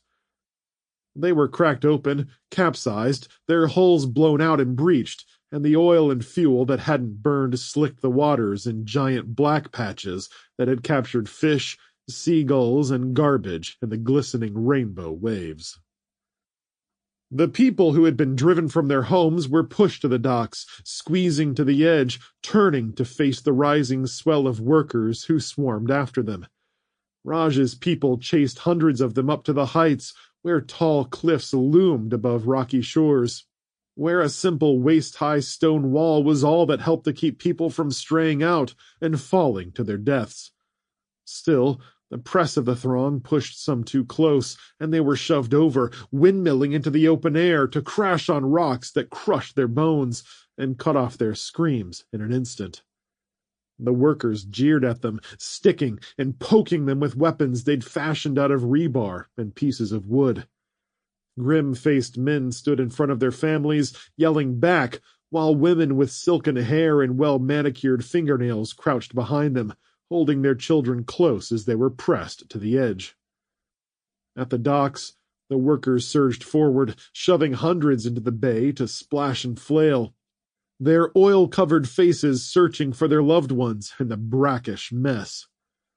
A worker threw a lighter into the bay, and flames arose with a tremendous whoosh that swept across the waters, consuming everything in its path, screaming mouths sucking in the flames as they gasped for air. On the cliff, Akash grabbed a man and pulled him away from the wall, and the workers behind them threw him to the ground and beat him. A woman fell in front of Raj, hands pressed together, begging for mercy as more plunged from the heights in a chorus of howls. Raj could only see the friends and family who died for the benefit of the rich. His brother, father, and many others worked to death, lied to, and cheated by the Qatari government, her pleading eyes and prayers doing nothing to quench his simmering rage. Raj grabbed her hand and helped her to her feet, the woman's expression changing to gratitude, until Raj stripped the golden rings off her fingers and the jewel-encrusted bracelets from her wrists, then shoved her toward the edge. She hit the wall, flipped back and went over, flailing as she plummeted, striking the sheer cliff face twice before smashing against the rocks below. The ocean crashed over the dead in a blood-oil spray, patches of it aflame as it consumed thousands of bodies, the waves clutching them and dragging them out to serve their endless sentence in the cold and ruthless sea. Chapter 16. James Burton, Frankfort, Illinois. James cowered beneath a pile of wreckage, a cold concrete slab that had fallen from some upper floor looming over him, supported by stacks of rubble, protecting him from the storms rippling across the city. It was drizzling, and the pipes in the building were gurgling as water passed down through the ruins, finding every nook and cranny it could to escape into the sewers. He held a can of peas on his knees, one from the spilled cart, using a can opener from inside his collapsible stave to open it. The jugs of water sat by his side, and he'd already drunk and spat back out half of one of them to wash the smoky particulates from his throat.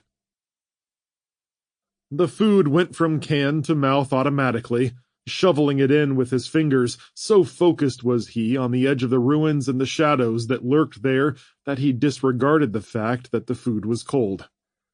People wandered out in the gloomy early evening, faint movements out in the fog, though none had ventured toward him, held back by either the thick smoke drifting around the ruins or the potential of the whole place to collapse at any moment.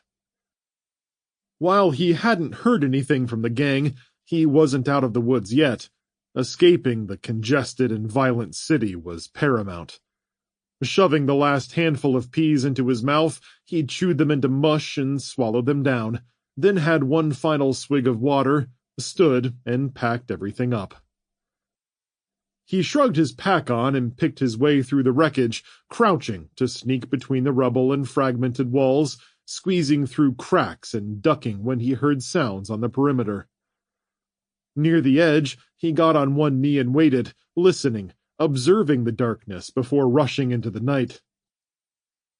With his stave in his left hand, he used the compass in to stay heading east, breaking into a narrow alley and stopping at the end to look both ways. When he didn't see anyone, he sprinted to the other side, barely catching a glimpse of the street sign as he flew by.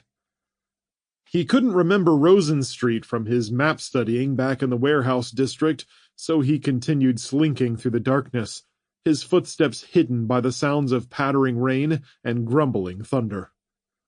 Whispers and the occasional shouts bounced off the brick walls and old wooden siding of the surrounding buildings, making it impossible to know where they came from. He slowed to check each street sign, not recognizing any until he came to a major intersection, with Dixon running west to east, a street that was far too close to the Highway 30 demarcation line for his taste. Going by his compass, James angled south by southeast, heading toward a long block of wooded areas cut by winding lanes and a spattering of buildings. When the road turned back to the north, he went off-road and passed through a vast park with children's playsets and slides. The soft pink padded turf under the swings and slides had been burned and melted.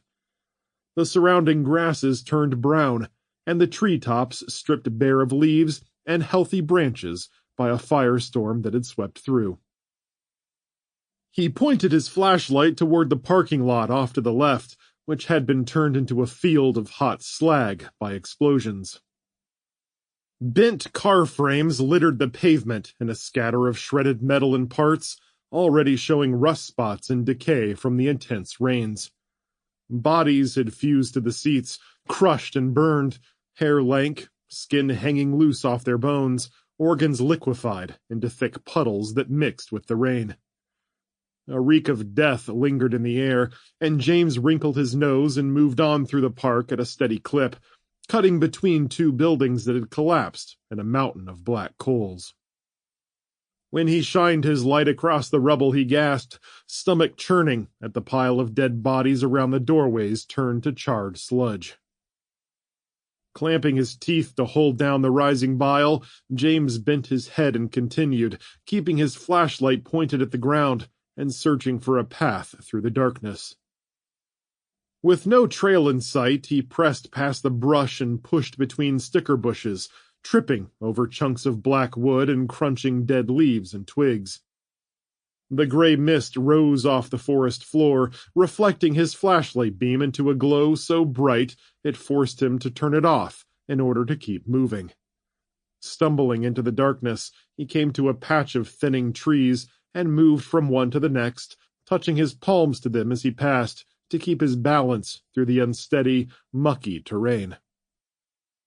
On the other side of the woods was another park, with a pond in the middle, rain sprinkling the surface, where the remains of a half-dozen bodies floated at the edge of the water, surrounded by burned branches, the details of their forms mercifully too obscured by darkness to make out. James came to a street heading due east and south, taking it, despite the distant cracks of guns echoing from ahead. Soon, the squarish forms of buildings stuck out above the treetops, and he entered another small township on the edges of the larger city. The storm had started to pick up, whistling between the buildings, howling in gales like ghosts trapped in a concrete limbo, destined to haunt the shadowy stoops and darkened windows forever. Rain struck him sideways without warning, forcing him to put his hands in his pockets and slump forward, head low, as he stared at the pavement slipping by beneath him. Water gathered in his hair and dripped off his chin, creeping down his neckline, and getting his semi-dry shirts wet once again, while the eyelets on his worn boots leaked like sieves, and soon his feet were wet and cold as well. James kept to the center of the road, walking with a wide stance to stay balanced as the wind punched him like a prize-fighter. He stopped looking for signs and focused on staying upright, squeezing between piles of junk and spilled bricks, stumbling toward a line of sawhorses stretched across the road, covered in tarps and flapping in the breeze. Sandbags stood in stacks on both ends, like a military checkpoint, though it appeared abandoned with no light or soldiers anywhere. When he reached the barrier and tried to squeeze through, though, dark figures rose from behind the sandbags, water dripping from their helmets, green ponchos fluttering in the breeze, a half-dozen guns pointed at him. Got another banger! Someone called from the left-hand side, aiming a rifle at his face. Stop right there! James had frozen at the first signs of movement, and he threw his hands up when he saw the soldier's finger slip beneath the trigger guard. Don't shoot! I'm not one of them! I'm just passing through, I swear! Another soldier grabbed the rifle barrel and shoved it down, the tall, cowed figure stepping forward to get a better look at James. After a second, he nodded. Hold your fire, people. I recognize that stick he's carrying. They give them out at the refugee camps. Shifting his attention to James, he said, Okay, buddy, who are you? He stood in the cold, with his hands up and water dripping down his arms. My name is James Burton. I'm coming from Denver, Colorado, heading to East Lansing, Michigan. Yeah, I got this from one of the refugee camps back west. I guess I shouldn't have mentioned that. The soldier replied. You could have stolen it from someone leaving those camps. Show me your arms and neck. My arms and neck? Tats! Do you have any? No. James rolled up his sleeves as a flashlight beam cut across him, then he unbuttoned his shirt and moved back and forth, exposing his chest and neck. The light flashed across his face and moved back and forth before lowering. Okay, you're not one of the gangs. Or if you are, you're the only one I've seen who isn't all inked up. Definitely not. Is this a military checkpoint? And chuckles rose from the group as they lowered their weapons and relaxed. Some might call it that. Some might call it hell on earth. The tall figure rested his hand on a sawhorse. We're the remnants of a group from the Illinois National Guard. I'm Captain Fred Lister, and the young woman who almost shot you is Lieutenant Dawn Washington. James put his hands down. Thanks for not firing, ma'am. Yeah, you're very welcome, Washington replied. You should be more careful next time walking headlong into a checkpoint like that, though. especially with it being so dark and rainy out. Yeah, that's my fault. James chuckled nervously. It's been a hell of a week, and I'm just trying to get out of the city. I hadn't meant to come this far north. None of us did, man, Lister replied. James shivered and put his hands in his pockets, hugging his coat tighter around his waist. How long have you guys been here? Way too long. You said you came from a camp back west. Outside of Denver. Any news? I'd ask you the same thing about conditions to the east. I've got a long way ahead of me. Maybe we can trade information? That sounds like a good idea, Lister replied. Come on through. The guardsmen parted, and James stepped past the barrier, nodding respectfully to Lieutenant Washington before following Lister onto a sidewalk along a series of dilapidated buildings. One of the older apartments gave off muted light from the covered windows, and the captain guided them up a set of stone stairs and through the front door to stand in a large foyer area with a raised ceiling and an old chandelier hanging above them. Without taking off their coats, they entered a side room with a table, chairs, and a short stack of supply bins, with more empty ones sitting on the side.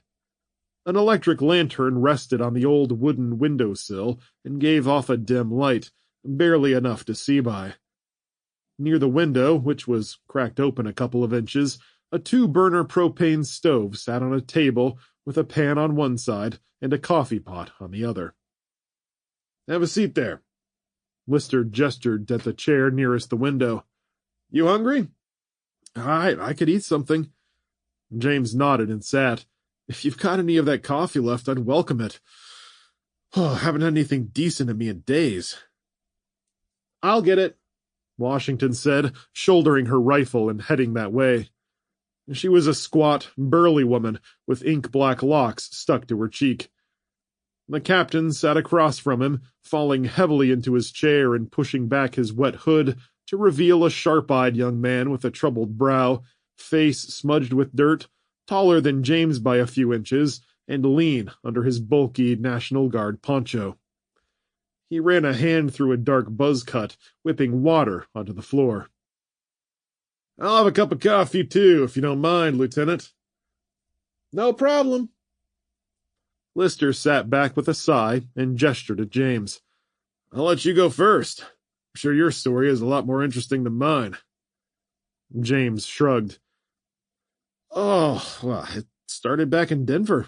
I was waiting for my airplane at Denver International to fly down to Florida to meet my family for a vacation. Everything started exploding on the tarmac. Planes, fuel trucks, just everything. It was a horrible, bloody scene. Lister leaned forward. How did you survive all that? It was insanity trying to get out of the gate. People were screaming, and chunks of debris fell on our heads and crashed through the windows. I hitched a ride on an employee cart, got to the concourse, fought my way downstairs, and got outside. It wasn't much better there. The parking lot was one big ball of flames, and the debris was hitting everyone and cutting them to pieces. I saw... James shook his head, remembering the people taking luggage out of their trunks when their vehicles exploded. Just a lot of stuff I never want to see again, as long as I live. I'll bet. Obviously you made it out of there? Hid beneath an underpass with planes falling from the sky. A jet engine almost hit me. Damn! Washington said as she set a cup of black coffee and a bowl of what appeared to be chicken noodle soup in front of him. Sounds like a war zone. It felt like one. I was just trying to get away from it all. There were fires everywhere, and I talked to some folks on the way in who were supposed to pick up people on incoming flights. I don't think they made it. He picked up a spoon and took a bite of the soup, which amounted to a thin broth with a few noodles and small chunks of chicken. Anyway, I made it through the city and hitched a ride on a cargo train heading east. It was actually your people running the train, at least for the first stretch. Colorado National Guard? Lister asked. Not sure if it was Colorado or not, but they were a good group of people. We stopped once to pick up some army troops and vehicles, then continued until we reached a refugee camp outside Kansas City. Couldn't tell you exactly where, but it seemed to be a train junction somewhere. Maybe the Sims Junction Camp, Washington said, bringing the captain his coffee. We call it Camp 1012. Sounds like it. Thank you, Lieutenant. Not long after I showed up, the place fell under attack. Attack? Lister leaned farther forward with concern. What kind of attack? James shrugged. Couldn't tell you who it was, but I jumped in and tried to help them out. I followed a corporal around for a few hours and helped lug ammunition to the tanks and Humvees. So they found some armored vehicles that work, Washington stated, standing beside the table with her arms crossed. Equipment they'd gotten out of the junkyard motor pool. The tank crew mentioned they were old machines on the verge of decommissioning. You talked to the tank crew? Lister glanced at Washington. How'd that go down? I sure did. James slurped the rest of his soup. Helped them fix a firing mechanism problem in their tank. While I was inside, they mentioned all that. The captain and lieutenant exchanged another look. Seems like you were pretty involved over there, Lister said. I'm not sure how you fixed a mechanical problem the crew couldn't. I've got a doctorate in mechanical engineering, and I tinker heavily at home, and their mechanic was indisposed. Not a complex problem, but easy to miss and not know how to fix. I'm sure they appreciated the help. They loaded me up with some good gear, including an M4 I lost somewhere around Champaign. Luckily, I still have my walking stick. James mentioned to where he'd leaned it up against the wall. That thing has saved me more times than I can count. Probably the only reason why I'm still alive. Yeah, they've been handing them out at all the camps, last I saw. James settled back and sipped his coffee, the hot brew warming his belly and sending a chill up his back. Other than that, I met some nice Amish people and hitched a ride to Hannibal. We pushed our way across in a pole barge, and that's where we split up. Took a horse all the way here, getting chased and harassed the whole time. I'm surprised I made it this far. Amber, the horse, didn't. Sorry to hear that, Lister said, leaning back in his chair. That's quite a story. Now I'm just trying to get back to my family. My in-laws are in East Lansing, and I'm hoping my wife and kids will be able to make it up by the time I get home. Otherwise, I'm going to have to go searching for them. I've got a homestead with some supplies that might carry us through this, but if not, I've got some farmland I can work to keep us going. Your wife and kids are down in Florida? Washington asked. They were down in Florida, waiting for me to meet them for a vacation when all this started. Couldn't say where my family is or if they're even safe. I signed up for some database thing back in Kansas City, but they weren't in it. Most communications are down or spotty at best. Everything except for military radios and some AM/FM channels. I guess I just have to hope they're on the way then. James sighed, finishing the soup before continuing. How about you folks? How'd you end up here? Shouldn't there be more of you? We're the remnants of a group sent into Chicago to search for survivors. Lister sighed wearily. Back at the start when finding survivors was a priority. We were supposed to meet up with another group at O'Hare International Airport, didn't make it past Oak Lawn. We got cut off by the fires. Boy, the city was blazing, and had to seek shelter nearby. We were holding our position and helping people where we could when a gang attacked us out of nowhere. They overpowered some guards on the perimeter, took their guns, and wreaked havoc on the rest of us. Took down half my damn squad before we could get out of there. We've been heading south since then, Washington added, hoping to link up with a rail line. We've got some wounded in the other room. Things are slow going, what with the rain and injured, plus having to deal with bangers coming out of the woodwork. Oh, I believe it. The rail lines are the way to go, and I wouldn't mind finding one myself. Oh, especially after seeing the people running around these neighborhoods. I take it you ran into some gangs? Lister asked. Ever since I showed up in this area, the first people I ran into were a couple of junkies, and the next day I ran into the gangs while trying to get out of town. I was stuck in a ditch while they fought." James shook his head and released a low, whistling sigh.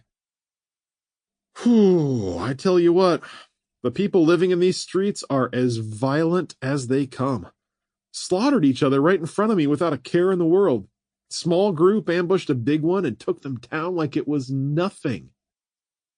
"Yeah, numbers have very little meaning anymore," Lister said. "The stronger are getting taken out just as easily as the weak." "It's a madhouse," James agreed, "and it's hard to find hope in any of it. But getting home to my family is what's keeping me going. It's the one light I cling to." "So, how'd you get away from the gangs?" Lister asked. They spotted me when I tried to grab some food they'd abandoned during their fight. Almost caught me, too." Washington chuckled. "You hear that, Cap? James here tried to steal supplies from right under their noses." Lister grinned. "That takes some balls for sure." James laughed. Turns out it wasn't such a great idea. Almost got myself killed over a couple gallons of water and some cans of peas, but I hid in the ruins until they lost interest. I wandered around for a few more hours, trying to find my way out of the city until I found you guys. "Look, James," Lister said after a pause and a slight nod of agreement from Washington. "We're getting out of here soon and heading south. Want to come with us? We could definitely use the help, and it sounds like you've got some experience under your belt." "I'm no soldier," James replied, "but it sounds like you're heading my way, and I can hold my own, so yes, absolutely." Lister slapped his palm on the table. "Good man. We'll leave first thing tomorrow morning. Until then, you can take a bunk in the next room and get some rest." James was already shaking his head. "No way. I'm way too hopped up, especially after the soup and coffee. If you don't mind, I'd like to take a watch, maybe help relieve someone here. I can handle a firearm, but, as I said, I lost my rifle a few nights ago." James removed the revolver he'd taken off of the junkie from his pocket and set it on the table. "I took this from one of the folks who attacked me. It's all I've got as far as weapons go, but I'm happy to use it." Lister gave James a nod. "All right, friend. Washington, go get Rodriguez." "Yes, sir." The lieutenant stepped out and came back with a haggard-looking woman who staggered in and gave a weak salute, water dripping from her helmet and poncho. "You wanted to see me, sir?" "Get this man a weapon and get some shut-eye." Rodriguez stiffened. "Get him a weapon?" A mischievous smile played across Lister's mouth. "James here is the man we heard tell about over in Kansas City, Rodriguez." "The tank man?" "One and the same." "Wait a second." An eyebrow went up as James looked at the trio. "You knew who I was? Why all the questions?" "Sorry, not sorry. I had to make sure you were who you claimed. Not every day a civvy fixes a mothballed piece of armor and helps save lives. Your name was passed around by a few folks who said to keep an eye out for you should you pop up. Said you were good people. Anyway, Rodriguez, James will take your shift until morning." The guardswoman looked at James with uncertainty. "Trust me, at the bunk. You've been up for 48 hours straight, and I don't want you shooting your foot off or letting some banger sneak up from behind and shank you because you're exhausted." Thank you." Rodriguez's shoulders sagged as an untold weight was lifted from them, then took off her helmet to shake out a thick mane of soaking wet black hair. Without another word, she walked into a back room and disappeared into the shadows, briefly reappeared with a rifle, then vanished once again. James checked the weapon over, taking a couple of extra mags from the captain, then slung it on his shoulder and gave a brief salute. "Private James Burton, reporting for duty." "Very good, James." Lister and Washington both laughed. "Follow the lieutenant, and she'll show you your assignment." James started after the lieutenant before she turned and handed him a long poncho. "Put this on," she said. "It'll keep you dry. Mostly." James thanked her and put it on, buttoning it tight around his neck and pulling it down to cover his midsection and upper legs. From there, he followed Washington outside and marched to the barrier, crossing the street to the left-hand side where two guardsmen squatted behind the stack of sandbags. Washington spoke loud to be heard over the pouring rain. "This is your spot for the night with me, Wiseman, and Pugh. Wiseman and Pugh, this is James. He's sitting in for Rodriguez tonight." "Are we still moving out in the morning?" Pugh asked, the dark-eyed blonde squinting beneath the brim of her helmet, not bothering to question the unusual arrangement. "That's the plan," Washington replied. "We'll get Rodriguez up in 8 hours so you two can get some shut-eye before we move out." "Righteous, Lieutenant."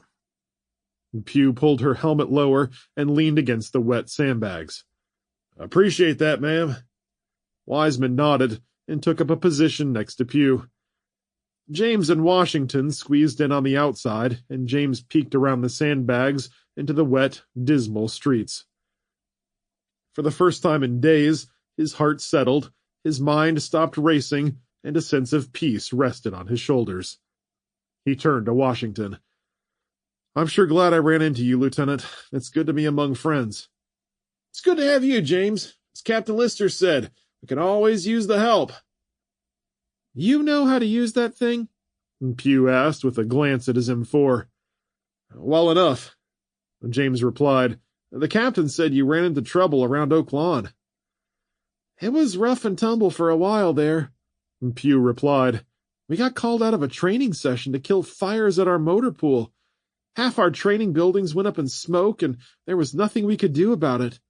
We were standing around in the rubble, pissed off about losing some of our buddies when we got the order to head to O'Hare.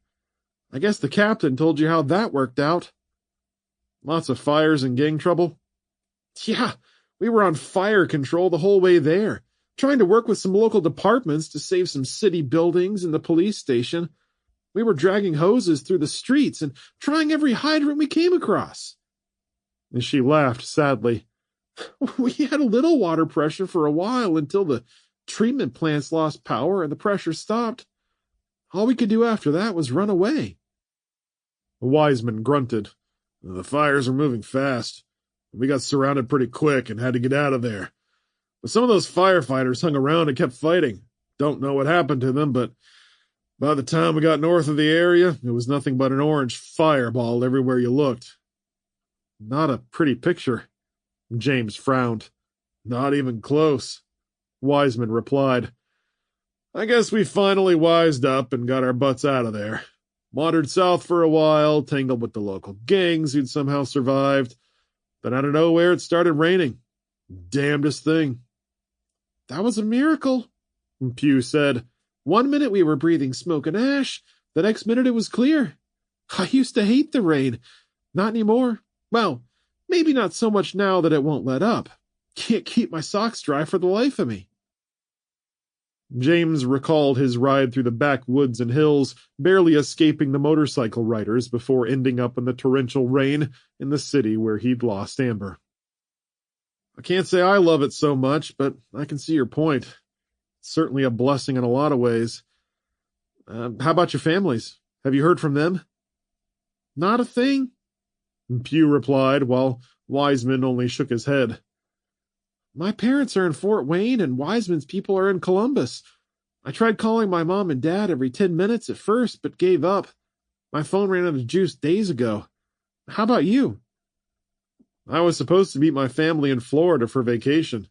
In fact, I was about to board a plane just before everything on the tarmac blew up. If things had happened 10 minutes later, I would have been aboard and wouldn't be kneeling in the rain with you fine folks." Pugh grinned. "Lucky you, James." "Yeah, welcome to the club," the Wiseman added. James nodded and sat back on his heels with rain falling on his poncho, the moisture somehow seeping in around the neck.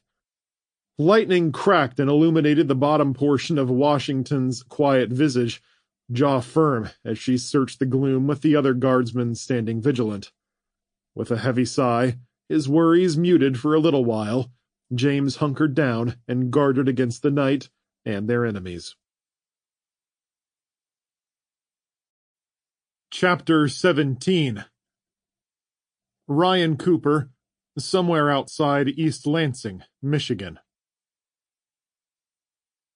It was early afternoon, and Helen and Ryan were out in the chicken coop after feeding and tending to the rest of the animals. They'd milked Bessie and wheeled the containers to the house, placing them just inside the door to pasteurize later after they went in. A brisk breeze rustled the treetops, sending leaves and pieces of garbage skimming across the yard. The flying garbage had been a steadily growing sight over the last few days, growing as it was caught up along the fence line and in the woods, and Ryan grumbled as he pointed at it. "I haven't seen so much garbage blow around in all my life," he said. Helen narrowed her eyes. "No more garbage collection and lots of places burned down. It'll probably get worse before it gets better." "Yep. I imagine the stuff is being carried for miles across the town, especially with the kind of winds we've been seeing." He sighed wearily. Just more things on the to-do list. I'll get to it later if I can. It might be a good idea to walk the fence line anyway, and ensure there's no funny business happening." "Well, let's get the eggs and get back inside. My hands are freezing." "This whole not having weather forecasts anymore kind of sucks." Helen chuckled and poked his side. "You used to complain all the time about how wrong they always were." "Yeah, well, you don't know what you've got till it's gone and all that jazz." When Ryan opened the chicken coop door, the birds rushed at him, clucking and squawking to get past his feet, and he stepped aside and let them go flying out into the yard, where Duchess and Diana were chuffing and loping around playfully. "You not feeling good or something?" "Huh?" "You just let all the birds out. Or are you so caught up in thinking about trash you missed that?" Ryan grinned at the chickens running around as they circled to the right and settled down to peck at the grass and dirt. I figure we can start letting them out again and feed them out here." "You sure about that? Someone could still run up and snatch them." "Well, given all that happened, I kind of doubt that'll happen again, but we can put them back up in the evenings. Regardless, they need some fresh air and running around space." "Agreed." "Hey, look at that," he said, pointing to Duke, who was sitting and watching as the other dogs ran around with the birds. "Duke really must be hurt if he's not chasing them. Hey, Duchess, leave the rooster alone." Ryan shook his head and went inside, nudging aside the lingering birds and heading for the roost. They put their rifles down so they didn't bump things in the confined space, and Ryan reached in to get the eggs in the top row, while Helen knelt and got to the bottom. Soon, their baskets were filled with golden brown eggs, and they were ready to head back. As they left, Helen checked the lock. "Way to go on the latch. It's still holding up strong." Ryan smiled and nodded, and they walked back to the house, with Ryan taking a detour over to the solar panels. He handed Helen his basket and kneeled at the end of the row, checking them for evenness and angle, ducking beneath them to verify the wires and cabling were still firmly connected, and the poles hadn't shifted in the recent wind. "Everything looking okay?" Helen asked. "So far, so good." Ryan looked at the sky. "The clouds are staying away this week, and we're getting plenty of sun. The batteries are nearly full, and the appliances are running just fine." "I'll need a nice hot shower to chase the cold out of my bones." Helen shivered. "It seems like it'll be a frosty winter if it's this cold already." "Let's hope it evens out." Ryan nodded, taking his basket back and gesturing toward the house. He gave a low whistle. "Come on, you old mutts, get over here." The dogs came running, except for Duke, who walked behind them, still favoring his shoulder with a slight limp.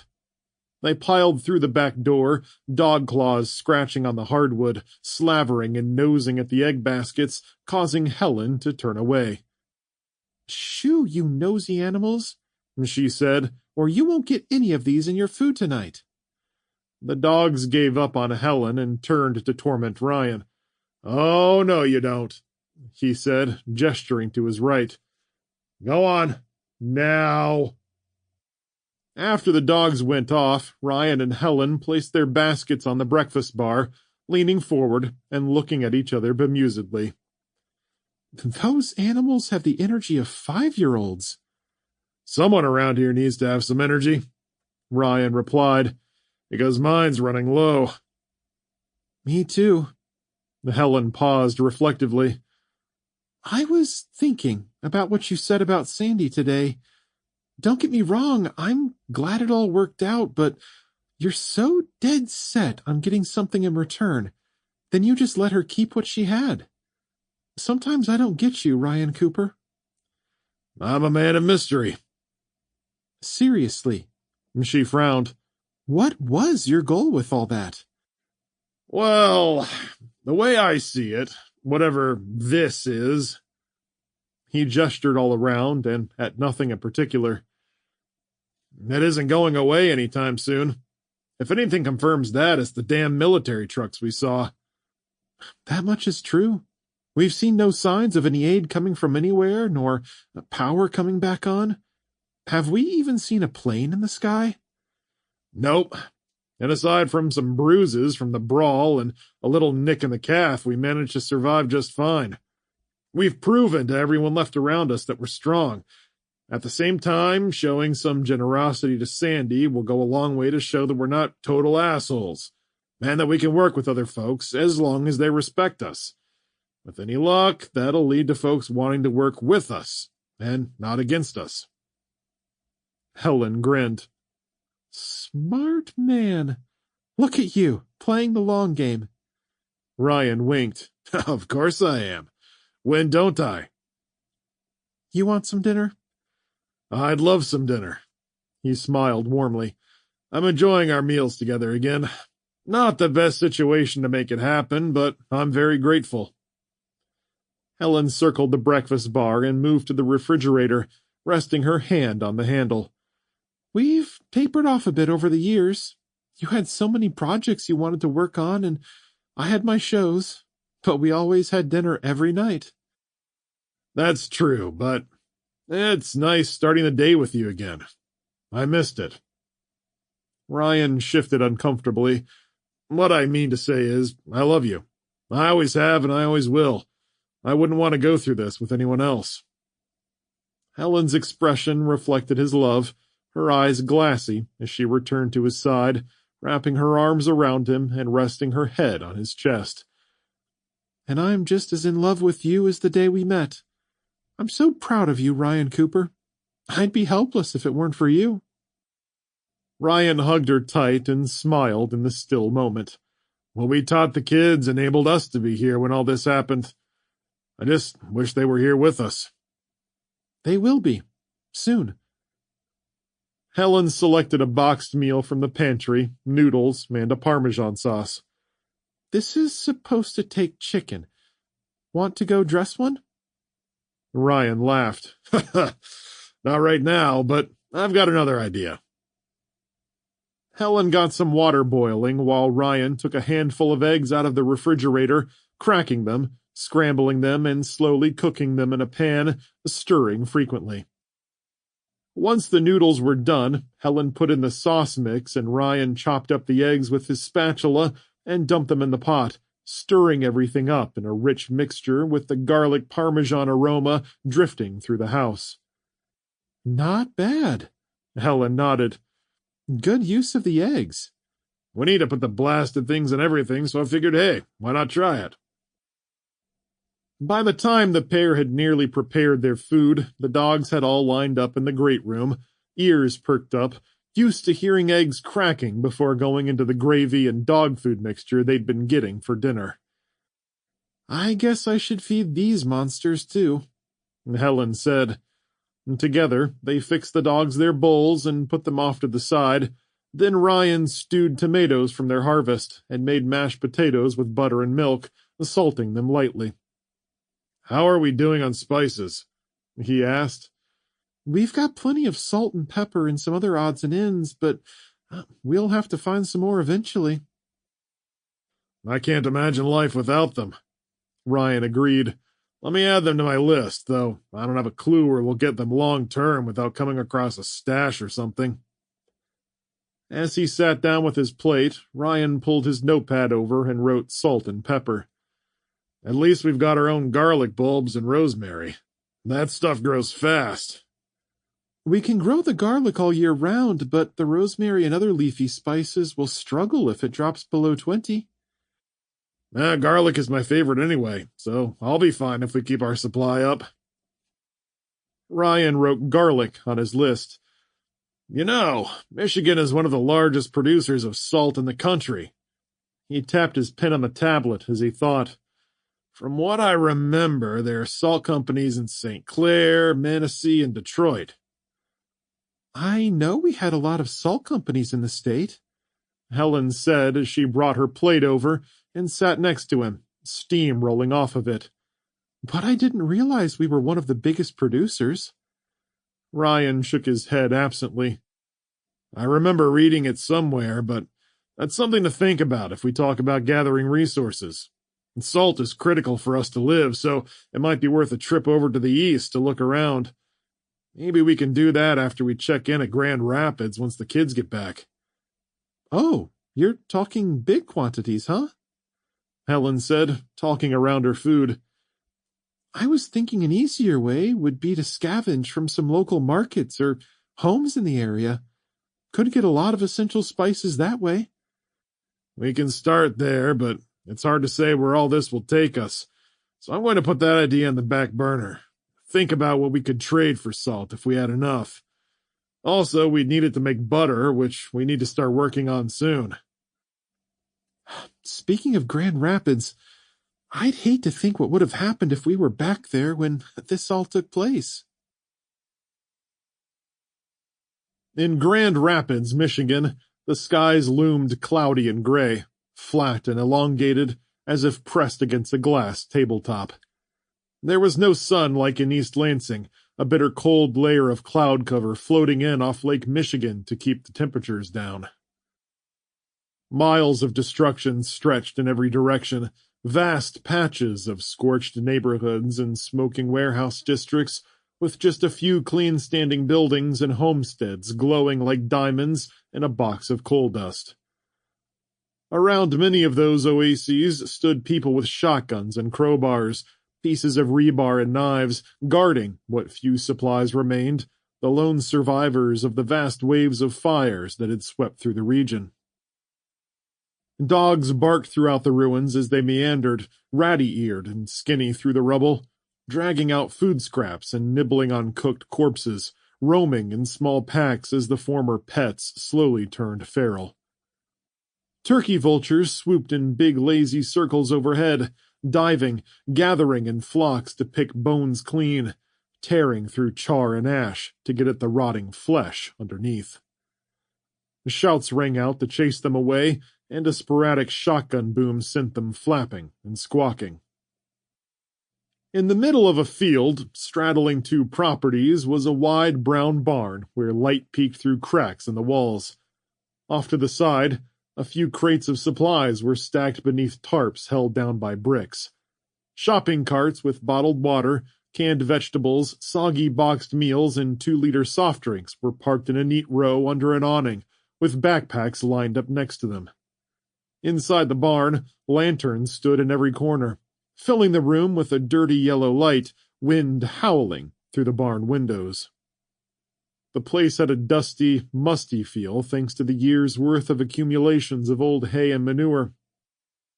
Around a dozen farm folks with graying hair, scraggly beards, and oil-stained overalls had gathered, rugged people who hunted and farmed, all of whom wore camouflage jackets, flannel shirts, military coats and hats, and thick leather and rubber work boots. Women locked arms with their husbands, all wearing mixed expressions of determination and frustration. One man threw back a shot of whiskey while others drank from a 5-gallon water cooler against the north wall, or picked at the small tray of crackers, cheese, and beef jerky. All of them were quiet, their attention focused on a tall, older man standing on a platform on the south side of the barn floor. He wore a long-sleeved shirt with a camouflage fishing vest over it, blue jeans and work boots, and a pistol on his hip. A neatly trimmed white mustache sat above his thin upper lip, and his face was long and lean, with weathered features that betrayed the number of years he'd spent out in the sun. "Settle down now, folks. We're about to get started." Red Fletcher motioned, waving his hands as the crowd noise faded to murmurs and grumbles. "Now, I'm not going to waste everyone's time. We know from the government broadcast that this is some kind of terrorist attack, and it's been more devastating than we could have ever imagined. We've all lost something. Even Martha and I lost—" A sob hiccuped from his chest, but he quickly controlled himself.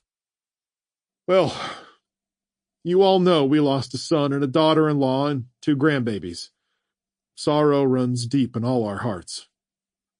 Any remaining mumbling fell dead. "Now, we've managed to survive thus far by pulling our resources together with what remained after our properties burned down and, well, doing what we had to do in that regard. And we've scavenged everything we can from the ruins of the surrounding farms, even harvested some crops. But the fire has claimed almost everything and left us with next to nothing. Jed Reese slaughtered the 2 cows we had left, and we thought that would help get us through the winter, but most of that was stolen by those sons of bitches a few nights back. And they killed Jed, too. Good news is we got 3 of them. Good shooting, Reynolds and Hanson. But the rest got away with our meat. Chasing them down is going to burn more resources than we could retrieve, so we're going to leave that particular avenue unexplored. We've got some supplies left, but they won't last us long. I've talked to all of you, and none of us has any other family around. That means no help, unless we come by it on our own, by peaceful means or violent ones." He paused and rubbed his forehead. "The bottom line is we're in trouble, down on supplies, and things aren't going to get any better. We need to find someplace permanent to go if we're going to get through this." Murmurs ran through the crowd, followed by nods and affirmative whispers. "What I'm saying is, we need to leave this area. There's nothing for us here but trouble. Bigger gangs are moving in all around us, and, well, we're crafty, but they've got numbers on us." "Why don't we join up with one?" Jim Brunson spoke from up front, a former army grunt with a firm jaw and slicked-back white hair. "Really? You think they want more mouths to feed, especially older folks like us?" "What about planting crops in the spring?" Nancy Likely asked, a tough, wiry farmer who owned what remained of the next property over. "We've got 2 or 3 fields ready to go, and if we start early in the spring and don't get any days of frost, we could be well stocked up by the middle of summer." "That's just it, Nancy," Red replied. "We don't have that much time. Everything we've got is right here, and it ain't much.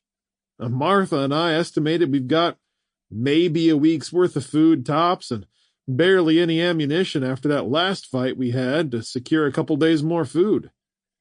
I figure we can use what we've got to get someplace better, rather than sitting here and starving." "And what about the shopping plaza downtown?" Tyler Reed asked, raising his hand. "That place is packed with stuff."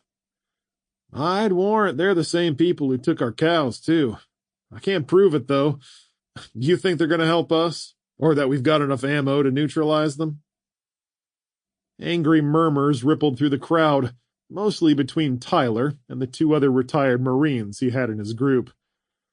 Tyler conferred with them a moment before turning back to the front, red-faced and angry. "Well, maybe we do. Why don't we march down there, shoot the bastards, and then take our stuff back?" A few people cheered and clapped. "That would be great," Red conceded, But they've got us outnumbered 10-1, and I heard they raided the police armory right after everything went south. I reckon there are about 100 people in that camp, most of them heavily armed and a hell of a lot younger than us. We go walking into a place like that, we'll last about 10 minutes. Our advantage is being smart, not numbers or brute force. The crowd grew quiet and shared uneasy looks. Then Tyler broke in again. Okay, let's be smart about it. We come up with a plan, sneak in, and steal what we need. Okay, then. Red snorted. Who here's the fastest of us? The aging crowd measured each other up before frowning and shaking their heads. That's right. We've got 3 people in their 40s, and the rest of us are older than that. A couple of us with 1 foot in the grave. We've got joint problems, bum legs, and more than a few hip replacements. The response gave way to a ripple of grumbling laughter from the crowd, and most nodded in agreement with Red's assessment.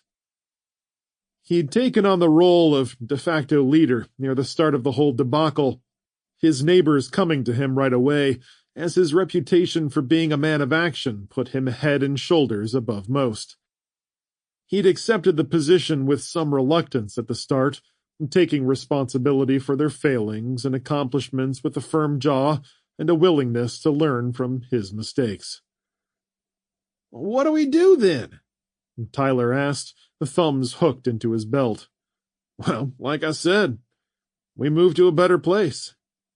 That's bound to be a lot of walking, maybe shooting too. Any way you measure it, yep. I figure we've got a week to get wherever we need to go, and we may be able to stretch our supplies if we scavenge along the way. Take what we need from anyone who we see along the way. Put them down if necessary. Where are we going? Jim asked. Is there some kind of Garden of Eden no one knows about? I don't know about that, but there is a place close by that might give us a lead. Might give us a lead? Tyler spat. A lead doesn't get us anything, Red. A lead sounds like pissing in the wind to me, not a permanent roof over our heads. A lead will get us to that place, Tyler. We sure won't find it around here. Well, what's your lead, then? Red glanced at Martha. I know this guy named Ryan, friend of a friend. Played golf with him from time to time, and he lives just a few miles away in a townhouse with his wife Helen. He got a farm in that townhouse, Red? And Tyler asked, a few in the crowd smirking. There's not a farm in his townhouse, Tyler, but they were farmers their whole lives, just like us. And they've got relatives not too far away who have property. Just last week, he told me about how they'd be spending a few weeks outside East Lansing to house sit for their daughter's family. Apparently it's a nice big farm on a solitary road, shared with just a few neighbors. Sort of place that might have survived the fires, much like this building we're in. And Tyler spread his hands in a helpless gesture. And what makes you think it's still standing? I'm not saying it'll be standing for sure, but Ryan made it sound like his daughter and son-in-law were real sharp folks. Not preppers, but homesteaders, if you know what I mean. They've got supplies, farmland, and animals, and even some kind of backup power system or something that could keep appliances running for a good long time. Sounds like a great place, Nancy said. Sign me up, another person in the group shouted. Unless they're Amish, they drive cars like the rest of us. And Tyler smirked, looking around. That means their in-laws' house probably went up too. Red shrugged. Their house sitting means the daughter probably drove their car to the airport and left it parked out there. And I happen to know that Ryan and Helen have an electric car. Now, an electric car wouldn't have blown up, would it, Tyler? Arms crossed, and a few people rubbed their chins, while others whispered excitedly amongst themselves at the prospect. Okay, you got me, Red. And Tyler shook his head. Sounds like a nice place, but risky. Why can't we find something like that around here? The crowd broke into mumbles and disagreements, uncertainty and dismay, as they gestured and discussed the predicament heatedly. We'll be in deep shit in a week if we stay here. Red raised his voice to quiet them again. And you know as well as I do how good the prospects around here have been looking. The way I see it, this is our shot. If we find something good on the way, so be it. But if not... You know where the farm is? No, but I bet if we go to Ryan's house and see if there's anything left of it, we might find a clue. It isn't that far, so if it doesn't pan out, we won't be that much worse off. Folks, this is our best bet at getting to a solid place. In fact... He paused and looked grimly across the group. This may be the last walk we ever take. We'll need to keep going right on through, no stopping for anything, unless we come upon a good scavenging spot. We take what we need, even if it means killing everyone in our way. Well, so far as our ammo holds out anyway. All right, I've spoken my piece. Let's see how you feel about it. Red stepped back and waited for the mumbling voices to discuss what he'd proposed, and after a few long minutes of debating, Tyler stepped through the crowd in his red coat and scruffy, brown-gray beard. Okay, Red, he said. Most of us agree with you. You've shown some darn good leadership so far, so we'll go. Red smiled and glanced at Martha, and then shook hands with several people in the front row as the buzz of excitement rippled through the group. All right, everyone. There's no time like the present. Let's get packed up and head out. We'll need everything we can carry, in case we find somewhere between here and there that looks suitable to stop in for a while. Load up the carts and wagons, and let's get a move on. The group packed up the food and water that was inside the barn, put out the lanterns, and stepped out into the cold. Carts were loaded up, tarps folded, ropes gathered, bundled, and put away. Red and Martha took the lead, pushing their carts ahead of them on a dirt track with all the possessions they had been able to rescue from the remnants of their home. A motley collection of canned goods, a backpack with a couple of changes of clothes, their shotgun, a box of shells, 2 jugs of water, and some odd pieces of camping equipment. The lack of extra firepower had been Red's greatest regret from his house fire. A stockpile of gasoline and a generator had been near the outside of the house, directly opposite the interior wall where his gun safe had been, and the conflagration cooked off the ammunition and caused catastrophic damage to every firearm contained inside the safe. Reynolds and Hanson were near the front with Red and Martha, the pair of retired Marines each carrying a shotgun, along with backpacks with some pistols and the bulk of the remaining ammunition. Tyler slogged behind the group, with an oversized backpack on his shoulders and a pistol on his hip, leaning forward, arms hanging forward to balance his weight. The others pushed carts or pulled small brush or firewood wagons behind them, rusty things with wobbly wheels, packed with goods and held down with bungee cords. More than a few of the group were already walking with limps, having long had problems with their hips or knees, or not being in the greatest shape to begin with. They all wore the same haggard expressions, a tired and worn-out bunch, but as they turned east on the main highway and left the burned-out husks of their homes behind, an energy overtook them. Hope and desperation both drove them, each knowing that they had to be strong if they were going to reach their destination. A woman wept and staggered along, crying about everything they were leaving behind, her husband replying that they weren't leaving anything behind because there was nothing left. Miles passed by swiftly to the jangling song of wobbly wheels and rickety aluminum, shadows moving with the huddled forms of people still around, stray dogs getting bolder, and people watching warily from porches of half-torched homesteads. Reynolds, Hanson, and Tyler. Red pointed. Go on up to that string of houses there and see if they have anything worth taking." The men nodded, checked their weapons, and went on up, while Red and the others formed a perimeter around the carts. People ran from the first two houses, and Red's men brought back a couple of garbage bags full of canned goods and assorted supplies. "Not bad," Red said, nodding for them to give the bags to Martha. "How about those other houses? I'll go with you this time." Checking his pistol, he led the three men up to a house with a burned-out garage that had taken part of the house with it. It was a small ranch model with aluminum siding and a small garden and porch. Red went up first, while the men went to the front windows and put their hands to the glass. "Anyone home?" Red asked, and Tyler shook his head and tried to look through the cracks in the blinds. "I don't see anything. Wait! Yeah, I see someone inside there. They just ran to the back." Red backed away from the door. "Were they armed?" "Unknown, but if we're going in, we should go now." Reynolds stepped up to the porch, hauling his 265 pounds with him. "Step back, Red. I'll knock it open." Red came down off the porch with a glance at the others, then he got his pistol out and held it at the ready.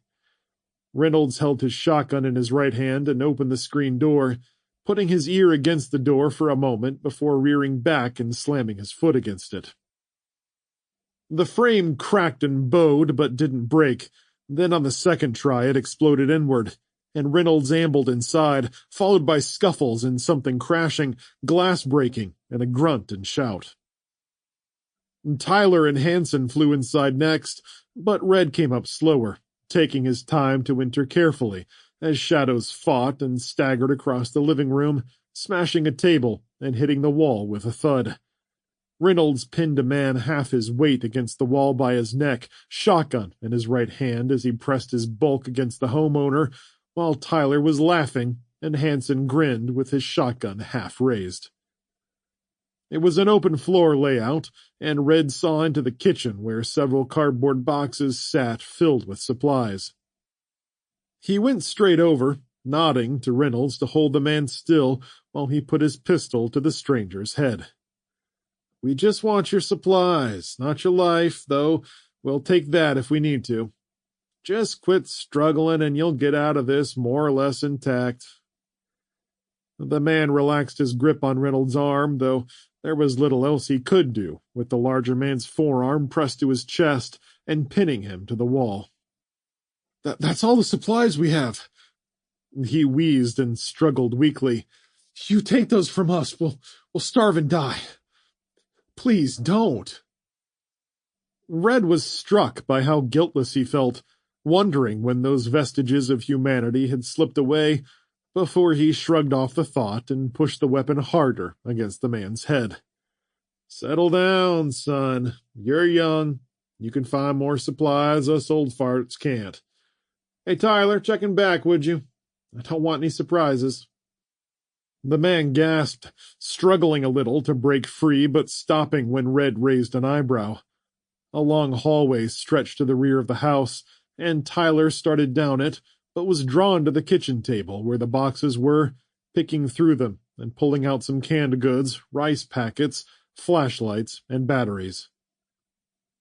"Hey, man, there's some good stuff in here." Tyler flipped a can and caught it with a laugh. Red growled. "Tyler, would you do what I told you?" And a thin woman in a white t-shirt slipped from the hallway, crouched low and dashing past Hanson to grab Reynolds' gun, jerking it out of his hand, fumbling with it, but getting it to her waist as she backed into the kitchen. "Let him go!" She shouted at Reynolds and then swept the gun menacingly from Tyler to Hanson. Red shook his head at Hanson, who looked about ready to make a move and held his hands up. "Hey, lady," he said. "No one needs to get hurt." "You've got no right coming in here, threatening us and taking our things, you damn thieves!" She spat every word, her dyed blonde hair striking a contrast to her angry red cheeks. "We don't want to hurt you," Red said, "and we won't take your things if you put down the gun." She scoffed. You think I'm stupid? No, y'all get your asses out of here now. I swear I'll shoot you. Reynolds loosened the pressure on the man's chest enough for him to slide down the wall and stand unsteadily on his own 2 feet. The retired Marine looked back and forth between the woman in red, one eyebrow arched in question at his leader. Why don't you put down the gun first, lady? Red said. And we'll just... No! We've been told that before and still got robbed. Took us 3 days to get what's on that table, and we won't have it taken again. Honey, why don't you put the gun down? The man licked his lips nervously as he looked at the men standing in his home, undeterred by his wife flailing a shotgun wildly back and forth. Maybe we can work something out. See, your man's got a good point there. He can see you're outnumbered and... No! She snapped. I won't let it happen again. I just won't. She jerked the shotgun to her shoulder and got a bead on Reynolds, squeezing the trigger, though Reynolds dove out of the way faster than his age would have suggested him capable of. Hot buckshot hit the woman's husband in the chest, and he slumped against the wall as blood drenched his shirt and the wall both. Red raised his pistol without hesitation and fired 4 times, each round hitting her square in the chest. She fell to the floor, still holding the shotgun across her lap, gaping at the crimson stains spreading throughout her shirt. She tried to say something, but slumped flat onto her back with a sob, and Red fired once more into her head, sending a spray of blood across the wall. The room hung in silence for a few long seconds before Red wheeled on Tyler with a snarl. Man, you were supposed to check the hallway. Tyler stared at the dead people and shook his head. Sorry, Red. I just do what I say when I say it, and things will go smooth. This did not go smooth. Do you not realize that every round counts? That's 6 less than we had before, damn it. And who the hell knows who heard all that commotion? He shook his head as Reynolds used the kitchen table to get back to his feet, feeling across his shoulder and back where a few pellets had grazed him. The rest of their group outside were shouting, and Red crossed to the door to see Jim Brunson and a few others coming up into the yard with their guns out, while Martha stood on the sidewalk, looking concerned. Everything's fine, Red waved.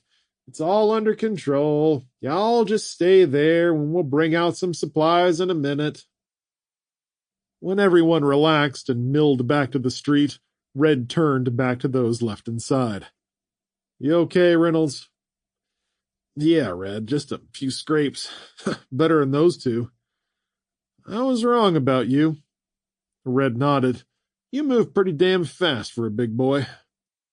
Okay, let's get this stuff loaded up and get out of here before those shots draw more attention than we bargained for.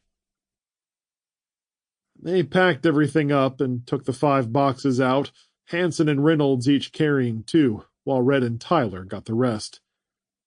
Outside, they handed the supplies to the others, who started putting things away in their carts. It won't last us very long, Red announced, but every little bit helps. Martha took his arm and pulled him aside, whispering, What happened? That got ugly, but nothing we couldn't handle. It's all good now. Martha fixed him with a lingering look, and Red nodded firmly. I said it's all good. Is it? I heard a woman in there yelling. The Red's eyes narrowed. Martha, you and I have had this discussion before. It's a dog-eat-dog world now. We've got to play hard if we want to survive this. You know it. She stared at him for a long moment before nodding and gripping his arm harder, marching onward down the road out of town. Reynolds and Hanson, Red called as the convoy got back underway. Walk the edges and watch for anyone moving in. Shoot first, ask questions later. You know how hard and fast things can turn. The 2 men nodded and took up their positions, shotguns at the ready, while others spread out and lingered on the edges of the group, protecting the supplies and one another as they moved through the midday gloom. They passed once vibrant neighborhoods decimated by fires, looking like they'd come under attack from bombers, guts of houses and cars strewn everywhere, leaving only a few beams or brick walls standing. The recent rains had turned everything into a dark sludge that carried debris to the sewers, which had quickly clogged and created wide, swirling black ponds that covered the streets. The water was dank and gave off a pungent, rotting reek, and Red shook his head and picked up the pace, moving out ahead of the group. He stayed out in front for a quarter of a mile, surprised when he turned and saw that the group was keeping pace with him. "Won't be long now," he called. "Just another mile and a half past the golf course where we played." The group chatter picked up, and a few smiles showed as they helped each other along. There was a hardness about the members of the group, the kind of toughness that only came from living and fighting through hard times their whole lives, sharing wounds, tragedy, and victories, and bearing hardships that would have killed anyone weaker years prior, to say nothing of the last few weeks. A sudden swell of baying, barking, and yelling pulled their attention to the rear of the group, all eyes on Tyler where he was lying on his back, legs kicking, reaching to punch at a pack of dogs as they tore at his backpack and thick jacket.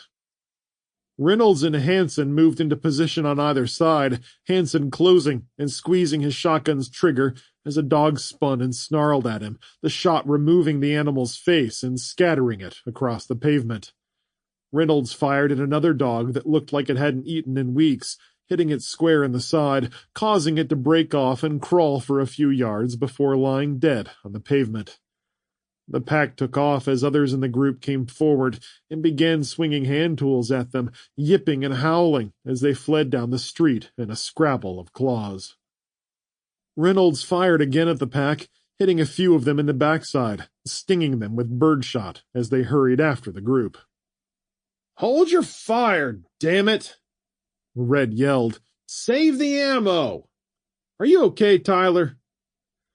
"I'm fine," Tyler replied, getting up with help from the others and brushing himself off. Red glowered at him, his voice low and serious. "You need to get frosty quick, Marine. I'm serious. That's 2 times you screwed up and almost got someone else or yourself killed. And 2 times I've overlooked it. There won't be a third." Tyler's normally brusque expression had turned soft in the face of the reprimand, and he replied softly. I hear you, Red. I'll do better." "Damn straight you will." Red glared at him and turned to address the group as a whole. "He's lucky it was just a few mangy old dogs. Next time it'll be people, and it'll be a knife in your back or across your throat, and you'll be left to bleed out in the street while the rest of us carry on. I'm telling you, folks, be on the lookout and be ready to act instantly." He shrugged. "Otherwise, you're just going to die, and the rest of us will have more food as a result." Martha came and walked next to Red as they marched on, taking him by the arm to the front of the procession, and the group continued their march east past the golf course, with its expansive overgrown trees and unblemished woods, still remarkably beautiful, with their gold and rustic red colors coming with the weather change. Soon they'd gone farther away from their neighborhood than they'd been since the disaster, the protective ring around their supplies growing tighter, their gazes warier, senses elevated, and on the alert for any threats. Beyond the golf course were more neighborhoods, and Red stood at each intersection ahead of the group, trying to read the signs and figure out which road would lead to his destination.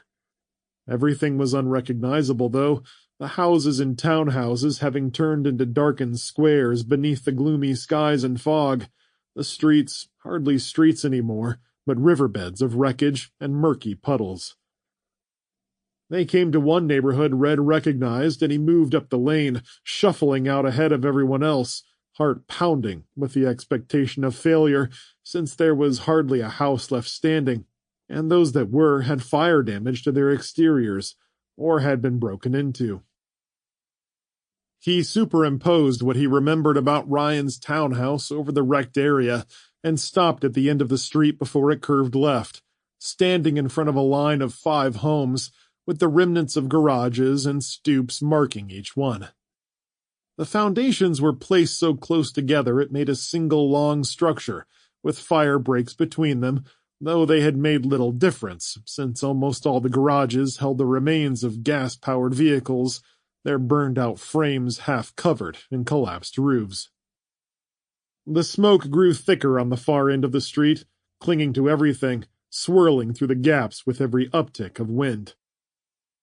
"Are you sure this is it?" Martha asked, coming up next to him. "I'm positive." Red gestured to the left. "I remember because when I dropped Ryan off, I turned around in that driveway over there to get back out to the main road. His house would have been..." He stepped to the middle garage and front porch and held both hands up perpendicular to the ground to frame what would have been the townhouse's sides. "Right here. They were right here." "Doesn't look like they're here anymore, boss," Hanson said. "What should we do now?" Frowning, Red growled. I figured they wouldn't be here on account of them visiting their daughter's home. But there's a fair amount of wreckage to look through. We should dig through it. See if we can find any kind of... Red? Hanson's demeanor changed, and he turned, gesturing with his shotgun pointed at the far left end of the homes. "Looks like we've got company." Shadows approached through the gloom, slinking between the piles of rubble and an engine block lying in a driveway. Red stepped back and unslung his rifle, hissing to the rest of the group. "Anyone with a gun, get up here. Form a defensive line." The defenders moved into position with their weapons raised, keeping those who were unarmed behind them with their supplies. Red placed his hand on Hanson's back and stepped to his right, tracking a figure coming toward them. "Best slow down and show yourself before we open fire." A man rushed to them from the ruins, hands up, weaponless, as far as Red could see. "Please, can you spare some food? Please!" "Step back, mister," Red growled when the man kept coming, seeming to ignore the firepower arrayed against him. The firing line moved a couple of paces backwards, waiting for Red's orders, all except for Hanson, who took a step forward, lining up a shot. Still, the man was undeterred, and he hurried across the stretch of burned grass separating the driveways where Red and his people were standing. He wore ragtag clothing, a chewed-up poncho that hardly kept the rain off, his pants soaked and dirty, stomach lean and wide bloodshot eyes stark against his gaunt frame. Others moved behind him, forms creeping through the shadows with flashes of loose garments, and Red felt a ball of nervous tension creep into his gut. "I said stop!" Red took a step forward, leveling his pistol at the man who refused to heed his warnings. "Stop, or we will fire!" Hanson's shotgun barrel flashed in a blast of smoke and flames, buckshot spraying the man's face and chest, tearing his plastic poncho to shreds as he screamed in agony. He staggered to the edge of the grass and fell to his knees, blood dripping from his wounds. Then more gunshots flashed as the defensive line continued what Hanson had started, firing at the remaining shadows in a barrage that made them dance and cavort, until the 3 or 4 shapes pitched backward into the driveway, falling motionless to the ground with cries of pain. Martha ran forward, her flashlight sweeping across the downed figures, screaming, "Stop shooting! Stop it!" The gunfire sputtered to a halt, and she rushed through the clearing smoke to the fallen man, but it was too late. He was lying in the grass, body twitching and arching upward as he breathed his dying breath, and fell flat. Red rushed forward to her side, his near-empty pistol still trained on the bodies farther away, kneeling next to Martha as she touched his neck to try and find a non-existent pulse. Dead! They're all dead! Martha stammered, moving past him and shining her light on a mother and children who were lying dead beyond the person Red presumed was their father. The woman was face down in the driveway, reaching for a smaller, curled-up figure off to the side, and another child, a teenager, lay against an old piece of furniture near the mother's feet, hair hanging lank on her shoulders, staring at nothing, body slack. Blood soaked the driveway, running through the cracks, over the side, and into the street. Martha knelt between the mother and first child, looking back and forth before turning to Red. It was a family, Red. She gasped. We just killed a family.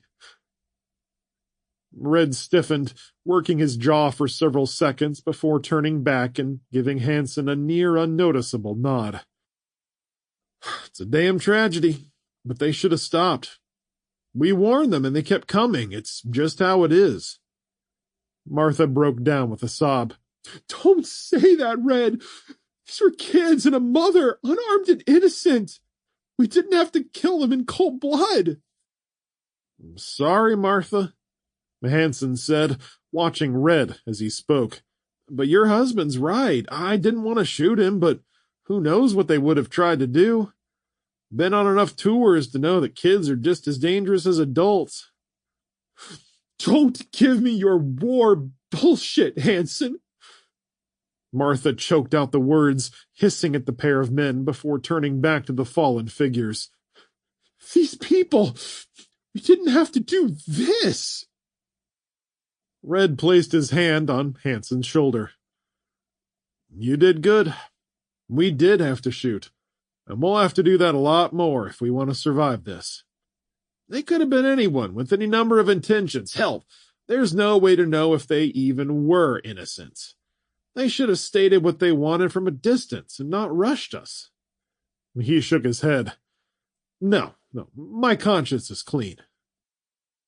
Red stared at the girl, pinned in Martha's flashlight beam, resolve hardening his heart, a stone wall growing over the tender muscle, the pulsing beat clenched in a cold hand.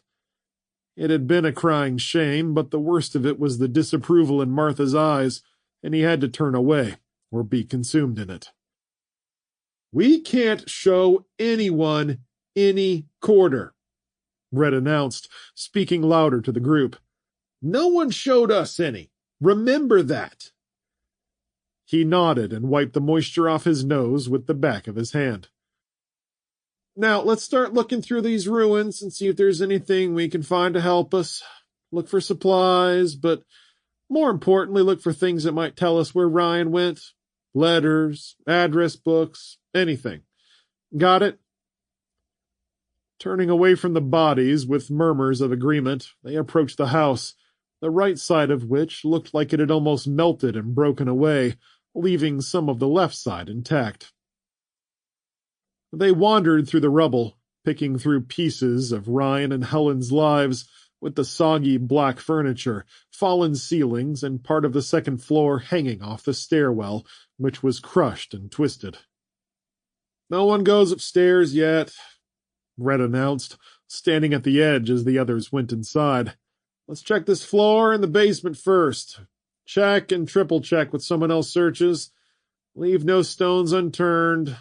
Canned goods and supplies are likely down in the basement, if they've got one. Red stepped into the living room, feeling his way around with the tip of his boot, making sure the floor was still stable before he went on. He shoved the couch aside, clearing a path for those coming behind him, and working toward the kitchen. The kitchen table was still mostly intact, with debris piled on top, and the cooking island was covered in wet drywall and wood. He was about to start checking the cabinets and drawers when Hansen called out. Over here, Red. I think I found the basement. Martha, can you check the drawers, please? He forced himself to speak softly to her, trying to undo some of the damage from earlier. I'll do it now, she confirmed with a nod, barely looking at him. Red worked his way out of the kitchen, stepping over a chair and coming around to where they were gathered by the door. Hansen tugged at the door and it came open, grating against the floor. The steps had collapsed in a few places, though they could see the basement at the bottom. Want us to go down? I'll go, Red said. I won't ever ask of you to do anything I wouldn't do myself. Flashlight out and shining toward the bottom, Red led a couple of people down, bringing sacks with them, stepping precariously and calling out stable footholds in holes in the wood. At the bottom, he walked across the carpeted floor of the basement, shining his light around what had once been a comfortable living space, though its walls were covered with soot and black mold, the floor wet from water still dripping from pipes. Working his way around, he found a small bar with some whiskey and soft drinks, gesturing for one of the people behind him to collect them, while he went through another door at the far side of the room. His smile grew wide as he shined the light around at a couple of shelves with some canned goods stacked on them. It's not a lot, he told the person behind him, but it makes this trip worth it at least. Red and his helper filled up their sacks and left the basement to the excited murmurs of everyone upstairs. He stepped into the kitchen, holding up his sack. Not quite the gold mine I was hoping for, but we got something anyway. Couple of cases of corn and green beans, some baked beans, and tomato sauce. His helpers held their sacks up, one saying, whiskey, soda, and a few boxes of spaghetti and pasta, too. The group nodded appreciatively, though all eyes had turned to Tyler and Martha, standing in the kitchen with all the drawers pulled open, papers and pens and drawer junk strewn everywhere. That's great, Martha said, coming to the kitchen table with a thin smile, still avoiding meeting her husband's eyes. But I think you'll be happier to see what I found stuck to the side of the refrigerator. Red put his hands on his hips. Well, do tell. What did you find? This. She held up a half-burned, soggy piece of paper and waved it at him, and Red stepped over and took it, reading it with a confused expression that faded into pleasant surprise. Well, I'll be. An envelope. That's what I think. He took the remnants of a red card out of the envelope, flipped it open, and read it. A birthday card for Ryan. Signed, Your Loving Daughter. Huh. He threw the card on the floor and looked at the envelope again. The half with the address is burned off, but... Ha! Red's smile broadened, and he chuckled wildly as he grabbed Martha's stiff form in a bear hug. What are you so excited about, Red? And Tyler grumbled. No address on it, so it's useless. Are you kidding me? Red gawked at Tyler. I swear you need your head looked at. Holding up the envelope, he pointed to the postmark. It's postmarked Elsie. What's that mean? Hansen asked. You idiots. You'd think you hadn't ever been farmers in your whole life before. Red rolled his eyes. It's a farming town just outside East Lansing. And the card was to Ryan from his daughter. Who? Hansen and Tyler both looked at each other, their looks of confusion slowly vanishing as realization dawned. Now you're getting it. Red laughed as he tucked the envelope into his front pocket, his aches, pains, and emotional distress and exhaustion melting away. Ladies and gentlemen, we have what we came for. It's time to get a move on. Chapter 18. Agent Alan Harris, Mount Weather, Virginia. Harris guided President Burke through the bunker's inner passages, the long concrete hallways painted green with bold white markings. Military personnel hustled by, running to their posts while alarms blared throughout the facility, a voice booming from speakers in the walls, ordering various groups to different locations. A distant explosion rippled through the building, the concrete trembling ever so slightly from the blast, dust trickling from the ceiling vents, as Harris instinctively grabbed Burke around the shoulders. "Right this way, sir," he said, still moving, gesturing for the president to turn. "The safe room is at the end of this hall." As they walked, Harris received updates from Security Chief Westbrook over his earpiece. "Attention all security teams. Hold your positions. General Pulaski is sending Marine units into the woods in a hard formation to scatter the attackers. I'm patching everyone in." A Marine's gruff tone cut through the line, along with scattered bursts of gunfire and a distant explosion. "Enemy units have struck the comms tower, and Bravo and Charlie teams are moving into the woods to counter." "Who's hitting us?" Colonel Crow asked. "Saudis?" "Negative, sir," replied the Marine. "They appear to be civilians." Harris let go of his earpiece and turned to Burke. "I'm hearing it's a group of civilians, and they've taken out the comm tower, which explains the disruption in our feed." "Civilians?" "Seems to be. They're hitting us around the perimeter. Hold on a second, I'm listening in." Harris walked and listened as the spotty feed filled his ear with static and bits of transmissions. "Okay, Colonel Crow has sent Alpha Team led by Sergeant Timmons around to the east wall." "Colonel Crow, this is Alpha Team. We're halfway along the east wall and found a box that used to hold explosives. It's some heavy stuff the civilians shouldn't be playing with. We'll leave it by the fence line for someone to secure." "Roger that, Timmons," Crow replied. "They maybe tried to distract us before attacking the gate. Get your asses moving." Harris leaned closer to Burke. "They've found some explosives and dead civilians, so they think they're trying to rig up something to take down the gate." Harris and Burke reached the end of the hallway, a door guarded by 2 armed Marines who saluted and stood aside. Burke stooped and punched in his key code, and the magnetic locks popped the door open.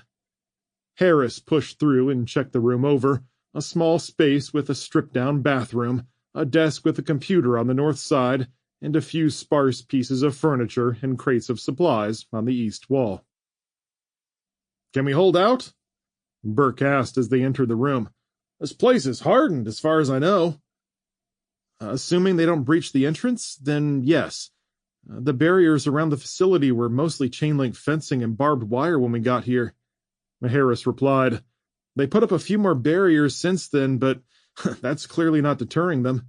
And the hardening on the entrance isn't anywhere near the level of more robust facilities." "Is that supposed to make me feel better?" Burke chuckled as he slipped into the computer chair. "No, sir." Burke pressed a key, and the computer screen lit his face in its glow. "Well, I appreciate the honesty, Harris. I'm tapping into the communication channels now." He read the display and rolled backward a foot. "I don't get it. We've been making supply drops all around the country. Why are they coming here and attacking us?" "Good question. I'd say—" Harris hesitated. "Go ahead, Harris. Speak freely." "In my opinion, people are pissed at our response to what's happening. The supplies were a good first step, but people are looking for long-term answers. At least, that's my guess. I think they're here to vent their frustrations on whoever's in power." Burke snorted. "Well, they could have just knocked or filled out a complaint card or something. We don't have that many people here, but they can't imagine that getting to the president is going to be easy, can they?" "No clue, sir. Hold on, there's more coming in." Harris touched his earpiece and listened. Timmons was panting over the line when it suddenly opened up to the sergeant's entire team. "What's this, Sarge?" a Marine asked. "It's explosives, rigged to blow," a female Marine replied. "But I've never seen it set up like this before. Looks demented." "Will it work?" Timmons asked. "You got me. It's a cluster." "Focus. Can you disable it?" "No way, Sarge. Not without a lot more time to trace this mess of wires. And we've got 15 seconds left if this alarm clock is the timer. There was a brief pause, then Timmons's next words were shouted into his radio, between him running and panting. "Back away now! Colonel Crow, brace for detonation! I repeat, brace for deton—" Harris nodded to President Burke.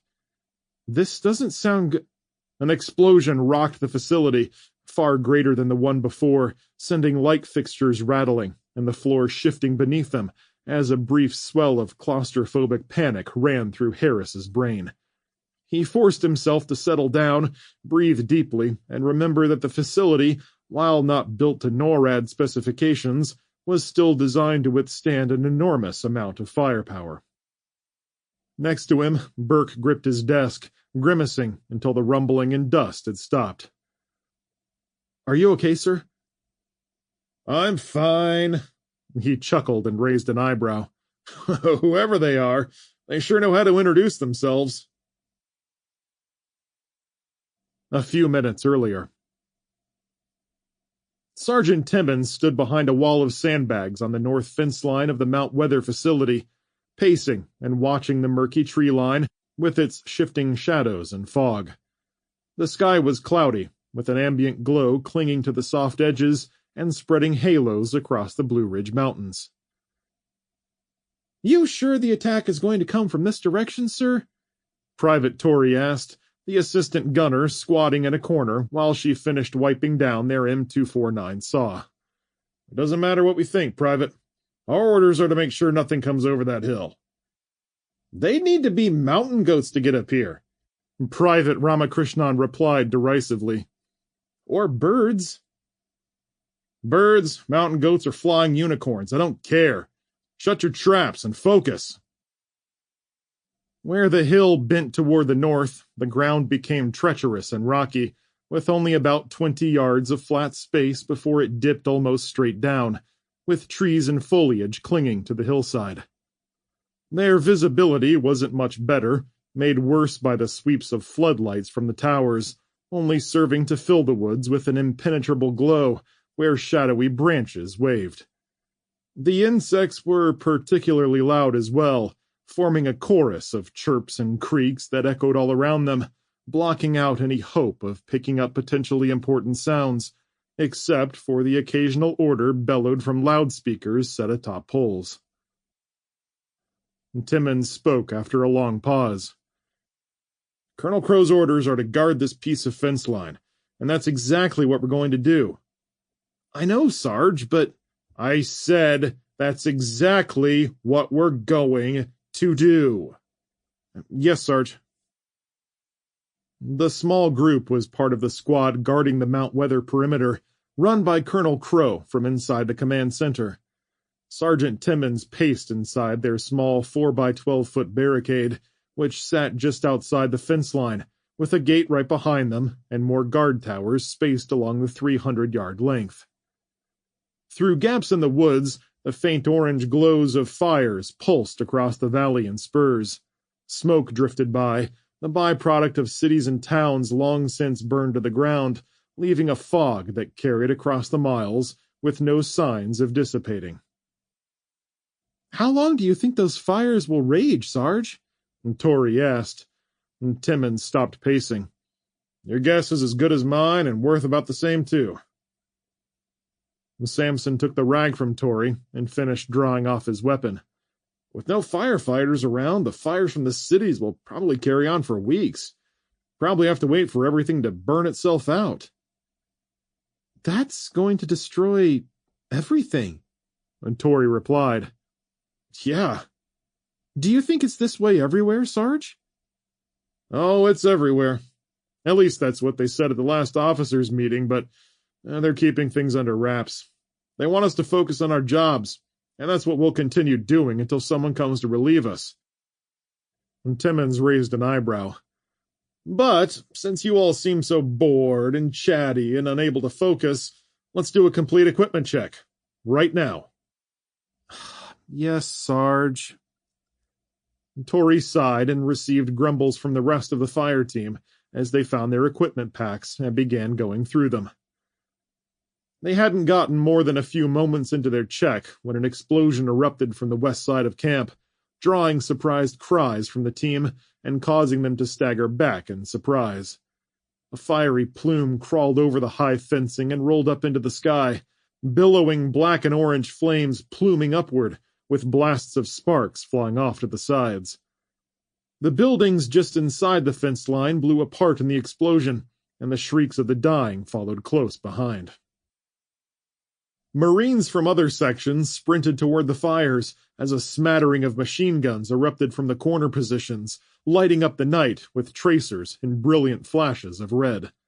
The communications tower, a 100-foot-tall steel construction with heavy beams and crossbars, satellite dishes, and antennas jutting from the top, squalled as the metal twisted and bent. The structure continued groaning as the top third cracked in slow motion, broke downward, and finally toppled to the ground. Marines dove out of the way as it crashed and threw flames and debris into the sky, the heat rolling across the grounds. His Marines started to leap the sandbags when Timmons grabbed them and pulled them back behind cover. "Get back here!" "But Sarge," Samson argued, "they're getting hit hard." "Sit down, Marine!" And Timmons jerked him by the arm. "We don't move unless we're ordered to." Grabbing his radio, he crouched down, speaking quickly into it. "Central, this is Sergeant Timmons on the north fence line. We've got an explosion on the west side, multiple casualties, incoming enemy fire, and a breached perimeter. Please advise." Flaming debris rained across the grounds, and more gunfire was exchanged, shrapnel and stray rounds flying in their direction, pinging off buildings and poles, zipping by like hummingbirds in the darkness. His radio erupted in a spattering of commands, cries for help, and requests from other units for direction until Colonel Crow came on the line and barked orders for Bravo, Charlie, and the reserve units throughout the facility. Marines gathered and charged toward the west side of camp in a flurry of running boots, and while Timmons expected the gunfire to fade and stop, it only grew more intense, the rat-a-tat of small arms fire chattering with machine guns, and 2 heavy thumps he took to be grenades. "Who the hell? Get ready, Marines," he growled, hand on his rifle. "I have a feeling—" "Alpha Team!" The rest of Colonel Crow's order was lost in a flash of white noise, a hiss, and a crackle of static. "Say again!" Timmons shouted at the radio. Puffs of dust erupted all along their sandbagged position as rounds embedded themselves in the barrier. The Marines instinctively ducked, falling flat as the nearby tree line sparked to life with muzzle flashes that deepened the approaching shadows. Forms ran between the trees in a surprisingly organized fashion, stopping in staggered formations to shoot at them from behind the thick trunks, keeping them pinned. "Suppressing fire!" Timmons howled, wincing as rounds zipped above them. "Give them something to think about!" "Yes, sir!" Samson called, crawling to his M249 sitting on a crate, the barrel pointed out at the woods. He slid up to the weapon, put the stock to his shoulder, and ripped off a return barrage, sweeping the barrel from left to right in a burst that sent their attackers ducking, diving aside, or flying back. The forest blossomed in high-pitched screams as a few of the rounds found their marks, and a spray of wood chips and shredded foliage erupted into the air. Tori and Ramakrishnan flung themselves against the sandbags on either side of the machine gunner, dispersing fire to the edges in a withering response, keeping their attackers pinned down. "Colonel Crow!" Timmons shouted into his radio. "Alpha Team is under attack at the north gate. Say again, we are under attack at the north gate. Small arms fire coming from—" A spark of flickering light flew from the tree line, arcing through the air, falling just short of their position, glass shattering and releasing its flammable liquid in a splatter of fire and heat that ran up the front of the sandbags and billowed skyward. The Marines flinched and pulled back for a few seconds, waiting for the wave to dissipate. They quickly resumed shooting at the tree line, though the break in suppressive fire had given the attackers time to scatter, making them too hard to pin down. Timmons tossed his radio to the ground and crawled to Tori's side, resting his weapon across the sandbags to join in firing at the running figures moving along the tree line. Another arcing firebomb flew at them, hitting the ground 5 yards away and spreading liquid flames right at them, a potent concoction that stuck to the sandbags and kept burning. "Is that gasoline and styrofoam?" Timmons yelled, rising to the sandbags, firing bursts through the flames. "These assholes are dropping homemade napalm on us. Don't let it get on you, whatever you do." "Incoming!" Tori shouted, and the Marines dropped again as another bottle soared into the air, flying over them and tumbling end over end where it crashed into the gate and erupted in a ball of flames that crawled up the fencing, rolled around the barbed wire, and licked at the sky. "Damn, that was close!" Samson shouted. "Suppressing fire! Do not let them throw more of those!" Timmons ejected his mag and slammed a new one home, crouching back down behind the sandbags as the saw began to fire next to him. Samson picked out shapes along the tree line and opened up again, sending more bodies jerking and rolling back into the thick foliage. "Got to, Sarge! I need another belt soon!" Bringing all their firepower to bear, shooting long bursts with their carbines and the saw, and alternating to swap out mags, they turned the tree line into mulch, cutting limbs to pieces so that they crashed to the forest floor, dust and smoke billowing up in plumes. The attackers fled the tree line in the face of the onslaught, and the muzzle flashes faded until there were none left. "Bastards!" The last of Samson's ammunition rattled off in a rain of brass casings, the 249 clicking dry. Tori was beside in an instant, loading in a new belt. Then Samson slammed the cover over the feed assembly before pulling back the charging handle. He knelt back down, sweeping his weapon through the smoke and dust still filtering through the air, finger resting on the trigger guard as he squinted, looking for any hint of movement. Did we get them all?" he asked quietly. Only silence answered from the tree line, and as their adrenaline began to drain, the dark edges around their vision lightened, and they began to hear other noises from around the camp as they filtered in. More Marines and various army units were pouring from the bunker doors through the breach in the fence line, heading into the western woods, where muzzle flashes flickered like fireflies. "Alpha Team, are you there?" "I'm here, sir." Timmons fell to one knee. "We're all present and accounted for." "Sit rep."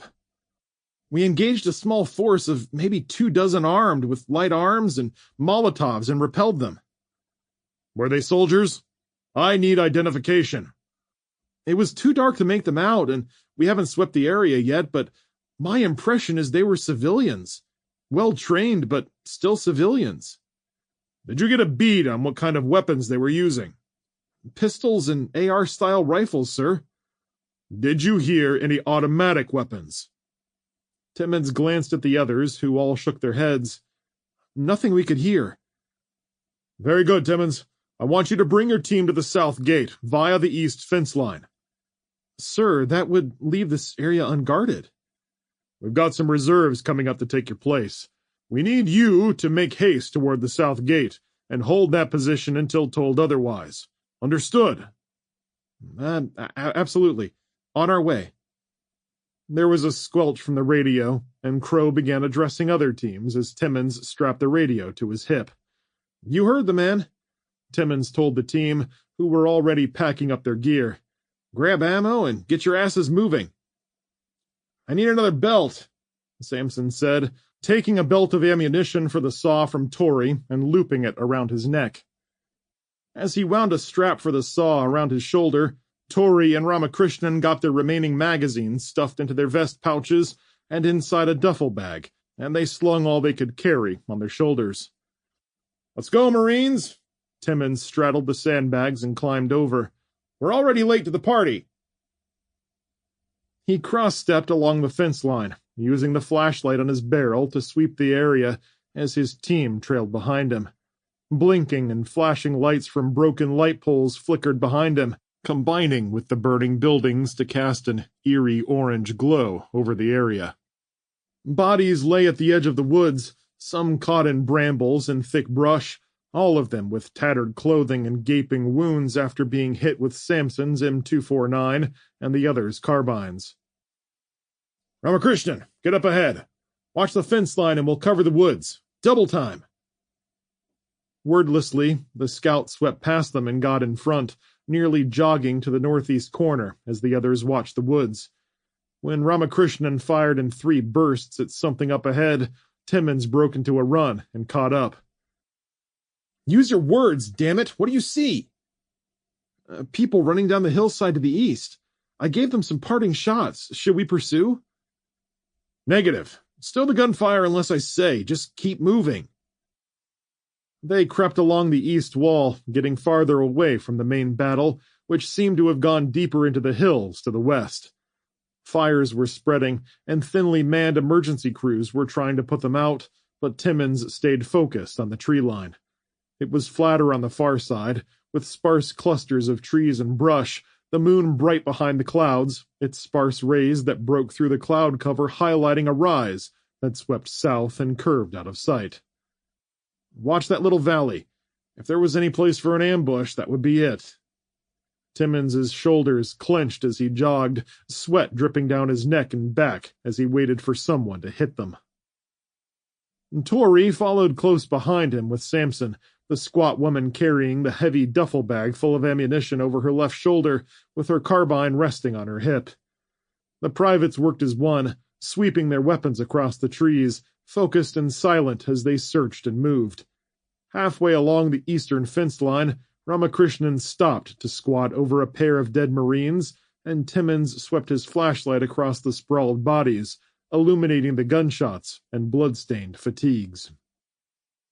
A pair of civilians in jeans and dark jackets lay a short distance away, one with a shotgun, the other with an older Winchester rifle lying in the grass nearby. Spotlights from the near watchtowers swept in and stopped on the Marines, and Timmins turned and waved, then the lights moved on. Tori kicked one of the attackers. Must have been a militia or something. I wonder what they were trying to do. They lost a lot of guys. Samson leaned over, looking at the bodies. The answer might be right here. Timmins nodded to a plastic bin lying on its side, the lid thrown off, its contents spilled across the grass. Have a look, Tori. On it. She circled smoothly to the bin and knelt. After a moment of rummaging, she held up a block of gray clay. This is not good, Sarge. What? Take a look. Timmins moved where he could see and shined his light near the spilled contents, which amounted to more gray blocks, timers, wires, and switches. Son of a... That's C4. Civvies wouldn't have that. If they raided an armory, they might, Tori replied. Plenty of them left to raid, I'm sure, especially if they're a militia. Whatever they're up to, it can't be good. I wonder if this is what they used to destroy the guard positions on the west side. Bigger question is there more of the stuff? Timmins shook his head, lips pressed firmly in a tight line. Put all that in the bin and set it against the fence, out of sight. Yes, Sarge. While Tori worked, Timmins got his radio. Colonel Crow, this is Alpha Team. We're halfway along the east wall and found a box that used to hold explosives. It's some heavy stuff the civilians shouldn't be playing with. We'll leave it by the fence line for someone to secure. Roger that, Timmins. They may be trying to distract us before attacking the gate. Get your asses moving. Ramakrishnan led them to a section of the perimeter reinforced by concrete walls and higher fencing. The air was still, the sounds of fighting growing distant, the cracks of rifles, the sharp pop of pistols drawing the Bravo and Charlie teams away. Wind blew gusts of smoke past them, Timmins feeling vulnerable out in the open with their backs to the wall, chasing shadows that flitted at the edge of the darkness. Near the southeast corner, Ramakrishnan stopped again. What's this, Sarge? Timmins moved past Ramakrishnan and shined his flashlight at a blind spot along the wall where groups of gray blocks were lined up at 3-foot intervals, connected with wires and small junction boxes. Tori dropped her ammunition sack and strode over, feet spread, as she took in the configuration with a glance. It's explosives, rigged to blow, but I've never seen it set up like this before. Looks demented. Will it work? And Tori shrugged. You got me. It's a cluster. Focus. Can you disable it? Tori took out her flashlight and examined them closer, tracing the path along the cables to reach a junction box with glowing red numbers. No way, Sarge. Not without a lot more time to trace this mess of wires, and we've got 15 seconds left if this alarm clock is the timer. Timmins sidestepped and watched 5 seconds tick down, brain trying to process what he was seeing, before he grabbed Tori and threw her toward the sweeping lowland, clutching Samson and Ramakrishnan next, shoving, pushing, and screaming at them to take cover. As he ran, he snatched the radio off his belt and shouted into it. Back away now! Colonel Crow, brace for detonation! I repeat, brace for The explosion came with a sharp thud so thick and deafening that it sealed out all sound around him, filling his ears with throbbing pain and a high-pitched ringing as his earmuffs were ripped off by the force of the blast. Pieces of dirt, rock, and concrete stung the back of his neck as his body was picked up and hurled through the air by a blast wave of heat. His rifle and radio flew out of his hands, his stomach doing somersaults as the world rolled around him. He defied gravity, windmilling his limbs until he met the ground, feet and knees first, then rolling, arms and legs limp as he flailed and tumbled. Chunks of concrete zipped past him and thudded like lobbed softball pitches, an enormous cloud of dirt and smoke filling the area. His mind was numb, lungs heavy as he gasped for an elusive breath that refused to come. Flipping onto his back, panting, he blinked at the sky as a column of fire and smoke swelled high above the complex, its top rounded and oozing across his field of vision. For a moment he clung to consciousness, then darkness claimed him, sealed his eyes, and dragged him down to a world of black silence. Chapter 19. James Burton, Frankfort, Illinois. James woke up on the cold, hard floor with a thermal blanket over him and a backpack for a pillow. The room was chilly and musty, and 2 wounded soldiers were lying head to foot against the north wall, stirring awake as well, stretching and groaning in pain. Washington stood over him. "Come on, James, it's time to go." James nodded, threw the cover off, and swung his legs around. His body was not only sore from the previous day's chase through the streets, but he'd slept awkwardly, and a stinging pain radiated up the right side of his neck. Ugh. He grabbed his neck and massaged the spot. "You good?" Washington asked. "Yeah, just a crick in my neck. I'll be fine. We move out in 15. Did you want to help carry some of these crates out?" James had left his boots untied, but still on, and he leaned forward to tighten the laces. "Yeah, I'll start bringing out some crates. Do you want everything?" "Leave anything marked 28B. That's all camp gear. We'll be moving fast, so we want ordnance, food, and water. Start with the MRE bin over there against the wall." The lieutenant nodded to the south side.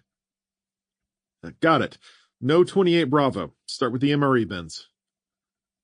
James stood and stretched his arms over his head, then bent and touched the ground, swinging his upper torso back and forth to loosen up his stiff muscles as one of the wounded guardsmen sat up against the wall. "Tough sleeping on the floor, huh?" she asked dryly. James nodded. "Probably doubly so for someone with a wounded leg. Got shot?" "I wish. Sprained my ankle carrying equipment with this genius." She rolled her eyes and jerked her chin toward the soldier at her feet, who was getting up. "We were carrying our crates through the ruins," he said. Could have gone around, but Cap wanted us to go right through. The guardsman shook his head and raised his arm, which was in a sling. Plenty of places to get hurt. Bunch of stuff fell on us. Oswell hurt her ankle, and I busted my arm up. Good thing we're not taking all the stuff, James said. Screw the gear. I just hope we get out of this damn city soon. Oswell winced as she kept one leg straight and edged up the wall. This place has been a death trap since the day we entered. You got that right, sister, her partner said. While a pair of soldiers came and helped their wounded comrades, giving the woman with the hurt ankle a makeshift crutch made from an iron rod, James started carrying out the MRE crates and set them outside, where the guardsmen were gathering. The troops began emptying them and stuffing everything they could into their backpacks, readying their carbines and ammunition pouches. James's breath plumed in the cold, misty morning, and he yawned repeatedly while trying to force his sluggish body into action. But the dozen guardsmen seemed energetic, eager to escape the crowded and violent city. Back inside, James adjusted his pack, organized his remaining supplies, which weren't much, and grabbed his pistol and walking stick before joining the troops. Lister was rounding everyone up and climbed onto the hood of a car to address them. Okay, people, listen up. We're getting out of this town ASAP. I want Washington and Wachowski on point, and the rest to keep good spacing and know where your friends are. I want eyes on the rooftops and searching every nook and cranny. Let's not get caught with our thumbs up our asses. Any questions? The guardsmen all stood silent, feet spread, expressions focused. 12, plus the 2 wounded, and James. Grubby, wet, and cold, they stared nervously at the imposing streets, as if expecting something to leap out of the shadows and strike. When no one spoke, Lister hopped down. All right, people, let's move out. Washington took point with Witkowski, a broad-shouldered, red-headed man with stern gray eyes. They fell in line, marching up the right side of the street, leaving behind the sandbags and tents, assorted crates of camping equipment, and an old radio with the parts stripped clean. Every step they trekked south, away from James's self-imposed demarcation line, left him feeling a little better. Still, the township stretched around them with old buildings and architecture from another age, a block of warehouses with bold writing. James lingered toward the rear with the wounded as they marched, the man with the broken arm holding his carbine in his left hand, while his companion hobbled on her crutch, already breathing heavy, but focused ahead with a set jaw. I'm glad to be getting out of here, James said. I didn't want to get any closer to downtown. No kidding. Never got your name, by the way. I'm Oswell. She held out her left hand. Emily Oswell. James Burton. Good to meet you. James started to ask a question, but she was panting and struggling with each step, looking for a place to put the end of her crutch and careful not to fall. You want a hand? It's all good, she said with a headshake. I can handle it, just don't want to fall and break the other ankle. Cap would never let me live it down. The crew traversed narrow streets and moved through an endless field of wreckage, where blown-out vehicles and piles of bricks mixed together. Where he could, James walked ahead of Oswell and knocked chunks aside with his staff, doing what he could to make it easier on her. It had stopped raining, but everything was still dripping and wet, the buildings glistening and stained, dark scorch marks up the sides wherever fires had licked at them. Boots splashed through puddles and crunched across shattered glass, kicking bricks and garbage aside, as Rodriguez walked up ahead with Pugh and the ever-quiet Wiseman. The line suddenly stopped, Washington and Witkowski standing in the middle of a major intersection, with the corner buildings shattered and fire-scarred, car parts and metal strewn across the cracked pavement. The stock still, rifles shifting to the east where fog choked off their visibility, they searched the gloom as echoes of kicked rocks and scuffling feet came from that direction. Captain Lister pointed to 3 guardsmen, and they rushed to where a pair of cars sat sideways in the middle of the street. James circled to the right-hand car and stood by the trunk where a taillight dangled loosely by its wiring. Rifles flew up when a group of people strolled from the fog, dark figures, led by a massive man James recognized, one with a wide chest and huge gut, his clothes blood-stained from his fight and victory over the man with dreadlocks and his gang. A chain dragged the ground behind him, the links stained red with chunks of hair and flesh, held in a huge hand with bruised and scraped knuckles. The leader's hair hung limp, beard smeared with blood, eyes filled with malice as he walked straight toward Washington and Witkowski. The guardsmen backed up, carbines raised to their shoulders, fingers slipping within the trigger guards, bodies clenched as the rest of the gang filtered in behind him. They'd grown since James had last seen them, numbering 24 or more, and their piggish eyes sized up the soldiers before catching James where he was hiding, turning his insides to liquid beneath their malicious grins. "Stop right there!" Washington shouted. "Don't come any closer, or we'll blow you away!"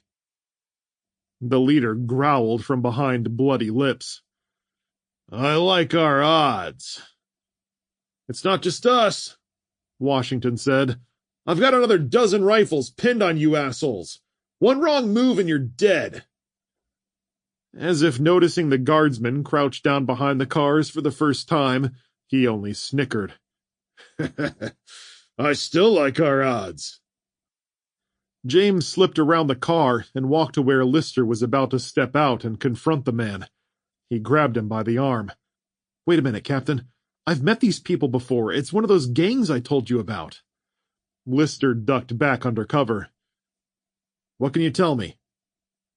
"Up there." James nodded upward. "They'll have people up on the buildings ready to ambush us. I watched them pick apart an entire gang from up there. They're a lot smarter with their tactics than they look. Trust me." Lister pointed at Rodriguez and Wiseman, and then at the rooftops, the two guardsmen splitting off and moving down the street with their guns sweeping the heights. The captain stepped from cover and strode out to stand next to Washington, sizing up the gang leader and the 12 people behind him, their own hands bloody evidence of their violent rampage. "I'm Captain Lister, of the Illinois National Guard. Stay where you are, and we'll move through this intersection without any problems.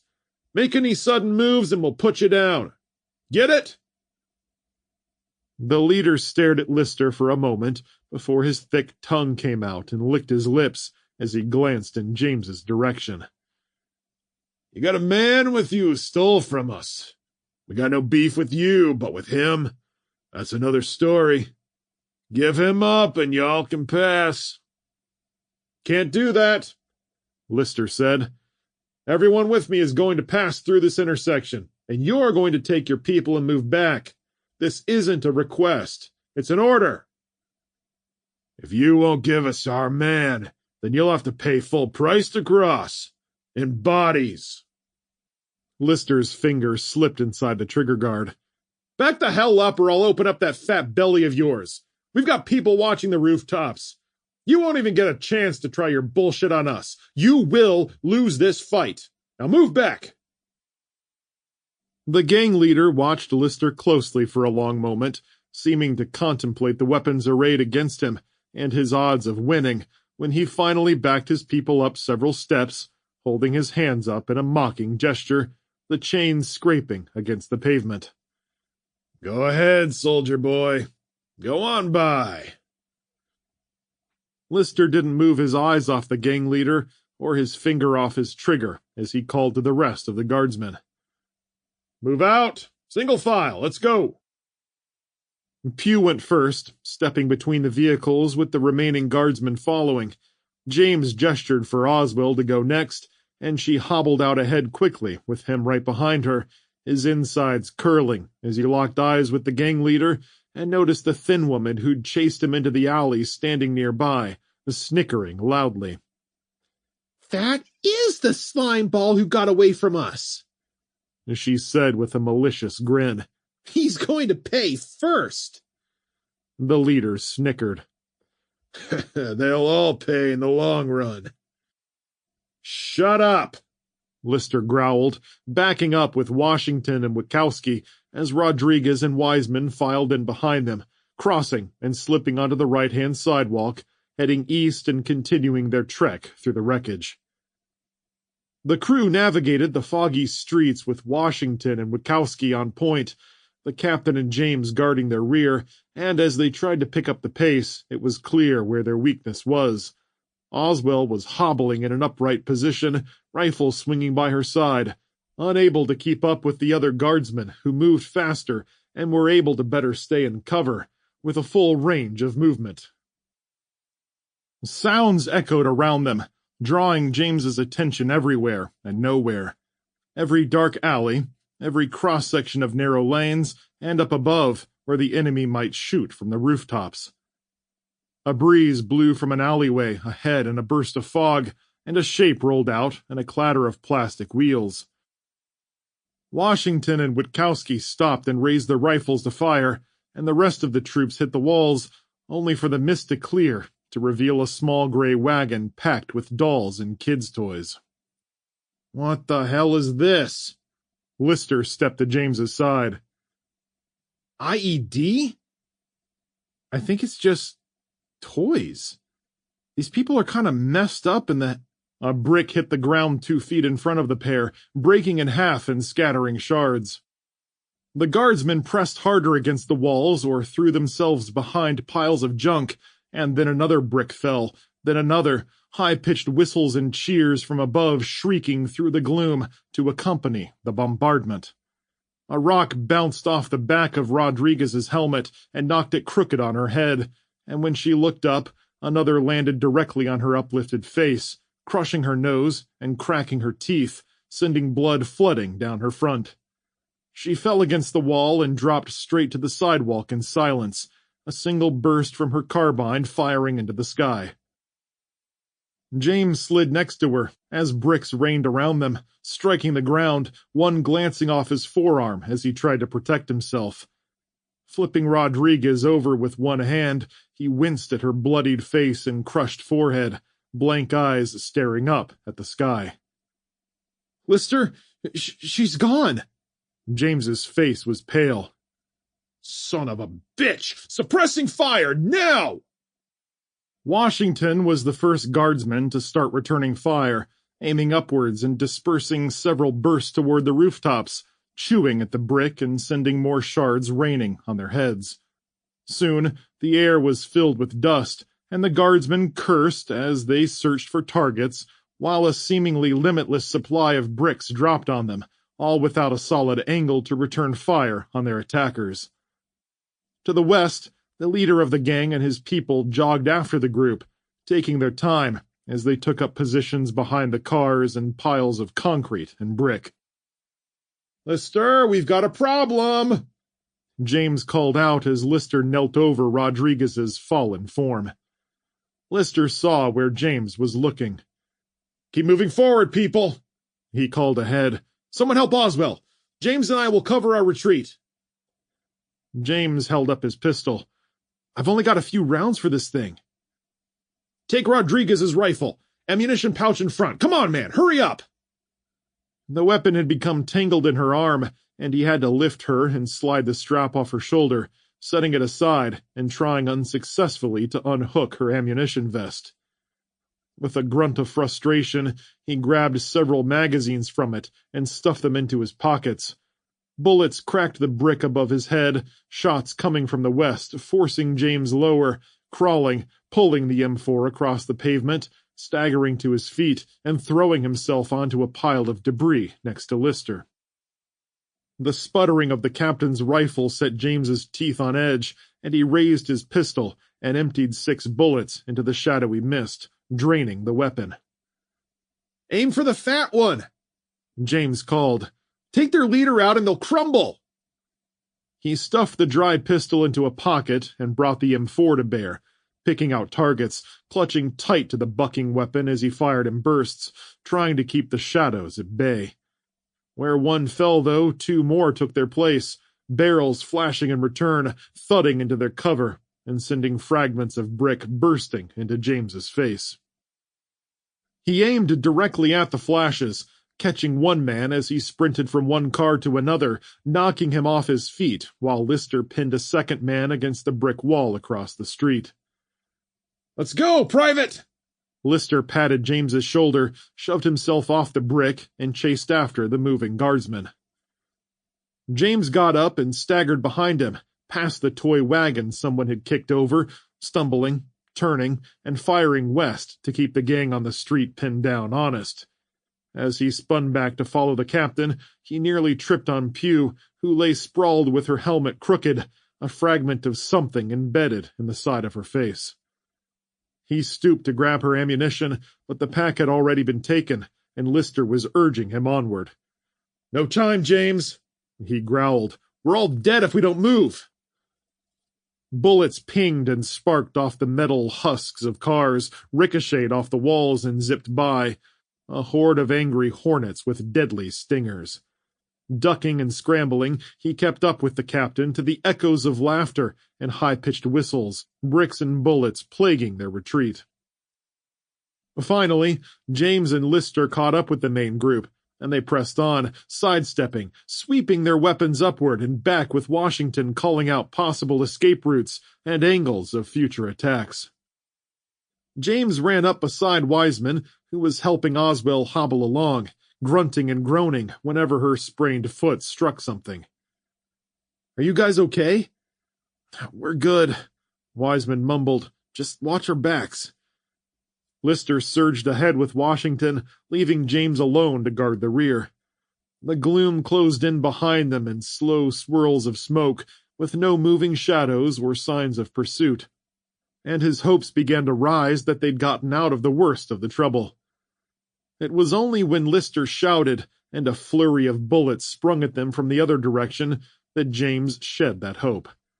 He fell to his knees instinctively as chaos exploded in front of them, the guardsmen retreating from a group who'd cut them off. Two were shot before they could get to cover, spinning and running into each other before toppling onto the pavement, their uniforms shredded and dripping red. Washington and Witkowski crouched in the open, spraying bullets at shadows rushing at them in a horde of shapes, cutting them down even as incoming fire flew at them. A round struck Washington in the shoulder, and another hit Witkowski in the leg, and he collapsed to his good knee as he ejected his spent magazine and jammed a new one home. "Into the alley!" Lister called. "Come on, Washington, Witkowski, let's go!" Guardsmen angled into the narrow passage, one struck in the neck, clutching the gushing wound as he hit the corner and bounced to the ground, dead before James could try and reach for him. James got behind Oswell and pushed her and Wiseman toward the opening when Wiseman's head rocked back, and he collapsed beneath Oswell's arm. Another guardsman was there to take his place, and the two disappeared into the passage. James and Lister reached it, waving the other troops inside and waiting for his point men. They were backing up, firing in alternating intervals, Witkowski somehow staying on his feet as rounds hit him in the arms and chest. "Come on, let's go!" Witkowski turned, stumbled, and took another handful of rounds in the back, his face a mask of pain as he collapsed to his knees and hit the pavement. Washington sprinted past them, and James followed Lister as they dove deeper into the passage, dodging rocks and stones still falling from above, but escaping the withering gunfire that had cut them to pieces. He stayed on Lister's heels, weaving between the garbage piled in the alley with aluminum trash cans and dumpsters everywhere. One lid flew up, and a man jumped up like a jack-in-the-box to fire on Oswell and Lister, the wicked thuds of lead plunging into flesh, bits of fabric and blood popping off Lister's body as he collapsed against the wall. James aimed at the figure with his arms stretched over the edge of the dumpster, but his aim was off, and he shot the side of the dumpster before raising the sights and burying a string of rounds in the man's chest and face, rocking his head back. Oswell wasn't where she'd initially fallen, but had kept hobbling ahead into the narrow passage. Lister was tumbling backward, and James switched his rifle to his right hand and caught him, bearing his weight for a few steps before pushing on. Staggering, clinging bloodily to each other, they pitched forward into the gloom as it rained rocks, bricks, and garbage from high above their heads. Something light struck the back of James's head, and a heavier piece crashed on Lister's foot, causing him to yowl in pain. Through the smoke and chaos, light appeared at the end of the passage, where the rest of their group ducked and fired in wild, panicked bursts. Bricks and bullets rained on their heads, and the forms ahead staggered and fell with waving, windmilling arms as they were taken down. "Stay with me, Lister!" James shouted. "We're almost there!" The captain jerked in his grasp, slipped to his knees, and took them both down. They hit the ground, James crawling from beneath him and rolling him over. Lister was spitting blood, gasping, seizing James by the shoulder and squeezing as he tried to say something. James leaned forward to hear the whispers sputtering from his mouth, but the racket was too much, the calls and whistles and shapes closing in on them, finishing the guardsmen and stripping them of their weapons, ammunition, and the few supplies they carried. When the light left Lister's eyes, James laid him gently on the ground and faced the onrushing figures surging toward him, who were so caught up in their assumed victory that they had ceased firing. Clinching the M4 to his shoulder, screaming at the top of his lungs, James fired through them, putting 3-round bursts back and forth to shred their flesh, drawing howls and curses as he cut them to pieces. James turned the narrow alley into a kill box of their own creation. His scream ended as his magazine emptied, and he quickly exchanged it for a second, leaping bodies as he ran, firing with abandon, continuing to fire, until he reached the other end of the passage and stopped. Part of him wanted to keep going, to keep shooting and cutting them down for what they'd done, but as the heat of the battle fled along with the adrenaline, James lowered his weapon and slowed to a halt. Spinning, he sprinted back down the passage, leaping the dead, reaching the end where the rest of the guardsmen had perished. He glanced around at the corpses helplessly, checking them for signs of life, tears stinging his eyes as he found no one left alive. Operating on pure survival instincts, he got on his hands and knees and collected spare magazines, stuffing them and an extra pistol into his pocket. When he was finished taking all he could, and with the worry of the attackers gearing up for another assault on his mind, James started to run, but stopped when he heard a groan nearby. "Oswell?" James called, rushing to a dumpster with its lids flipped open and hanging over the cobblestones. Behind it, Oswell had taken cover, a rifle in her lap, her teeth grinding in pain. James kneeled next to her, checking her for wounds. "Are you okay, Oswell? What hurts?" "In the hip," she replied in a pained voice, face twisted in agony. "Leg, too." James bent closer and parted the torn material of her fatigues, unable to see the entry point between the blood and swollen flesh. He searched the dead bodies, tearing off a guardsman's belt and wrapping it around Oswell's leg directly on the wound, double cinching it tight to her pained groans. "I can't do anything about the hip, but maybe the pressure will help stem the bleeding in your leg. We need to get you somewhere safe. Come on." Getting beneath her arm, he started to lift her, but stopped when she clenched his shoulder with a red-stained hand, shaking her head, distraught, tears running down her face in despair. "No, it's no use." "What do you mean? Come on, Oswell, we're the only ones left, and we've got to get out of here before they come back." Oswell dropped her weapon, grabbed James's jacket, and pulled him close. "I'm not going anywhere. It's because of me all this happened. We couldn't move fast enough. Everyone had to wait on me." "That's not true, and you know it." "No." She shoved him away.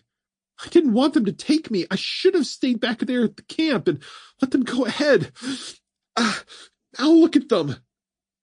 She stared at the corpses, familiar faces turned lifeless and dead. I went through basic with these guys, saw them every weekend. I don't deserve to be alive when they're all..." "Shut your mouth," James growled, grabbing her and trying to lift her again. There'll be time for self-pity later. We've got to go. Come on. What's the point? She whimpered, settling like dead weight. What's the point in any of this? Everything we had is gone. I don't know where my family is. They're probably dead like everyone else. And these animals in the streets. Get a grip, Oswell. That's not true at all. I've met good people since airplanes were falling from the sky in Denver. And I know there's more, including my family and yours. We're going to get out of here for them. Oswell shoved her rifle into his chest and started taking off her ammunition belt. No, James. You've got a family to get home to. You don't need me slowing you down. I won't have it. I have nothing to fight for anymore, but you do. How do you know what I have to fight for? I heard you talking to Lister in Washington about getting home to your family in Michigan. I know you'll make it, but not with me in tow. Now, take the gun and ammo and go. I want to bleed out here soon anyway. Just go. James crouched with the equipment lying at his feet, the sounds of shuffling boots coming from behind them, dust trickling on the metal dumpster lids as their enemies prowled the rooftops. They shouted back and forth to each other, hunting for their prey in the smoke and dust, reinforcements looking for their fallen comrades and those responsible for the slaughter. If James and Oswell weren't gone by then, there'd be no repeating his victory. They'd be dead. He picked up the belt, buckled it around his waist, shouldered her rifle and stood over her, watching her sob quietly with the pistol resting in her lap. When they come for me, I'll be ready, she said. I'll take a few of them out before they get me, or I bleed out. She wiped tears away. Come on, man. Get out of here. Get back to your family. James nodded gently and started to turn, then stopped, fist clenched at his side and heart torn with indecision. He recalled his time on the train, at the camp, and then with the Amish, and wondered for the 100th time what might have happened to them, hoping they were okay. All of his regret over the train, his pride over having helped at the camp, and the advice he'd given Eli and Clara about making hard decisions to stay alive, even if it went against their religion, came back to him in a flash. Oswell was right, of course. It would be a suicide mission to assist her and think he could escape unscathed. The gangs were fast and knew the streets too well. He'd be a sitting duck, slow and helpless, likely getting them both killed, and ruining his chances of being reunited with his family. Son of a... Sighing, shaking his head, he kneeled by Oswell. What the hell are you doing? Her breaths came hard as she struggled to focus. Every second you waste is... Shut up, Oswell, he snapped. Listen, you're probably right. I stand a much better chance of getting out of here alone, but I won't do it. Getting back to the people I love is important, but it won't mean anything if I leave a friend behind. Survival has to be for something more than just living.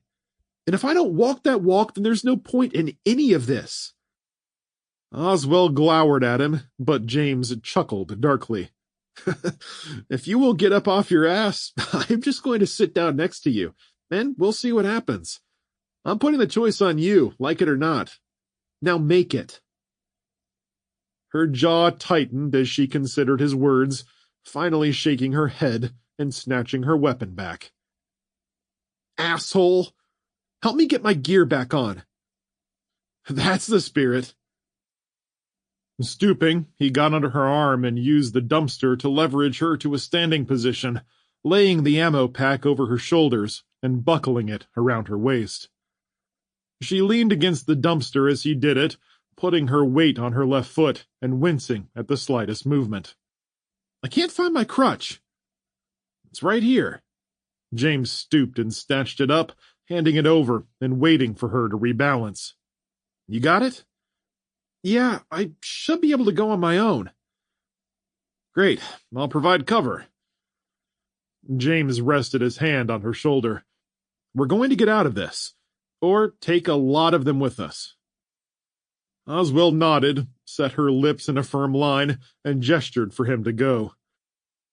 James stepped into the passage, swinging his rifle in both directions, mimicking a soldier's crouched firing stance he'd observed from the guardsmen. Okay, follow me. They moved south, getting only a few yards before someone on the roof spotted them and shouted. The shots were sporadic and off-target, though, the rounds merely peppering the pavement nearby. A moment later, they were at the end of the alley, staring across an expansive, open dirt yard with several large buildings behind it. A dilapidated crane with a leaning arm loomed above a bloody battlefield in the yard, with dozens of people on both sides, knives flashing and pistols rattling as they fought and died. Their gang colors were indistinguishable from one another in the fracas, and their methods were beyond barbaric. Combatants waved knives and lunged while others swung bats and crowbars like cavemen, smashing bones and cracking skulls, spilling blood on the dirt. Are they the same gang? Oswell grunted. I don't think so. James said, jaw dropping as a man stalked a woman with slow, deliberate steps, arm extended, pistol firing only when he was on top of her and she turned on him, backpedaling when he shot her, staggering a few more paces before pitching onto her back. It's another group. These people are crazy. See what I mean? Oswell shook her head. We've got insanity behind us and in front of us. We'll never get away. James followed a trail of old cars, most of which were rusted out and stripped down, not blown up or burned like he was used to seeing. They were parked nose to tail, forming a lane leading into an enormous junkyard with rows of crushed vehicles stacked 10 high, as far as he could see. I see something. Follow me, quick. Quick ain't in my vocabulary at the moment, in case you forgot. She replied with a grunt, shouldering her rifle and grabbing the loose pant material of her right leg to help keep it elevated enough to walk on the crutch. They moved west, keeping close to the brick wall, rushing for the next crushed vehicle to hide behind, casting glances back at the battle. James stepped away from the building, exposing himself as he got a better look at the yard and how they could get just 100 yards down and across the street. What are we looking for? See the junkyard? I think a couple of people could get lost in there pretty easily. Oh, yeah, I see it now. Good call. It's as good a place as any. We have to cross the street, though. Let's go, quickly. Angling between a pair of cars and leaving their cover, they crossed to the other side of the road and moved west, then south along the junkyard's curved dirt lane. James cringed at every shout and gunshot, expecting them to turn on Oswell and himself, their luck finally turning somewhat when no one fired on them or gave chase. They hobbled toward a corrugated aluminum wall, rusted and flimsy, with wide-open gate doors hanging from their hinges. The place was massive, a cityscape of towering stacks and heaps of metal atop each other, with smoke loosely drifting above the top layer. The gravel path through the yard was filled with puddles, pieces of car parts and old oil slicks that clung to their boots and pants as they shuffled along. Oswell was practically dragging her leg behind her, grunting as she gripped her pants leg to keep it elevated, every step pure agony. Just a little farther, Oswell.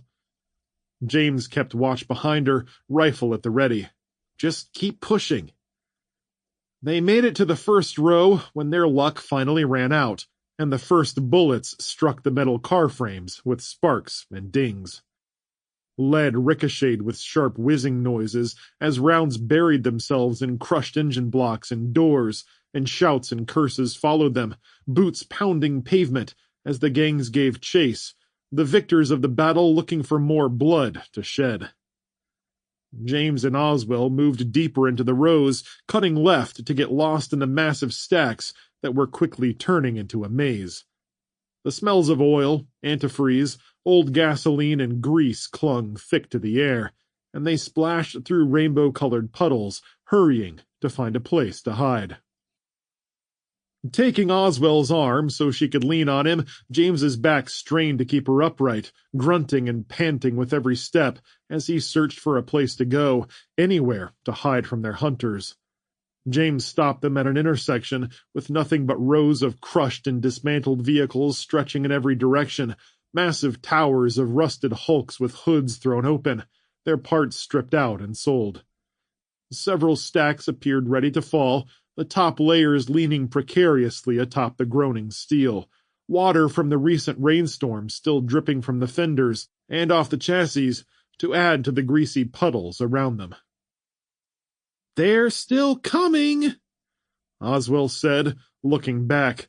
Something zipped through the air and exploded behind them, sending flames climbing a stack and tendrils of orange and dark smoke, the heat gusting against their clothes, blowing their hair around. "We need to get lost real fast," James growled. "Come on, this way." Chapter 20. Ryan Cooper, somewhere outside East Lansing, Michigan. Rays of golden sunlight bathed the frosted ground, burning off the moisture into a fine haze that covered the property, spreading to the high boughs where robins and sparrows huddled and waited for the coming warmth. Some flew in agitated patterns, flitting across the treetops, bickering with the others in sharp chirps and piping warbles, chasing each other from one tree branch to another. On the ground below, sheep and goats bleated for their breakfasts, crowding Ryan as he pushed the wheelbarrow to the gate and entered, each trying to be the first to get their morning meal. Despite the chill, Ryan had worked up a sweat after collecting eggs with Helen and making another minor repair to the fencing where it had separated from the frame. A couple of chicks had escaped in the process, and he and Helen had spent a few long minutes chasing them around, a process made much more difficult with his wounded calf. Ryan had kept stooping and grabbing at the running balls of yellow fluff, only to have them slip out of his hands at the last second. When Duchess cut the lightning-quick birds off and sent them flying back in his direction, he'd managed to catch them and put them back in the coop. "Ryan 1, chicks, 22. He mumbled as he wheeled the wheelbarrow up to the barn and popped the front door open. Taking a bale of hay from inside the door, he dragged it to the enclosure and dropped it in a hay trough, the barnyard animals surrounding it and nibbling at the roughage. For additional nutrients, he took a bucket of feed and spread the pellets around the yard in wide tosses to keep them from crowding the barn entrance, where he hoped to pull out the tractor and perform some maintenance. Once everyone was fed, he walked inside and took care of Bessie, refilling her trough with fresh water and leaving her a good portion of hay to eat. He patted her side. "Ellen will be out in a little while to milk you, old girl. Hang in there." Bessie lowed in response, and Ryan took that as an okay, after which he pulled the tractor out in the yard, cutting the engine off to kill the noise. Taking a folded piece of paper out of his pocket, he looked over the list of maintenance items to prepare the tractor for colder weather. James had maintained the tractor well, but the battery terminals were caked with potassium carbonate, and he used the terminal cleaner to scrape them off before reattaching the cables. The oil had a dirty sheen, so he changed it, started up the tractor, and let it run for 10 minutes to spread the oil throughout the engine block. One fan belt was dry and cracked, and the tires looked like dry rot was just starting to set in on them. Hopefully these get us through this next season, but we'll have to look for some new ones in the spring." Hands and arms smudged with grease, Ryan began to wipe down the tractor, cleaning it from the dirt and grime that had caked on over the last several days. The woods were quiet around him, the shadows still deep in the early morning light and fog, and the robins flitted actively in the warming air, coming down to pick at pieces of feed the sheep and goats didn't eat. Duchess chased a few before getting bored and lying in a patch of sunlight, her furry tail swishing back and forth in the grass. In a sudden jerk of movement, the dog twisted to her feet, head high and ears perked up, nose pointed at the front gate. "What is it, girl?" Ryan reached for his rifle sitting in the wheelbarrow. "Do you see someone?" When he got to the barnyard gate, he saw the reason for Duchess's distress. "Ah, someone at the gate, eh? Looks like Sandy again. Wonder what she's doing here. Come on, girl, let's go back to the house." Ryan waved to let Sandy know he'd seen her, and then slipped his coat on, squeezed through the barnyard gate with Duchess, and headed to the house. "Back already?" Helen stood at the stove, canning the remaining produce they'd harvested. "Or maybe you're looking for something else to eat?" "Food sounds great," he replied, ignoring his groaning stomach. "But that's not why I came in. Sandy's down at the gate again." "Were you expecting her?" "Not today." He shrugged. "At least, not that I remember. I'll go down and see what she wants." "Well, take Duchess and Diana with you. Diana is fidgety today and has been driving me crazy. Are you going to take the EV?" Not today. I'll walk them down. You have a sec to watch my back?" "I've got jars in the pressure canner, so I've got nothing to do for another 40 minutes. I was thinking about milking Bessie, but she can wait a little longer." "She looked fine when I saw her," Ryan agreed. After Helen went upstairs with her rifle, Ryan left through the front door and walked down the long driveway, passing the majestic maples as they swayed in the gentle breeze. The warm smells of decaying leaves and mulch drifted by, and the ducks quacked as they floated on the ponds, flapping and flicking water off their wingtips at the sight of Ryan and the dogs. Reaching the gate, Ryan nodded curtly. "Sandy?" "Hi, Ryan." "What brings you here this morning? We didn't plan to meet today, did we?" "No, we didn't. I'm sorry about dropping in like this, but it's not like I can text you or anything." Ryan allowed a slight smile. "You certainly can't. I don't have a problem with you stopping by as long as you stay behind the gate." "Fair enough." Sandy brushed a lock of dark hair behind her ear.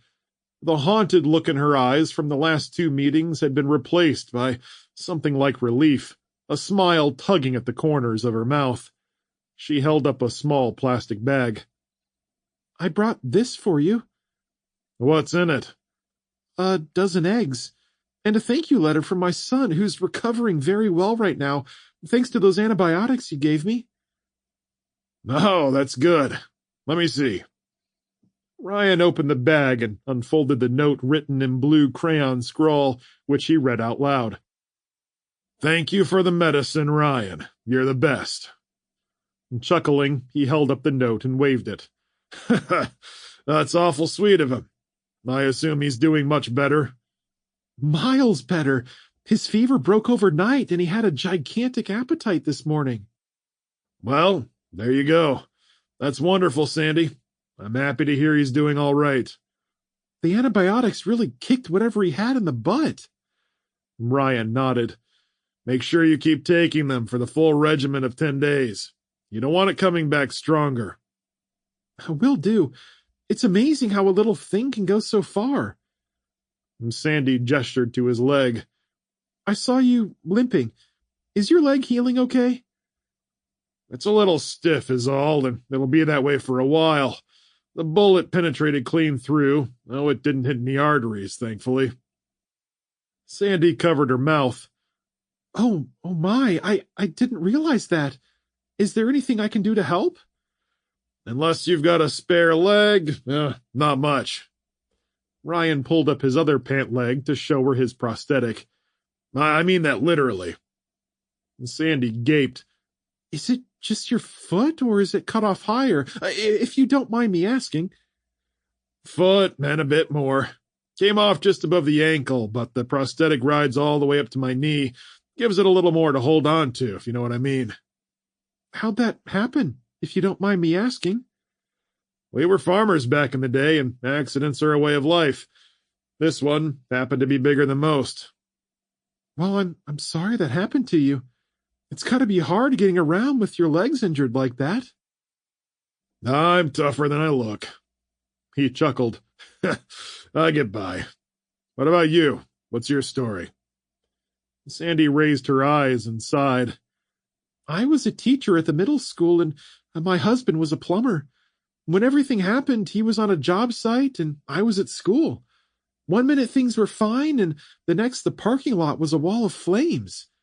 The windows blew out, glass sprayed everywhere. The kids were crying and screaming. We thought it was the end of the world. Close enough. Ryan nodded and rested one arm on the fence.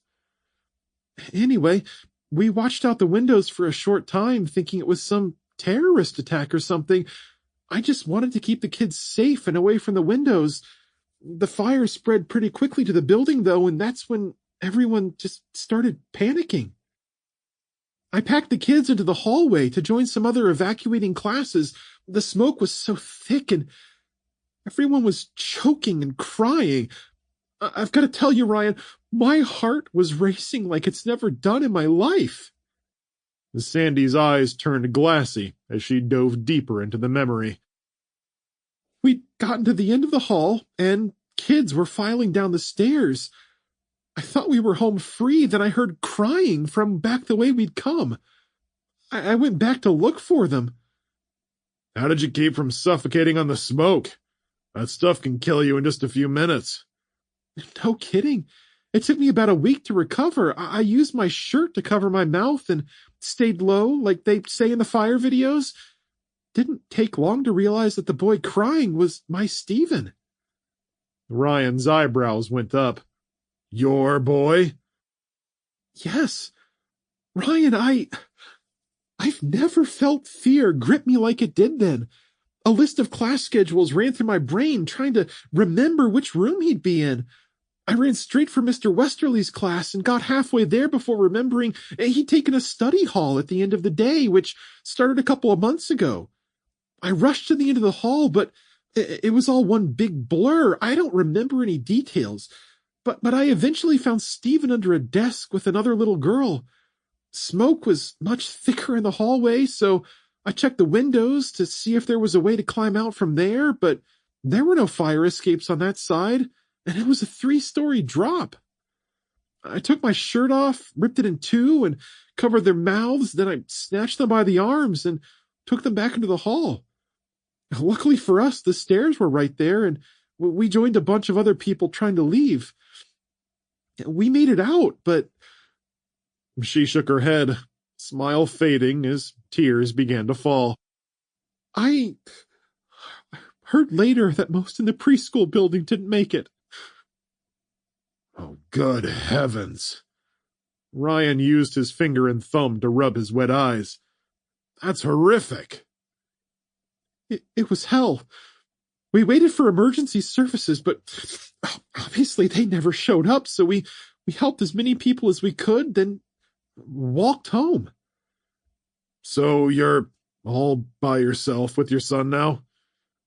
Sort of. A few of us have gotten together, had communal meals, and traded with each other, at least until Trace got involved with Jack and his buddies. We're kind of on the fringe now, just staying nearby for safety's sake, but not participating with the group very much. It's complicated. I can imagine. It's just one more tragedy in a string of them. Sandy looked past him to the farm. Nobody's fared quite as well as you all have, though, especially since you have that tractor. I reckon that's what's got people worked up. That's part of it, for sure. You've got what nobody else has. A tractor, dogs, plenty of farm animals, a standing house and barn. Well, none of it's mine, remember?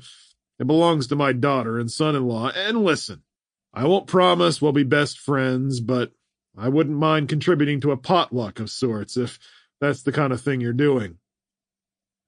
That'd be nice. The smile returned. I'll tell the others you're amicable to something. No. Hold on a second. I want to take it slow with everyone after what they did to us. Despite you and me getting along fine, I still don't trust most anyone these days. No, I understand. And I triply don't trust anyone in a circle of folks who tried to steal from us and kill us. It could just as easily be us in those graves we dug. I understand completely. Let's keep these meetings going for a few more days and continue sharing information. If I'm comfortable with what you say and you're comfortable with what I say, we'll see about joining in for a meal together, maybe even working together.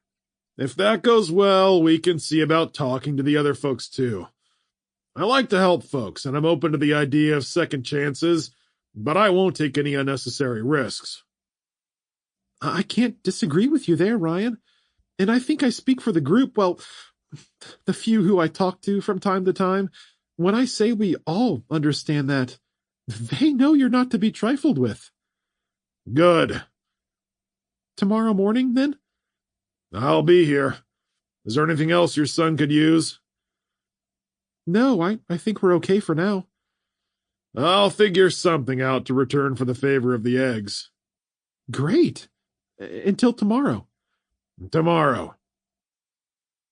Sandy waved, turned, and headed back down the road with a hop in her step. Ryan watched her for a long moment before calling the dogs to him and heading back to the house, contemplating the conversation and hoping the tightrope he was trying to walk wouldn't end up backfiring on him. When he reached the front yard, he waved up to Helen to meet him around back, where she shrugged on her coat as she came out the door. How'd it go, dear? Better than I expected. He showed her the bag's contents and handed her the note. She gave us a dozen eggs, and this is from her son. Isn't that sweet? Not that we need the eggs, but that's very kind of her. Helen read the note with a growing smile. This is so great, Ryan. It really feels like we're making some progress here. Seems that way. Do you want to go up and take care of Bessie now? I'll just take the cans out of the pressure canner real fast. Helen hurried off, then locked arms with him a few minutes later as they walked. What's Sandy like? Seems nice enough. A teacher, apparently, or she was. Been through a lot, just like everyone, I guess. She almost lost her son twice. How so? Ryan told her about what happened at the school and how Sandy had heard Stephen crying from a classroom down the hall, recalling the smoke and flames she'd mentioned. A place like that, with the generators gone and the sprinkler system not working, would go up like kindling. Sounds like she saved those kids in the nick of time. I'd feel awful hearing that there were a lot who couldn't be saved, though. Oh, my. I have to say, I've got a good feeling about her, and she seemed genuinely remorseful about her husband's actions. So, you trust her? Hell no. For all I know, she's playing the long con. Good feelings don't get you far in my book these days. We'll see, though. It'd be nice to have an ally. They reached the barnyard gate and slipped inside with the dogs, Duchess and Diana walking toward the sheep and goats, barking low, cutting them off when they tried to get around them and herding them away. I'll put the tractor back and you work on Bessie. We'll use the ATV to drive the milk to the house. My legs sore after all this walking. They finished the day's chores with Ryan pulling the tractor inside the barn and fetching the ATV. He straightened up around the place while Helen collected a single large 5-gallon container of milk ready to be pasteurized. Legs tired, calves stiffening from the day's work, Ryan brought up the ATV and pulled it to the barn entrance where Helen waited. Do you need help with anything else? She asked. Afraid so. Today's chores wore me out. I could stand for a night on the couch with a movie. Helen put her hands on her hips. Are you suggesting we skip guard duty shifts tonight and enjoy a night together? Not really, but, with the dogs around and the neighbors appearing to be kept in line, we can probably afford a couple of hours of semi-relaxation. I'll go through Alice and James's DVD selections and pick us out something good. Helen grinned. Feels like ages since we've had a good movie night. Ryan grabbed the 5-gallon container handle and started to lift it when the sounds of engines caught his ear. You hear that? Yep. Helen scanned the tree line. I think it's coming from the north side of the property. Someone's on the highway again. The military? I don't know, but we should have a look. We'll drive out this time. I don't feel like walking that far. Climbing aboard the ATV, Ryan drove it up to the barnyard rear gate, where Helen got out and let him through, and he waited for her at the edge of the woods. Once she was back in the passenger seat, he moved ahead, sticking to the thin patches of birch saplings and avoiding the heavy undergrowth where they could get stuck. It was a bumpy, jarring ride, and working the pedals with his injured leg sent aches running from his knee to his hip, but he finally pulled to a stop about 3/4 of the way through the woods. Come on, let's walk from here. They got off and trekked the rest of the way, crunching over the deadfall as nuts hit the forest floor and the high boughs rustled. At the edge of the tree line, roughly in the same spot as before, Ryan spread the stiff branches to reveal another line of armor moving on the highway, wide APCs and Humvees, with mounted guns manned by military personnel.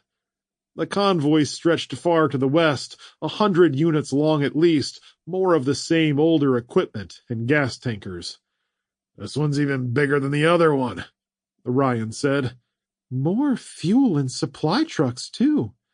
I count 7 fuel trucks so far. They either have a cache of older fuel or they're refining it. Should we try to talk to them? I don't think so. Ryan shook his head, but we should start monitoring the radio more often. If they've got a way to make fuel or at least transport it, then maybe they're attempting to try and start some recovery operations. That'd be nice. A bit of potential good news would be welcome. Exactly. Ryan pulled back from the bushes. Now let's go. Ryan drove them to the barn, taking his time and easing them over the bumpy terrain, tired from the day's work and mulling over the situation with Sandy and the military's recent movements. The situations left him with mixed emotions, fear and uncertainty clouding his thoughts, pressure to make the right decisions intensifying as things continued to progress around them. At the barn, they teamed up to get the milk container back onto the ATV, Ryan grunting as he bore most of the weight, his calf screaming in pain by the time he got it situated and dropped it into the cargo tray. Helen noticed his discomfort. Let's get you inside with some warm compresses on that leg of yours. Ryan climbed into the driver's seat and went to start it up, then paused when the hairs on the back of his neck stood up. Did you hear that? Helen got in next to him and tilted her head to listen. What? Ryan shook his head, still listening, but only hearing the wild woods and fluttering birds, the soft bleating of the barnyard sheep, and the gentle gusting of wind across the yard. I thought it was an engine. The convoy? I'm pretty sure they're gone by now. No, it was loud and clacking, kind of like a diesel truck. Ryan raised his head and gazed into the distance. Sounded like it was coming from the west. More people who got older vehicles running, maybe. Ryan stood still for another moment, then shrugged and chuckled. Or maybe it was nothing at all. I'm old. Hearing things is what I'm supposed to do, right? Starting up the ATV, he drove them back to the house beneath steel-gray clouds, pressed flat and stretched thin, with sunlight coating the edges in bright highlights. Ryan took it as an omen of an uncertain future, a reminder to remain vigilant in a world torn asunder. Chapter 21. Dappled sunlight filtered through the towering boughs of the loblolly pines, casting warm patterns on the humid, dank undergrowth below them. A trio of songbirds, unbothered by the cares of the outside world, chased each other from branch to branch, swooping beneath each other with elegance unmatched by fighter pilots, their tittering warbles their own miniaturized version of gunfire. The sight of a few insects skittering across the pine needles of the forest floor distracted them from their rivalry, and they dove low, landing and devouring their food, hopping back and forth in search of more. A low groan emerged from a misshapen lump near the songbirds, and they scattered, not knowing what had made the noise, driven by pure survival instinct back into the trees, where they sat silent for a few moments, watching the forest floor with newfound caution. Death wasn't supposed to be painful. A warm, loving embrace, a release from life's pain, and an eternity somewhere better, yes. Side-splitting chest pains, sore arms and legs, and a headache to beat the band? No. For several long, agonizing moments, she lay still, trying desperately to return to the dark sleep where pain receded to some back corner, her mind fragmented and unthinking of anything except the physical pain, until one tiny tendril emerged. A single thread that, when tugged, unraveled the curtains, and sent Alice Burton bolting upright, the lightning bolt of agony ignored, as she forced words from her dry, ravaged throat. Jake? Sarah?